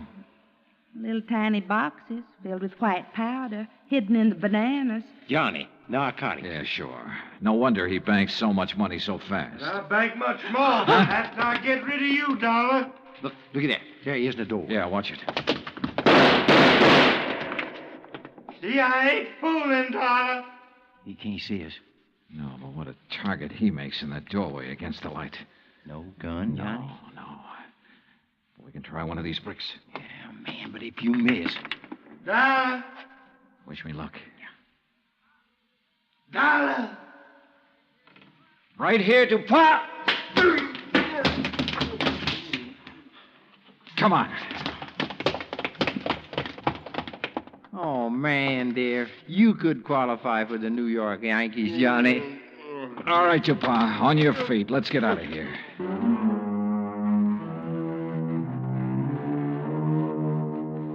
Expense account total, including rental on the swamp buggy, incidentals and transportation back to Hartford, $517.20. Remarks? Well, where he's going, DuPont wouldn't have any use for the insurance money anyway. Carl Grant turned state's evidence and clinched the smuggling charges against him. Because of that, Carl may get off easy. I hope so. He and Rose could make a very happy couple. End of remarks, end of report. Yours truly, Johnny Dollar.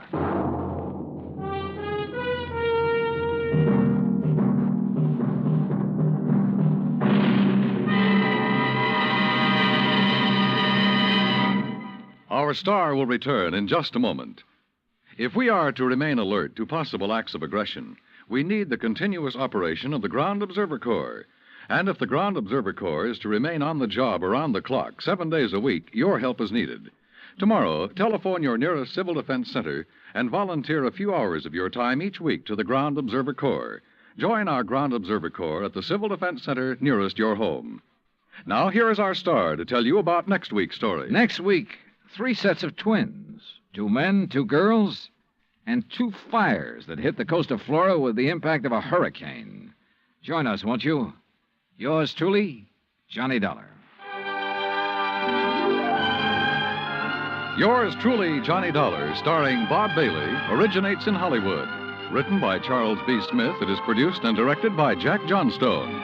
Heard in tonight's cast were Virginia Gregg, Forrest Lewis, Lou Merrill, Lawrence Dobkin, and Frank Gersel. Musical supervision is by Amerigo Marino and Carl Fortina. Be sure to join us next week, same time and station, for another exciting story of yours truly, Johnny Dollar.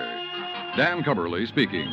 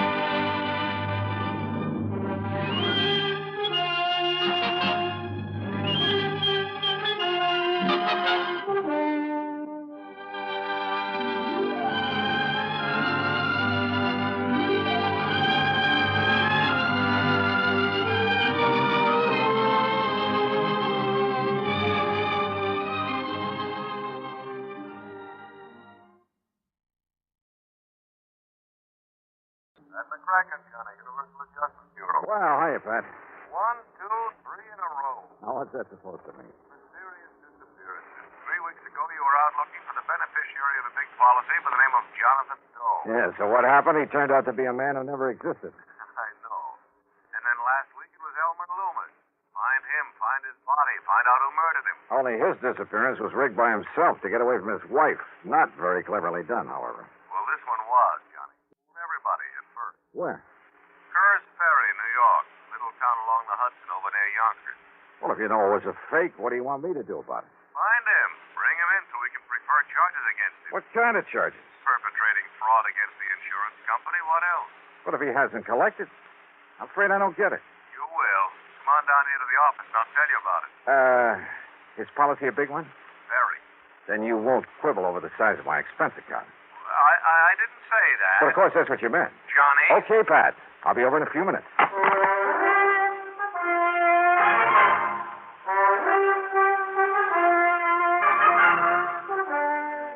And now, Act One of yours truly, Johnny Dollar.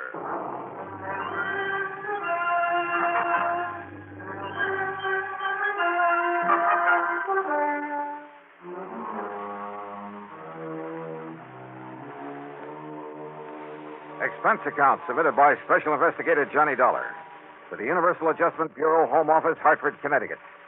Following is an account of expenses incurred during my investigation of the little man who was there matter.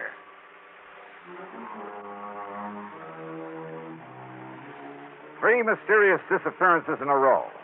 I almost wish somebody'd set a fire, rob a bank for a change. But expense account item 1, $1.20 for a cab to the Office of Universal Adjustment Bureau. As usual, Pat McCracken got straight to the point. Plain as day, Johnny. Howard L. Edwards insured his life for $50,000, double indemnity. So? Beneficiary, his wife, Mary Louise. In other words, if he was accidentally killed, his wife would collect a cool $100,000. But he wasn't. He wasn't. You sure? Oh, the police down there in Kerr's Ferry thought otherwise at first. You know, when they discovered the way his car had toppled over into the Hudson River just above Sound. That's the way he staged it? Uh-huh.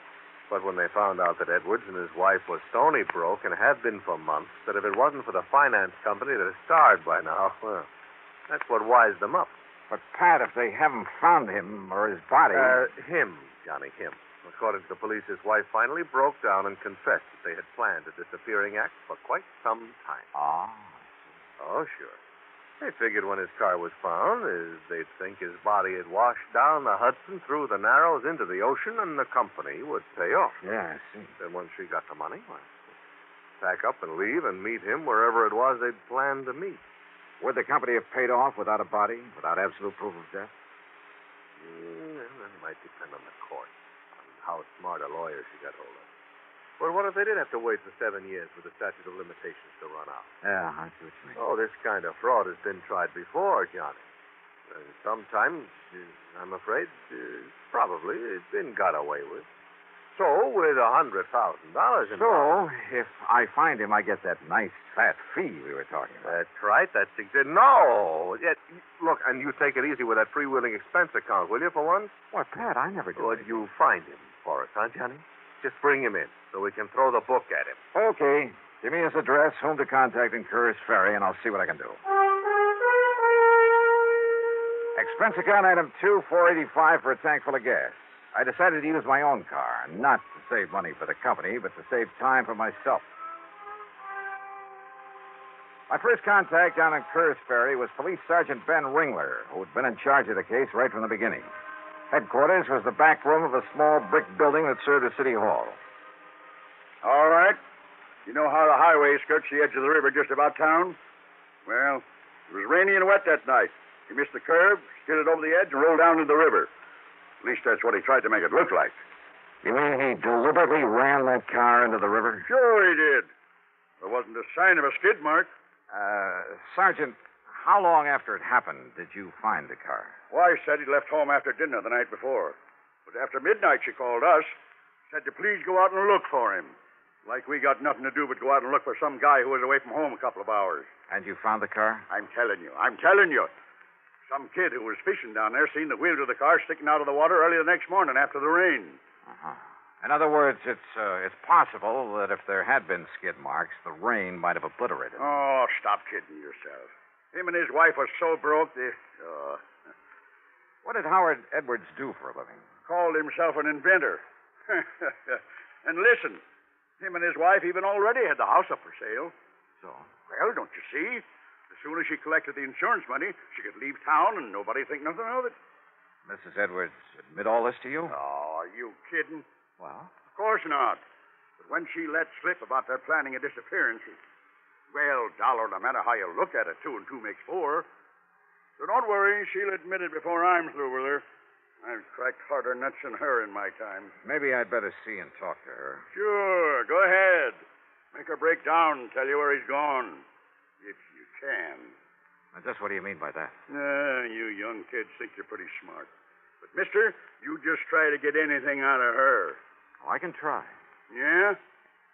Good luck, Dollar. You're going to need it.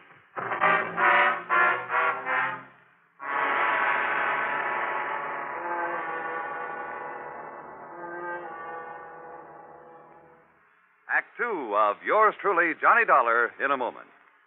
Great scientific achievements usually are made through the combined efforts of many men.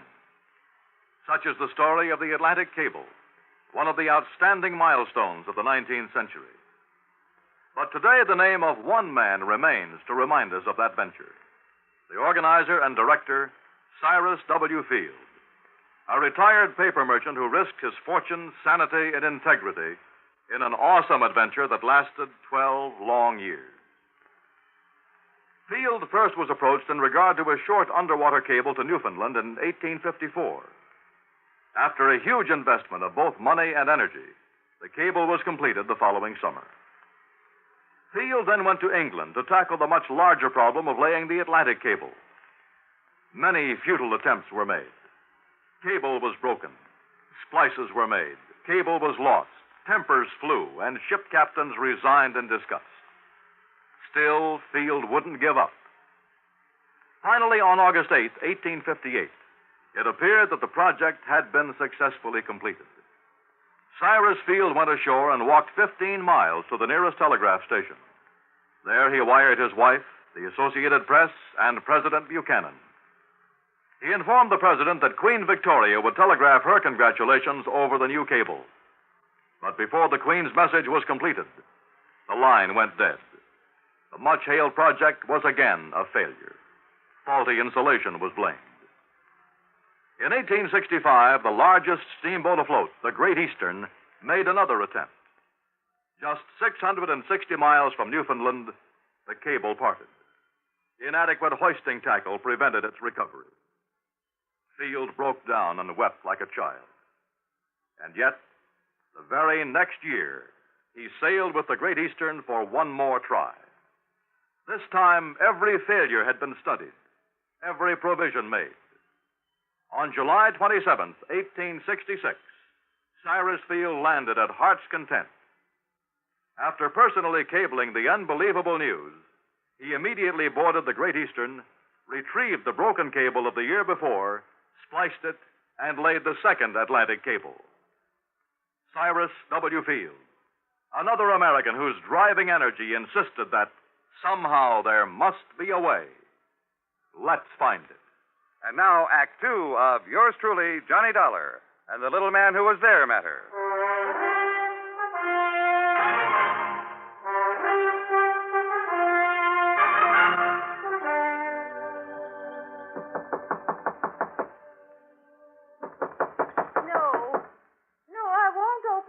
Mrs. Edwards? Please go away.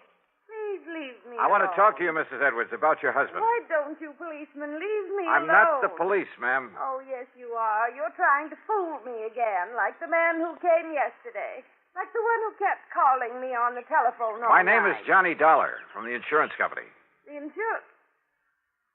You sure of that? Yes, ma'am. Now, if you put your foot in the door like that Peter Barskin yesterday... No. Here. Here are my credentials, Mrs. Edwards. Johnny Dollar, insurance and... Oh, please come in, Mr. Dollar. I'm so glad you've come. Maybe you can help to find Howard. I just can't believe he's dead. Well, that seems to agree with the police theory, Mrs. Edwards. The police. They've been terrible. They've been trying to drive me out of my mind, make me see a lot of things that aren't so. Day and night, they've been driving me crazy. Then Ringler and that no-good son-in-law, he had them put on the force, coming here, questioning me, calling on the phone in the middle of the night. Well, it's terrible. And if losing Howard wasn't enough, You've been pretty much broken up over his death or disappearance, whichever it is. Well? No, Mr. Dollar. What? Please, sit down, sir. Thanks. The past few years, Howard has been so occupied with his invention. What kind of invention? A machine. A device of some kind for molding plastics. I'm afraid I don't know much about it. He wouldn't tell me. Kept to himself all the time.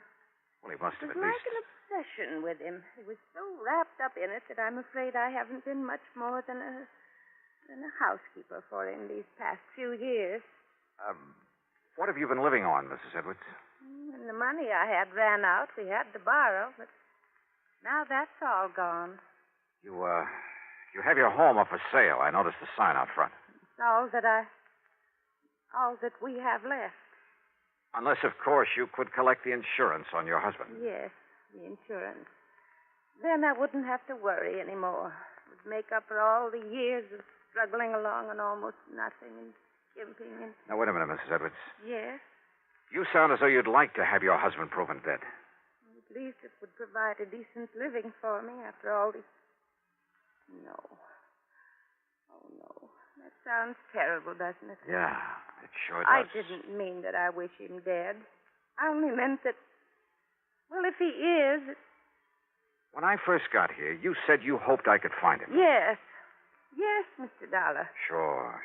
So that you and he could continue this sad life of poverty and not really getting along together?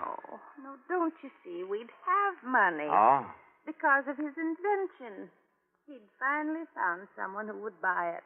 for a lot of money and a lot of royalty when it's used. But now even that is gone. Gone? What do you mean gone? All the plans and drawings. He took them with him that night. And just where was he taking them? To the man, the company, whatever it was he was selling it to. At least I think he was. In the middle of the night? Now they're all gone, somewhere in the Hudson River. You told the police about this? Yes, I told Ben Ringler. He found no sign of them in the car? No. And that son-in-law, that Peter Moskin, he said I was lying about those papers. All right, Mrs. Edwards, listen to me. Yes. Considering the relationship of you and your husband, wouldn't it be logical for him to leave you, sell his invention for whatever he could get, and live happily on the money all by himself? And just leave me with nothing? Yeah. No. In spite of... Oh, no, Mr. Dollar, he wouldn't do that. I didn't say leave you with nothing. All he had to do was make it look as though he'd been killed. Make it look? That's right, in a car accident. Oh, no. Well, that's the way you planned it, isn't it? Then you'd both be taken care of, free of each other and with plenty of money. No, Mr. Dollar. Didn't you admit to the police that you two planned his disappearance? Oh, no. I told him, Ben Ringler and that son-in-law... Told him what? That before Howard knew his invention would work, that he could sell it, Howard did talk of going away so he could work on it undisturbed without me under his feet. That's all I said. But Ben told your insurance company. Ben made it sound like... Oh, don't you believe me, Mr. Dollar? I'll see you later. Item 3, $1 even for a bite to eat at the local lunch wagon. Then I went back to headquarters where I found not only Sergeant Ben Ringler, but his son-in-law, Patrolman Peter Barskin. I found him very busy playing checkers. Come on, Pete. Crown me. Yeah, Pop. There you are. And now you can give up. Like Dollar is on this case of his. I'll set him up again. Didn't get a thing out of Miss Edwards, did you? Maybe I did. Just like I told you would. Huh? You mean you did get something out of $1? Where's the chief of this police department? Been away a couple of weeks. I'm in charge. Well, if he had any sense of duty, he'd be back here. Hey, what do you mean by that? Pete, I mean that you and your father-in-law have considered only 2 possibilities. Have we? The first was accidental death. Now, listen, I told you... Yeah, you told me. You eliminated that. Sure did. The other was deliberate disappearance. And that's what it was. But there's another, Ben. The one I'm going to work on. Yeah, what's that? Sonny? Murder. What? That's right. Murder. Act 3 of yours truly, Johnny Dollar, in a moment. Our Constitution is a flexible document. It has changed with the changing years to meet changed conditions. An example is the way in which we elect our United States senators. When the Constitution was ratified, and for 125 years thereafter, the people could not elect their own senators. Instead, the senators were chosen by the state legislatures. The Founding Fathers believed in democracy, but they did not want their new republic to be wrecked by irresponsible mob rule. Democracy was a new form of government. Most of the voters had little knowledge and less experience in governing themselves. And so the Constitution provided that while the people could elect their representatives to Congress, they could not elect their senators directly. A century and a quarter of experience in self-government made such a safeguard against mob rule obsolete. And by 1912, the people were ready to demand the right to elect their senators by popular vote. They received this right in the 17th Amendment to our Constitution. This amendment illustrates how our Constitution lives and grows in our changing world, to the end that this country of yours and mine shall be our country under God. And now Act 3 of yours truly, Johnny Dollar. I learned from Sergeant Ringler and his smarty-pants son-in-law that Mr. Edwards' car had been left untouched where they'd hauled it out of the river north of Kerr's Ferry. It was late in the afternoon, but item 4, there in police headquarters, 30 cents for a phone call to another headquarters, the 18th Precinct down in New York. This Lieutenant Singer. Hey, Johnny Dollar, Randy, I want you to do something for me. Johnny, long time no see. Yeah, listen, will you? Have you got somebody in the crew who can come up here to Kerr's Ferry and give me a hand? Somebody who knows something about fingerprints? miles outside our jurisdiction. So what? Well, of course, some guy was off duty, maybe a real top man like Marty Levitt. How soon can you get here? Well, what's it all about? How Johnny? soon? It's getting late. It's getting dark. Oh, a little over an hour if he can catch a train. But what kind of case? Okay, Randy, thanks. Now, look, Dollar. You think we can't handle these things good enough ourselves? Yeah, Dollar. Yeah, that's exactly what I think.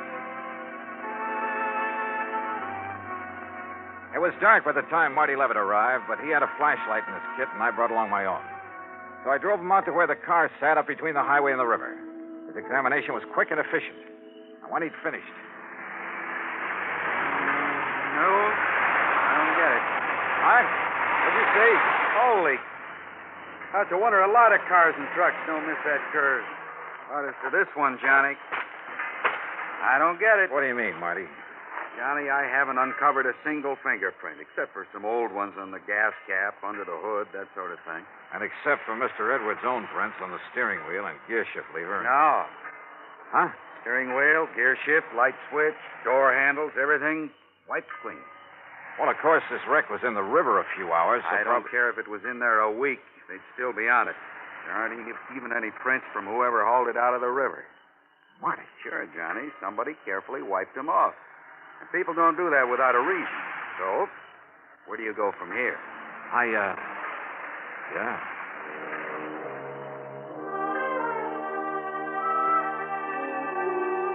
I drove Marty into his train for New York. Then, purely on a hunch, drove over to the Edwards house. Every light in the place was on, and through the windows I could see Mrs. Edwards apparently aimlessly but frantically rushing from one room to another, then back again.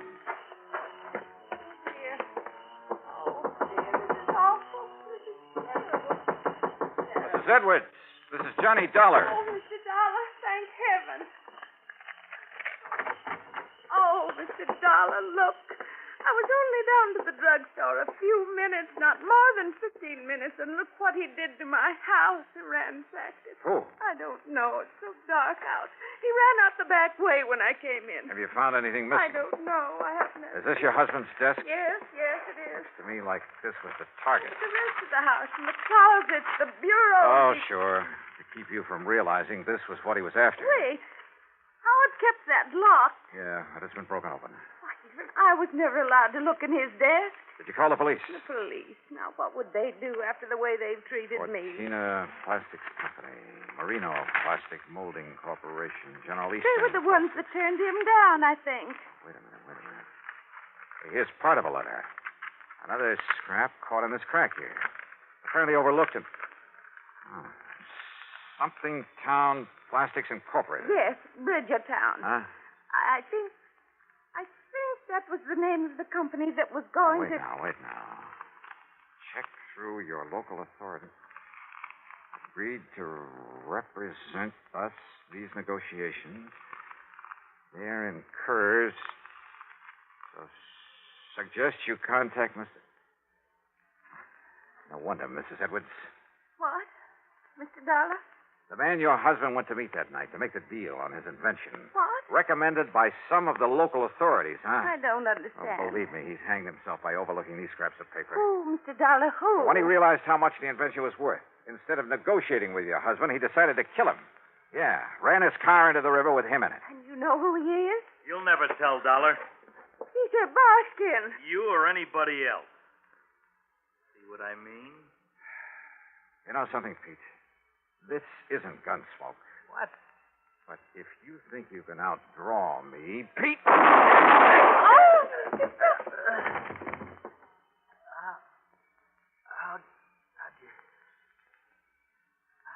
How'd you find out? Matter of fact, Pete, I didn't know it was you until you came in here waving this gun. Johnny Dollar, as acting chief of police for the town of Cairns Ferry, I arrest you for the... Oh, put that thing down, Ben, or do you want some of the same? No, Dollar. Toss it over. On the floor. Okay. And I not only suspect that Cairns Ferry is going to have a new police force, but who knows? You and Pete might even share the same electric chair. Sure, it's up to the courts. But when the state police came in and found the papers on the invention hidden away in Pete's house... Oh, that invention, by the way, now belongs to Mrs. Edwards. The say nothing of the insurance money, $50,000. So, Pat, I'll let you off the hook real easy. Expense account total, including some more gas for my car to get me back to Hartford, $12.34. Yours truly, Johnny Dollar.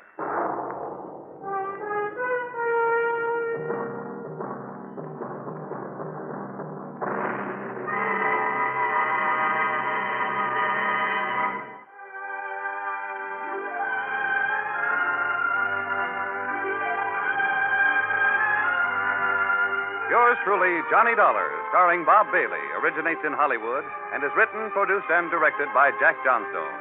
Heard in our cast were Virginia Gregg, Larry Dobkin, Ralph Moody, Gil Stratton, Herb Vigran, and Dick Parrott. This is Jim Matthews speaking.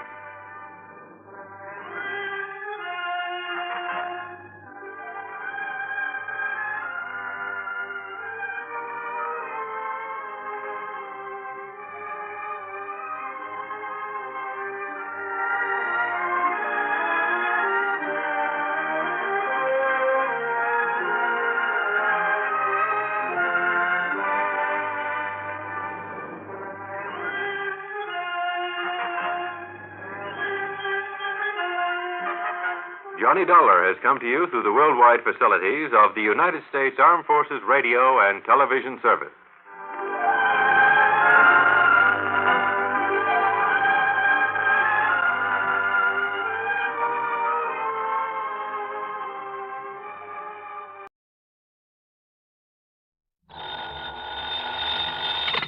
Johnny Dollar. How are you, Ralph? Well, at the moment, not too happy.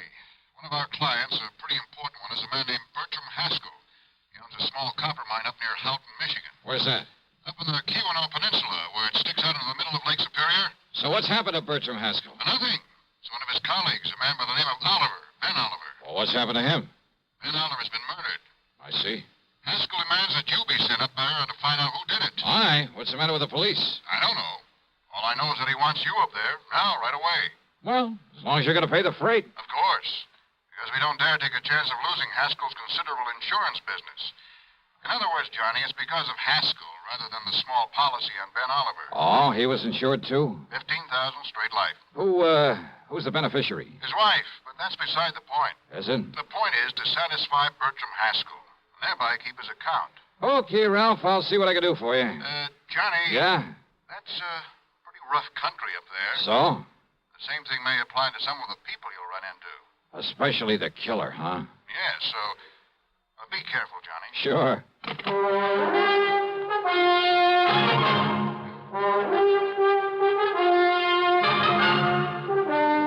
CBS Radio brings you Bob Bailey in the exciting adventures of the man with the action-packed expense account, America's fabulous freelance insurance investigator. Yours truly, Johnny Dollar.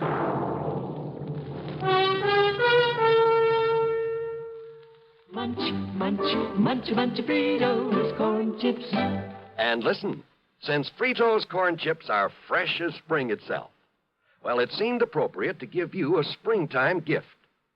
So Fritos have attached a free package of flower seeds on their large bags as their salute to spring.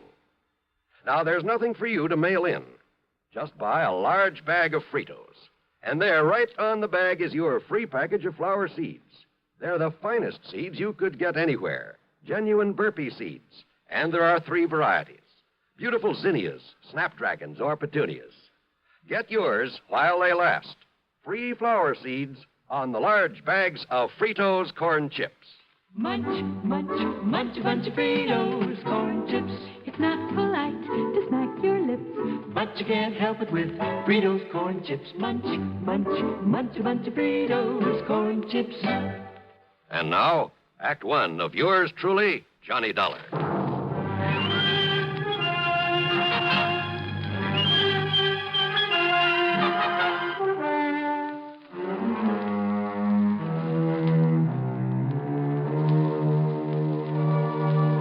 Expense account submitted by Special Investigator Johnny Dollar to the Continental Insurance Company, Chicago office. The following is an account of expenses incurred during my investigation of the Deep Down matter.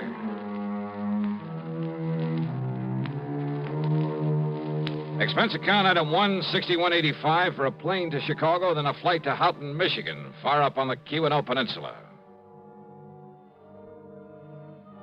It was mid-afternoon when I climbed off the plane and spent item 2, $50 deposit on a rental car. I got a highway map and directions to the Haskell mine, then headed north on Route 41. Along the way, I passed all sorts and sizes of workings, including the famous Quincy mine. It's supposed to have the largest hoist in the world. At the little town of Phoenix, I turned south and east on the side road that obviously was used for a lot of heavy trucking, and I finally arrived at the camp.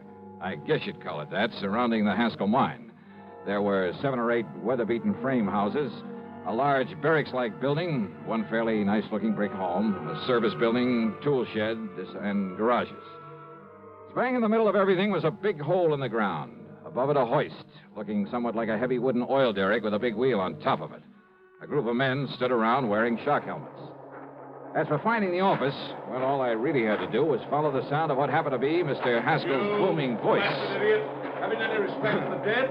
You try moving Mrs. Oliver out of that house of hers, and I'll break your neck. But don't you understand about it? Don't you realize that Ben Oliver had more to do with the success of this mine than anybody else, than even I had? Well, sure, I know. Oh, get on over there and apologize to her. You need some new quarters for some of those new men. Get hold of some carpenters and build them. Now go on, get over there and apologize to her. Well, who are you? What do you want? Mr. Haskell? That's right. Well? My name is Dollar. Dollar? Johnny Dollar? That's right. Well, why didn't you say so? I'm glad you got here, Dollar. You've got to clear this thing up. See that justice is done. Now, come in. Come into the office so I can tell you what's happened around here. Yeah, sure. Believe me, I won't sleep. I won't rest until whoever... well, sit down. Thanks. Dollar, Ben Oliver and I have been working over this country together for years. Ben's brains and my money. Ben picked the spot for this mine. So I understand. Dollar, I've made and I'm still making a fortune out of it, in spite of the fact it's a small operation. And Ben Oliver? Yeah, Ben. I tried for years to make him my partner so that he could fully share in this thing. But he wouldn't have it. Pure scientist, Ben was. No real interest in money. So the best I could do was promise him a fat royalty for the rest of his life. But I never dreamed his life would come to an end so soon. What happened, Mr. Haskell? He was murdered down in the 3rd sub-level of the mine, in a stope we discontinued working for a while because of some exploration he was doing in it. And you've no idea who or why, Mr. Haskell? If I or the police could find any possible reason for Ben's being killed, we might be able to pin it on one of them, the man who did it. You say... But as it is, we haven't even reason to lock up those men who could have done it. You say the man. Well, under the circumstances, it had to be one of the miners. One of the 6 who were on their way down the shaft in one of the ore cars. And yet... Well? I said under the circumstances. But under the circumstances, not one of those 6 could have done it without the knowledge of the others. Well, now, how do you mean that? A single, carefully aimed shot, Dollar, from some distance away, 15, 20 feet. Yeah? Struck him in the back, went directly into his heart. Just one shot, but it must have been carefully aimed. But... Well, go on. That shot was made in utter and complete darkness. Oh, now, wait a minute. I know. Impossible. Utterly impossible. But that's the way it happened.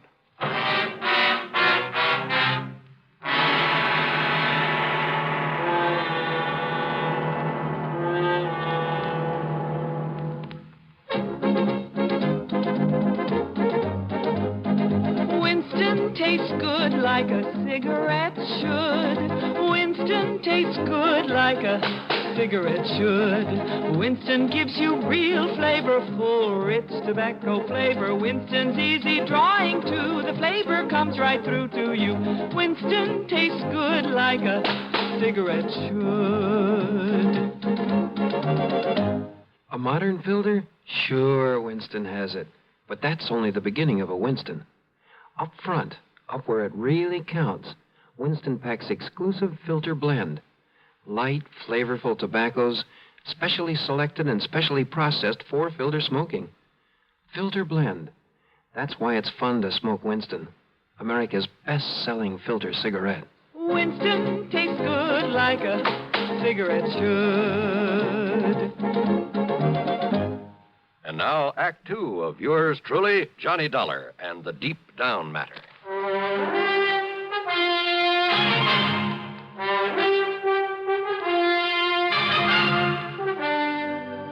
Look here, Here, Dollar, on the wall, a diagram of the mine. You, better explain that in one-syllable words, Mr. Haskell. I'm afraid I don't know very much about a copper mine. Well, here's the main shaft where it goes down into the ground at a slight angle. It goes down along one side for the most part, one side of the main ore body. That's under that big hoist I saw outside. That's right, yes.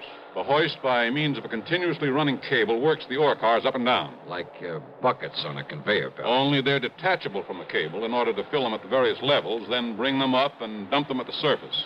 Now, just exactly where was Ben Oliver killed? 321 feet below the surface, on the third sub-level, in what you might call a big room or cave down there. And remember, Dollar, Ben was shot in the dark. No lights down there? Ordinarily, yes. Plenty of them, all over. You better tell me exactly what happened, Mr. Haskell. Oh, better still. I'll take you down there, let you see things for yourself. And you'll see why it was quite impossible. Yeah, we'll see. The last shift has just come out of the mine, so we'll have it to ourselves. Whatever you say. You'll say you'd better wear one of these shock helmets and these gloves. Okay. And keep your top coat on. You'll find it cold down there. Right.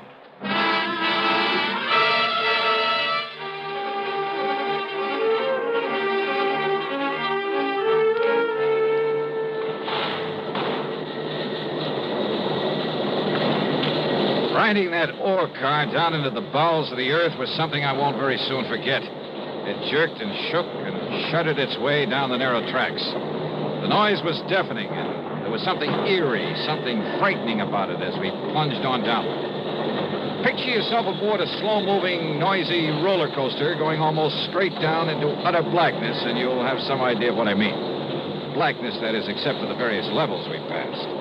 All of them were strung with glaring electric lights, and I could see great caves, I believe you call them stopes, where the miners had cut away the ore.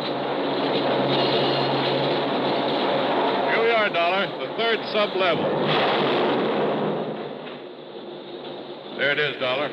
Stope where Ben was killed. This big cavern in front of us? Yeah. He was apparently chipping away some samples of rock there at the side with his back to this shaft. Well, now, wait. You said it was dark in here when it happened. But there's enough light in here now. Ben was checking some of this ore for uranium. Uranium? This country? We've kept it secret. That is the possibility of it. I see. Well, go on. Well, he sent a message up to me asking me to get his scintillator, a Geiger counter, and so on. I picked them up at his home and brought them down here with the men, the 6 men I mentioned. And? As we reached this level, as I was about to disengage the car from the cable, the lights here suddenly went out. I stopped the car in its noisy fashion, and then, after a minute or so, one of the men struck a match. Dollar, do you see this light switch? We found somebody pulled it. One of the men aboard the ore car. It had to be. Anyhow, I turned it on. We had light again. And there at the side, 15 or 20 feet away from us, lay the body of Ben Oliver. Did you hear the shot? Above the noise of stopping the car? What's more, Well, did anyone see the muzzle flash? No. You see, the weapon was a powerful air gun, a pistol of foreign make.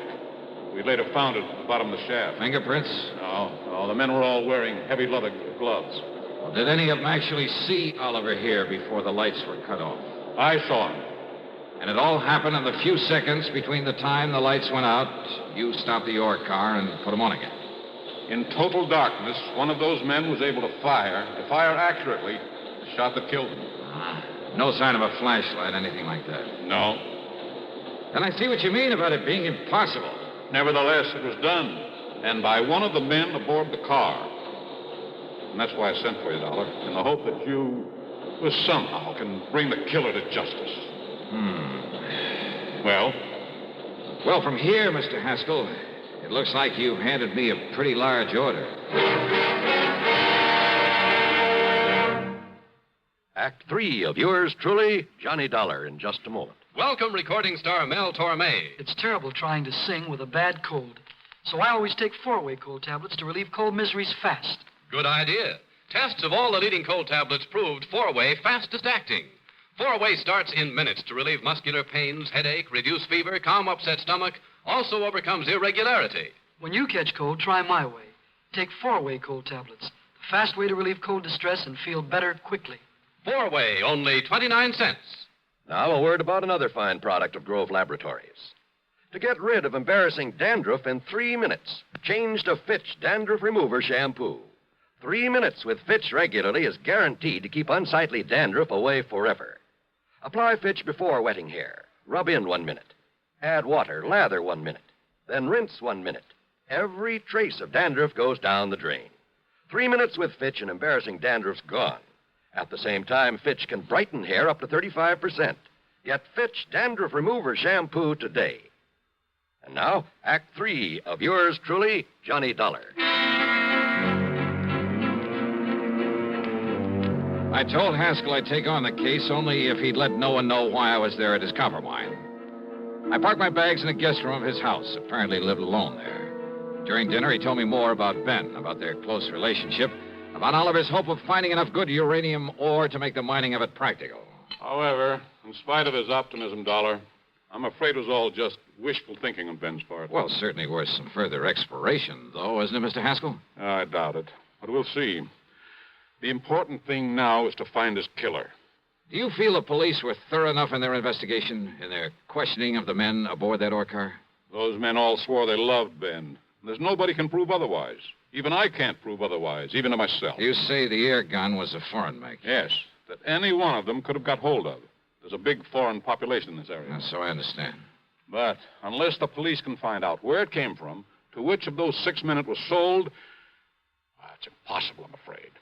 And how to explain that shot in the dark that so unerringly found its mark? Yeah, I've been doing a lot of thinking about that. And maybe I've come up with a couple of ideas. Oh? Well, good. I hope so. Where are the 6 men? I told you. Beyond the general suspicion, simply because they were there, the police have had no reason to hold them. You'll find them in the bunkhouse, all of them. Then maybe I'd better have a talk with them. Oh, by all means, do. And if you're able to break one of them down... Let's, wait and see.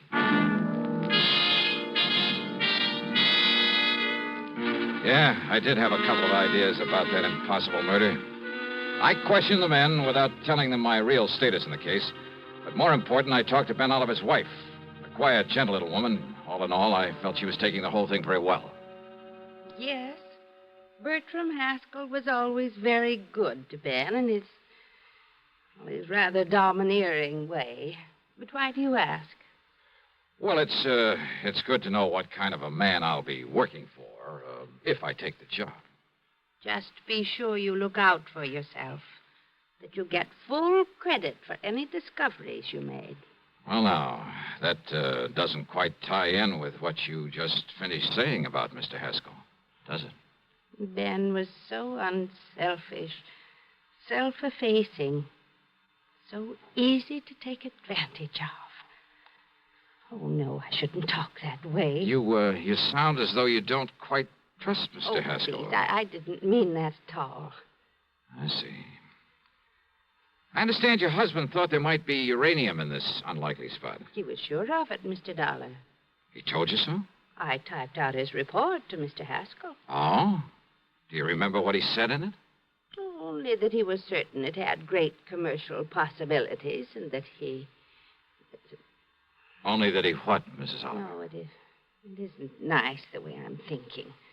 The way I was thinking then, so let's not talk about it. Well, look, this job, Mrs. Oliver, do you realize that it might mean a great deal to me? That if there's some reason why I shouldn't take it, well, isn't it only fair that you tell me? All right. You seem like a nice young man, so I'll tell you this. Yes? In the report, I made Ben say that he felt he should share in the uranium profits, the way he was not able to share in the money from the copper he discovered. I see. Thank you. Your husband had various instruments for detecting uranium, didn't he?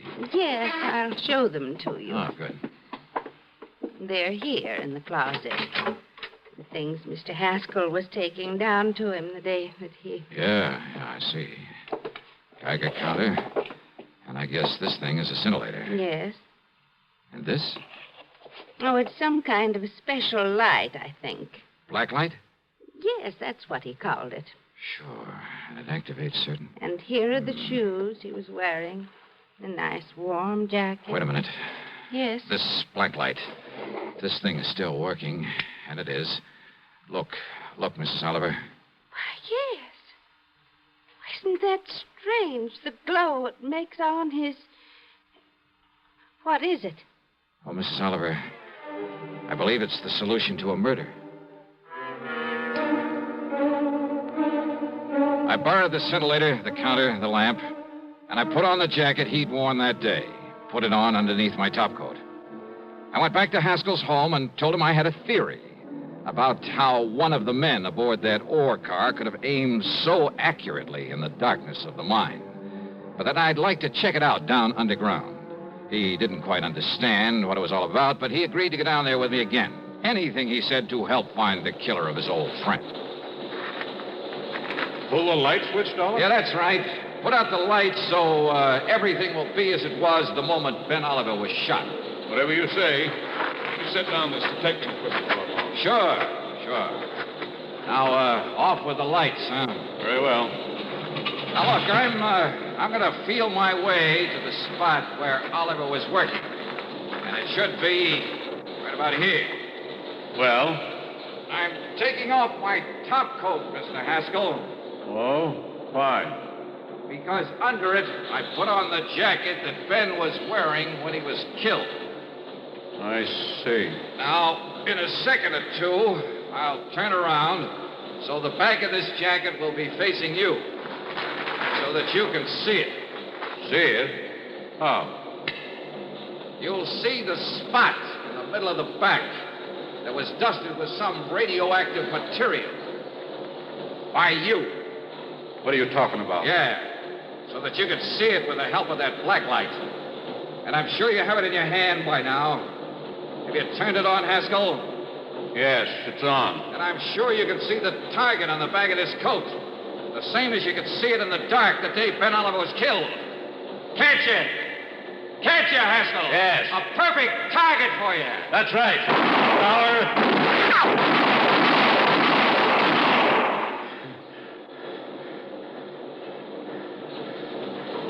All through. What? No. Surely you don't think I stayed in that coat over there. Dollar, listen. Maybe there was uranium down here, huh?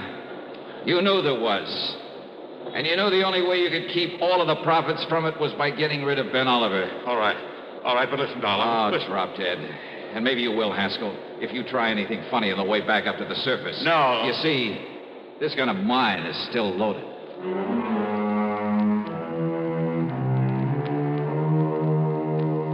An almost perfect crime. And he was so sure of it, he'd called me in to back up his story of loyalty to Ben Oliver, so that no one would ever question his taking over the uranium Ben had found. Expense account total, including transportation back home, $131.50. Yours truly, Johnny Dollar.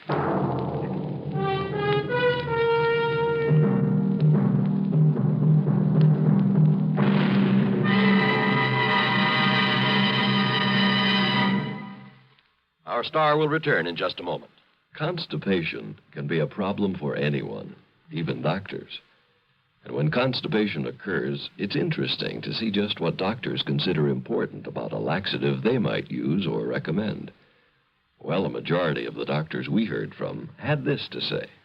A laxative should be effective, gentle, close to natural acting. A medicine that can be used with complete confidence. Now, X-Lax has been popular with many doctors and millions of people over the years because chocolated X-Lax is effective.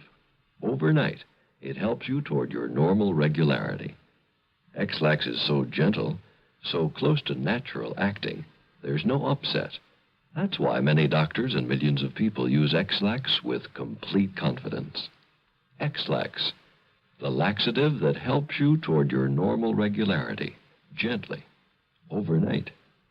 Now here is our star to tell you about next week's program. Next week, Denver, Colorado, and a string of supermarket robberies. And what a racket. Join us, won't you? Yours truly, Johnny Dollar.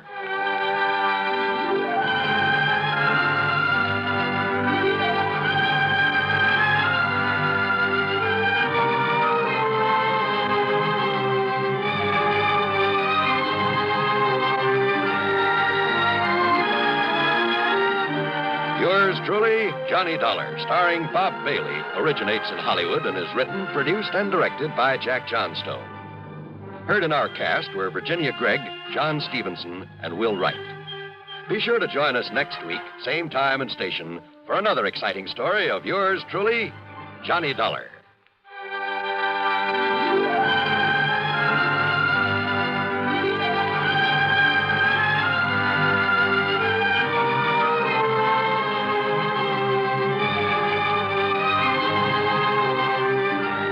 This is John Wall speaking.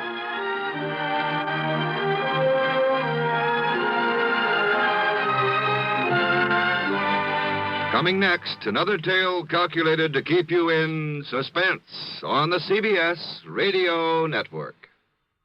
Let's take a walk around the block. A wonderful idea. An old-fashioned walk, arm in arm with your sweetie.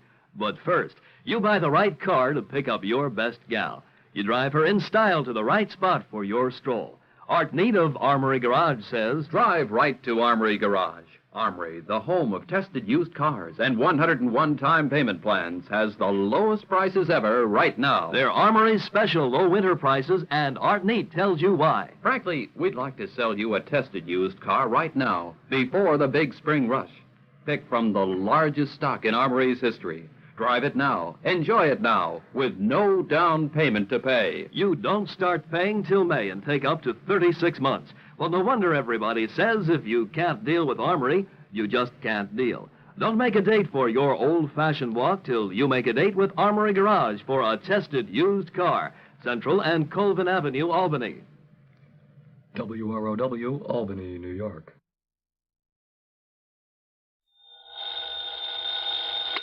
Johnny Dollar. Henry Bascom, Johnny, at Four State Insurance Company. Well, hiya, Hank. It's been a long, long time. Yeah, I know. Johnny, are you free to come down here and look into something for us? Henry, as long as somebody pays my expense account, and of course a nice fat fee, I'll go anywhere. Johnny, for once, you're not going to be able to pad that freewheeling expense account of yours. Any bets? Why not? Because the investigation I want you to make is right here in New York City. Oh, well, there's always the fee to fall back on. How much? Usual percentage of the face value of the policy. Okay, only how big is the policy? Johnny, hold your hat. It's about 200... Well, I mean, it's what? just under... $200? Johnny. Listen, Hank, my cut on a policy as small as that wouldn't buy me a sandwich and a cup of coffee. No, listen. And I suppose you'll question every penny I put on the expense account. Look, you didn't Why don't you just pay it off and save you and me and the company a lot of time, labor, and soap? What kind of a policy is it? Straight life. Huh? But listen, you didn't let me finish. The face value of this policy is a little under $200,000. 200... Oh? Yeah. Well? Hank, my buddy, my bosom pal, for an assignment like that, for the nice commission it's going to pay me, I'd walk to New York. Only maybe you better grab a plane or a train instead. Right. I'll be there.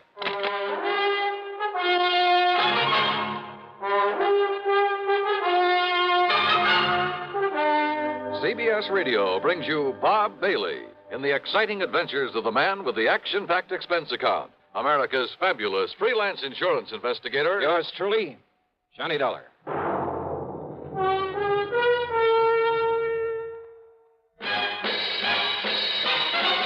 Are you smoking more now, but enjoying it less? Have a real cigarette, have a Camel. The best tobacco makes the very best smoke. Have a real cigarette, have a Camel. Are you looking for flavor and mildness? Have a real cigarette, have a Camel. The best tobacco makes the very best smoke. Have a real cigarette, a real cigarette, a real cigarette, have a Camel. If you're smoking more today, but enjoying it less, try Camels. The Camel blend of costly Turkish and domestic tobaccos has never been equaled for rich flavor, easygoing mildness, real smoking satisfaction every time you light up. The best tobacco makes the best smoke. Have a real cigarette, a real cigarette, a real cigarette, have a Camel. And now, Act One of yours truly, Johnny Dollar.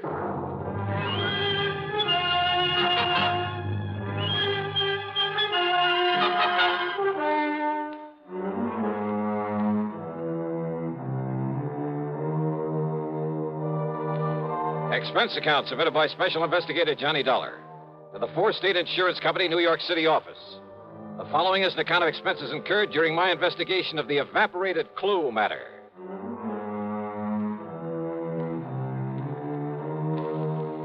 Expense account, item 1, 5 1/4 for a taxi out to Bradley Field.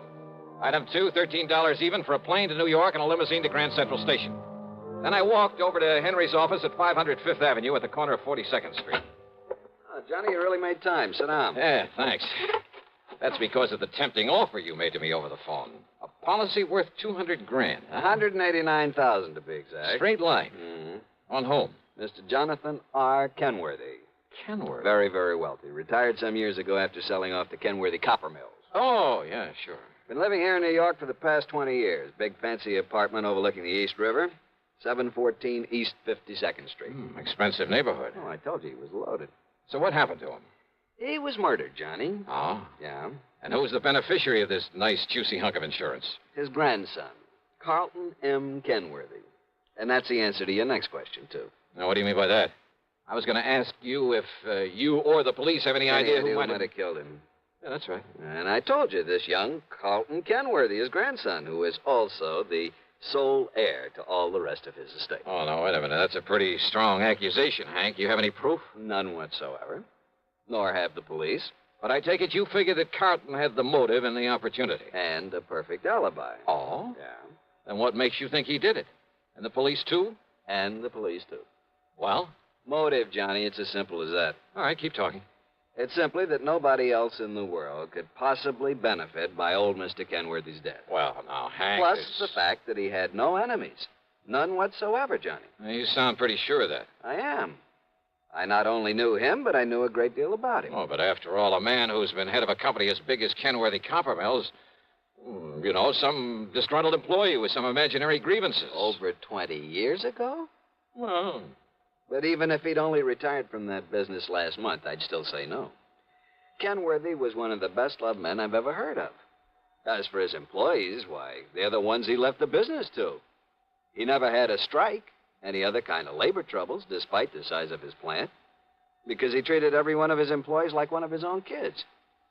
This sounds pretty unusual, Johnny, I know.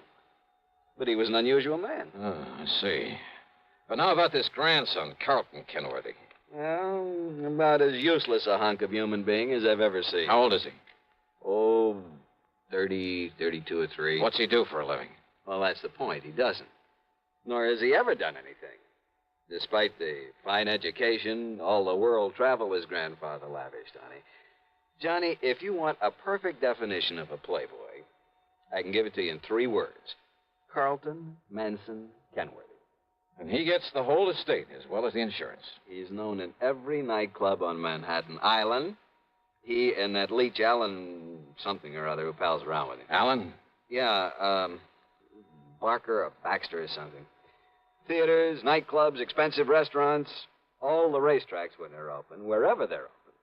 And they toss money around like confetti. Where does Carlton get it? From his grandfather, who's always sponging off. What about this pal of his, this Alan, whatever his name is? Barker. That's his name, Alan Barker. Well? He sponges off Carlton. Oh, they're quite a pair, Johnny. Well, did the grandfather approve of this kind of stuff? I don't think he really knew what was going on. According to the old man's attorney, who was a friend of mine, he was led to believe that Carlton was investing in various business ventures. Oh. The point is, the boy needed money. And the surest way of getting it, plenty of it, was by having his grandfather dead. Yeah, well, you've built up quite a case, Hank, but it still isn't enough to hang him, not by a long shot. Have the police been able to pin anything on him? Not yet, apparently. I told you he has a perfect alibi. When did it happen? Last Tuesday. Who's handling the police investigation? Lieutenant Randolph Singer at the... Randy Singer? Great. Randy just happens to be one of the best homicide men in this fair city of yours. Well, he certainly hasn't impressed me. If they've got him working on it, and if you have got a case against Carlton Kenworthy, Hank, I'll see you later. Where are you going, Johnny? Over to see Randy Singer.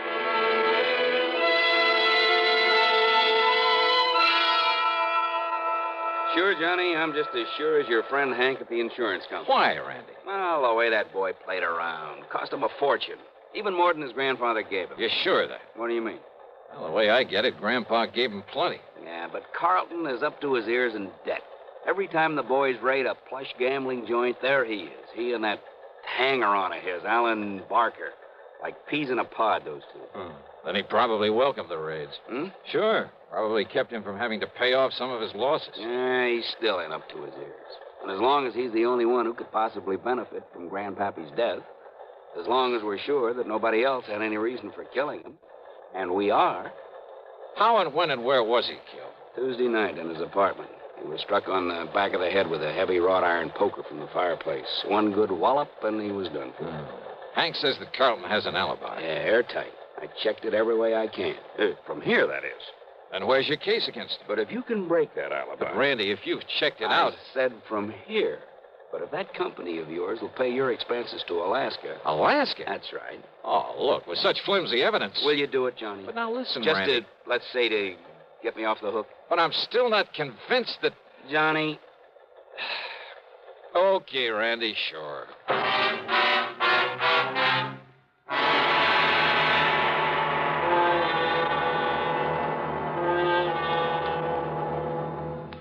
Act two of yours truly, Johnny Dollar, in a moment. Meet star Stuart Irwin.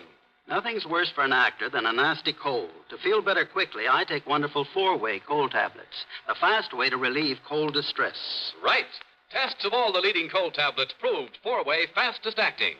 Four-way starts in minutes to relieve muscular pains, headache, reduce fever, calm upset stomach, also overcomes irregularity. Take my advice.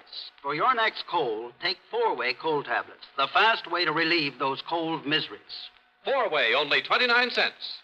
And now here's a word about another fine product of Grove Laboratories.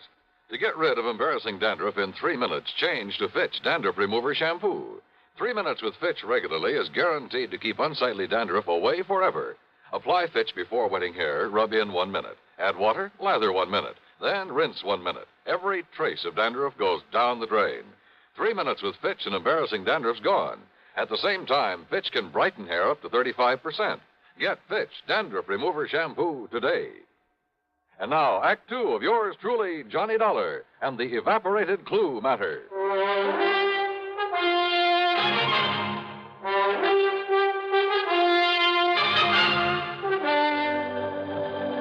But why Alaska? Because that's where Carlton Kenworthy says he was when his grandpappy was murdered. Well, Randy, that ought to be easy enough to check out. So I did, Johnny. He made the airline reservation. He was aboard the plane. He got the Juneau on Monday afternoon. He got himself a room at the Baranoff Hotel. You checked that with the hotel? By telephone. Why was he up there?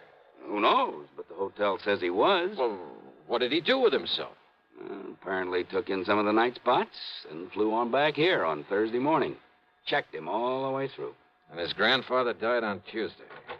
Oh, Parker. There's a report on that poker, Lieutenant. Oh, good. The prints were pretty badly smudged, but they managed to nail down a couple of them. Oh? Whose? Yeah, look at this, Johnny. Yes, sir. One print from the deceased and a couple made by Carlton Kenworthy. Yes, sir. And why not, Lieutenant? What? Kenworthy. After all, as I told you several times, I've often made up the fire for my grandfather there in his apartment. So is there any reason why my fingerprints shouldn't be on that poker that was used to kill him? He's got a point there, Randy. Well, listen. Of course I have. The fact remains... And didn't this officer say the prints of both myself and my grandfather were badly smudged? Yes. So, whoever did it wiped off his own prints and part of ours. Quite possible, Randy. The fact remains, The fact Kenworthy... remains that I was in Alaska when my grandfather was murdered. Why, Carlton? Just a little trip, a little fun, just... Who are you? Johnny Dollar, investigator for the insurance company. Well, Dollar, I certainly hope you can accomplish more than these stupid police have. Listen of all the to me. stumbling, bumbling. Well, That's all, Parker. Yes, sir. Well, Lieutenant, that silly look on your face. Because I think you killed him. Because you're the only one with any reason But I to. didn't, of course. How could I? Hey, tell me this, Carlton. I'll tell you anything I can, Mr. Dollar, if you'll get this incompetent flat-foot off my neck. Kenworthy. And, of course, help to solve the murder of my poor, sweet, kind old grandfather. Okay. Did you make that trip to Alaska alone? Yes, that's right. Okay, thanks. That's all? That's all. For now. Very well. And will you keep me advised, Lieutenant, if by some stroke of luck you should happen to make some progress for a change? Get out, Kenworthy. Gladly. Just be sure you stay around, that you don't leave town. Don't be silly, Lieutenant. Why should I? Johnny, so help me, if I have to... Okay. Just give me one thing, Randy, an address. Huh? Yeah.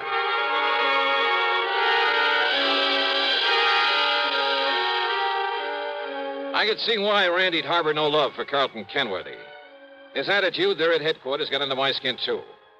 Expense account item 3, $1 even for a cab to Alan Barker's apartment. And I saw immediately why Randy had said they were like two peas in a pod, despite the fact Carlton was a good deal huskier. They were so much alike, I wondered if there was some blood relationship. Hardly, Mr. Dollar. We're simply good friends, that's all. Our tastes are alike in liquor and women. We like to do the same things, and, well, that's why we get along so well together, why we're known as the Inseparables. Alan, did you know that Carlton was going to Alaska? I certainly did. I drove him to his plane on Monday, and on Thursday I met his return flight and drove him back to his flat. Missed him like the very devil, incidentally. You keep a car here in the city? In the garage down in the basement. What did you do while he was away? Felt terribly at loose ends, but then I had my car washed and greased and took a long trip. Oh, when? I left Monday evening. Where'd you go? Oh, I drove several hundred miles. Took little side roads and byways that probably aren't even on the map. Think perhaps you could retrace your route? Good heavens, no. Oh, I did end up somewhere near Albany before starting back Wednesday morning. Uh-huh. Did you stay in Albany? My memory's a bit vague, Mr. Dollar, but I'm quite sure I didn't. Well, where did you stay over? Well, this may sound fantastic to you. Where? But I haven't the least idea. I took a couple of bottles with me. And they, coupled with the fact I was in completely unfamiliar country and that at night one little roadside motel looked as good as any other, well, I just don't know. You know, you make things sound pretty bad for yourself, Alan. I beg your pardon? Considering the way you've been sponging off Carlton Kenworthy, well, offhand, I'd say you had as much reason to want his grandfather out of the way as he did. I beg your And without pardon. a very good explanation of your whereabouts at the time of the murder. Now, look here, Dollar. But you know something? I don't think you have enough guts to have made those lily white hands of yours wield that poker. Horrid thought. And yet, on the other hand... Well, yes, Dollar? As an accessory. Accessory? That's right.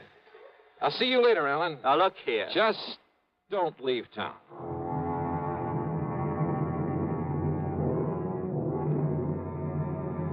Carlton? Possibly. Alan? Well, I don't know. I don't pretend to be an expert judge of character. But I'd swear that Alan wasn't capable of killing a man. And yet, as Randy had said, unless we could somehow break Carlton's alibi. And then I got an idea. It would take time. It would be expensive.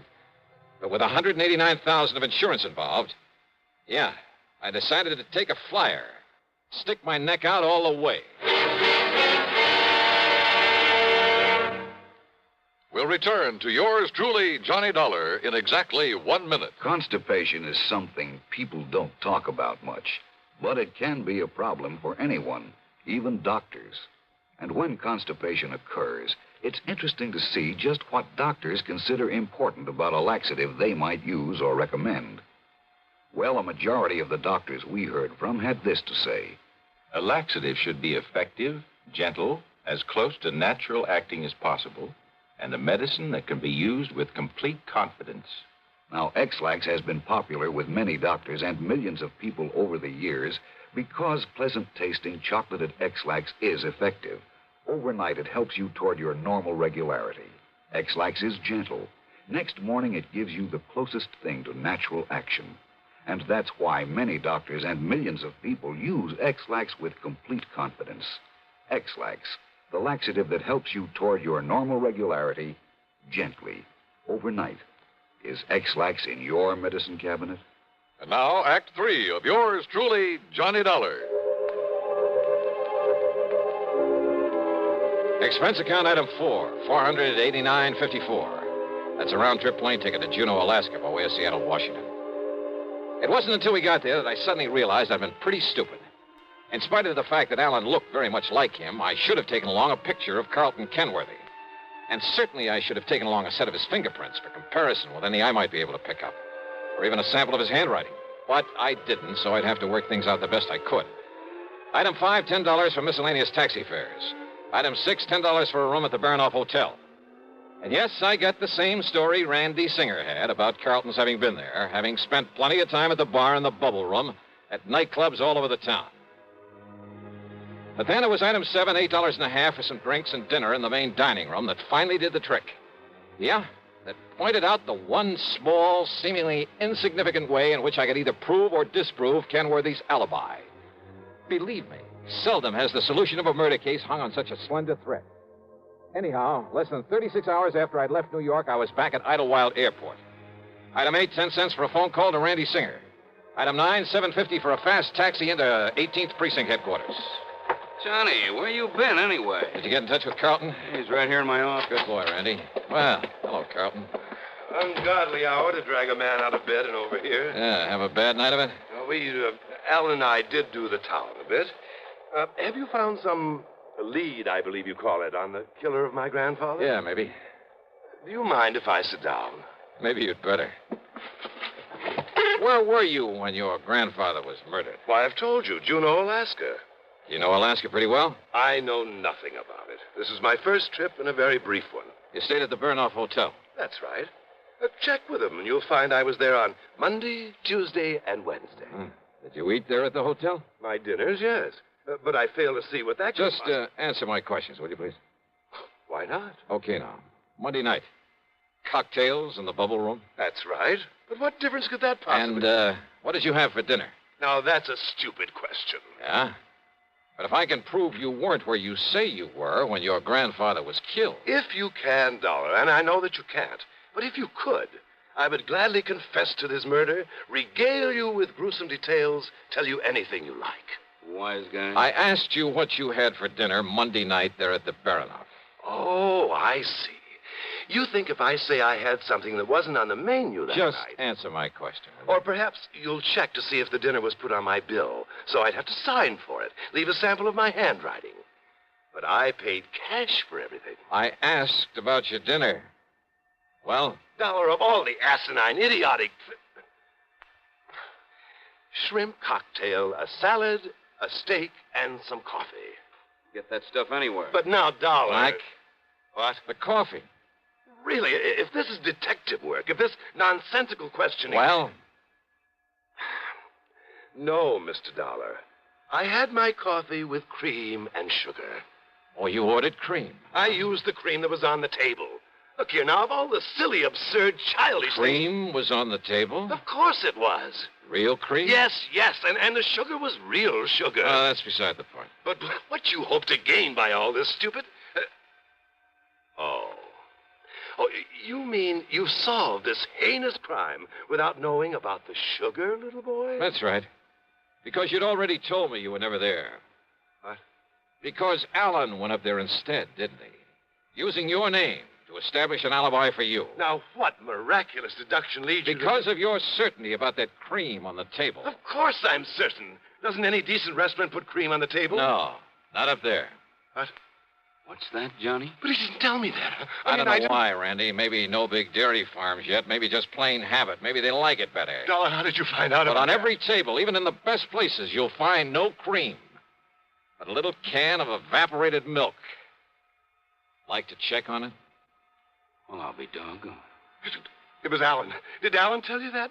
Did Alan give me away because he thought he could get the money if I knew he was my friend only because of the money I could give him, but listen... He's as guilty as I am, Mr. Dollar. Is he? Of course he is, because he helped me kill my grandfather. Well, isn't he? I'll prove it. I'll prove I couldn't have killed him without his help. Do you hear me, Dollar? Do you hear me? You think that's going to help you in court?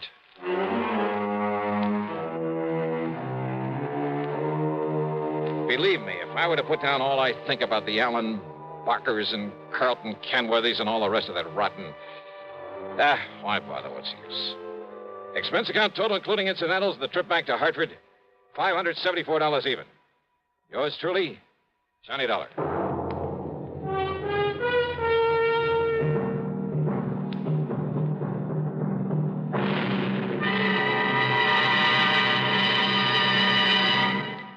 Now, here's our star with a word or two about next week's program. And a welcome to a couple of more stations that have joined us. WBRK in Pittsfield, Massachusetts, and WKNY over in Kingston, New York. We're glad to have you with us. And, man, how this network grows and grows. As for next week, well, I wonder just how you'd feel sitting on top of a nuclear explosive device, knowing the darn thing may go off any second and blow you to kingdom come. I know how I feel. And I'll tell you all about it on my program next Sunday, as usual, right here on the CBS radio station that brings you all the best in programming. The story's a real cliffhanger, and I'm sure you'll like it. Join us, won't you? Yours truly, Johnny Dollar.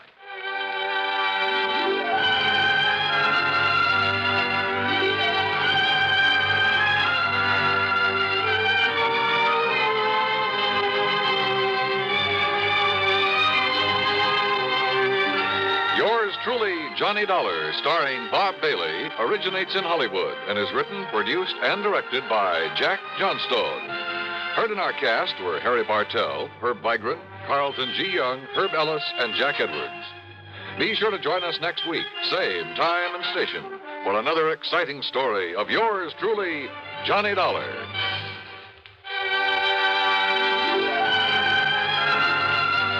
This is Dan Coverly speaking. Suspense follows on the CBS Radio Network. Better buys are your reward. At Orange Motors for a Ford. Get your orange guarantee from the largest dealer in Albany. In the heart of Auto Row, Orange is the place to go. Orange Motors has the parts that's true, plus 44 years of experience too. Orange Motors, if you're wise, for better service, better buys. It's easy to have a new Ford Falcon in your garage. Orange Motors has an excellent choice of Falcons in all colors, automatic or standard shift, 2-doors or 4-door. For a nominal down payment, you can own a Ford Falcon for as low as $50 a month. Think of it, a new Ford Falcon for only $50 a month. Want one? Come to Orange Motors in Albany. Better Ford buys, used or new, at $7.99 Central Avenue. Orange Motors, if you're wise, for better service, better buys. Radio 59, WROW, first on the dial in Albany, Troy, and Schenectady.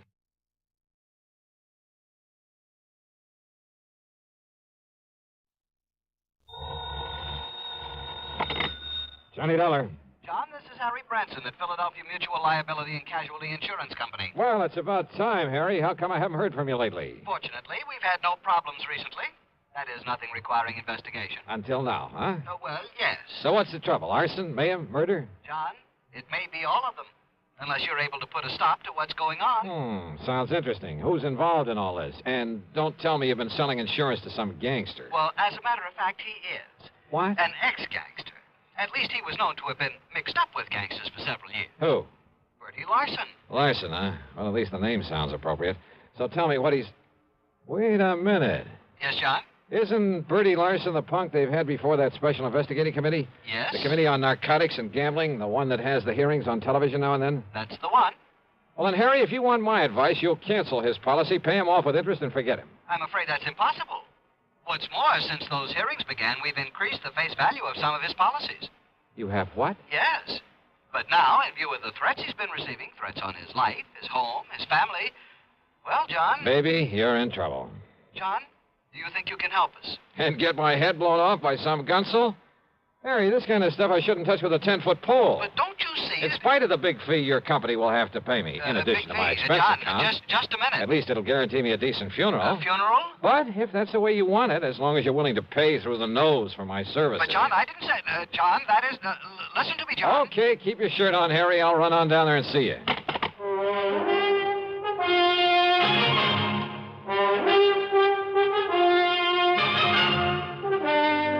CBS Radio brings you Bob Bailey in the exciting adventures of the man with the action-packed expense account, America's fabulous freelance insurance investigator. Yours truly, Johnny Dollar.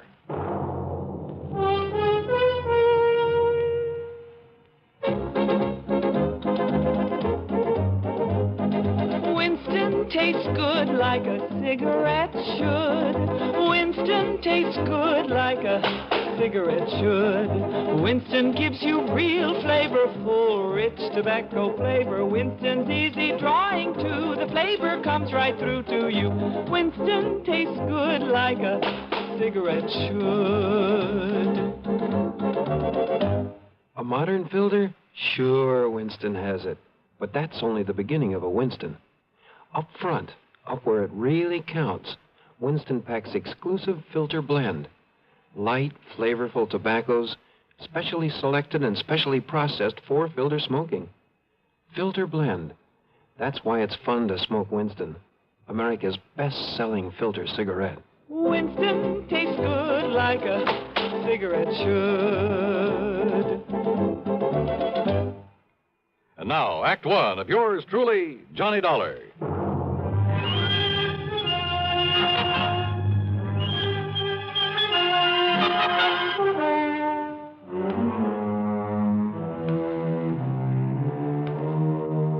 Expense account submitted by Special Investigator Johnny Dollar to the Philadelphia Mutual Liability and Casualty Insurance Company. Following is an account of expenses incurred during my investigation of the Larson arson matter. Expense account item 1, 1120 for a train to Philadelphia and a taxi to Philly Mutual's office over on Walnut Street. It was late in the afternoon, but Harry Branson, the perennial worrywart, was still there waiting for me, and he wasted no time in getting down to business. Now, Bertie Larson, or more properly, Herbert James Larson, lives out in Penfield, John. Oh, yeah, that's kind of part of West Philadelphia, isn't it, Harry? Just beyond. He and his wife live in a very nice one-story brick home that we've insured for some $30,000. And he must have done fairly well in the rackets and had sense enough to put some aside. Also, John, we've insured his personal property, furniture, clothes, all the things in the house and so on, for some $20,000. No kidding. And didn't you say you've increased some of his insurance lately? To the figures I just mentioned.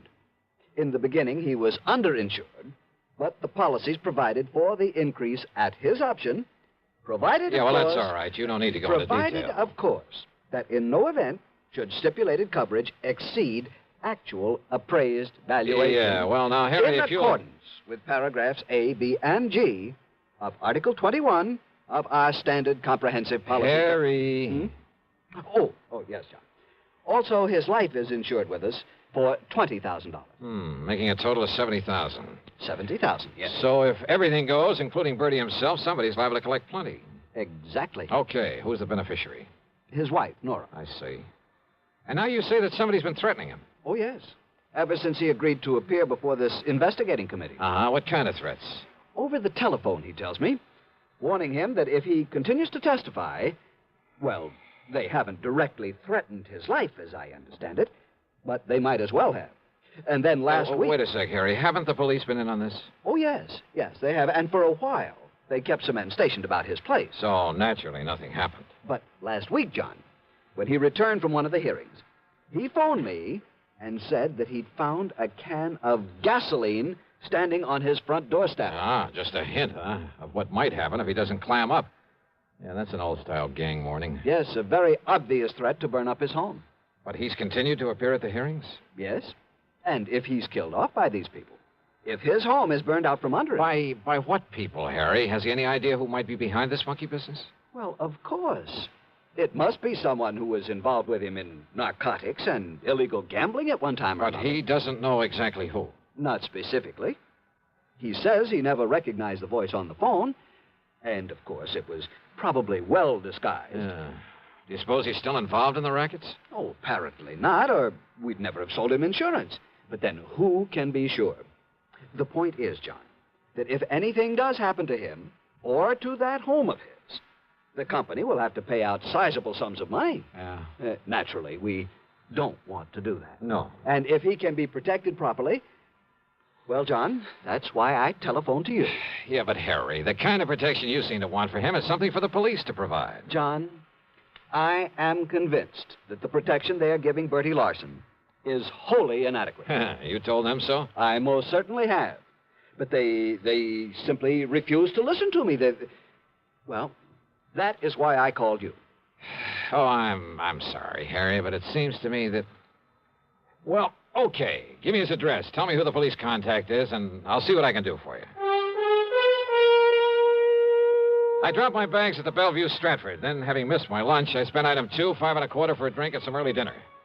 Item 3, $50 deposit on a rental car, and I headed out through West Philadelphia to the address in Penfield. As Harry had said, it was a nice place, not large, but neat and modern, sitting at the end of a new street. Apparently, there was no one home. I looked around to see if there was a patrolman watching over the place. No one. Nothing. And the street itself was deserted. I was just about to swing around and head for police headquarters when I noticed a thin streak of light from one of the rear windows in spite of the drawn shades. Yeah, I suppose I'll learn one of these days not to be so curious. But I walked quietly up the driveway beside the house. And then I heard something. Just a little sound, as though someone had quietly opened or closed a door at the side of the garage in the rear. And I suddenly caught the smell of gas, of raw gasoline. It was coming from the garage. I carefully edged my way on back there, hoping I wouldn't trip over something in the darkness that would give me away. The smell of gasoline was stronger now, much stronger. My next step was into a puddle in front of the garage door. I remember bending over to sniff at it, and it was gasoline, all right. And I remember a flashlight stabbing through the darkness behind me. But as I rose and turned...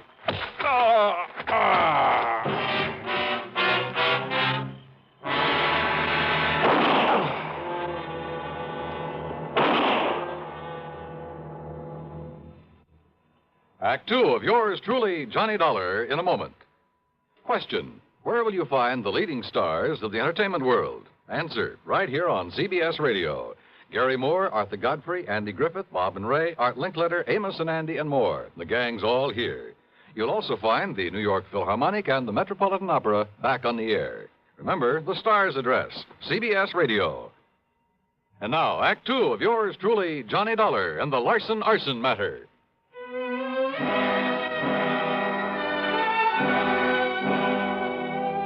I came to in a hospital room, and I had company. One of them was in a blue uniform with brass buttons with the stripes of a sergeant on his sleeves. So you decided to come back to the land of the living, huh? The other was a man of about 40, big, beefy. And in spite of his rather flashy clothes, he looked as though he hadn't shaved his fat, truculent face for a couple of days. Oh, well, I'm sure glad he's okay, Sergeant. Only, how was I to know he wasn't somebody come to carry out them threats against me? Oh. You know, you're lucky you didn't aim those shots at him, Bertie. Me actually try and kill somebody, Sergeant? Like I told you, I know the noise would bring on the nearest flatfoot. Bertie, huh? Yeah. Gee, Mr. Dollar. Now, you just take it easy, Dollar. Bertie nearly broke your head when he found you prowling around his home a while ago. Oh, brother, you're telling me. But I didn't know, Dollar. I didn't know who you was till me and a cop went through your pockets and seen your identification. Okay, now look. Well, I come home and seen you sneaking around and had gasoline all over my garage like somebody was going to put a torch to it. Okay, Bertie. So you can't blame me for slugging. Yeah, now, But Bertie. I'm sure sorry I did it, Dollar. Oh, Dollar, the hospital bill's on me, so live it up, huh? Oh, yeah, sure. Okay, now, Bertie. Dollar's going to be all right, so you go along, huh? I'll check with you later. Oh, yeah, sure. Okay. Oh, I'm going up in the country to make sure my wife's all right. Up in the country? Yeah, up in the Catskills with a couple of relatives, Mac and Josie.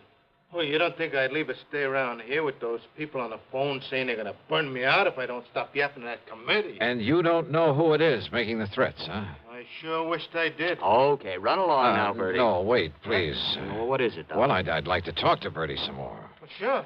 No, not until the medics say you're all right and let you out of here. And besides, I want to talk to you myself. Now, go along, Bertie. Yeah, sure. All right, now look, Sergeant. Just stay flat on the bed, Dollar. And now you're lucky Bertie didn't kill you. And I can't say I would have blamed him. Why didn't you come to me before trying to contact him? I could have given you all the information you need about this case. Now, look, Sergeant. Not only have saved you a lot of trouble, but kept you from getting banged on the head. Okay. All you private dicks are alike. Now, listen, will you? As for that nosy guy over at your insurance company who's been bothering me 3 and 4 times a day, well, now I've got 2 of you to keep from upsetting the apple cart. What's that supposed to mean? Bertie Larson isn't the man this investigating committee's after. What? Of course not. He's strictly small time. And he hasn't even been that since he served a stretch on a burglary arson rap. What about the narcotics and gambling that's under investigation? He was never any more than a messenger boy for the big shots. Well, now, what's the importance of these hearings? Now, don't you see, if the committee can hold him up as a guy who talks and doesn't get hurt by him, well, it'll help them flush out some of the others. And who knows? Maybe some of his information might have a little value, and he'd be glad to give it. Yeah? Why? Bertie's been trying to run a used car business. Legitimate? Or is it cover-up or something else? Legitimate. You're sure of that? Dollar, that stupid punk has been so scared since he got out of the clink. Yep. And listen. I'm listening. The publicity that he's been getting from the hearings, because of cooperating with the committee, why, it's practically made a public hero out of him. Who knows? Maybe it'll help his business enough to get him out of the red for once. That's why he's singing like a canary, probably making half of it up just to keep his name in the paper. Well, what about the threats he's been getting? You know something? We've only got his word about those threats. For all we know, he's making them up himself. Maybe. Oh, all right. So what if some of his old pals are calling him up, telling him to lay off, huh? They try anything foolish, we'll nab them. Matter of fact, there are a few of those guys around here we'd just love to have something on. So maybe all this will flush them out for us. Or get Bertie killed.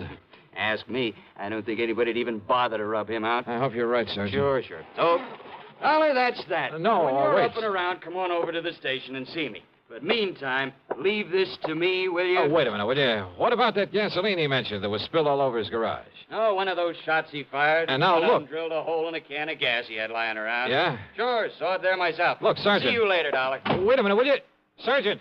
Sergeant!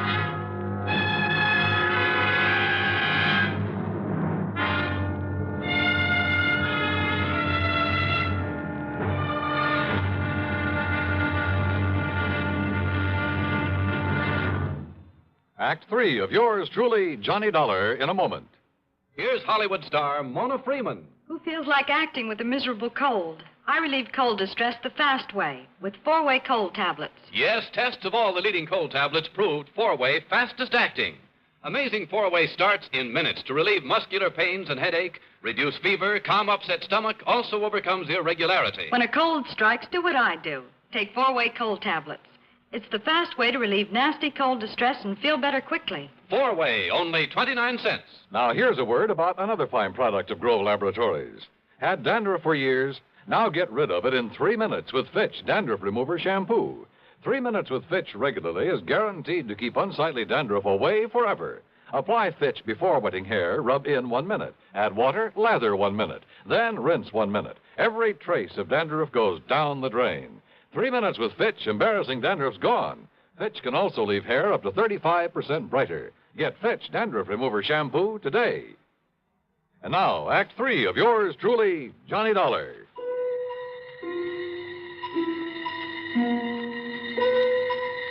There was something all wrong about the whole setup. I'd smelled the gasoline around that garage before Bertie Larson had slugged me. And what about the can of gasoline he said was left on his doorstep as a warning? Like somebody'd burn him out if he kept on testifying before the Special Investigating Committee. Were the police overlooking that? And then, suddenly, I began to smell a rat, a big one. Don't ask me why. I climbed rather painfully out of the hospital bed, put on my clothes, and pulled the corny trick of going out by way of the fire escape. Luck was with me. The police had left my rental car in the hospital parking lot. I spent on them $4.50 and a bar and a grill for a slug of brandy and some hot black coffee. But I was still feeling pretty rocky, so I took my time driving out to Bertie Larson's place again. As I stepped out of the car, I noticed a light coming from an open window at the rear and a big sedan back in front of the garage, the trunk of it wide open. Bertie's, or the car of someone who'd come to put the torch to his home. I didn't have to wait long for an answer.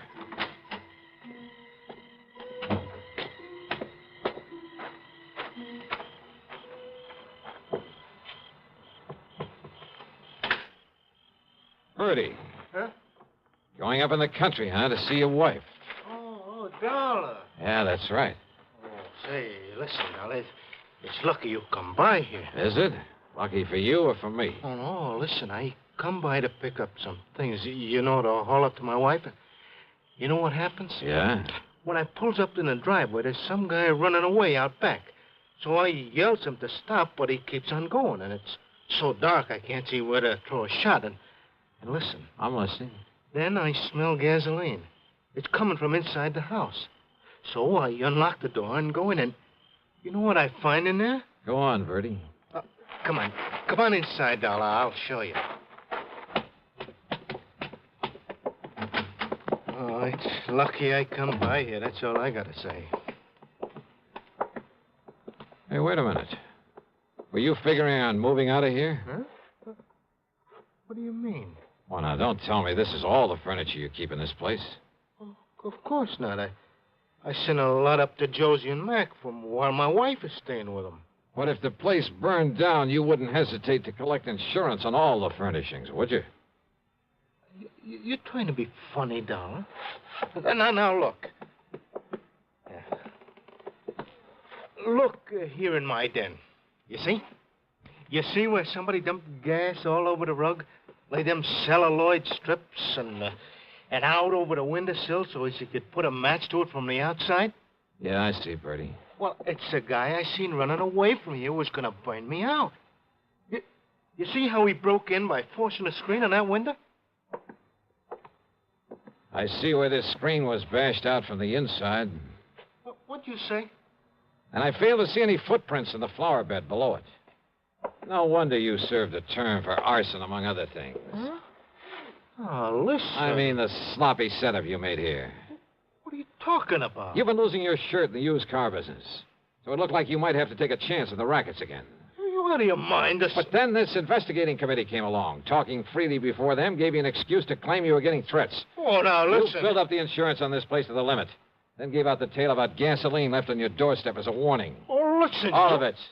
So that when your house went up in flames, everybody would think it was set by the mythical person who was supposed to be making the threats. You're crazy. In the meantime, of course, you've carefully emptied the place of anything valuable. In storage with these pals of yours, Josie and Mac, up in the Catskills, if any such people really exist. Now, listen. This home and the garage would probably be nothing but ashes right now if I hadn't come along earlier. Could have killed you then, Dollar, so Killed maybe me? I better... I think you were just a lousy shot. Yeah? But when all that noise brought the police and you found out who I am, why, sure, you could use me to help build up your case for whenever you decided to fire this place. You thought. But it didn't work, Bertie, because... Oh, no, you don't. Come on, put your hand up. Come on, over your head. Reach, Bertie. No, listen. Can't even pull a gun quickly, can you? You don't need to, Dollar. Oh, what? Don't move. I'm right in back of you. Drop the gun. Kill him. Yeah, Nora. Kill him. We'll fire the joint and get up in a country where Josie and Mac will swear we've been with him all the time. Yeah, Bertie. Yeah, that's what we'll do. And listen, we'll strip this guy after you knock him off. They'll find his bones after the fire, and they'll think it's me. That's another 20 grand of insurance to collect. No, Bertie. What? I'm leaving both of you here. You gone crazy? After this nice setup, I'd be crazy if I didn't take all I could get out of it. You ready, Bertie? Oh, Laura, listen! All right, Dollar, now it's you. Drop it, Nora. Where'd you come from, you dirty...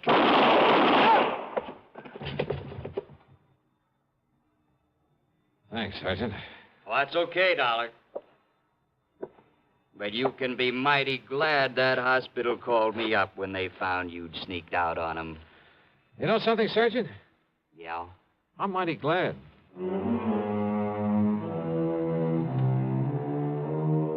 Expense account total, including my hospital bill, my room at the Bellevue, and a couple of meals, plus, of course, the trip back to Hartford, $79.75. Remarks? Why bother? From here on in, it's up to the company and the police to straighten things out. Yours truly, Johnny Dollar.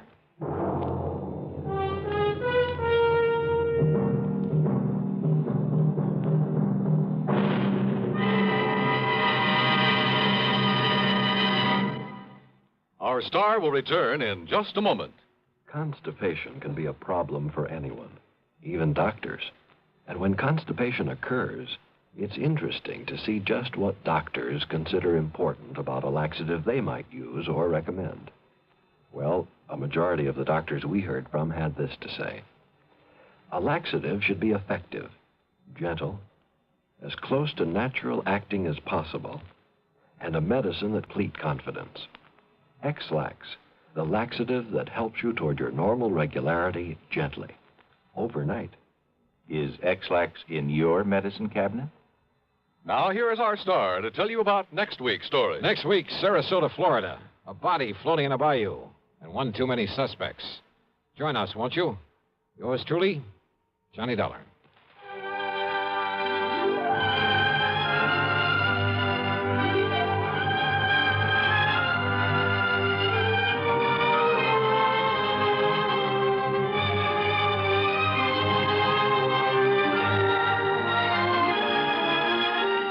Yours truly, Johnny Dollar, starring Bob Bailey, originates in Hollywood and is written, produced, and directed by Jack Johnstone.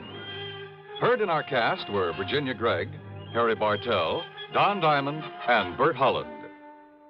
Be sure to join us next week, same time and station, for another exciting story of yours truly, Johnny Dollar.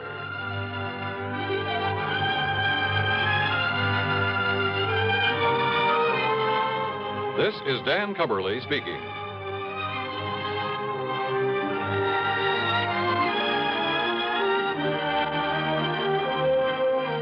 Take the last trip, a bizarre way to end a romantic triangle, on Suspense. Next on the CBS Radio Network. Hello. My name's Henry J. Mitchell. Mrs. Mitchell and I are standing here on the second deck of this ocean liner, waiting to start our trip around the world. You know, now that the day is finally here, we can hardly wait to get going.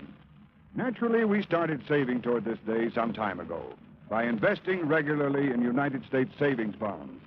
We felt that by saving with Series E bonds, we were making the wisest, safest investment possible. What's more, our dollars were also helping our country. You see, the money that goes into U.S. savings bonds helps to keep America strong. We all know that peace costs money. Money to help keep the peace through industrial and military strength, and money to make it lasting through science and education. We're mighty proud to do our share in securing the future of our country. Are you doing your part? Start today. Invest regularly in United States savings bonds. WROW, Radio 59. From Hollywood, it's time now for...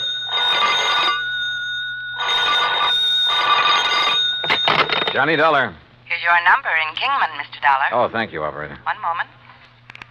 Jake Kessler. Johnny Dollar, Jake. So you found out I was right. You've left our fair state of Arizona and gone back to Hartford. Wrong. Huh? You mean you're still at Lake Mojave Resort? I sure am. Then I'm still betting that you haven't found anything to indicate Elmer Hobbs' death wasn't accidental drowning. Jake. So your expenses will have to come right out of your own pocket instead of the company. Listen. As for that crow you talked about eating, how do you want it cooked? Listen, will you? What? Have you mailed in the insurance claim yet? Oh, I was just about to run it over to the post office when your call came in. Tear it up. What? Because, Jake, Elmer Hobbs was murdered.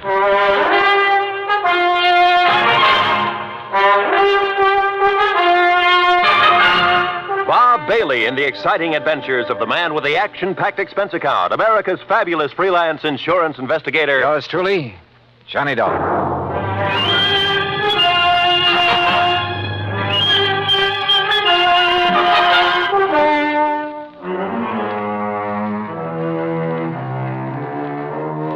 Expense account submitted by Special Investigator Johnny Dollar to the Greater Southwest Insurance and Liability Company, Kingman, Arizona office.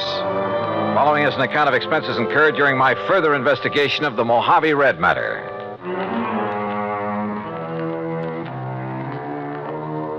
Expense account item 1, 20 cents for the phone call to Jake Kessler in Kingman. I made that call in the office there at Lake Mojave Resort. And needless to say, Jake didn't quite believe me at first. Murdered? Elmer Hobbs was murdered? Jake, I'd bet my last buck on it. Yeah, but, Johnny, the police spent 2 or 3 days over there investigating. The coroner, too, and they all reported no evidence of foul play. That's simply because they didn't know where to look. What do you mean? You know Red Barrett, the old fishing guide over here? Well, I've heard of him.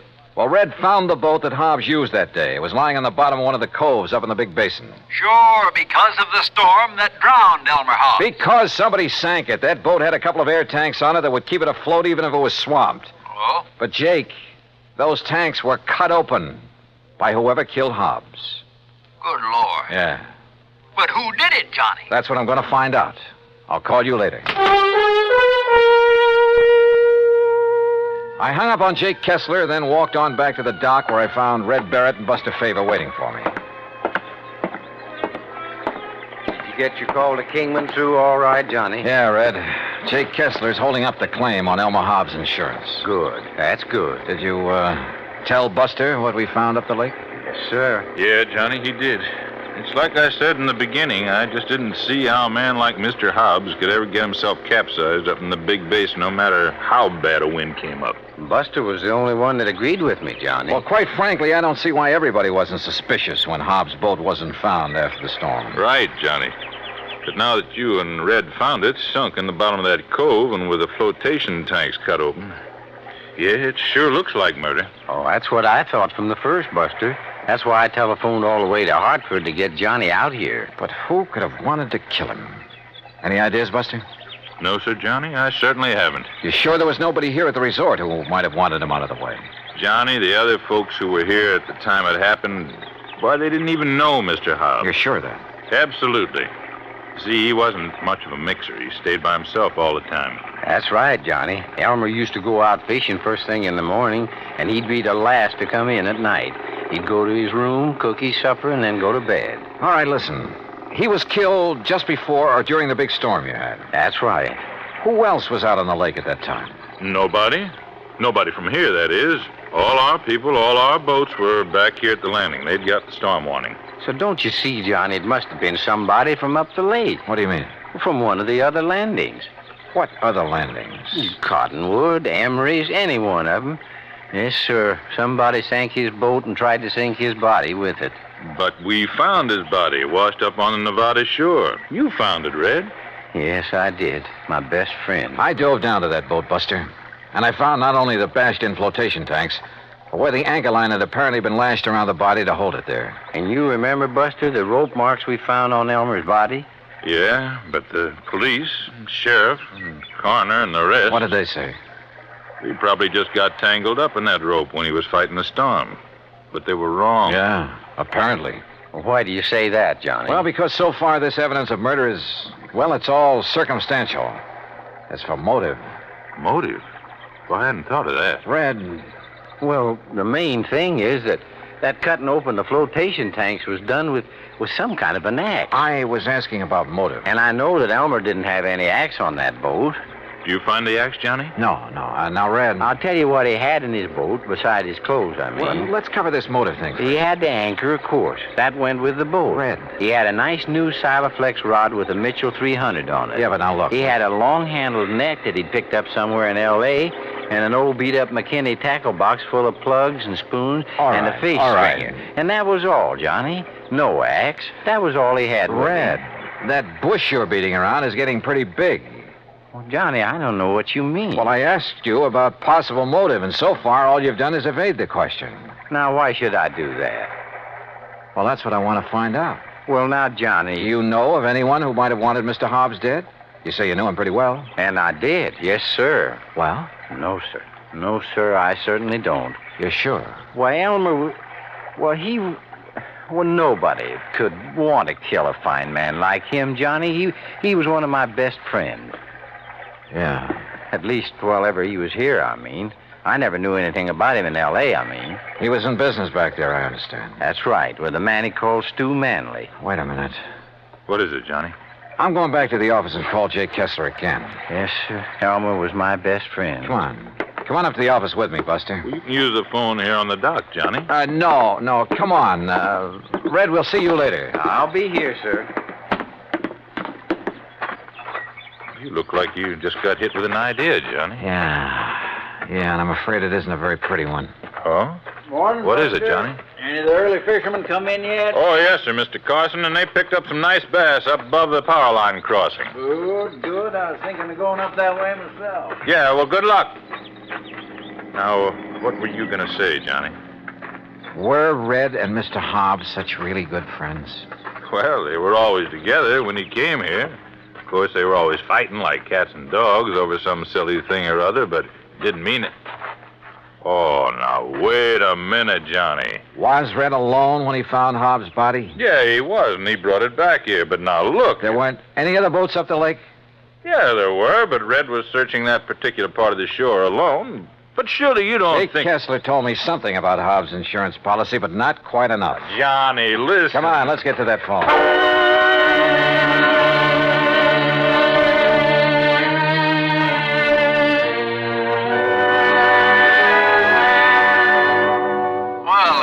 Don't you think you ought to call in the police? No. If you're right, that is. No, let me handle this alone for the moment. Now listen, Jake. Yeah? Didn't you tell me that the insurance claim was filed by one of Hobbs' beneficiaries, plural? That's right, by his business partner in L.A. Who were the others? Just one other. If you'd taken time to listen to me. Who is it? You were so all fired up when I drove you down Who there. is this other beneficiary, Jake? You're still sure Hobbs was murdered, huh? I'll bet on it. So now you're looking for somebody with a motive, huh? The beneficiary, Jake. Like I told you. One of them was his business partner, J. Stuart Manley. And the other? Red. Red. Yeah, Red Barrett. Act 2 of yours truly, Johnny Dollar, in a moment. Our flag now numbers 50 stars, and behind each star there stands yet another flag representing one of the 50 states. Illinois' state flag uses many of the symbols of our nation's great seal. The eagle, the symbol of our national strength, rests on a shield representing the states, indicating that the states and the nation are bound together, for in unity there is strength. The arrows in the eagle's talon indicate military preparedness, and in his beak is a scroll which reads, State Sovereignty, National Union, a reminder of the greatness of the state of Illinois and its pride in being a member of the United States of America. Illinois' state flag, the flag of the 21st state to enter the Union, was adopted on July 6, 1915. And now, Act Two of yours truly, Johnny Dollar and the Mojave Red sequel.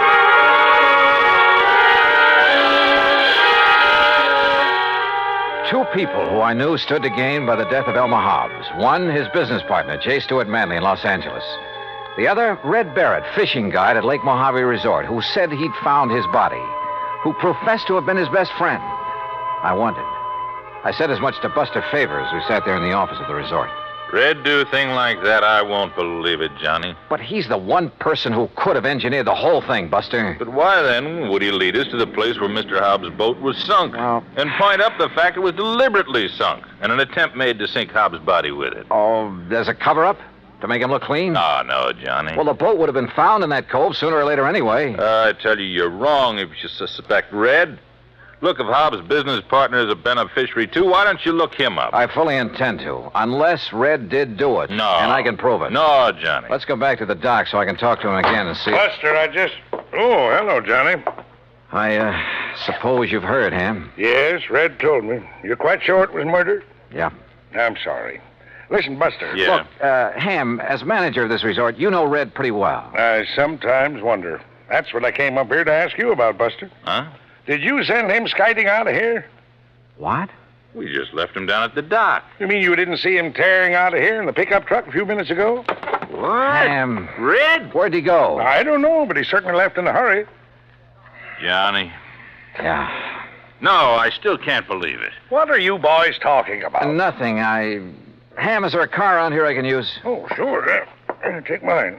There are the keys. Thanks. Now, look. Incidentally, Buster, I was poking around where Red kept his fishing tackle trying to find that rig he borrowed from me last week. What did you find, Ham? Well, I thought Buster might know where the old coot got hold of that new spinning outfit. Silaflex rod. What? Yeah, and a brand spanking new... Mitchell Reel. Oh, yes. Oh, no. All right, Ham, Buster, you just sit tight. If Red comes back here before I do... Comes back? Yeah, say nothing to him about what we've learned. Just keep him here and tell him I'll return to talk with him later. Nothing else. But, Johnny... No, do as I say. Look, boys, what's going on I'll here? see you later. Well, now, Johnny... Red was one of Elmer Hobbs' beneficiaries. He was the one who'd found the body. He had the fishing tackle that had belonged to Hobbs. And when it was discovered by Ham Pratt, he'd left in a hurry. All pretty incriminating. Which is not why I took off in Ham's car. West on 77, south on 95, and west again on 66. Item 4, $1 even for a sandwich and a Coke and Barstow. Item 5, $4.80 for a tank full of gas at the sign of the Flying Red Horse. Then westward again. And always with an eye out for Red in the old pickup truck. Finally, as the sun was disappearing over the edge of the Pacific, I pulled into Los Angeles. The real estate office of Manley and Hobbs was closed. A directory at the nearest phone booth gave me J. Stuart Manley's home address. 1308 Pandora Avenue in the residential section called Westwood. The neat white stucco house was dark, the garage empty. I let myself in through a back door by slipping the lock with the aid of one of my business cards. It was hard to see inside, but I didn't want to turn on any lights. And that was a mistake. Because as I quietly rounded a corner and started toward the den, I guessed wrong. Somebody was at home, was in that den behind the now closed door. And that somebody knew that I was in the house. There was only one thing to do, try to bull my way through. Well, Mr. Manley, you're just... Oh, you killer! Wait a minute. Oh.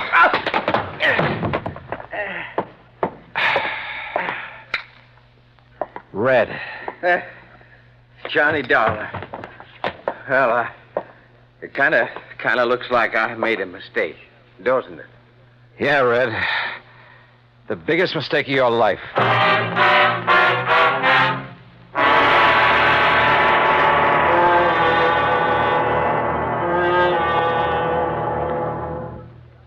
Act 3 of yours truly, Johnny Dollar, in a moment. A question that has been asked many times is, at what age does a boy become a man? It isn't when he reaches the age of 21, but when the qualities of grit and determination within him make him face up to the responsibilities of a job to be done, no matter what the difficulties. On May 21st, 1862, during the Civil War battle at Corinth, Mississippi, William H. Horsfall was serving as a drummer with Company G of the 1st Kentucky Infantry. During the furious and deadly engagement, he saw his captain fall wounded between the lines. Although, as a non-combatant, Horsfall was supposed to stay out of the range of fire, he rushed bravely forward at the risk of his own life to aid his wounded captain. Ignoring the fact that they were in the midst of a continuing and deadly hail of fire from both sides, the courageous drummer dragged the wounded officer to a place of safety, thereby saving his life. Later on, Horsfall grabbed a gun and some ammunition and went into the fight. But his commanding officer finally sent him to the rear, recommended him for the Medal of Honor, and gave him a furlough. Gallant as the drummer's valorous actions were, the officer felt that 14-year-old William Horsfall was still too young for battle. But Horsfall's personal code had already proved him a man. And now, Act 3 of yours truly, Johnny Dollar, and the Mojave Red sequel.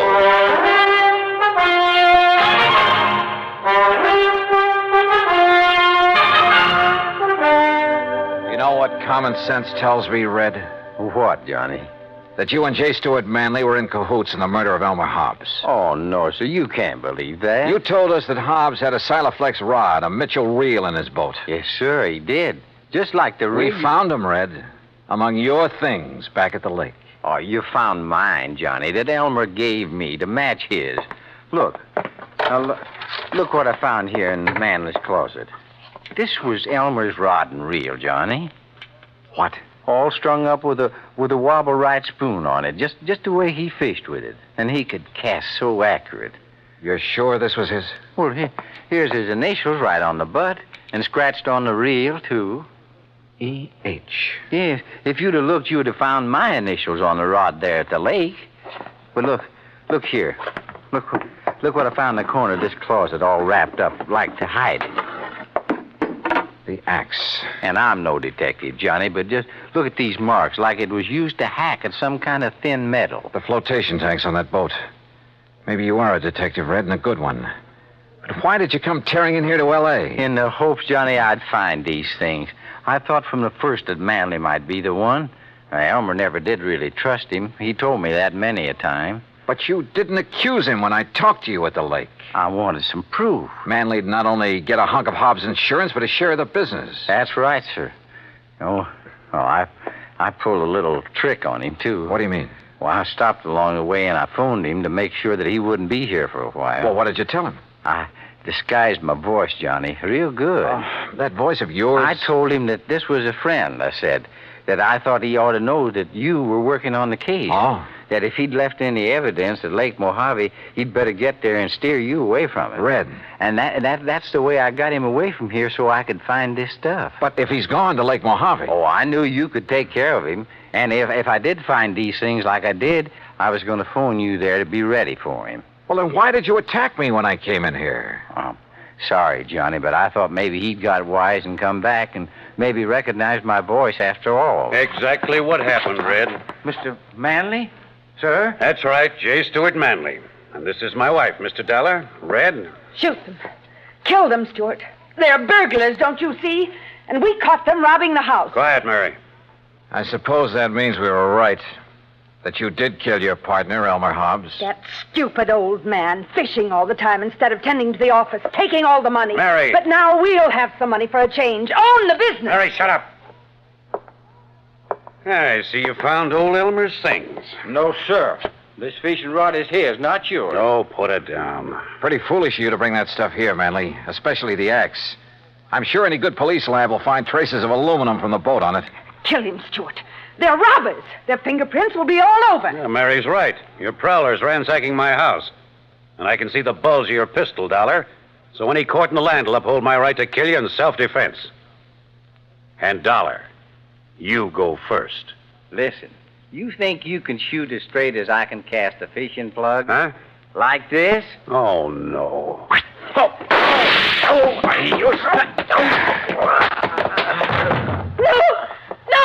Oh, get back, Mrs. Manley. I'd hate to have to sock a woman. But you hurt him. Yeah, as badly as he hurt Elmer Hobbs. And look, that horrible fishing plug. The hooks have ripped his hand open. It's bleeding.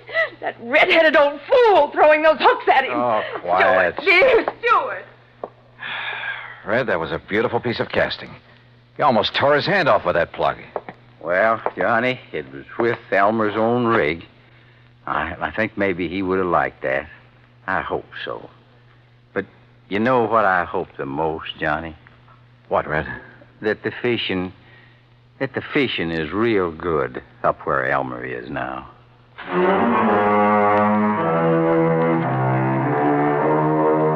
Manley and his wife.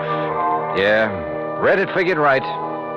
The morning of the day that Hobbs was killed, they'd rented a boat out of Cottonwood Landing, a few miles up the lake. Then ambushed him there in the big basin. Bob Cole at Cottonwood had noticed the new rod and reel when they'd come back off the lake, just before the big storm. Had noticed the axe, too, when he'd wondered about it. Now he knows. So, from here on in, it's up to the sheriff's office and the courts. Expense account total, including return of Ham's car, a few days of fishing, and the trip back to Hartford, $307 even. Yours truly, Johnny Dollar.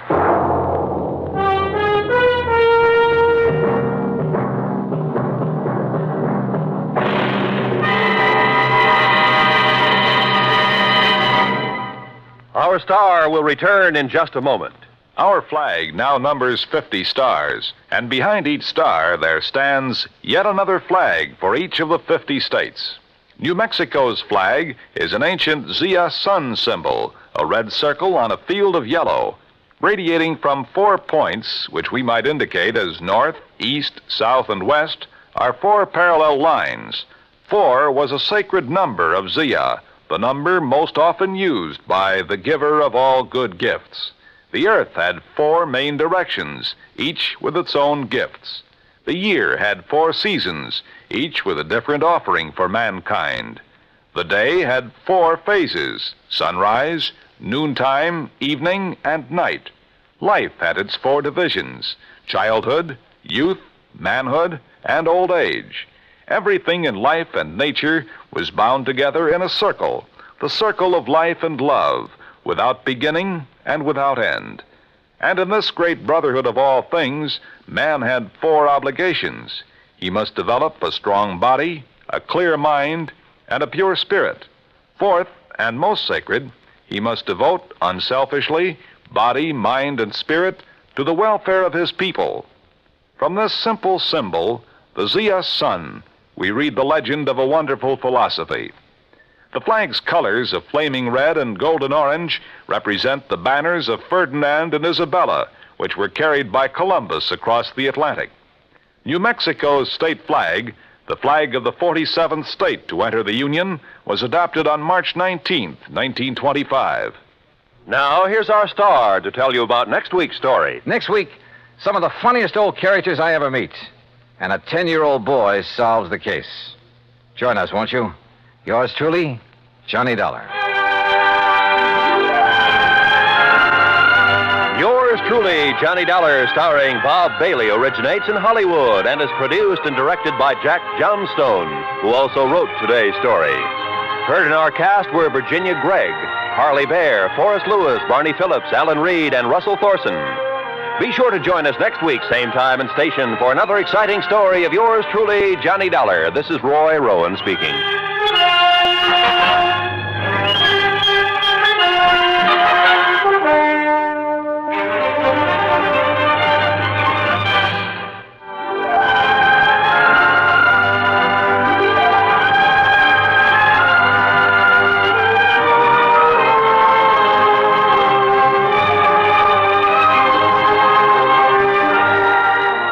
This is the the United States Armed Forces Radio and Television Service.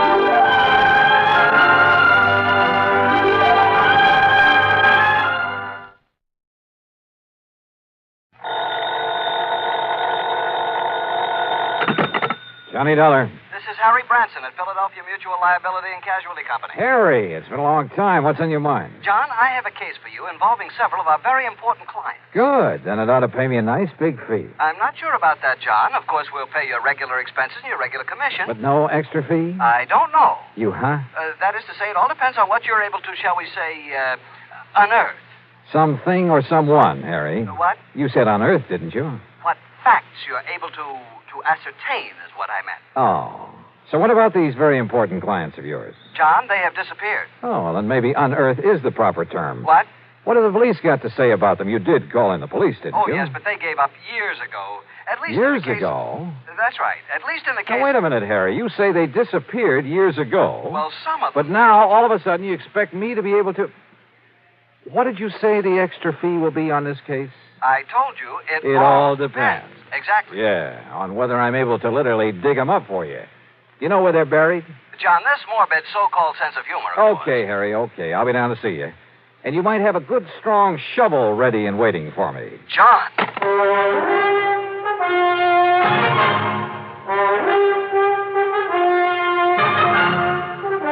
Bob Bailey in the exciting adventures of the man with the action-packed expense account.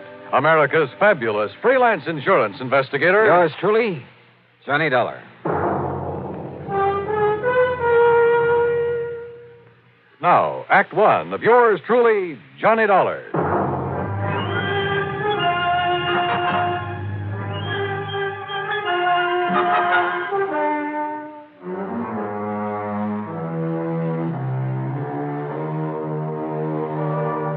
Expense account submitted by Special Investigator Johnny Dollar to the Philadelphia Mutual Liability and Casualty Company. Following is an account of expenses incurred during my investigation of the cask of death matter. Expense account item 1, 1340, train fare and incidentals, Hartford to Philadelphia. I went by train since Harry Branson didn't seem to be in a hurry, and I enjoyed a look at the countryside this time of year. It was a little after noon by the time I reached the office on Walnut Street and sat down to talk with Harry. But I thought I impressed the... Old sober-sides Branson hadn't changed a bit since the last time I'd seen him, and he still looked as though he was carrying the weight of the world on his shoulders. However, now that you have finally arrived, suppose I get right to the point and tell you what this is all about. Well, you said on the phone that some of your policyholders have disappeared. Yes, and you must understand this, John. Yeah? In accordance with Pennsylvania law, in a case of a mysterious disappearance, and I'm sure you're familiar with the mysterious disappearance clause, it's part of all our life insurance contracts. Well, if you mean, did I ever read the fine print on one of your policies, the answer's no. You should sometime. The fact remains that when the insured disappears and fails to return or otherwise be accounted for by the end of 7 years, when the company has received no proof the insured is still alive, the company then presumes the insured to be deceased. Do I make myself clear? Keep talking, Harry. It simply means that at the end of 7 years, the full amount of the insurance is then paid to the beneficiary or beneficiaries, whichever the case may be. So, 7 years ago, a Mr. Wilbur Davis of Goshenville here in Pennsylvania mysteriously disappeared. Now his beneficiary is demanding payment of the insurance. Naturally. So why don't you pay it? We shall. But in checking through the files, I've suddenly discovered that his was only the first in a long series of mysterious disappearances. There have been a total of 8, all within a relatively small area, and of recently increasing frequency. When was the last one? The 4th of last month, Mr. Charles Moody. Charles Moody. Where? In the little town of Kirkwood, New Jersey. And the police have found no clue as to what might have happened to him? None whatsoever. One in Goshenville, Pennsylvania, one in Kirkwood, New Jersey. Where were the others? 2 in other small Jersey towns, 2 here in Pennsylvania, and 2 down in Delaware. Any relationship among the beneficiaries? None. That is, none that we know of. Why do you ask that? I just wondered if some one person was killing them off to collect the insurance. No, the beneficiaries are all widely separated individuals, so you can dismiss any possibility of murder. Harry, in a case of this kind, that's the one possibility I never dismiss.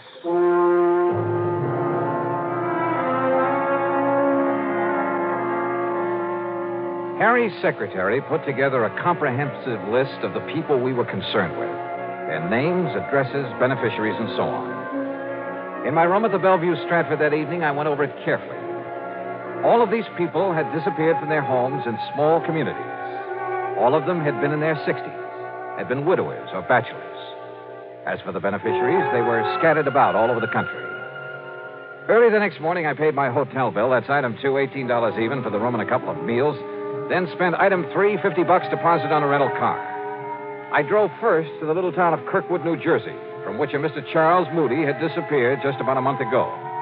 I stopped to make inquiries at the general store. Thank you, Miss Peterson. I'll see you next week again. Now, as you were saying, Mr. Hurley? Yes, Mr. Dollar, I certainly hope Mr. Moody shows up again. You're a fine man. Fine man.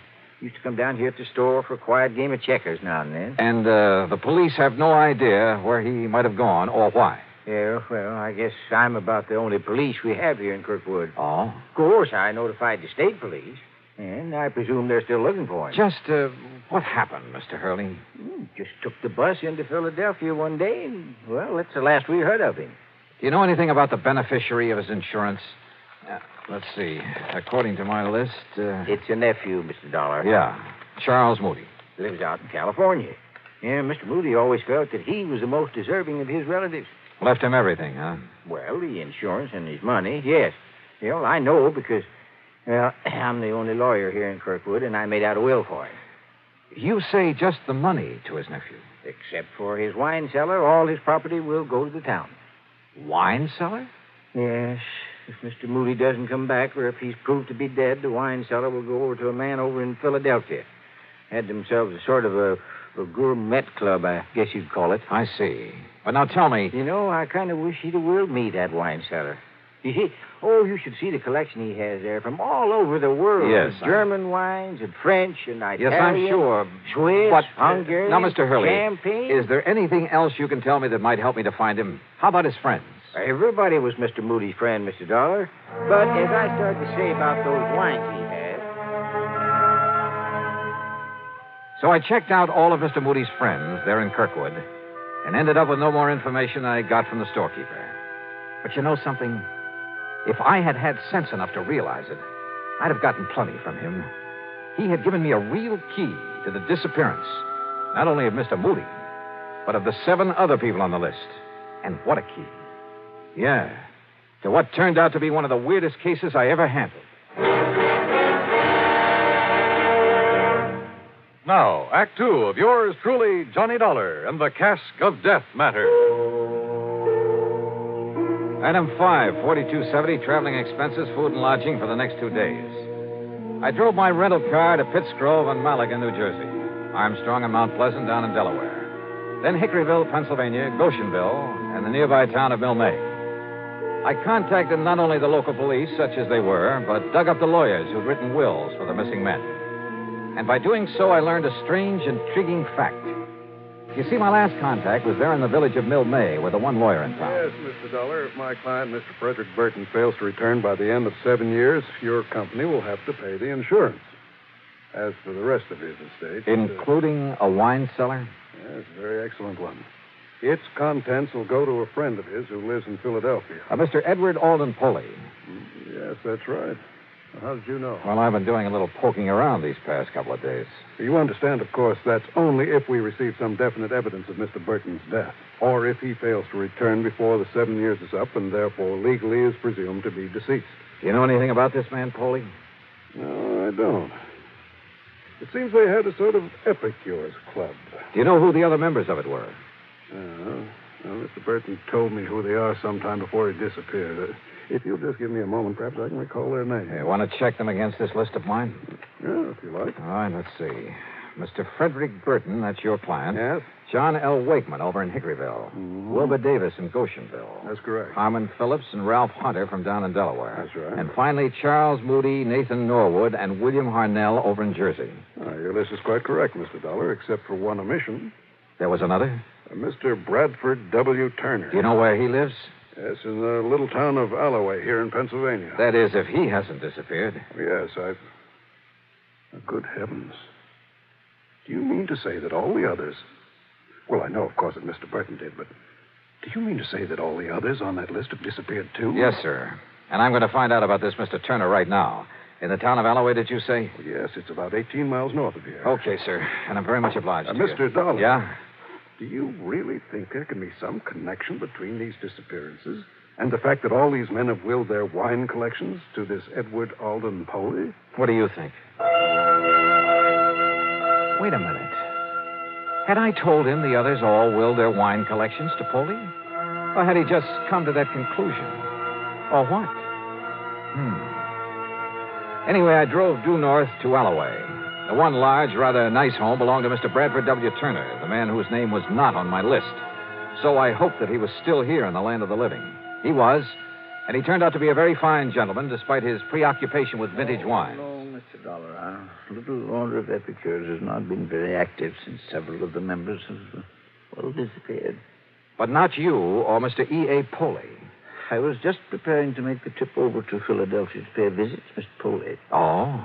Mind telling me why, Mr. Turner? Not at all, sir. Not at all. I happen to have an excellent wine cellar. Yes, I rather guessed that. Oh, but it's nothing compared to that, Mr. Poley's. Edward is younger than I, younger than any of us. But his vast, labyrinthine cellar is a veritable treasure house of rare and priceless vintage. I see. Now... Even I haven't seen the full extent of it, but... Oh, if only I could get hold of some of that ancient, rare Amontillado he has so often told us about. Promised to show us so many times. Up until now, I've not had anything worthy to offer him in exchange. But now, I've acquired a bottle of very old and very fine Medoc, a Dugrave. So I shall take it to him in the hope... You know, you talk as though this wine collecting were the most important thing in your life. Oh, it is, sir. And with Poley, it's an almost overpowering passion. It is his life. The kind of man who'd kill his own mother for a bottle of wine, huh? That's not the jest you may think it is, Mr. Dollar. Which is why I wonder if this bottle of fine Medoc will be enough. Mr. Turner, you're not taking it over to him. I beg your pardon. I am. Now, look here, Mr. Dollar. I've been awaiting this opportunity for years. Yeah, and you'd probably give just about anything. You're right, sir. I would. Your life?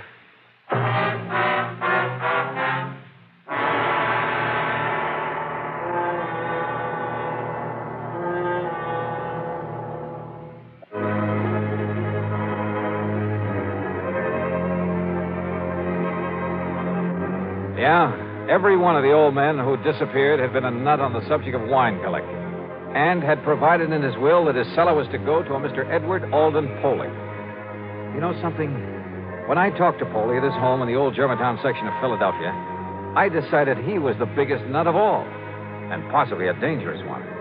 It was an old house and a big one. It must have been one of the original Philadelphia mansions. As for Poley himself, well, I'd say he was a man of about 50. He was short and heavy-set, and his face reminded me of a bird of prey. Very thin, with a long, aquiline nose. His eyes were far apart and almost beady. In spite of his shortness, he seemed to almost hover over things, including me. As he led me into the library, his eyes kept glancing at the package I carried, and there was a kind of inner glow in them. I could think of only one thing. Madness. Dollar, did you say? That's right. Johnny Dollar. I see. Oh? I mean, it's a very unusual name. I, can't help but admire this library, Mr. Foley. Only the best. I must have only the best, Mr. Dollar. Yes, it looks so. Nothing, no one must stand in the way of my having the rarest, the finest of everything. Sometimes it takes years, Mr. Dollar, but sooner or later I get what I want. I notice you have a lot of the works of Edgar Allan Poe. The greatest writer who ever lived. I am fortunate to bear the same initials. What? Oh, yeah. Look there. First copies of his works. And look there. The manuscript of one of them. Well, it has to do with a certain wine. Yeah, I see. Which brings us to what you have there. Well, it's a famous old Medoc, Mr. Foley, a de Gras. Its age, the vintage. Let me see it. What? Well, sure. Yes. Look at it. Well, I only brought it here for your opinion. Huh? Oh, but I must have this. I must have I'm afraid that's impossible. Oh. We shall see. Perhaps we'll make an exchange. I have in my vaults an old, a rare, a priceless Amontillado. Come, Mr. Dollar. The cask of Amontillado, huh? What was that? Nothing, sir. Lead the way. He did. Yeah, he sure did. Through a hidden door behind a panel in the wall. Instead of using a flashlight, he took along a sort of torch, a flambeau, I think you call it, that gave off an evil, oily smell that stained the passageway with smoke. He led me down a long, winding staircase between the walls. Then finally we came to the vast wine vaults deep underground. This was really something out of Edgar Allan Poe. It was cool and damp with great drops of water slipping down the old stone walls. On one of them was a motto. Nemo me impune lacessit. I'm afraid my Latin is a little rusty. No one dare seek to best me with impunity. Yeah. But now the Amontillado. A little further. Are you a mason? A mason? A little joke, Mr. Dollar. You see, I am. He pulled a small trowel out of the inner pocket of his coat, then laughed strangely. Sure. The cask of Amontillado, just like in the story by Edgar Allan Poe. The dark, damp wine vaults, that motto on the wall, the trowel. And this madman was living the part. No wonder his friends had disappeared, because each of them had had some priceless wine that he wouldn't part with. That is, until... The next vault, Mr. Dollar. A large crypt with niches in the wall, some of them blocked in, others empty, waiting. There I'll introduce you to my friends who are gathered there. Your friends? Of the Order of Epicures. They, too, have brought me wines for my collection. Davis, Norwood, Harnell, Hunter, Phillips, Wakeman, Frederick Burton. Those names. Even my old friend Charles Moody. You killed them, didn't you? Killed them? You brought them down here. Let me see the bottle of de Gras. You promised to show them the cask of Amontillado. Yes. Then buried them here in one of these crypts. Yes. But, Mr. Dollar, you must not keep our friends waiting. Yeah. There's the mortar and the bricks. And the Amontillado? In the niche behind you. The mortar box. A hole for mixing and that shovel. Yes, the shovel. And with it, you'll join my friends.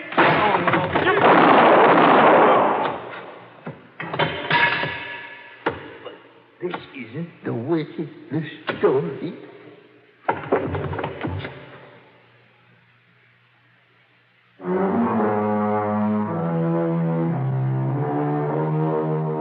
The 8 men who disappeared, yeah, they were all buried behind the bricks and mortar that walled up 8 of the niches in that deep underground vault.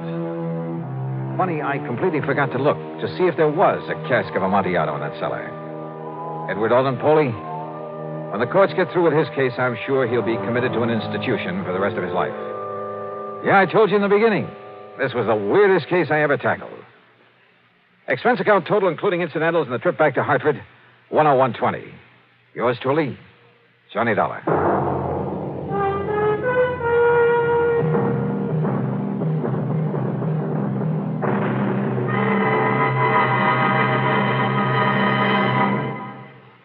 Now, here's our star to tell you about next week's story. Next week, I run into a girl who is fabulously rich, and because of it, fabulously poor.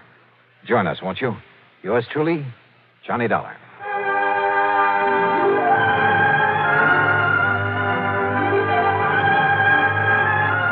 Yours truly, Johnny Dollar, starring Bob Bailey, originates in Hollywood and is written, produced, and directed by Jack Johnstone. Heard in our cast were Harry Bartell, Forrest Lewis, Bartlett Robinson, Farley Bear, and Marvin Miller. Be sure to join us next week, same time and station, for another exciting story of yours truly, Johnny Dollar. This is Dan Cubberly speaking.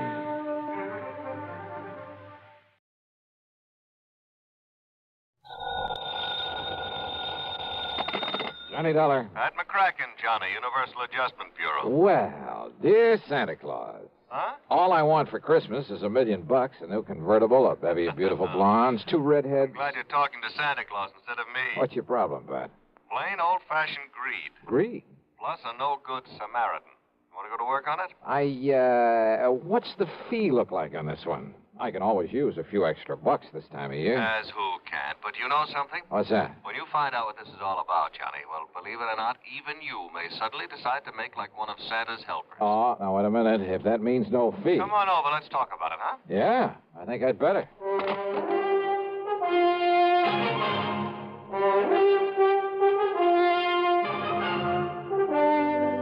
CBS Radio brings you Bob Bailey in the exciting adventures of the man with the action-packed expense account, America's fabulous freelance insurance investigator. Yours truly, Johnny Dollar.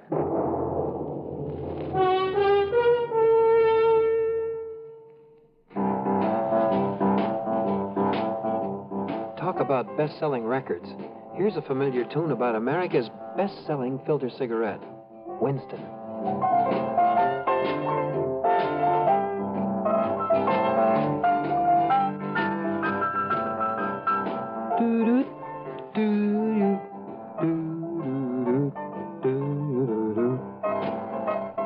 Winston gives you real flavor, full, rich tobacco flavor. And you know, that's because only Winston has filter blend up front. Choice, flavorful tobaccos, specially selected and specially processed for filter smoking. No wonder Winston tastes good, like a cigarette should. Smoke Winston. And now, Act One of yours truly, Johnny Dollar.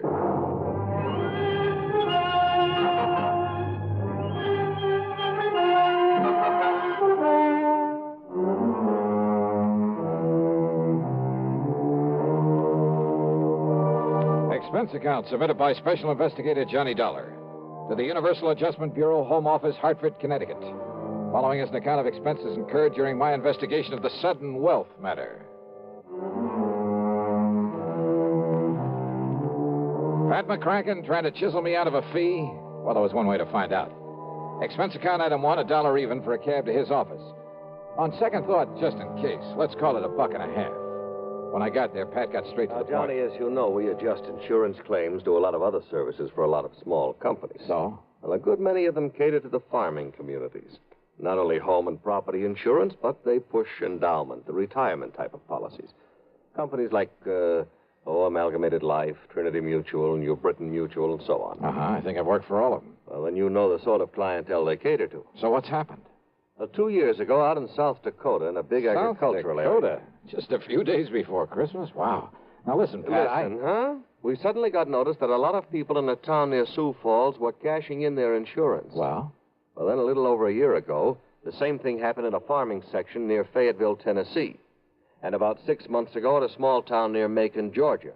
And these people are not only cashing in their policies, but they were borrowing on their land, hawking their furniture, raising cash any way they possibly could. For what purpose? To invest in the stock market. Oh, well, maybe you can't blame them. Johnny. Own a few shares myself, some AT&T, Sure. GE, some Union Carbide. Yeah, but you buy those blue chips, and through a legitimate broker. Well, doesn't everybody? Not these people. They were handing their dough over to some guy who moved into town and promised to double any money they gave him inside of 3 weeks. Oh, no. That old racket? That old racket. They'd give him $100 to invest for them, and 3 weeks later he'd return them $200? Yes. And when the word got around, everybody in town would start handing him his life savings. Yes. And out of the money coming in, he'd pay off the early suckers. Pay them 2 for 1. So they and all the rest of the pigeons would keep handing him more and more. And then, of course... Oh, sure. As soon as he got a really big bundle in his hands, he'd disappear. Exactly. Oh, brother. One of the oldest, dirtiest, meanest rackets in the world. And the poor, greedy people are still falling for it and getting burned. And the authorities haven't been able to catch up with this guy? By the time they have, he's been gone. And now the latest series of policy cancellations started coming in only a few weeks ago from a town called Enterprise, New Jersey. Well, then, Pat, there may be time to nab him. I hope so. But why aren't the local authorities doing something about it? The man is still paying off, Johnny. You know, the early investors. You can't nab him for that. Oh, well, what he's really doing, though, is setting up the later suckers for a big killing. Of course. But isn't anybody wise to what he's up to? Who knows? Maybe there are a few who are smart enough to get in at the beginning during the big build-up. Yeah, but they'll get their money back. Why, sure, doubled. But then, when he gets enough new money... Well, aren't the police wise to him? Suppose they are, Johnny. What can they do so long as he keeps paying off as promised? Oh, brother. Of all the dirty, rotten... Well, you want to go look? I sure do, Pat. And you can pay my expense account, but that's all. You know, on account of Christmas or something. I kind of thought you'd feel that way about it. Yeah. I'll be in touch.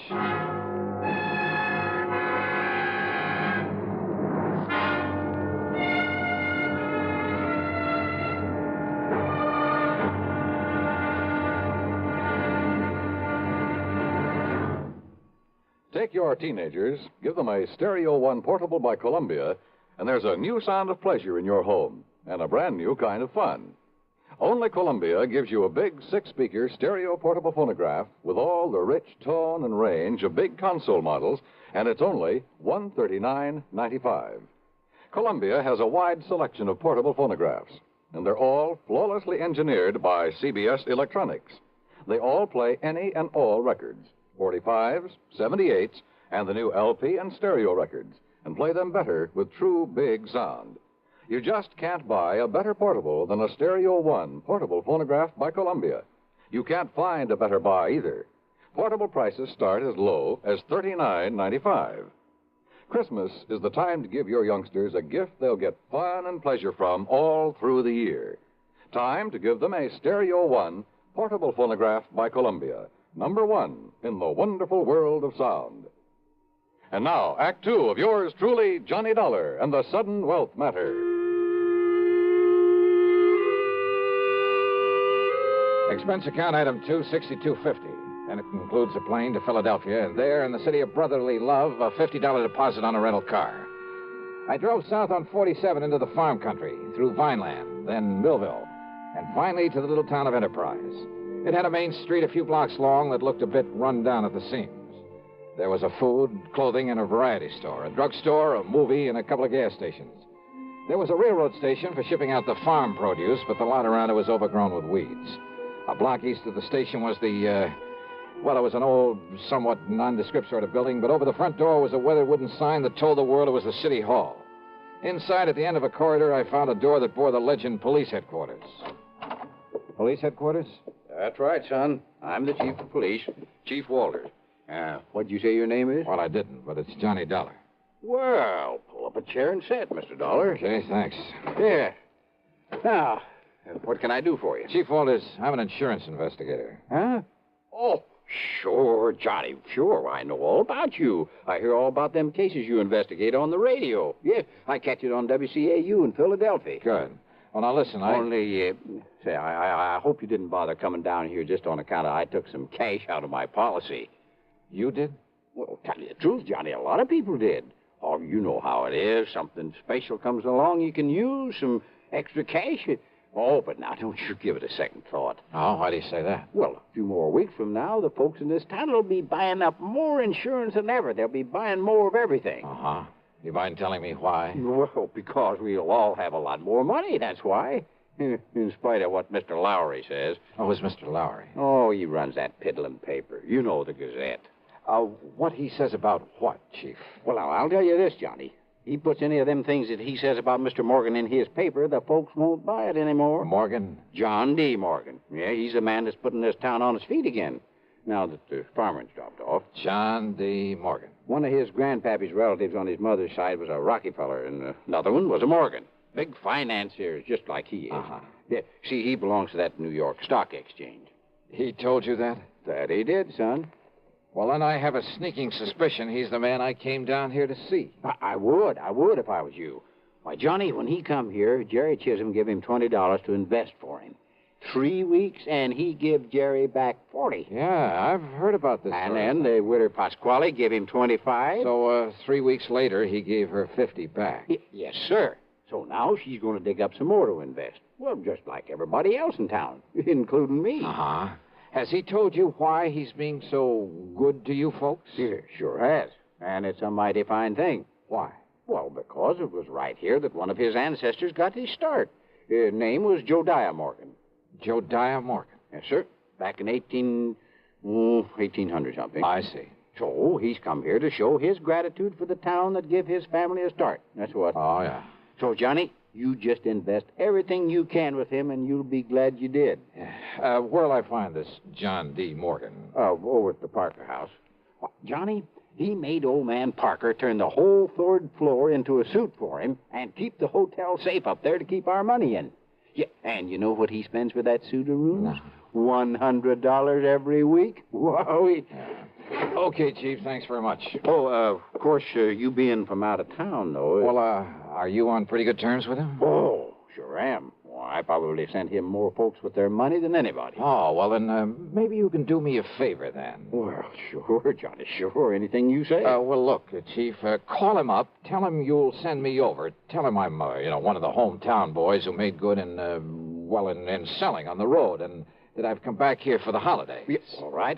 No, I'm sure he'll let you in. Yeah, just like he tells us, Johnny, the more money he can get a hold of, the more he can make for all of us. Oh, sure. Only, why is it you don't want him to know what you really do? Well, personal reasons, and he might think I don't need the extra money. Okay, Johnny, anything you say. Yeah, good. Meantime, I'll call on Mr. Lowry at the Gazette. Yes, well, now, don't you believe him, Johnny. That suspicious old crackpot don't know what he's talking about.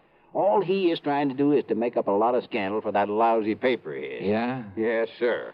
We'll see.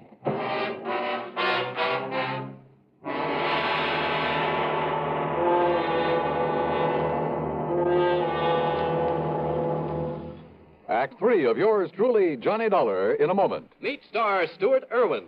Nothing's worse for an actor than a nasty cold. To feel better quickly, I take wonderful 4-way cold tablets, the fast way to relieve cold distress. Right. Tests of all the leading cold tablets proved 4-way fastest acting. 4-way starts in minutes to relieve muscular pains, headache, reduce fever, calm upset stomach, also overcomes irregularity. Take my advice. For your next cold, take 4-way cold tablets, the fast way to relieve those cold miseries. 4-way, only 29 cents. And now here's a word about another fine product of Grove Laboratories. Does dandruff dull your hair, leave scalp itchy? Get Fitch Dandruff Remover Shampoo and get rid of unsightly dandruff in 3 minutes. 3 minutes with Fitch regularly is guaranteed to keep embarrassing dandruff away forever. Apply Fitch before wetting hair, rub in 1 minute. Add water, lather 1 minute. Rinse 1 minute. Every trace of dandruff goes down the drain. 3 minutes with Fitch, unsightly dandruff's gone. Fitch can also leave your hair up to 35% brighter. Fitch Dandruff Remover Shampoo. And now, Act 3 of yours truly, Johnny Dollar.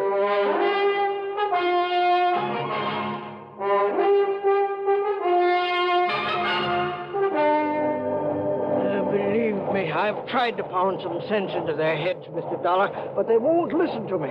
If I print something about that shyster in my paper, they won't buy it. It's unbelievable. All they do is keep handing over more of their hard-earned money to us. Oh, sure, but they're getting it back, aren't they, Mr. Lowry, plus a handsome profit? Sure they are, those who gave him money over 3 weeks ago. So what do they do then? They go out and beg and borrow some more and give that to him. You just can't reason. So he keeps taking in more than he's paying out? 10 times as much, every day. But as soon as he's got hold of every cent these people can cough up for him, well, you know. Oh, yeah, I know. Oh, if only I could get some action around here. Get him locked up in jail. Yeah, but how can you as long as he's paying out on the original investments?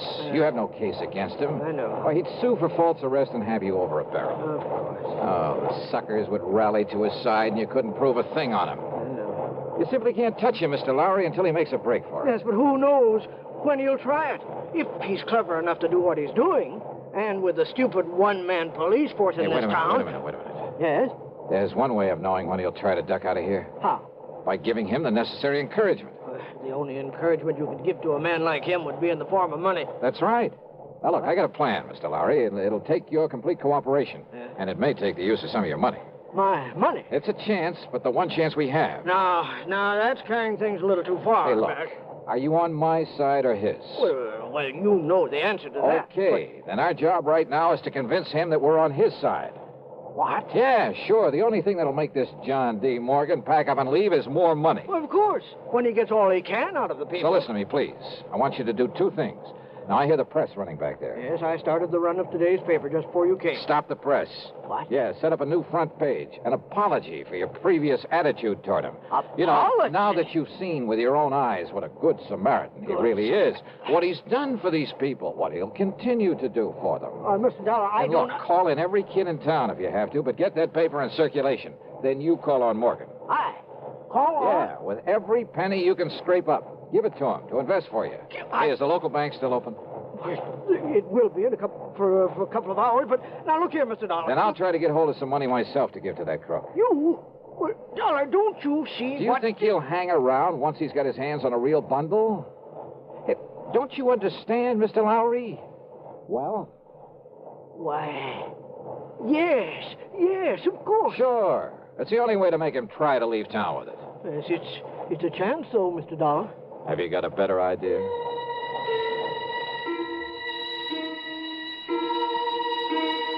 While Mr. Lowry set up a new front page and got the paper back in the press, I went over to the city hall. Under protest, Chief Walters went through the old town records. And when he found no record of any Jodiah Morgan, he kind of changed his mind about John D. Then I spent item 3, $1.50 for a call to the Securities and Exchange Commission in New York. They'd never even heard of our shyster friend. Chief Walters' protest then was because I wouldn't let him go straight to the hotel and slap the cuffs on John D. Morgan. And he is a crook. Lowry over at the Gazette was right. Well, sure, of course he was. But look, if you try to arrest Morgan now, you'll only make trouble for yourself. Until we get proof, we have... Bang that dirty crooked. What can I do, Johnny? Well, I got a plan going, Chief. I'll tell you about it on the way to the bank. Oh, what kind of a plan? Did you phone Morgan I'd be over to invest with him? Yes, sir. Good. And when I said your name, well, he made me repeat it for him. But I didn't tell him who you really are. I mean, what you do. Good. Now, you can help some more by taking everything you have out of the bank. Huh? Sure. To invest with John D. Morgan. What? Come on. I'll tell you what it's all about. At the bank, I laid the whole thing out to the president, a dignified old man by the name of Peterson. He, too, agreed to cooperate. Item 4, then $2.25 for a call to Pat McCracken back in Hartford. $10,000? Yeah, wire it to my account right here at this bank. Now, Pat, immediately. Then you're going to hand it over to that crook? That's right. Well, Johnny, if something goes wrong, if he gets It's away... a chance we gotta take, Pat. Well? Okay, Johnny, whatever you say. Attaboy. Now, Mr. Peterson. Mr. Dollar, my own wife has just gone to see Morgan with $5,000 for him. Oh? And if that doesn't, well, I guess flush him out is Yeah, the term. good. And yet, I wonder. Yes? Well, I just hope we aren't overdoing this thing now. Enough to make him smell a rat, I mean. No, of course not, Johnny. Ain't you seen the Afternoon Gazette? Precisely. With the paper now supporting instead of fighting him, more people than ever have gone there to give him money. Yeah, but if he does get suspicious, I think I'd better go over there and see him. Whatever you say. But until Pat wires me that $10,000... Oh, here, Mr. Dollar. Here's $1,000 in cash. Huh? From my own personal account. And if you need more... No, thanks. But this ought to be enough to convince him I'm sold on him. Hope I'm not too late. Not unless he were to find out who you really are. Come on, Chief. Let's... Hey. Yes, Mr. Dollar? How does Morgan get around? Johnny, you mean you ain't seen that beautiful limousine, that brand new... Where does he keep it? He rents the garage back of Miss Goodwin's house on Wood Street, a couple of blocks west of the hotel. Okay, Chief. Then I'll meet you at Morgan's hotel room. Okay, Johnny. And don't, for heaven's sake, tip him off about this. I'll go along with the chief. Yeah, do that. I found the Goodwin house on Wood Street. I found the garage and back.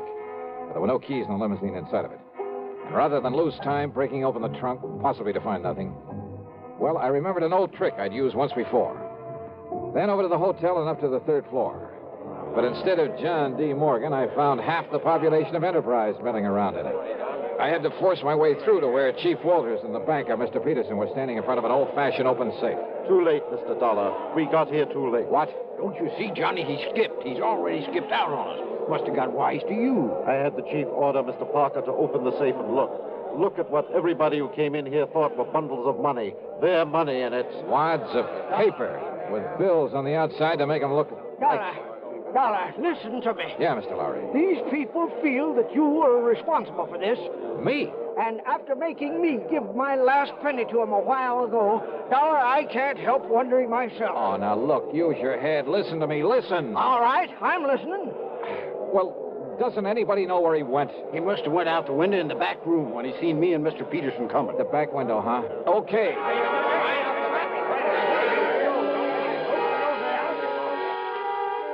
The very eagerness of that crowd to stop me was the only thing that let me get away and safely down the fire escape. For they jammed so tightly into that back room, into the window itself, that it was a long, precious second before the slow, clumsy old police chief could start down after me. I tore on over to the garage again. And there, sitting in the car, was John D. Morgan. One hand on the starter key, the other with a Colt 38 leveled at my head. You, huh? I might have known you'd done something to my car when I saw you leaving this garage for the hotel a few minutes ago, Dollar. That's right, Morgan. I took the rotor off the distributor. Then put it back quickly, or so help me, Dollar. Sorry, old man. It stays right here in my pocket. You give me no choice. I'll have to kill you and take it away. All right, wait a minute, Morgan. Look out there on the street. Oh, those people. Yeah, that's right. And I don't think they like you anymore. You see their faces? Not very pleasant looking, are they? Oh, no, let me... Oh, help me. They'll kill me. Maybe. You had that money for them? But yes, it's in the trunk of this car, all of it. Then you'd better open it up and be ready to give it back to them. Yes, tell them I will. I'll give it all back, all of it. After you let me have that gun. What? Come on. I'd hate to think of what they might do if they saw you waving that thing around. Oh, here, take it, please. Okay. Now get out and open up that trunk for him.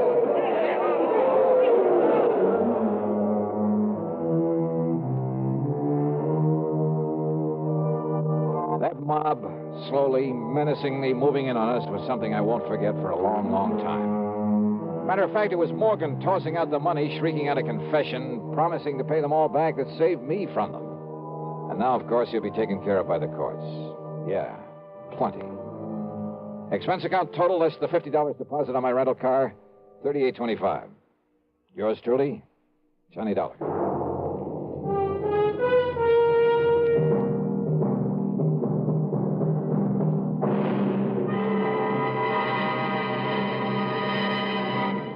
Our star will return in just a moment. How's your Christmas shopping coming? Not leaving everything for the last minute, we hope. Remember, as a practical gift-hunting matter, the best selections usually go to the earliest shoppers. Another thing, last-minute men compete with the biggest crowds in the stores and streets and face greater accident danger. CBS Radio suggests shop early and safely for a healthy, happy holiday season. And here's a suggestion for Christmas buying that's really giving the best. Almost Christmas, no time to lose. Lots and lots of gifts to choose. Give him, Give her a gift set by Yardley. For her, an array of all new Yardley gifts, $1.50 to $13.50. A Yardley Red Roses Spray Mist and Soap Set, $3.50. All prices plus tax. Yardley. Give him, Give her a gift set by Yardley. Now, here is our star to tell you about next week's story. Next week, the strangest disappearance I've ever been called on to investigate. Join us, won't you? Yours truly, Johnny Dollar. Yours truly, Johnny Dollar, starring Bob Bailey, originates in Hollywood and is written, produced, and directed by Jack Johnstone. Heard in our cast were Lawrence Dobkin, Forrest Lewis, Junius Matthews, Edgar Barrier, and Russell Thorson. Be sure to join us next week, same time and station, for another exciting story of yours truly, Johnny Dollar. This is Dan Cubberly speaking. Time once again for another tale of suspense as this popular weekly drama follows on the CBS Radio Network.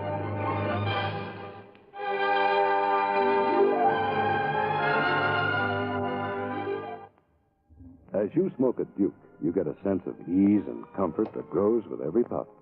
Because new king-size Duke is king-size in the filter, where it matters most.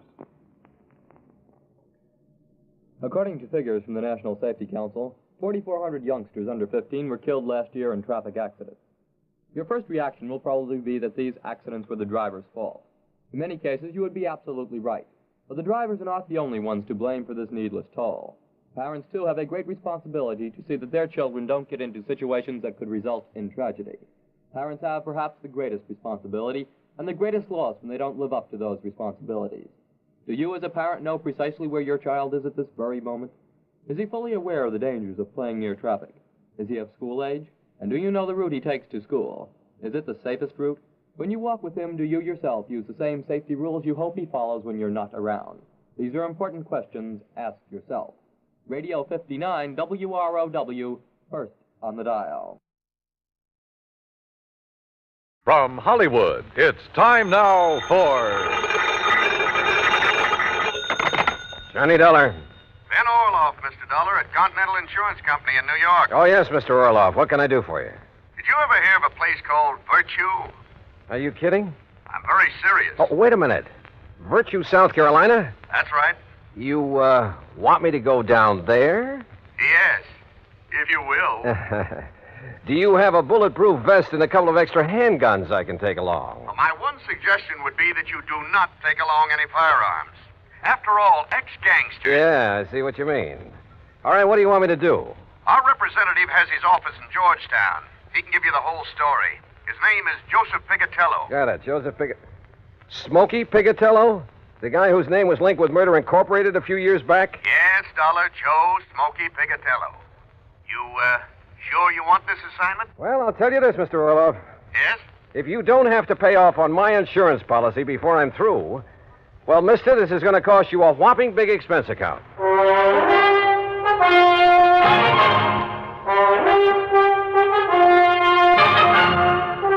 Bob Bailey in the exciting adventures of the man with the action-packed expense account. America's fabulous freelance insurance investigator. Yours truly, Johnny Dollar.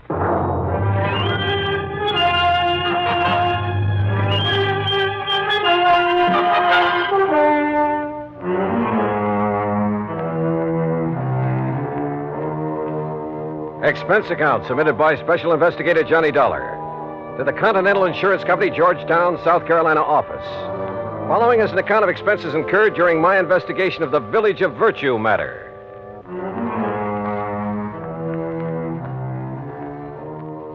Expense account item 1, $47 even, transportation and all the incidentals I could think of, Hartford, Connecticut to Georgetown, South Carolina. Item 2, $1 for a cab to Continental's office on Screven Street. Hi, Dollar. I'm Joe Pigatello. Glad to see you. Sit down. Thanks. Now, look, Joe, before we go into this matter, there's something I'd like to know. Sure, pal. Ask it. Just what are you doing in the insurance business? Look, you remember back in New York just before Tom Dewey took over as DA? The great holy racket buster? Yeah, and I'm sure you do. Okay.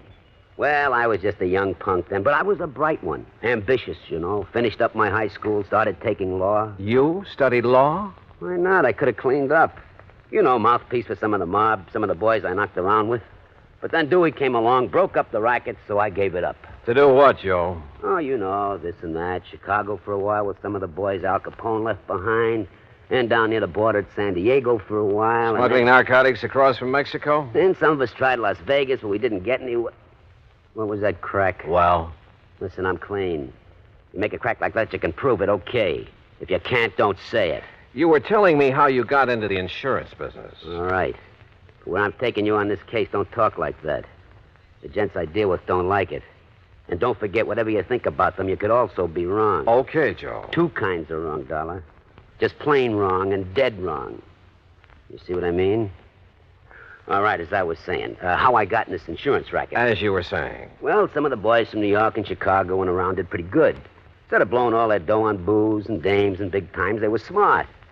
They leased an old plantation up in the valley north of here on the PD River. The old Caraway plantation. It's right next to the town of Virtue. Great name for a hideout, I'll say that. I didn't say hideout, Dollar. It was just a nice, quiet place where they could live it up in a nice, quiet way. And at the same time, they wouldn't have any cops around their neck. No police in Virtue? Nobody but old Polly Caraway. Anyhow, after 8 months of taking it easy, mint juleps and hunting and fishing instead of being on the lam all the time, well, Johnny, you wouldn't believe it. What do you mean? Well, they all settled down there to spend the rest of their life. They all went respectable. Every last one of them. You sure of that? Well, it's been 20 years now.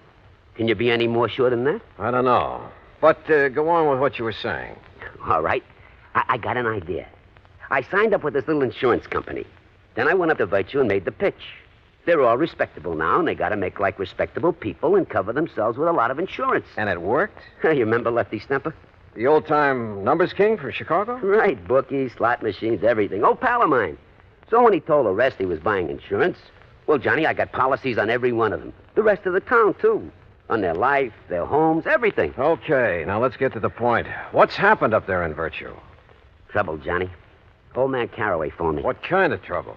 Well, 20 years now, the boys and the people in Virtue have been getting along fine. The boys have been behaving themselves, and the people in town are all nice people.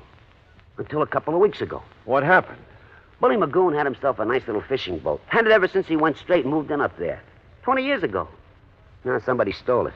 Well, why don't you just pay off his claim and forget it? Listen, a couple of days after that, Mr. Avery, that runs the general store in Virtue, had his boat stolen. So you'll have to pay another claim. But small ones, Joe. Will you listen?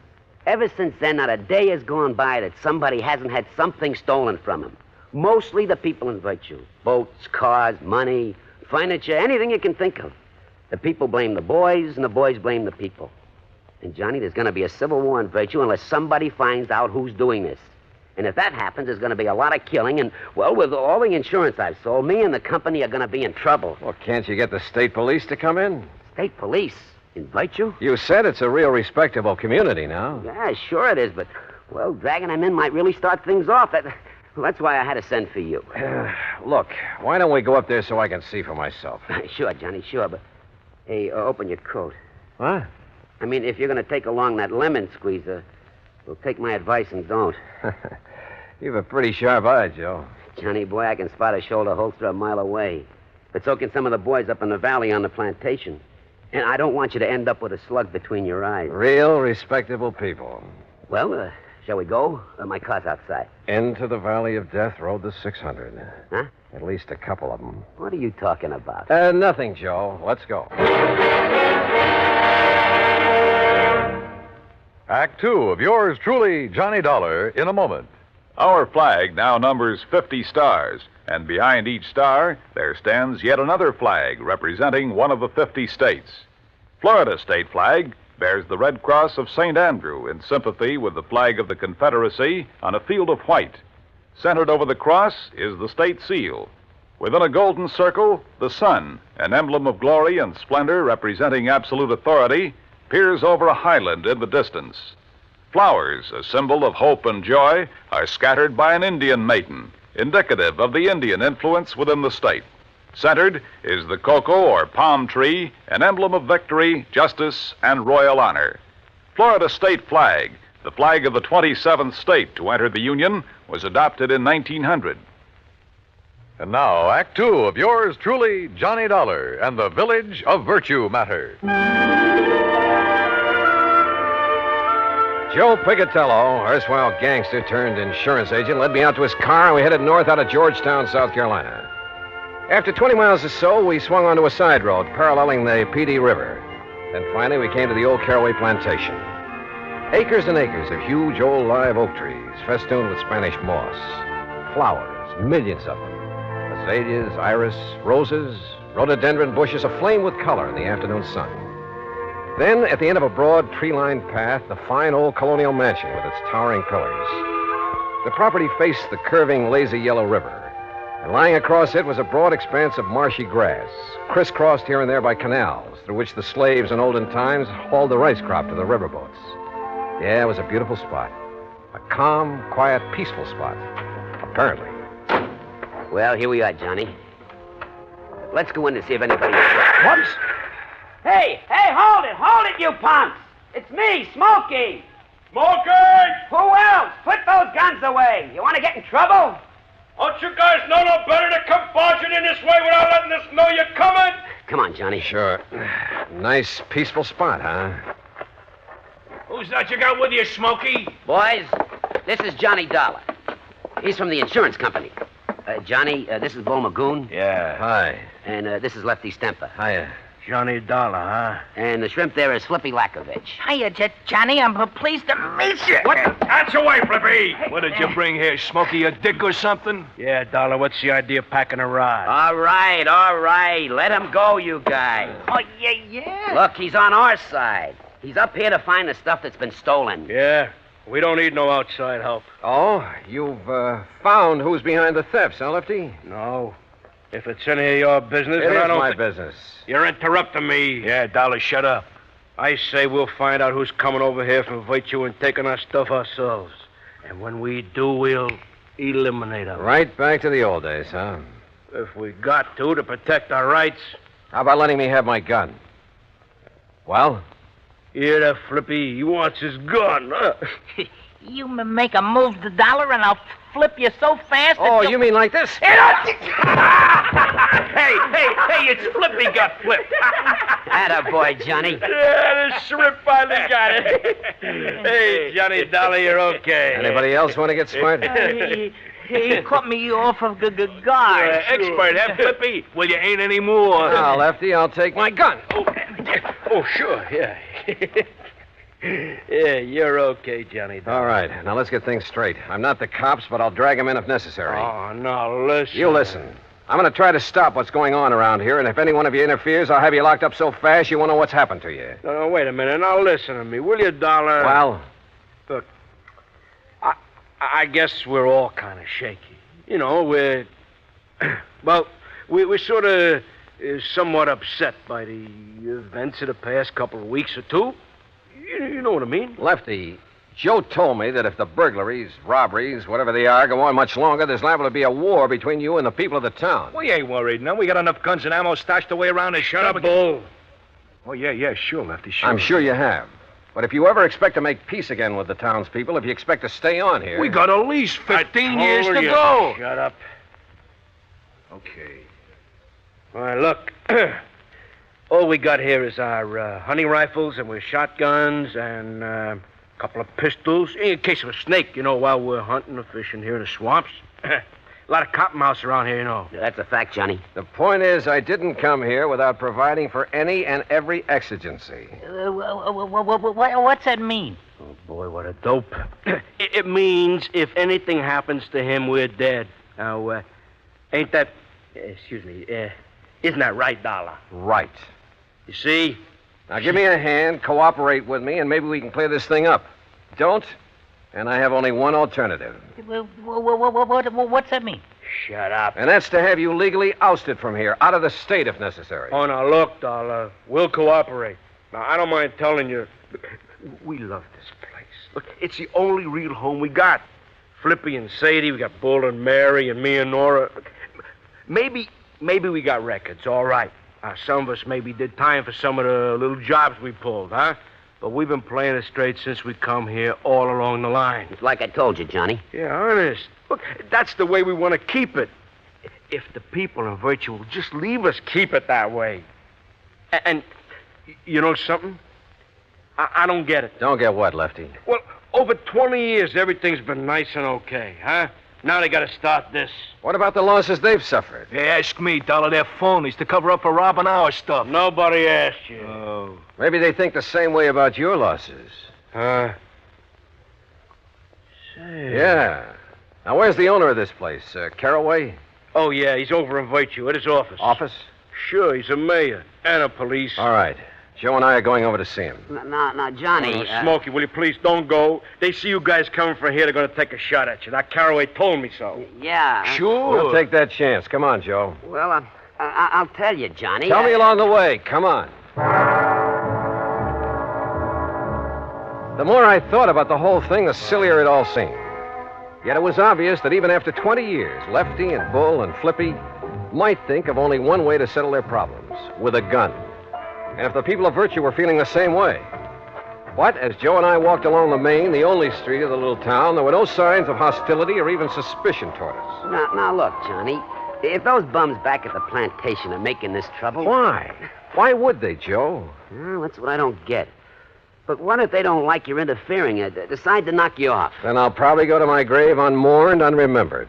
Yeah, but you told Lefty you'd provided for every exigent, for if anything should happen to you. Yeah, and he and the boys believed it. And if anything does, Huh? Yeah. All I can hope is that they keep on believing.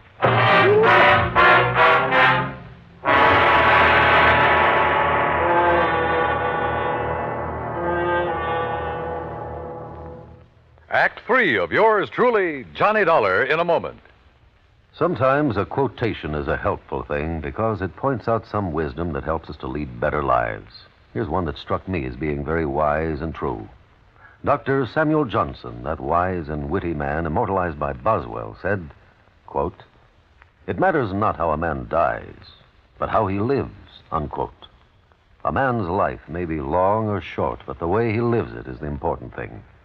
It's important, no matter what he does, that he have integrity, loyalty, and honor, and a sound code of conduct. Enlisting at the age of 17 with his parents' permission, Corporal Charles L. Gilliland found himself, soon after his 18th birthday, in a narrow defile in the middle of the treacherous rocky terrain of Tongmangni, Korea. At 2:30 a.m. that moonlit morning of April 25th, 1951, Corporal Gilliland's Army Unit, Company I, 7th Infantry Regimental Combat Team of the 3rd Division, became the focal point of a murderous assault from Chinese Communist forces. The fighting became brutal and bloody. The brunt of the attack was directed up the defile guarded by Gilliland with his automatic rifle. The slashing barrage of small arms, automatic weapons, mortar, and artillery fire was dropping the men all around him.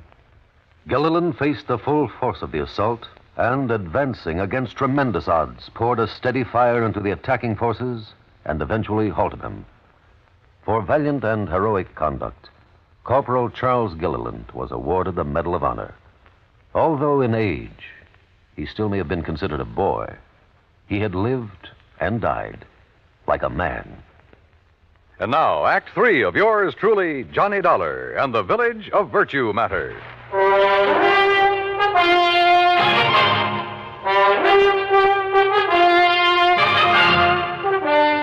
Joe Picatello and I walked the main street of Virtue, South Carolina, unmolested, virtually unnoticed. And we found the mayor, Parley Caraway, in the little shack that served for an office. I'm also the police chief, Mr. Dollar. Don't you forget that, sir. And you found no clue as to who has been committing the robberies? No, sir. None whatsoever. But who else would do it? They're all three of them ex-gangsters. Sure. Ex-gangsters. Why, Mr. Caraway?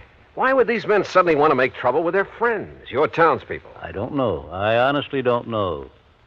Unless, of course, they think they can take over the way they used to take over gangs in the old days. After 20 years of a happy relationship? Mr. Caraway, they never made a bit of trouble in all that time. I know it. But the fact remains that unless this trouble stops, after all, Virtue was here long before they came, unless it stops, I say, I shall have to break their lease and make them leave the plantation.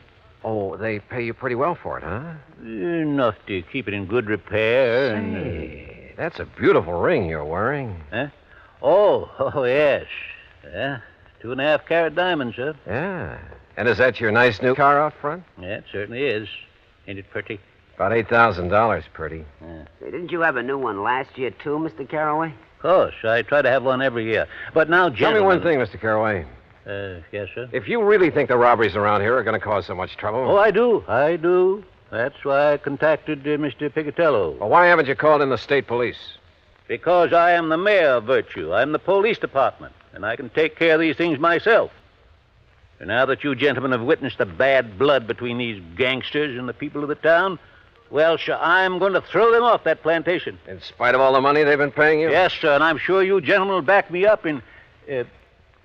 all the money, did you say? Enough to keep you well-dressed, well-fed, and fancy cars. And now, look here, sir. Do you realize how much that property will bring? Well, now, that depends. How much have you been offered? I'll tell you how much. $124,000. Ah.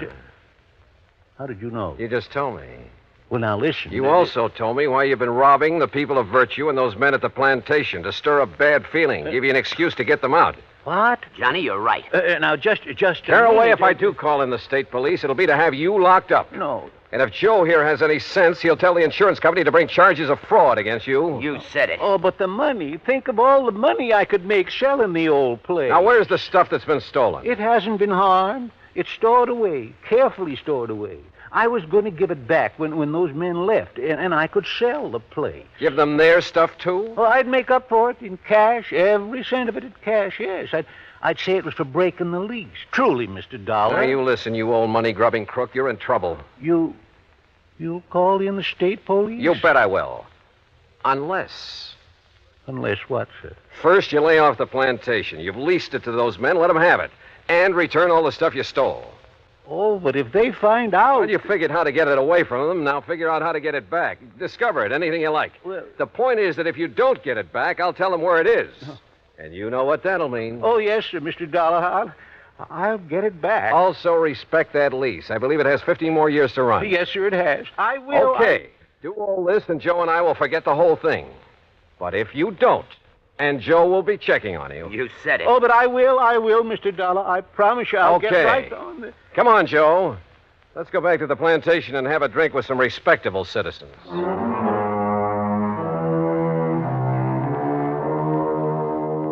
Yeah, this insurance business really has some funny ones. And I guess it's the funny ones that balance out the bad, the tragic cases.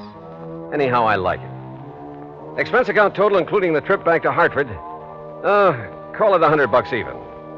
And in view of our little secret, Joe, well, maybe you'd better pay it out of petty cash. And listen, those pals of yours, you better drop in on them now and then to make sure they do stay on the straight and narrow, as well as that old coot Caraway. Yours truly, Johnny Dollar.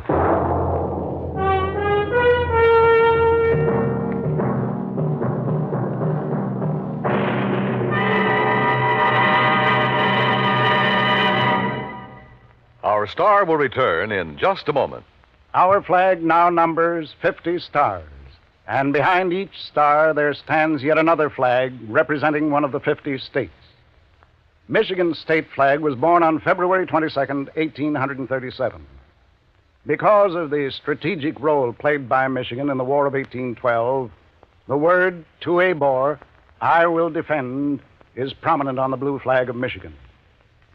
Beneath it, a rising sun casts its rays over a lake, and a man standing on a peninsula with his right hand raised, symbolizing peace, while in his left hand he holds a gun, indicating that although they love peace, the people of Michigan are ready to defend their state and nation. Another motto, the state's official one, is at the base of the flag: Si queris peninsulam emonam circumspice. If you seek a pleasant peninsula, look about you. Thus does Michigan's flag carry its own invitation to visit one of America's scenic areas.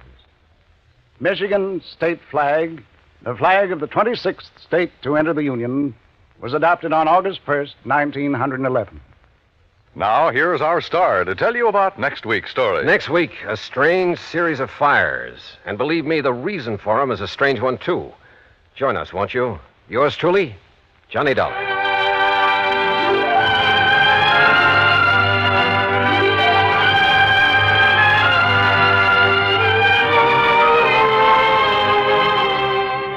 Truly, Johnny Dollar, starring Bob Bailey, originates in Hollywood and is produced and directed by Jack Johnstone, who also wrote today's story.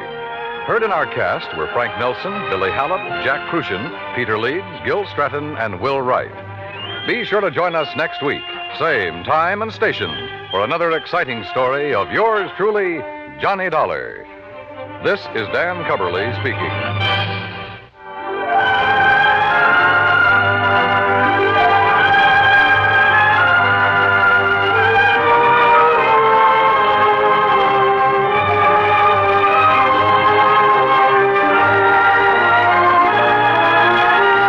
This is the United States Armed Forces Radio and Television Service.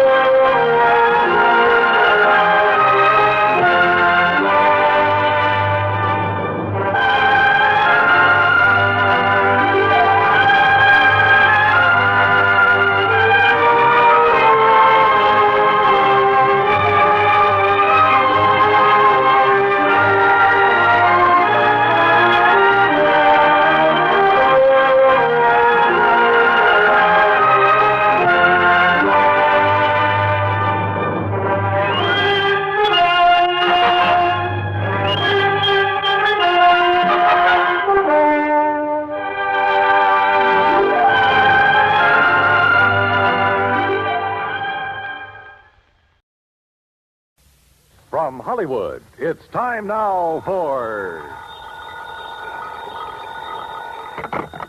Johnny Dollar. Pat McCracken, Johnny, Universal Adjustment Bureau. Hi, Pat. What's on your mind? $75,000. Yours or somebody else's? Johnny, ever hear of the Subala diamond? Sabala. Yeah, matter of fact, I have. It's a pink diamond, isn't it? That's right. One of the companies we represent wrote a $75,000 policy on it. The owner of the stone, a jeweler named Joseph Wentworth, was trying to sell it. So? So last night, the Subala diamond was stolen. I'll be right over.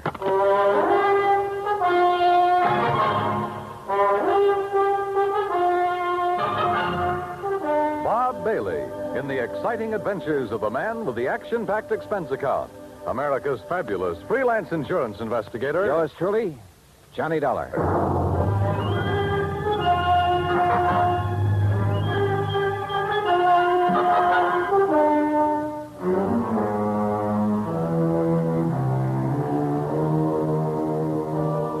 Expense account submitted by Special Investigator Johnny Dollar to the Universal Adjustment Bureau, Hartford, Connecticut. Following is an account of expenses incurred during my investigation of the Rolling Stone matter.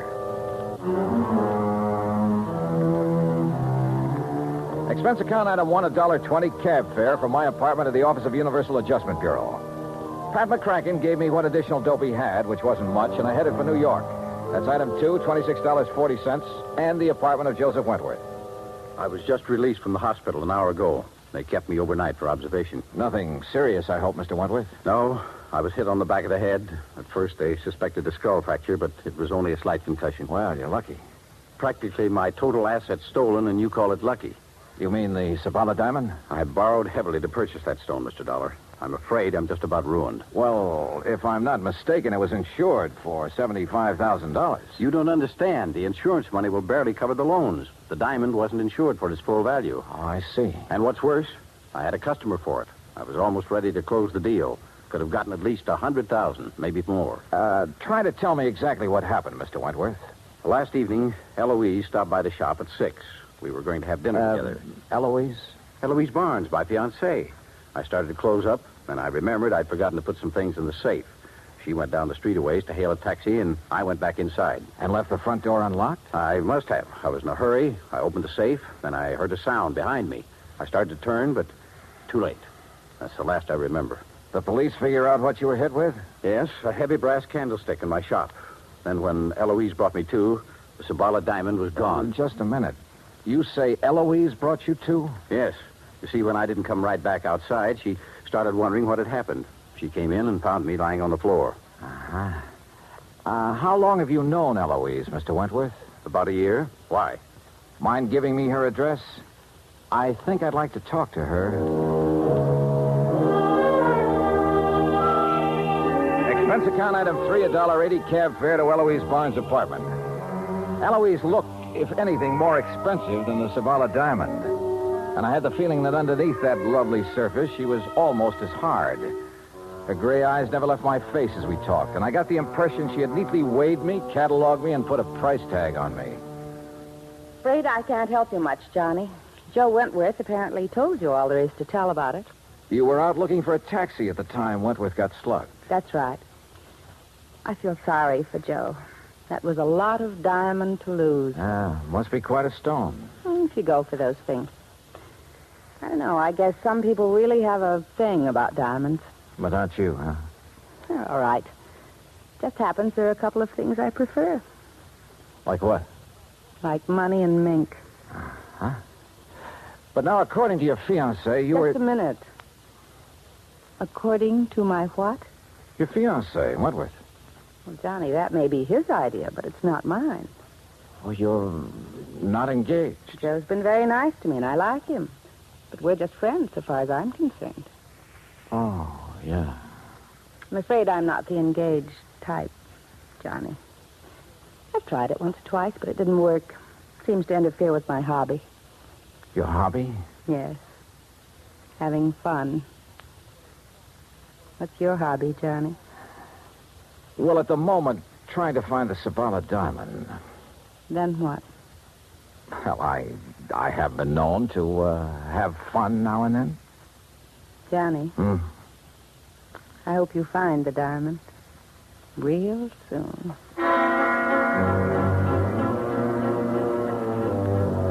The invitation was printed in large type, but this was no time for an RSVP, especially since I remembered Wentworth mentioning a customer who had been anxious to buy the diamond just before it was stolen. I called Wentworth and got the man's name, Gerald Mantell, who had an apartment just off Fifth Avenue in the East 70s. Ah, yes, Mr. Dollar, the Sabala diamond. An exquisite stone. The pink radiance of it when it caught the light. Positively hypnotic. Such a pity it was stolen. Mr. Wentworth tells me he was negotiating with you for the sale of that diamond. That is correct. Unfortunately, we had reached a stalemate yesterday. You see, he wanted more than the diamond is worth. Well, maybe that's a matter of opinion. Mr. Dollar, I am a collector and a connoisseur. I know what such things are worth. Oh, yes. I only hope it'll be recovered before Friday. It would make things so much more enjoyable for me. What happens Friday? I'm leaving for Europe. Oh? Business trip? Not really.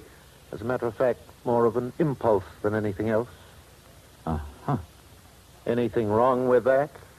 Well, Mr. Mantell, that's a good question.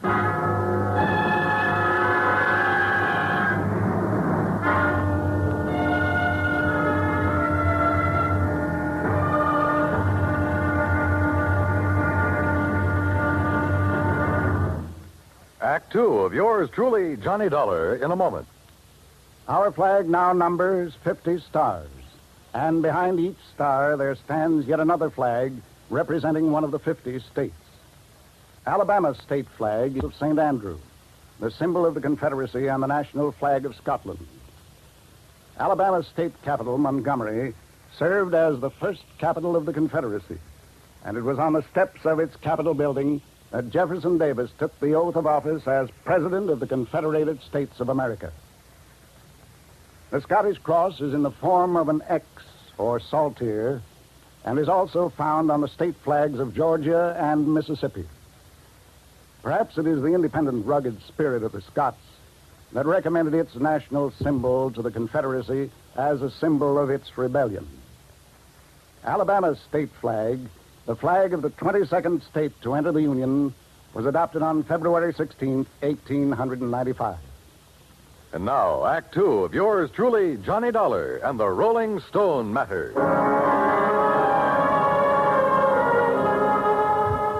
I went back to my hotel, stretched out on the bed, and went over the whole thing in my mind. Eloise, who liked the things that money could buy, and who supposedly had been looking for a taxi while Wentworth was slugged and the diamond lifted. Then there was Gerald Mantell, the collector, who was now suddenly leaving for Europe. Yeah, could be either of them. Johnny Dollar. You looking for the Sabala diamond, Mr. Dollar? Who's that? Well, that doesn't matter. I know where the diamond is. Oh, where? Not so fast, Dollar. I'm sure the insurance company you represent would pay quite a bit to get that stone back. The question is, how much? Oh, there's a bigger question than that, friend. Whether you're on the level or not. Suppose I can show you the case the diamond was kept in. Would you be convinced then? Maybe. Antonio's bar on East 53rd? Yeah. Maybe there in an hour. Now, wait a minute. How'll I know you? I'll know you. Hey, wait a minute.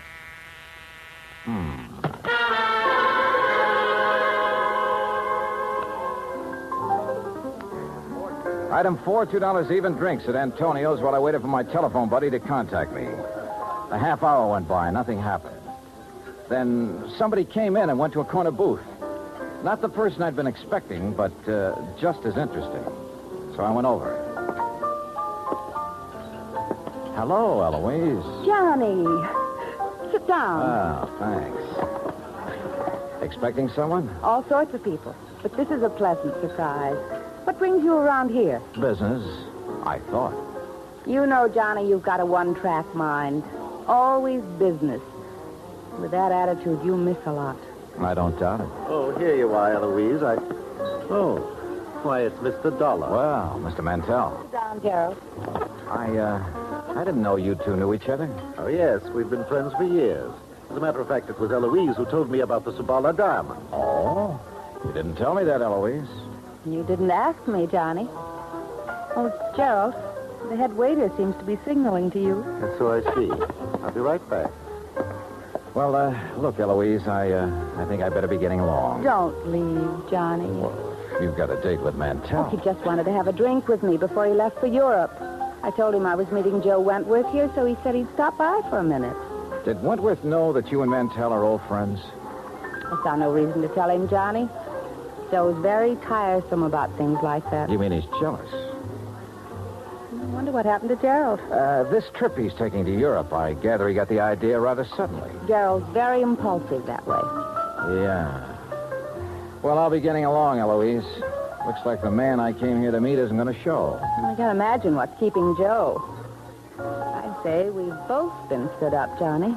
Maybe we should do something about it, Well, as I told you right now, the only thing I have on my mind is... I know. That diamond. A girl could get tired of waiting, Johnny. Eloise, I don't think you've ever waited very long for anything. See you later. I'll count on it, Johnny. Dollar? What? Oh, Wentworth. We were wondering what has happened to you. Mr. Dollar, I'm certain you're a very efficient investigator, but it seems to me that you've questioned Eloise all you need to. Oh? Or have your conversations with her now reached the unofficial stage? Oh, now look, If Wentworth. that is the case, and I suspect it is, I'd better remind you that Eloise... Maybe I'd better remind you of a couple of things, Wentworth. In the first place, you... Mr. Johnny Dollar? Yeah, over here, waiter. Dollar? Oh. Mr. Dollar, it's a note and a package for you, sir. A gentleman just left it with me. Did he give his name? Oh, no, sir, no. But he was a short man, stocky, and he wore a gray suit. Okay, thanks. Here you go. Oh, thank you. As I started to say, Dollar, Dollar, will you, Wentworth? Couldn't take a chance contacting you. Somebody was following me. Contents of the package will show you I know what I'm talking about. We'll contact you later. What's this all about, Dollar? It's from a man who phoned me a couple of hours ago. If it's what I think is, and this package... Yeah. Empty jewel case. Your name on it, Wentworth. What? That's the case I kept the Sabala diamond in. Yeah. See you later, Wentworth. Where are you going, Dollar? Back to my hotel room and wait to hear from him. I went outside and started for the corner to grab a cab. As I passed the alley, I spotted something sprawled on the ground. A body. It was Gerald Mantell.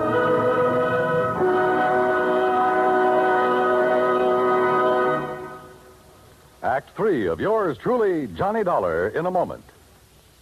The way a man conducts himself at ease or under stress shows what he's made of. It shows his character under the strongest light. This is particularly true when a man becomes a prisoner of war. One of the points of the code of conduct of the American fighting man says, if I become a prisoner of war, I will keep faith with my fellow prisoners.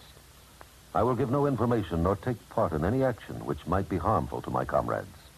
If I am senior, I will take command. If not, I will obey the lawful orders of those appointed over me and will back them up in every way. The very essence of the ideals set forth in those words were displayed by Commander, later Rear Admiral, Richard Antrim in April 1942, while a prisoner of war in Macassar, Dutch East Indies, during World War II. Acting instantly on behalf of a naval officer who was subjected to heavy punishment, Commander Antrim boldly tried to quiet the guard and to persuade him to discuss the charges against the officer. The guard refused. Tension increased. The entire enemy prison force was faced by 2,700 Allied prisoners. An order was given to continue the punishment. Suddenly, Commander Antrim, at the risk of his own life, stepped forward and volunteered to take the remainder of the punishment. This sudden move got a roar of acclaim from the inspired Allied troops and so amazed the enemy that both men were spared any further indignities or punishment. Commander Antrim's heroic and unselfish conduct brought about better conditions for the prisoners and earned new respect for American officers and men. Commander Richard Antrim upheld the highest ideals of an officer and earned for himself the Medal of Honor. And now, Act 3 of yours truly, Johnny Dollar and the Rolling Stone Matter.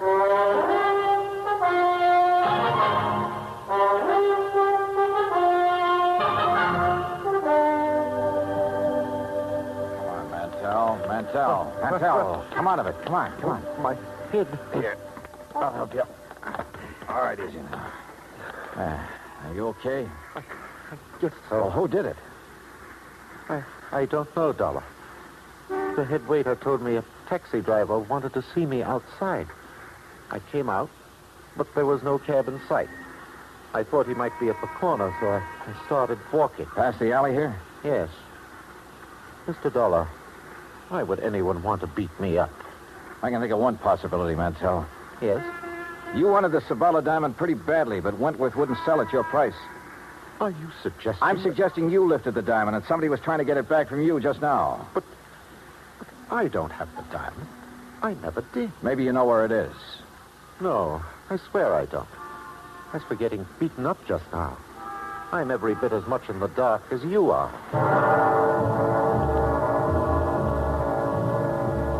I didn't know whether he was telling the truth or not, but I had no proof he was lying. Item 5, $1 even, a pot of coffee in my hotel room while I tried to pull some threads together, but they didn't pull. If Mantell had the stone, who'd phoned me and sent the empty jewel case to convince me he had information? How did he Yeah, coming. Oh, Wentworth, come in. Here, Mr. Dollar, I have some information that will interest you. Yeah? Yes, first, though, I owe you an apology for, well, flying off the handle when I saw you with Eloise at Antonio's. Okay, so you're touchy about Eloise. Now, what's the information? Well, just a few minutes ago, a man telephoned me at my apartment. Huh? Yes, I think he was the same one who phoned you and sent the empty jewel case. Well, what'd he say? That he knew where the diamond was, and for a price would furnish the information. Ah. Now, I wonder why he suddenly switched negotiations from me to you. Well, perhaps he thought it too dangerous to continue with you. Yeah, maybe. Speaking of danger, I wish I could locate this character before something happens to him. That's the point, Mr. Dollar. I think I know where he is. How?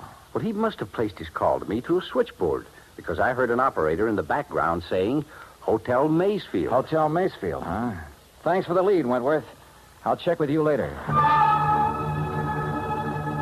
I headed for the Maysfield and described the man I was looking for to the desk clerk.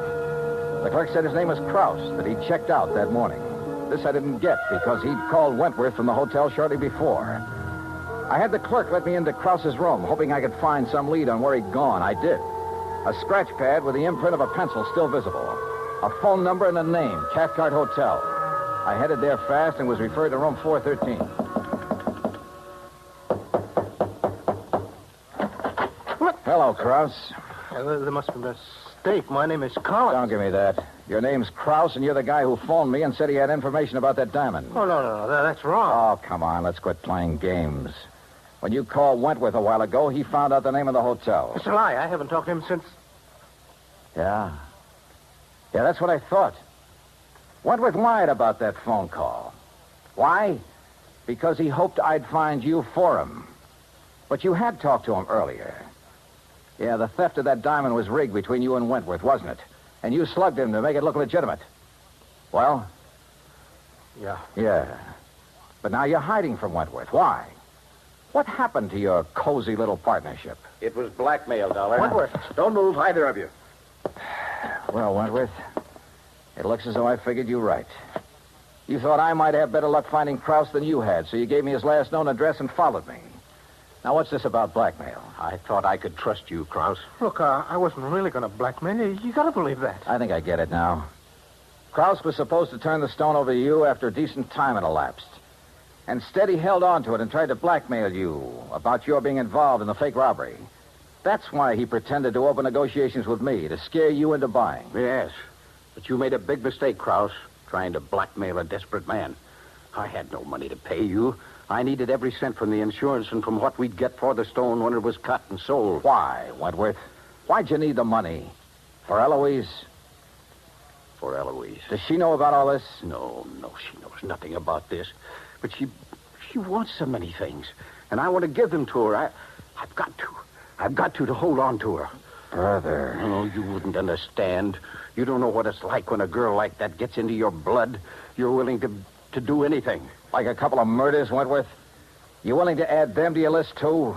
Yes, I am. Oh, now, look, put that thing down. Why don't you stop kidding yourself about Eloise? She loves me, Dollar. I tell you, she loves me. Are you kidding? She told me what she loves. Mink and money. How long do you think she'd stick with you after the money ran out? Get back. Stay where you are. You're a thief and a fool, Wentworth, but you're not a killer. Stay away. So you just better give me that gun right now. Oh, thanks.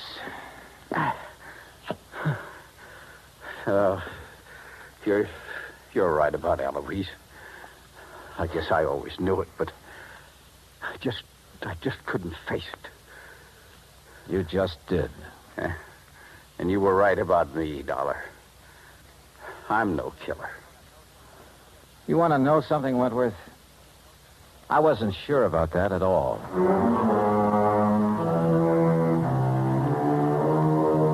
Expense account total, including the trip home, $146 even. Remarks? Krause handed over the diamond. He and Wentworth are both in custody. It was Wentworth who beat up Mantell for hanging around Eloise. And Eloise, last I heard, she was going her merry way, having fun, as she calls it. I never did accept her invitation to join her after the diamond had been recovered. And I'm not about to. Yours truly, Johnny Dollar.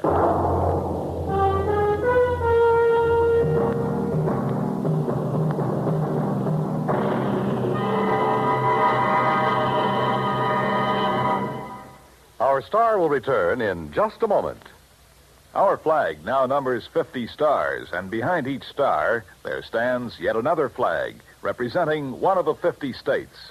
The origin of Hawaii's state flag has been the subject of much debate. It is now believed that it was the work of foreign advisors to King Kamehameha.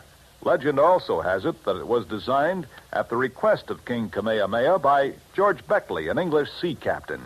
The flag consists of 8 horizontal and alternating stripes of white, red, and blue, representing the 8 major islands in the chain. Also represented is the British Union Jack, a reminder of Captain Vancouver, who on his voyage around the world in 1794 gave King Kamehameha a British flag and the promise of British protection. The Union Jack is also a reminder of Captain James Cook, who discovered the Hawaiian Islands in 1778. Hawaii's state flag, the flag of the 50th state to enter the Union, was adopted in 1845. Now, here is our star to tell you about next week's story. Next week, well, the title of the yarn is The Ghost-to-Ghost Matter, and the story lives up to it. So join us, won't you? Yours truly, Johnny Dollar.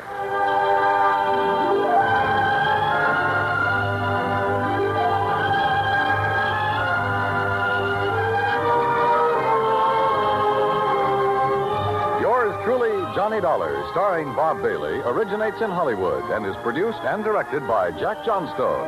Today's story was written by Robert Stanley. Heard in our cast were Virginia Gregg, Larry Dobkin, Forrest Lewis, Edgar Barrier, and Don Diamond.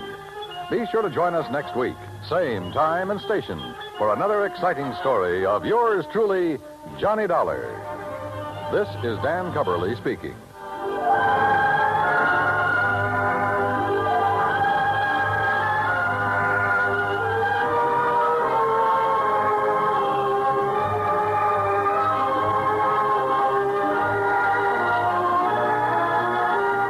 United States Armed Forces Radio and Television Service.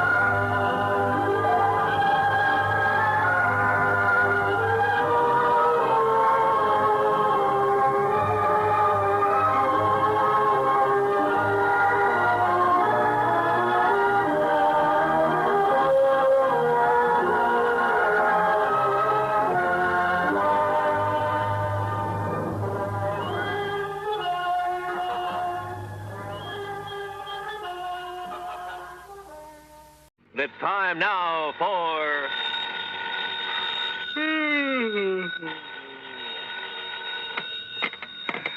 Johnny Dollar. Hi, Johnny.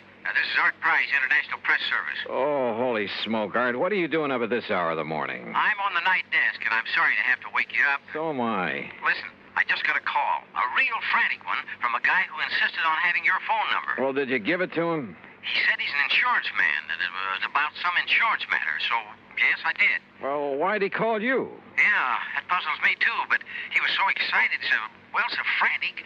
Well, he probably called the first person he could think of. And he said it was a big emergency. Oh, did he give you any details? No. And, Johnny, it's aroused my curiosity. Let me know what it's all about, will you? Yeah, sure, sir. Promise? Okay, Art, promise.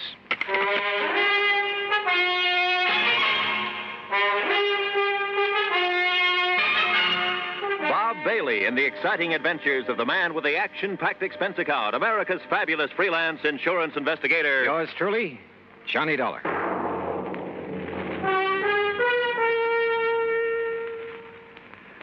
And now, Act One of yours truly, Johnny Dollar.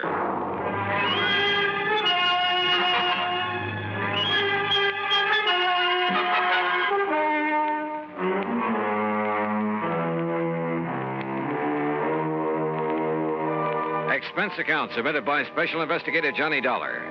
The State Unity Life Insurance Company, Home Office, Hartford, Connecticut. Following is an account of expenses incurred during my investigation of the ghost-to-ghost matter. I'd no sooner rolled over in the hope of getting back to sleep when the phone beside my bed started jangling again. Oh, nuts. Johnny Dollar. This is Oscar H. Trimley, Mr. Dollar. Trimley? I represent State Unity Life here in Lake City, New Jersey. Oh, look, are you the man who called Art Price over at International Press Service? Yes, I did get your phone number. I knew he'd have it, you're being such a famous investigator and all that. Yeah, well, you could also have got it from Universal Adjustment Bureau, your insurance directory, the long-distance operator. Oh, dear, I guess I've been so upset over this whole thing that it never occurred to me. But can you come down here to Lake City, Mr. Dollar, right away? Well, it depends. What's this all about? Ian McAndrews. Who's Ian McAndrews? Oh, don't you know? He's the man who founded Lake City. So what's happened to him?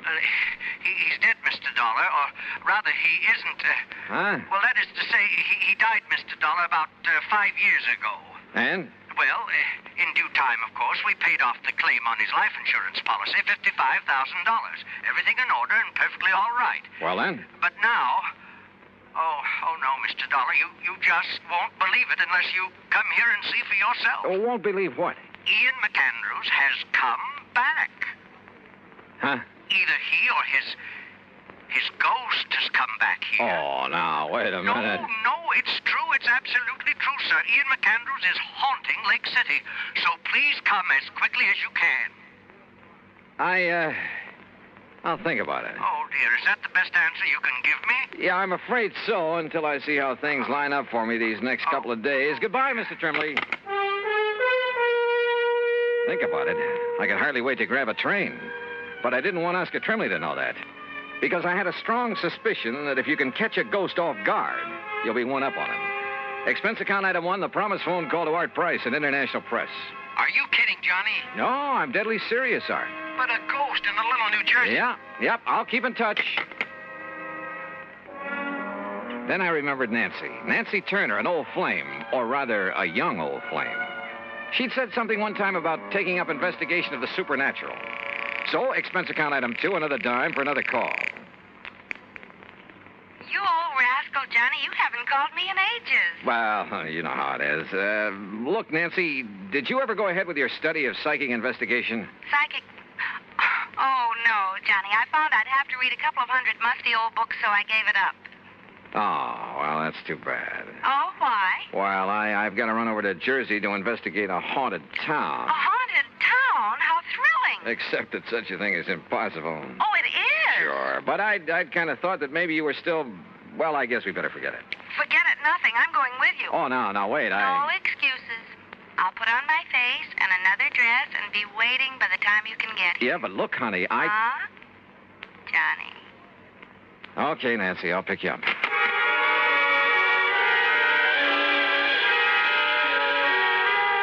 Item 3, 1085, taxi and train for 2 to New York. Item 4, $50, deposit on a rental car when we got into Grand Central Station.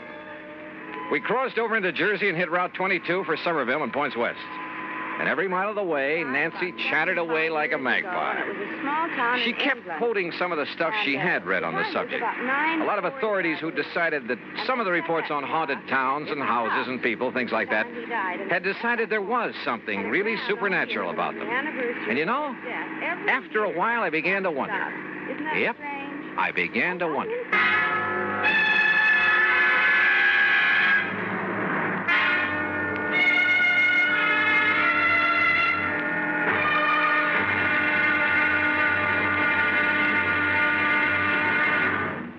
Act 2 of yours truly, Johnny Dollar, in a moment. And now for another episode in the life of Sergeant Donald Bellwether, my husband.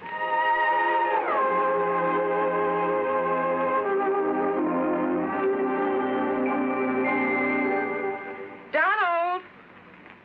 Donald! I'm out here on the back porch, honey. Oh, there you are. Honey, why on earth did you choose a time like this to clean your hunting rifle? We're due at the Jamesons at 7. I'm ready, honey. All I have to do is wash my hands. I'll finish this tomorrow. Be with you in a jiffy. Donald, come back here. Now, what's the matter, Reba? Are you going to leave this hunting rifle right out here in plain sight? Nobody's going to bother it. The kids are asleep and we'll be gone. I don't think our babysitter will bother anything. She's got her homework to do. Those are famous last words if I ever heard them. Donald, don't you realize that accidental death by firearms ranks second only to deaths from fall, fire, and poison? But the kids are in bed. Well, sure they are. But what if our 6-year-old Marshall Dillon should wander out to the kitchen for a drink of water? You know, he'd love to play with his gun. Yeah, I suppose so. Well, please put it away under lock and key. Yes, dear, yes, right away. And for heaven's sakes, take those shells, too. You know, many accidents happen when bullets are thrown into a fire or hit with a hammer. Those things are dangerous. You ought to know that. I know, honey. I guess I just wasn't thinking. The unloaded gun and ammunition lying around the house is even more dangerous than itchy-fingered hunters. Statistics prove that. Okay, there. Everything is safe under lock and key. Now, you still angry with me? Oh, Donald, I don't want to sound like a nagging wife, but... My dear, you have every right to reprimand me. Me, a non-commissioned officer. I should know better. But that's the way it goes. We forget.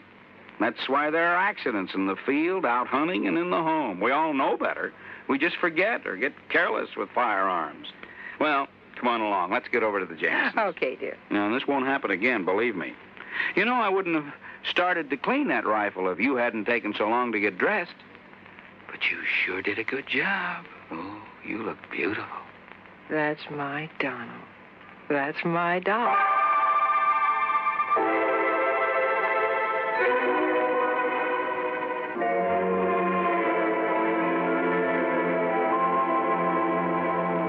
And now, Act 2 of yours truly, Johnny Dollar and the Ghost-to-Ghost Matter. Lake City, nestled in among the soft, rolling North Jersey hills. But a kind of has-been town. I saw the reason for that in the abandoned mill, the old McAndrews cotton mill at one side of the lake. The same old story, I guess. When a town's main industry closes down, it kind of goes to pot. Nonetheless, it was a charming little place. Population, maybe 400 or 500. When we finally located Oscar Tremley's insurance office, we found a bit of a gathering there. And Mr. Dollar, that is Miss Turner and Mr. Dollar. This is Charlie Reed, very happy to know you. Foster, and Mr. Tony Gray. We're Oh. sort of local businessmen's club, Johnny, you know. Okay, then let's get to the point. Sit down. Thank you. Johnny, I thought over the phone that you were turning us down. Well, I changed my mind, and when I thought of Nancy and her knowledge of the supernatural... Good. That's what we need. Yes, you're right. Well, I am interested in the subject. We're all a little worried about it. Tony isn't kidding. I think we're a pretty level-headed bunch, but, well, this thing has us scared. That's putting it mildly. If it really is his ghost that's plaguing us... Oh, now, you don't seriously believe in ghosts. I'll tell you this. I never did before, but now, well, wait and you'll see. Gee, Johnny. Well, suppose you tell me what's going on. Well... No, Johnny. You'll have to see for yourself. And here? Yes, Charlie, and here. And that means waiting until midnight. Midnight? Sure, Mr. Dollar. Well, just why, Bill? You'll see. Yes, and meantime, you can look around...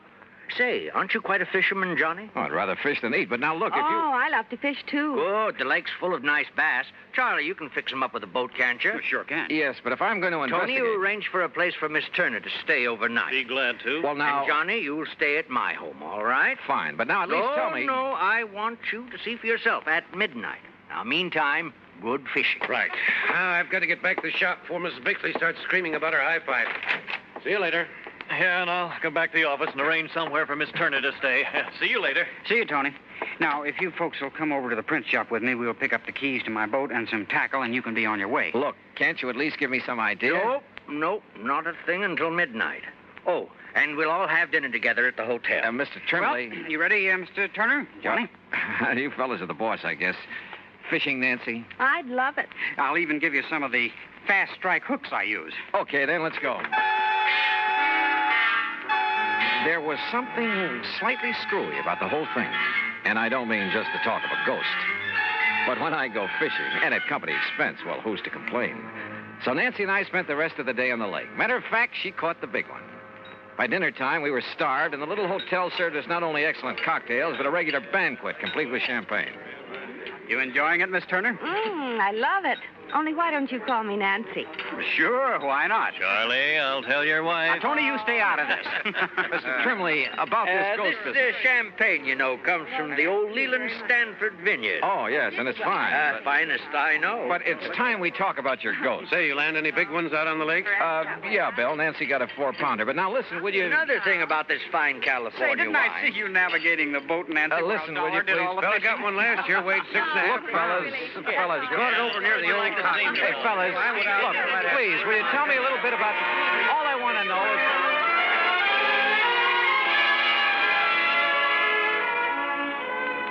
So, I got nowhere.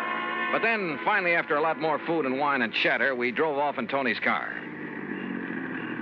Now, I'm stopping here in the middle of town, Johnny, because it's the best place to be when things start popping. Like what? Hey, when are you fellas going to stop this runaround and start making sense? You'll see, you'll see. I'm all excited. Look, Johnny. Yeah, Charlie? You see the old tower clock? Almost midnight. So what about that? Old McAndrews passed away at the stroke of midnight, Johnny. Personally, I think that has something to do with this. You still haven't told me with what? Wait. Listen. There goes the tower clock. Oh, midnight. Count them, Johnny. That was 4, 5... And, Johnny, see how all the lights are flickering along the streets? That happens every night? And no reason for it. Look, bats. Huh? Millions of bats coming out of that clock tower.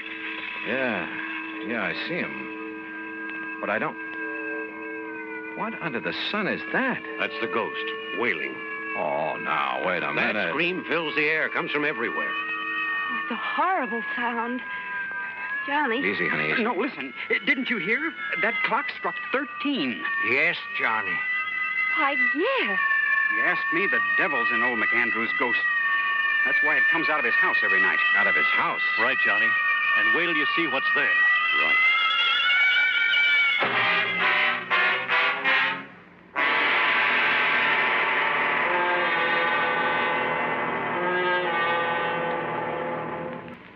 Act 3 of yours truly, Johnny Dollar, in a moment.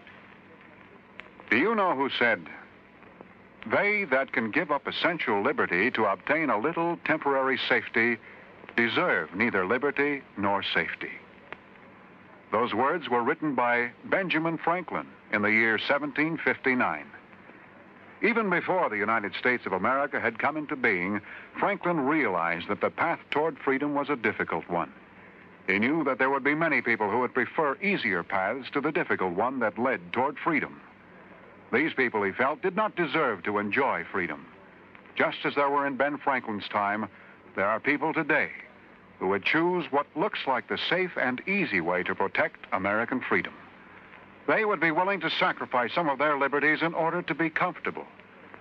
But the surrender of a little freedom soon leads to the surrender of all freedom.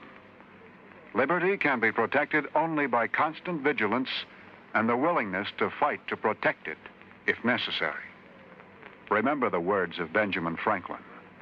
They are part of your American heritage. Temporary safety must never be purchased at the price of liberty.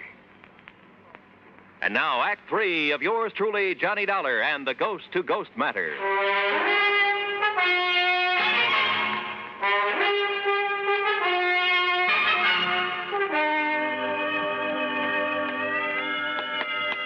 Is the front door of this old house always left wide open? Yeah, Johnny. Sure you want to go in? Sure. Come along, Nancy. I'm coming. If only there was more light around. Oh! Well, that's nice. Slammed right in our faces. I knew it. Unlocked, though. Let me have that flashlight, Tony. Here. No sign of wires or strings on it. Come on. Okay. Come on, fellas. Now, Johnny. Yeah, Bill? As you can see, there's just one big room downstairs here. Johnny. Easy, Nancy, easy. Don't you see Look, that? I admit this is all pretty strange, but a ghost. Well, what else? We've been over this house with a fine-tooth comb. Hey, listen. You hear that? Somebody's walking on the ceiling. Listen. Oh. Yeah, that's the kind of stuff you hear. Poltergeist, noisy spirits. You can hear them, but you can't see them. Don't you see, Johnny? It can't be anything normal or natural. Is that the end? No, sir. The old ghost has a regular... See? Hear those shutters banging? There's no wind out there. Why didn't you tell me it'd be like this, Johnny? Let's... Look. Yeah. Lights moving around somewhere outside. You can see the reflection in the trees. But they're green. Ghost lights. Oh! Johnny, look. There's a rocking chair. It's rocking. In front of the window, where old McAndrews used to sit and look out on the town before he died. Give me the flashlight. Here.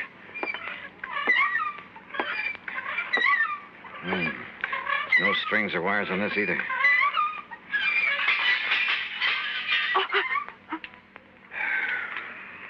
Well, that's the end of it. The same crazy routine every night. It's the ghost of Ian McAndrews. That's all there is to it. Well, from what you fellas have shown me tonight, it kind of looks that way. It is, Johnny. But tomorrow I want to investigate these things in broad daylight. I investigated all right, the old house, the clock tower, everything I could find. And thanks to the help of the boys, we covered a lot of ground. Result? Nothing. Meantime, I noticed that the town, the sleepy little town of Lake City, was being mobbed. People from all over, streets jammed with cars. And as we sat down at lunch in the hotel... Miss, waitress, will you please bring me another cup of... Oh, dear, she didn't hear me. Where'd they all come from? Yeah, business has certainly picked up around here. Why, yes, I'd noticed that. Any idea why, Bill? Not the least. No wonder Tony couldn't be with us for lunch. And Charlie's at his print shop getting out an extra. Hey, excuse me. Aren't you Johnny Dollar, the investigator? Yeah, that's right. Man, can I use you? Now, just let me get a picture. Well, now, wait. Hold it. Okay, Johnny. Thanks a lot. Hey, that photographer's from one of the New York papers. No kidding. Oh, really? Listen, if Art Price at International Press gave out the word about this ghost story... Oh, now, Johnny... Okay, Nancy, you all finished? Uh-huh. Then, Oscar, Bill, we're going to leave the check with you and pull out. You mean leave town? Yep, going back to Hartford. But, Johnny... I've investigated, I've come up with nothing. So there's no point in staying around any longer. Oh, Johnny. Thanks a lot, fellas. And, Oscar, I'll send you my expense account. Come on, Nancy. Give up? Hardly. Sure, Nancy and I hit the highway, but for only a few miles. Then shortly after dark, we drove back. And for a couple of hours, for 3 or 4 hours... Well, anyhow, shortly before midnight, Nancy and I walked quietly up on the porch of Oscar Trembley's insurance office. You mean you didn't leave a message at my office to be here tonight? I certainly didn't. I found a message from Charlie. Are you kidding? Somebody left a message at my print shop to be here. And I got one at my radio shop. Well, I'll be Good girl, darned. Nancy. Now, I want... And, of course, they couldn't know your handwriting. Wait a minute. There's somebody outside. Huh? Johnny. What's he for? Good evening, gentlemen. Why, I thought you'd left town, Johnny. What are you doing back Yeah, here? that's right. I wanted you to think so. Well, listen. The old tower clock has started to strike midnight. Oh, yeah, that's 5, 6. Boys, I suddenly realized that in all my investigation this morning, I was being handicapped by what I thought was help. What do you mean, Handicap? Johnny? Yeah, what's that? I had too much help. 2 or 3 of you were with me every second. Oh, we wanted to be sure you wouldn't overlook anything. That's right. You wanted to be sure I would overlook a few things. Huh? Now, wait. That's 11, 12. Well, hey, it only struck 12. Yeah, that's right. Yeah. No ghostly wail tonight, is there? Why, no. No, fellas, no. Because the ghost is no more. You, found the ghost, Johnny? I found out that he's one of you, maybe all of you. What are you talking about? Alone, without your careful guidance, I finally located that sub-cellar in the old McAndrews house. You did? And that mess of complicated electrical stuff that was making the weird sound effects, the rocking chair, the banging shutters, and so on. Very clever. Your handiwork, Bill? Sure.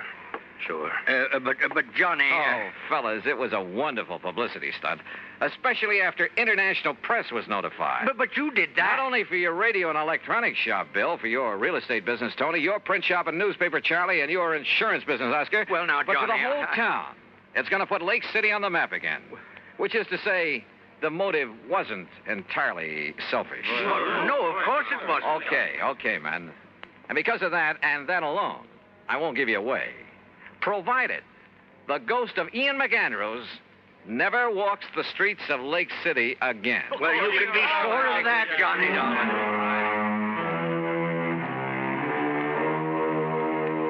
I don't know. I suppose I ought to really hit you over the head with this expense account. But after all, the cause was a kind of worthy one. So I'll be honest with it for a change. And it was fun to have Nancy Turner along. Expense account total, including mileage on the rental car, less deposit, $31.50. Yours truly, Johnny Dollar.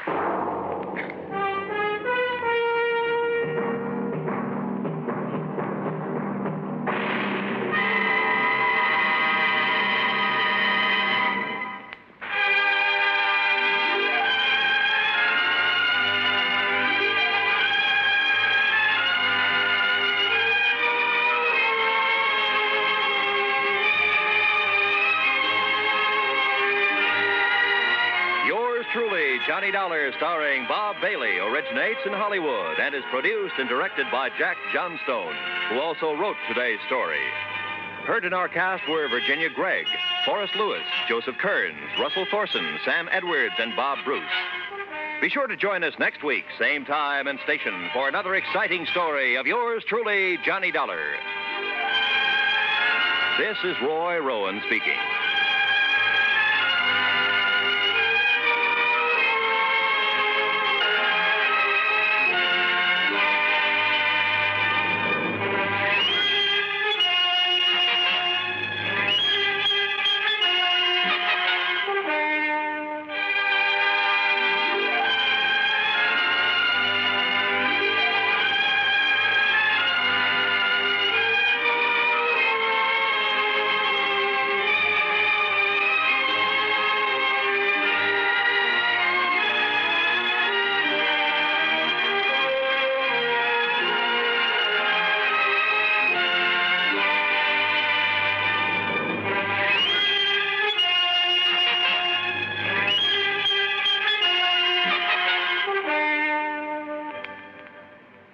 Johnny Dollar has come to you through the worldwide facilities of the United States Armed Forces Radio and Television Service.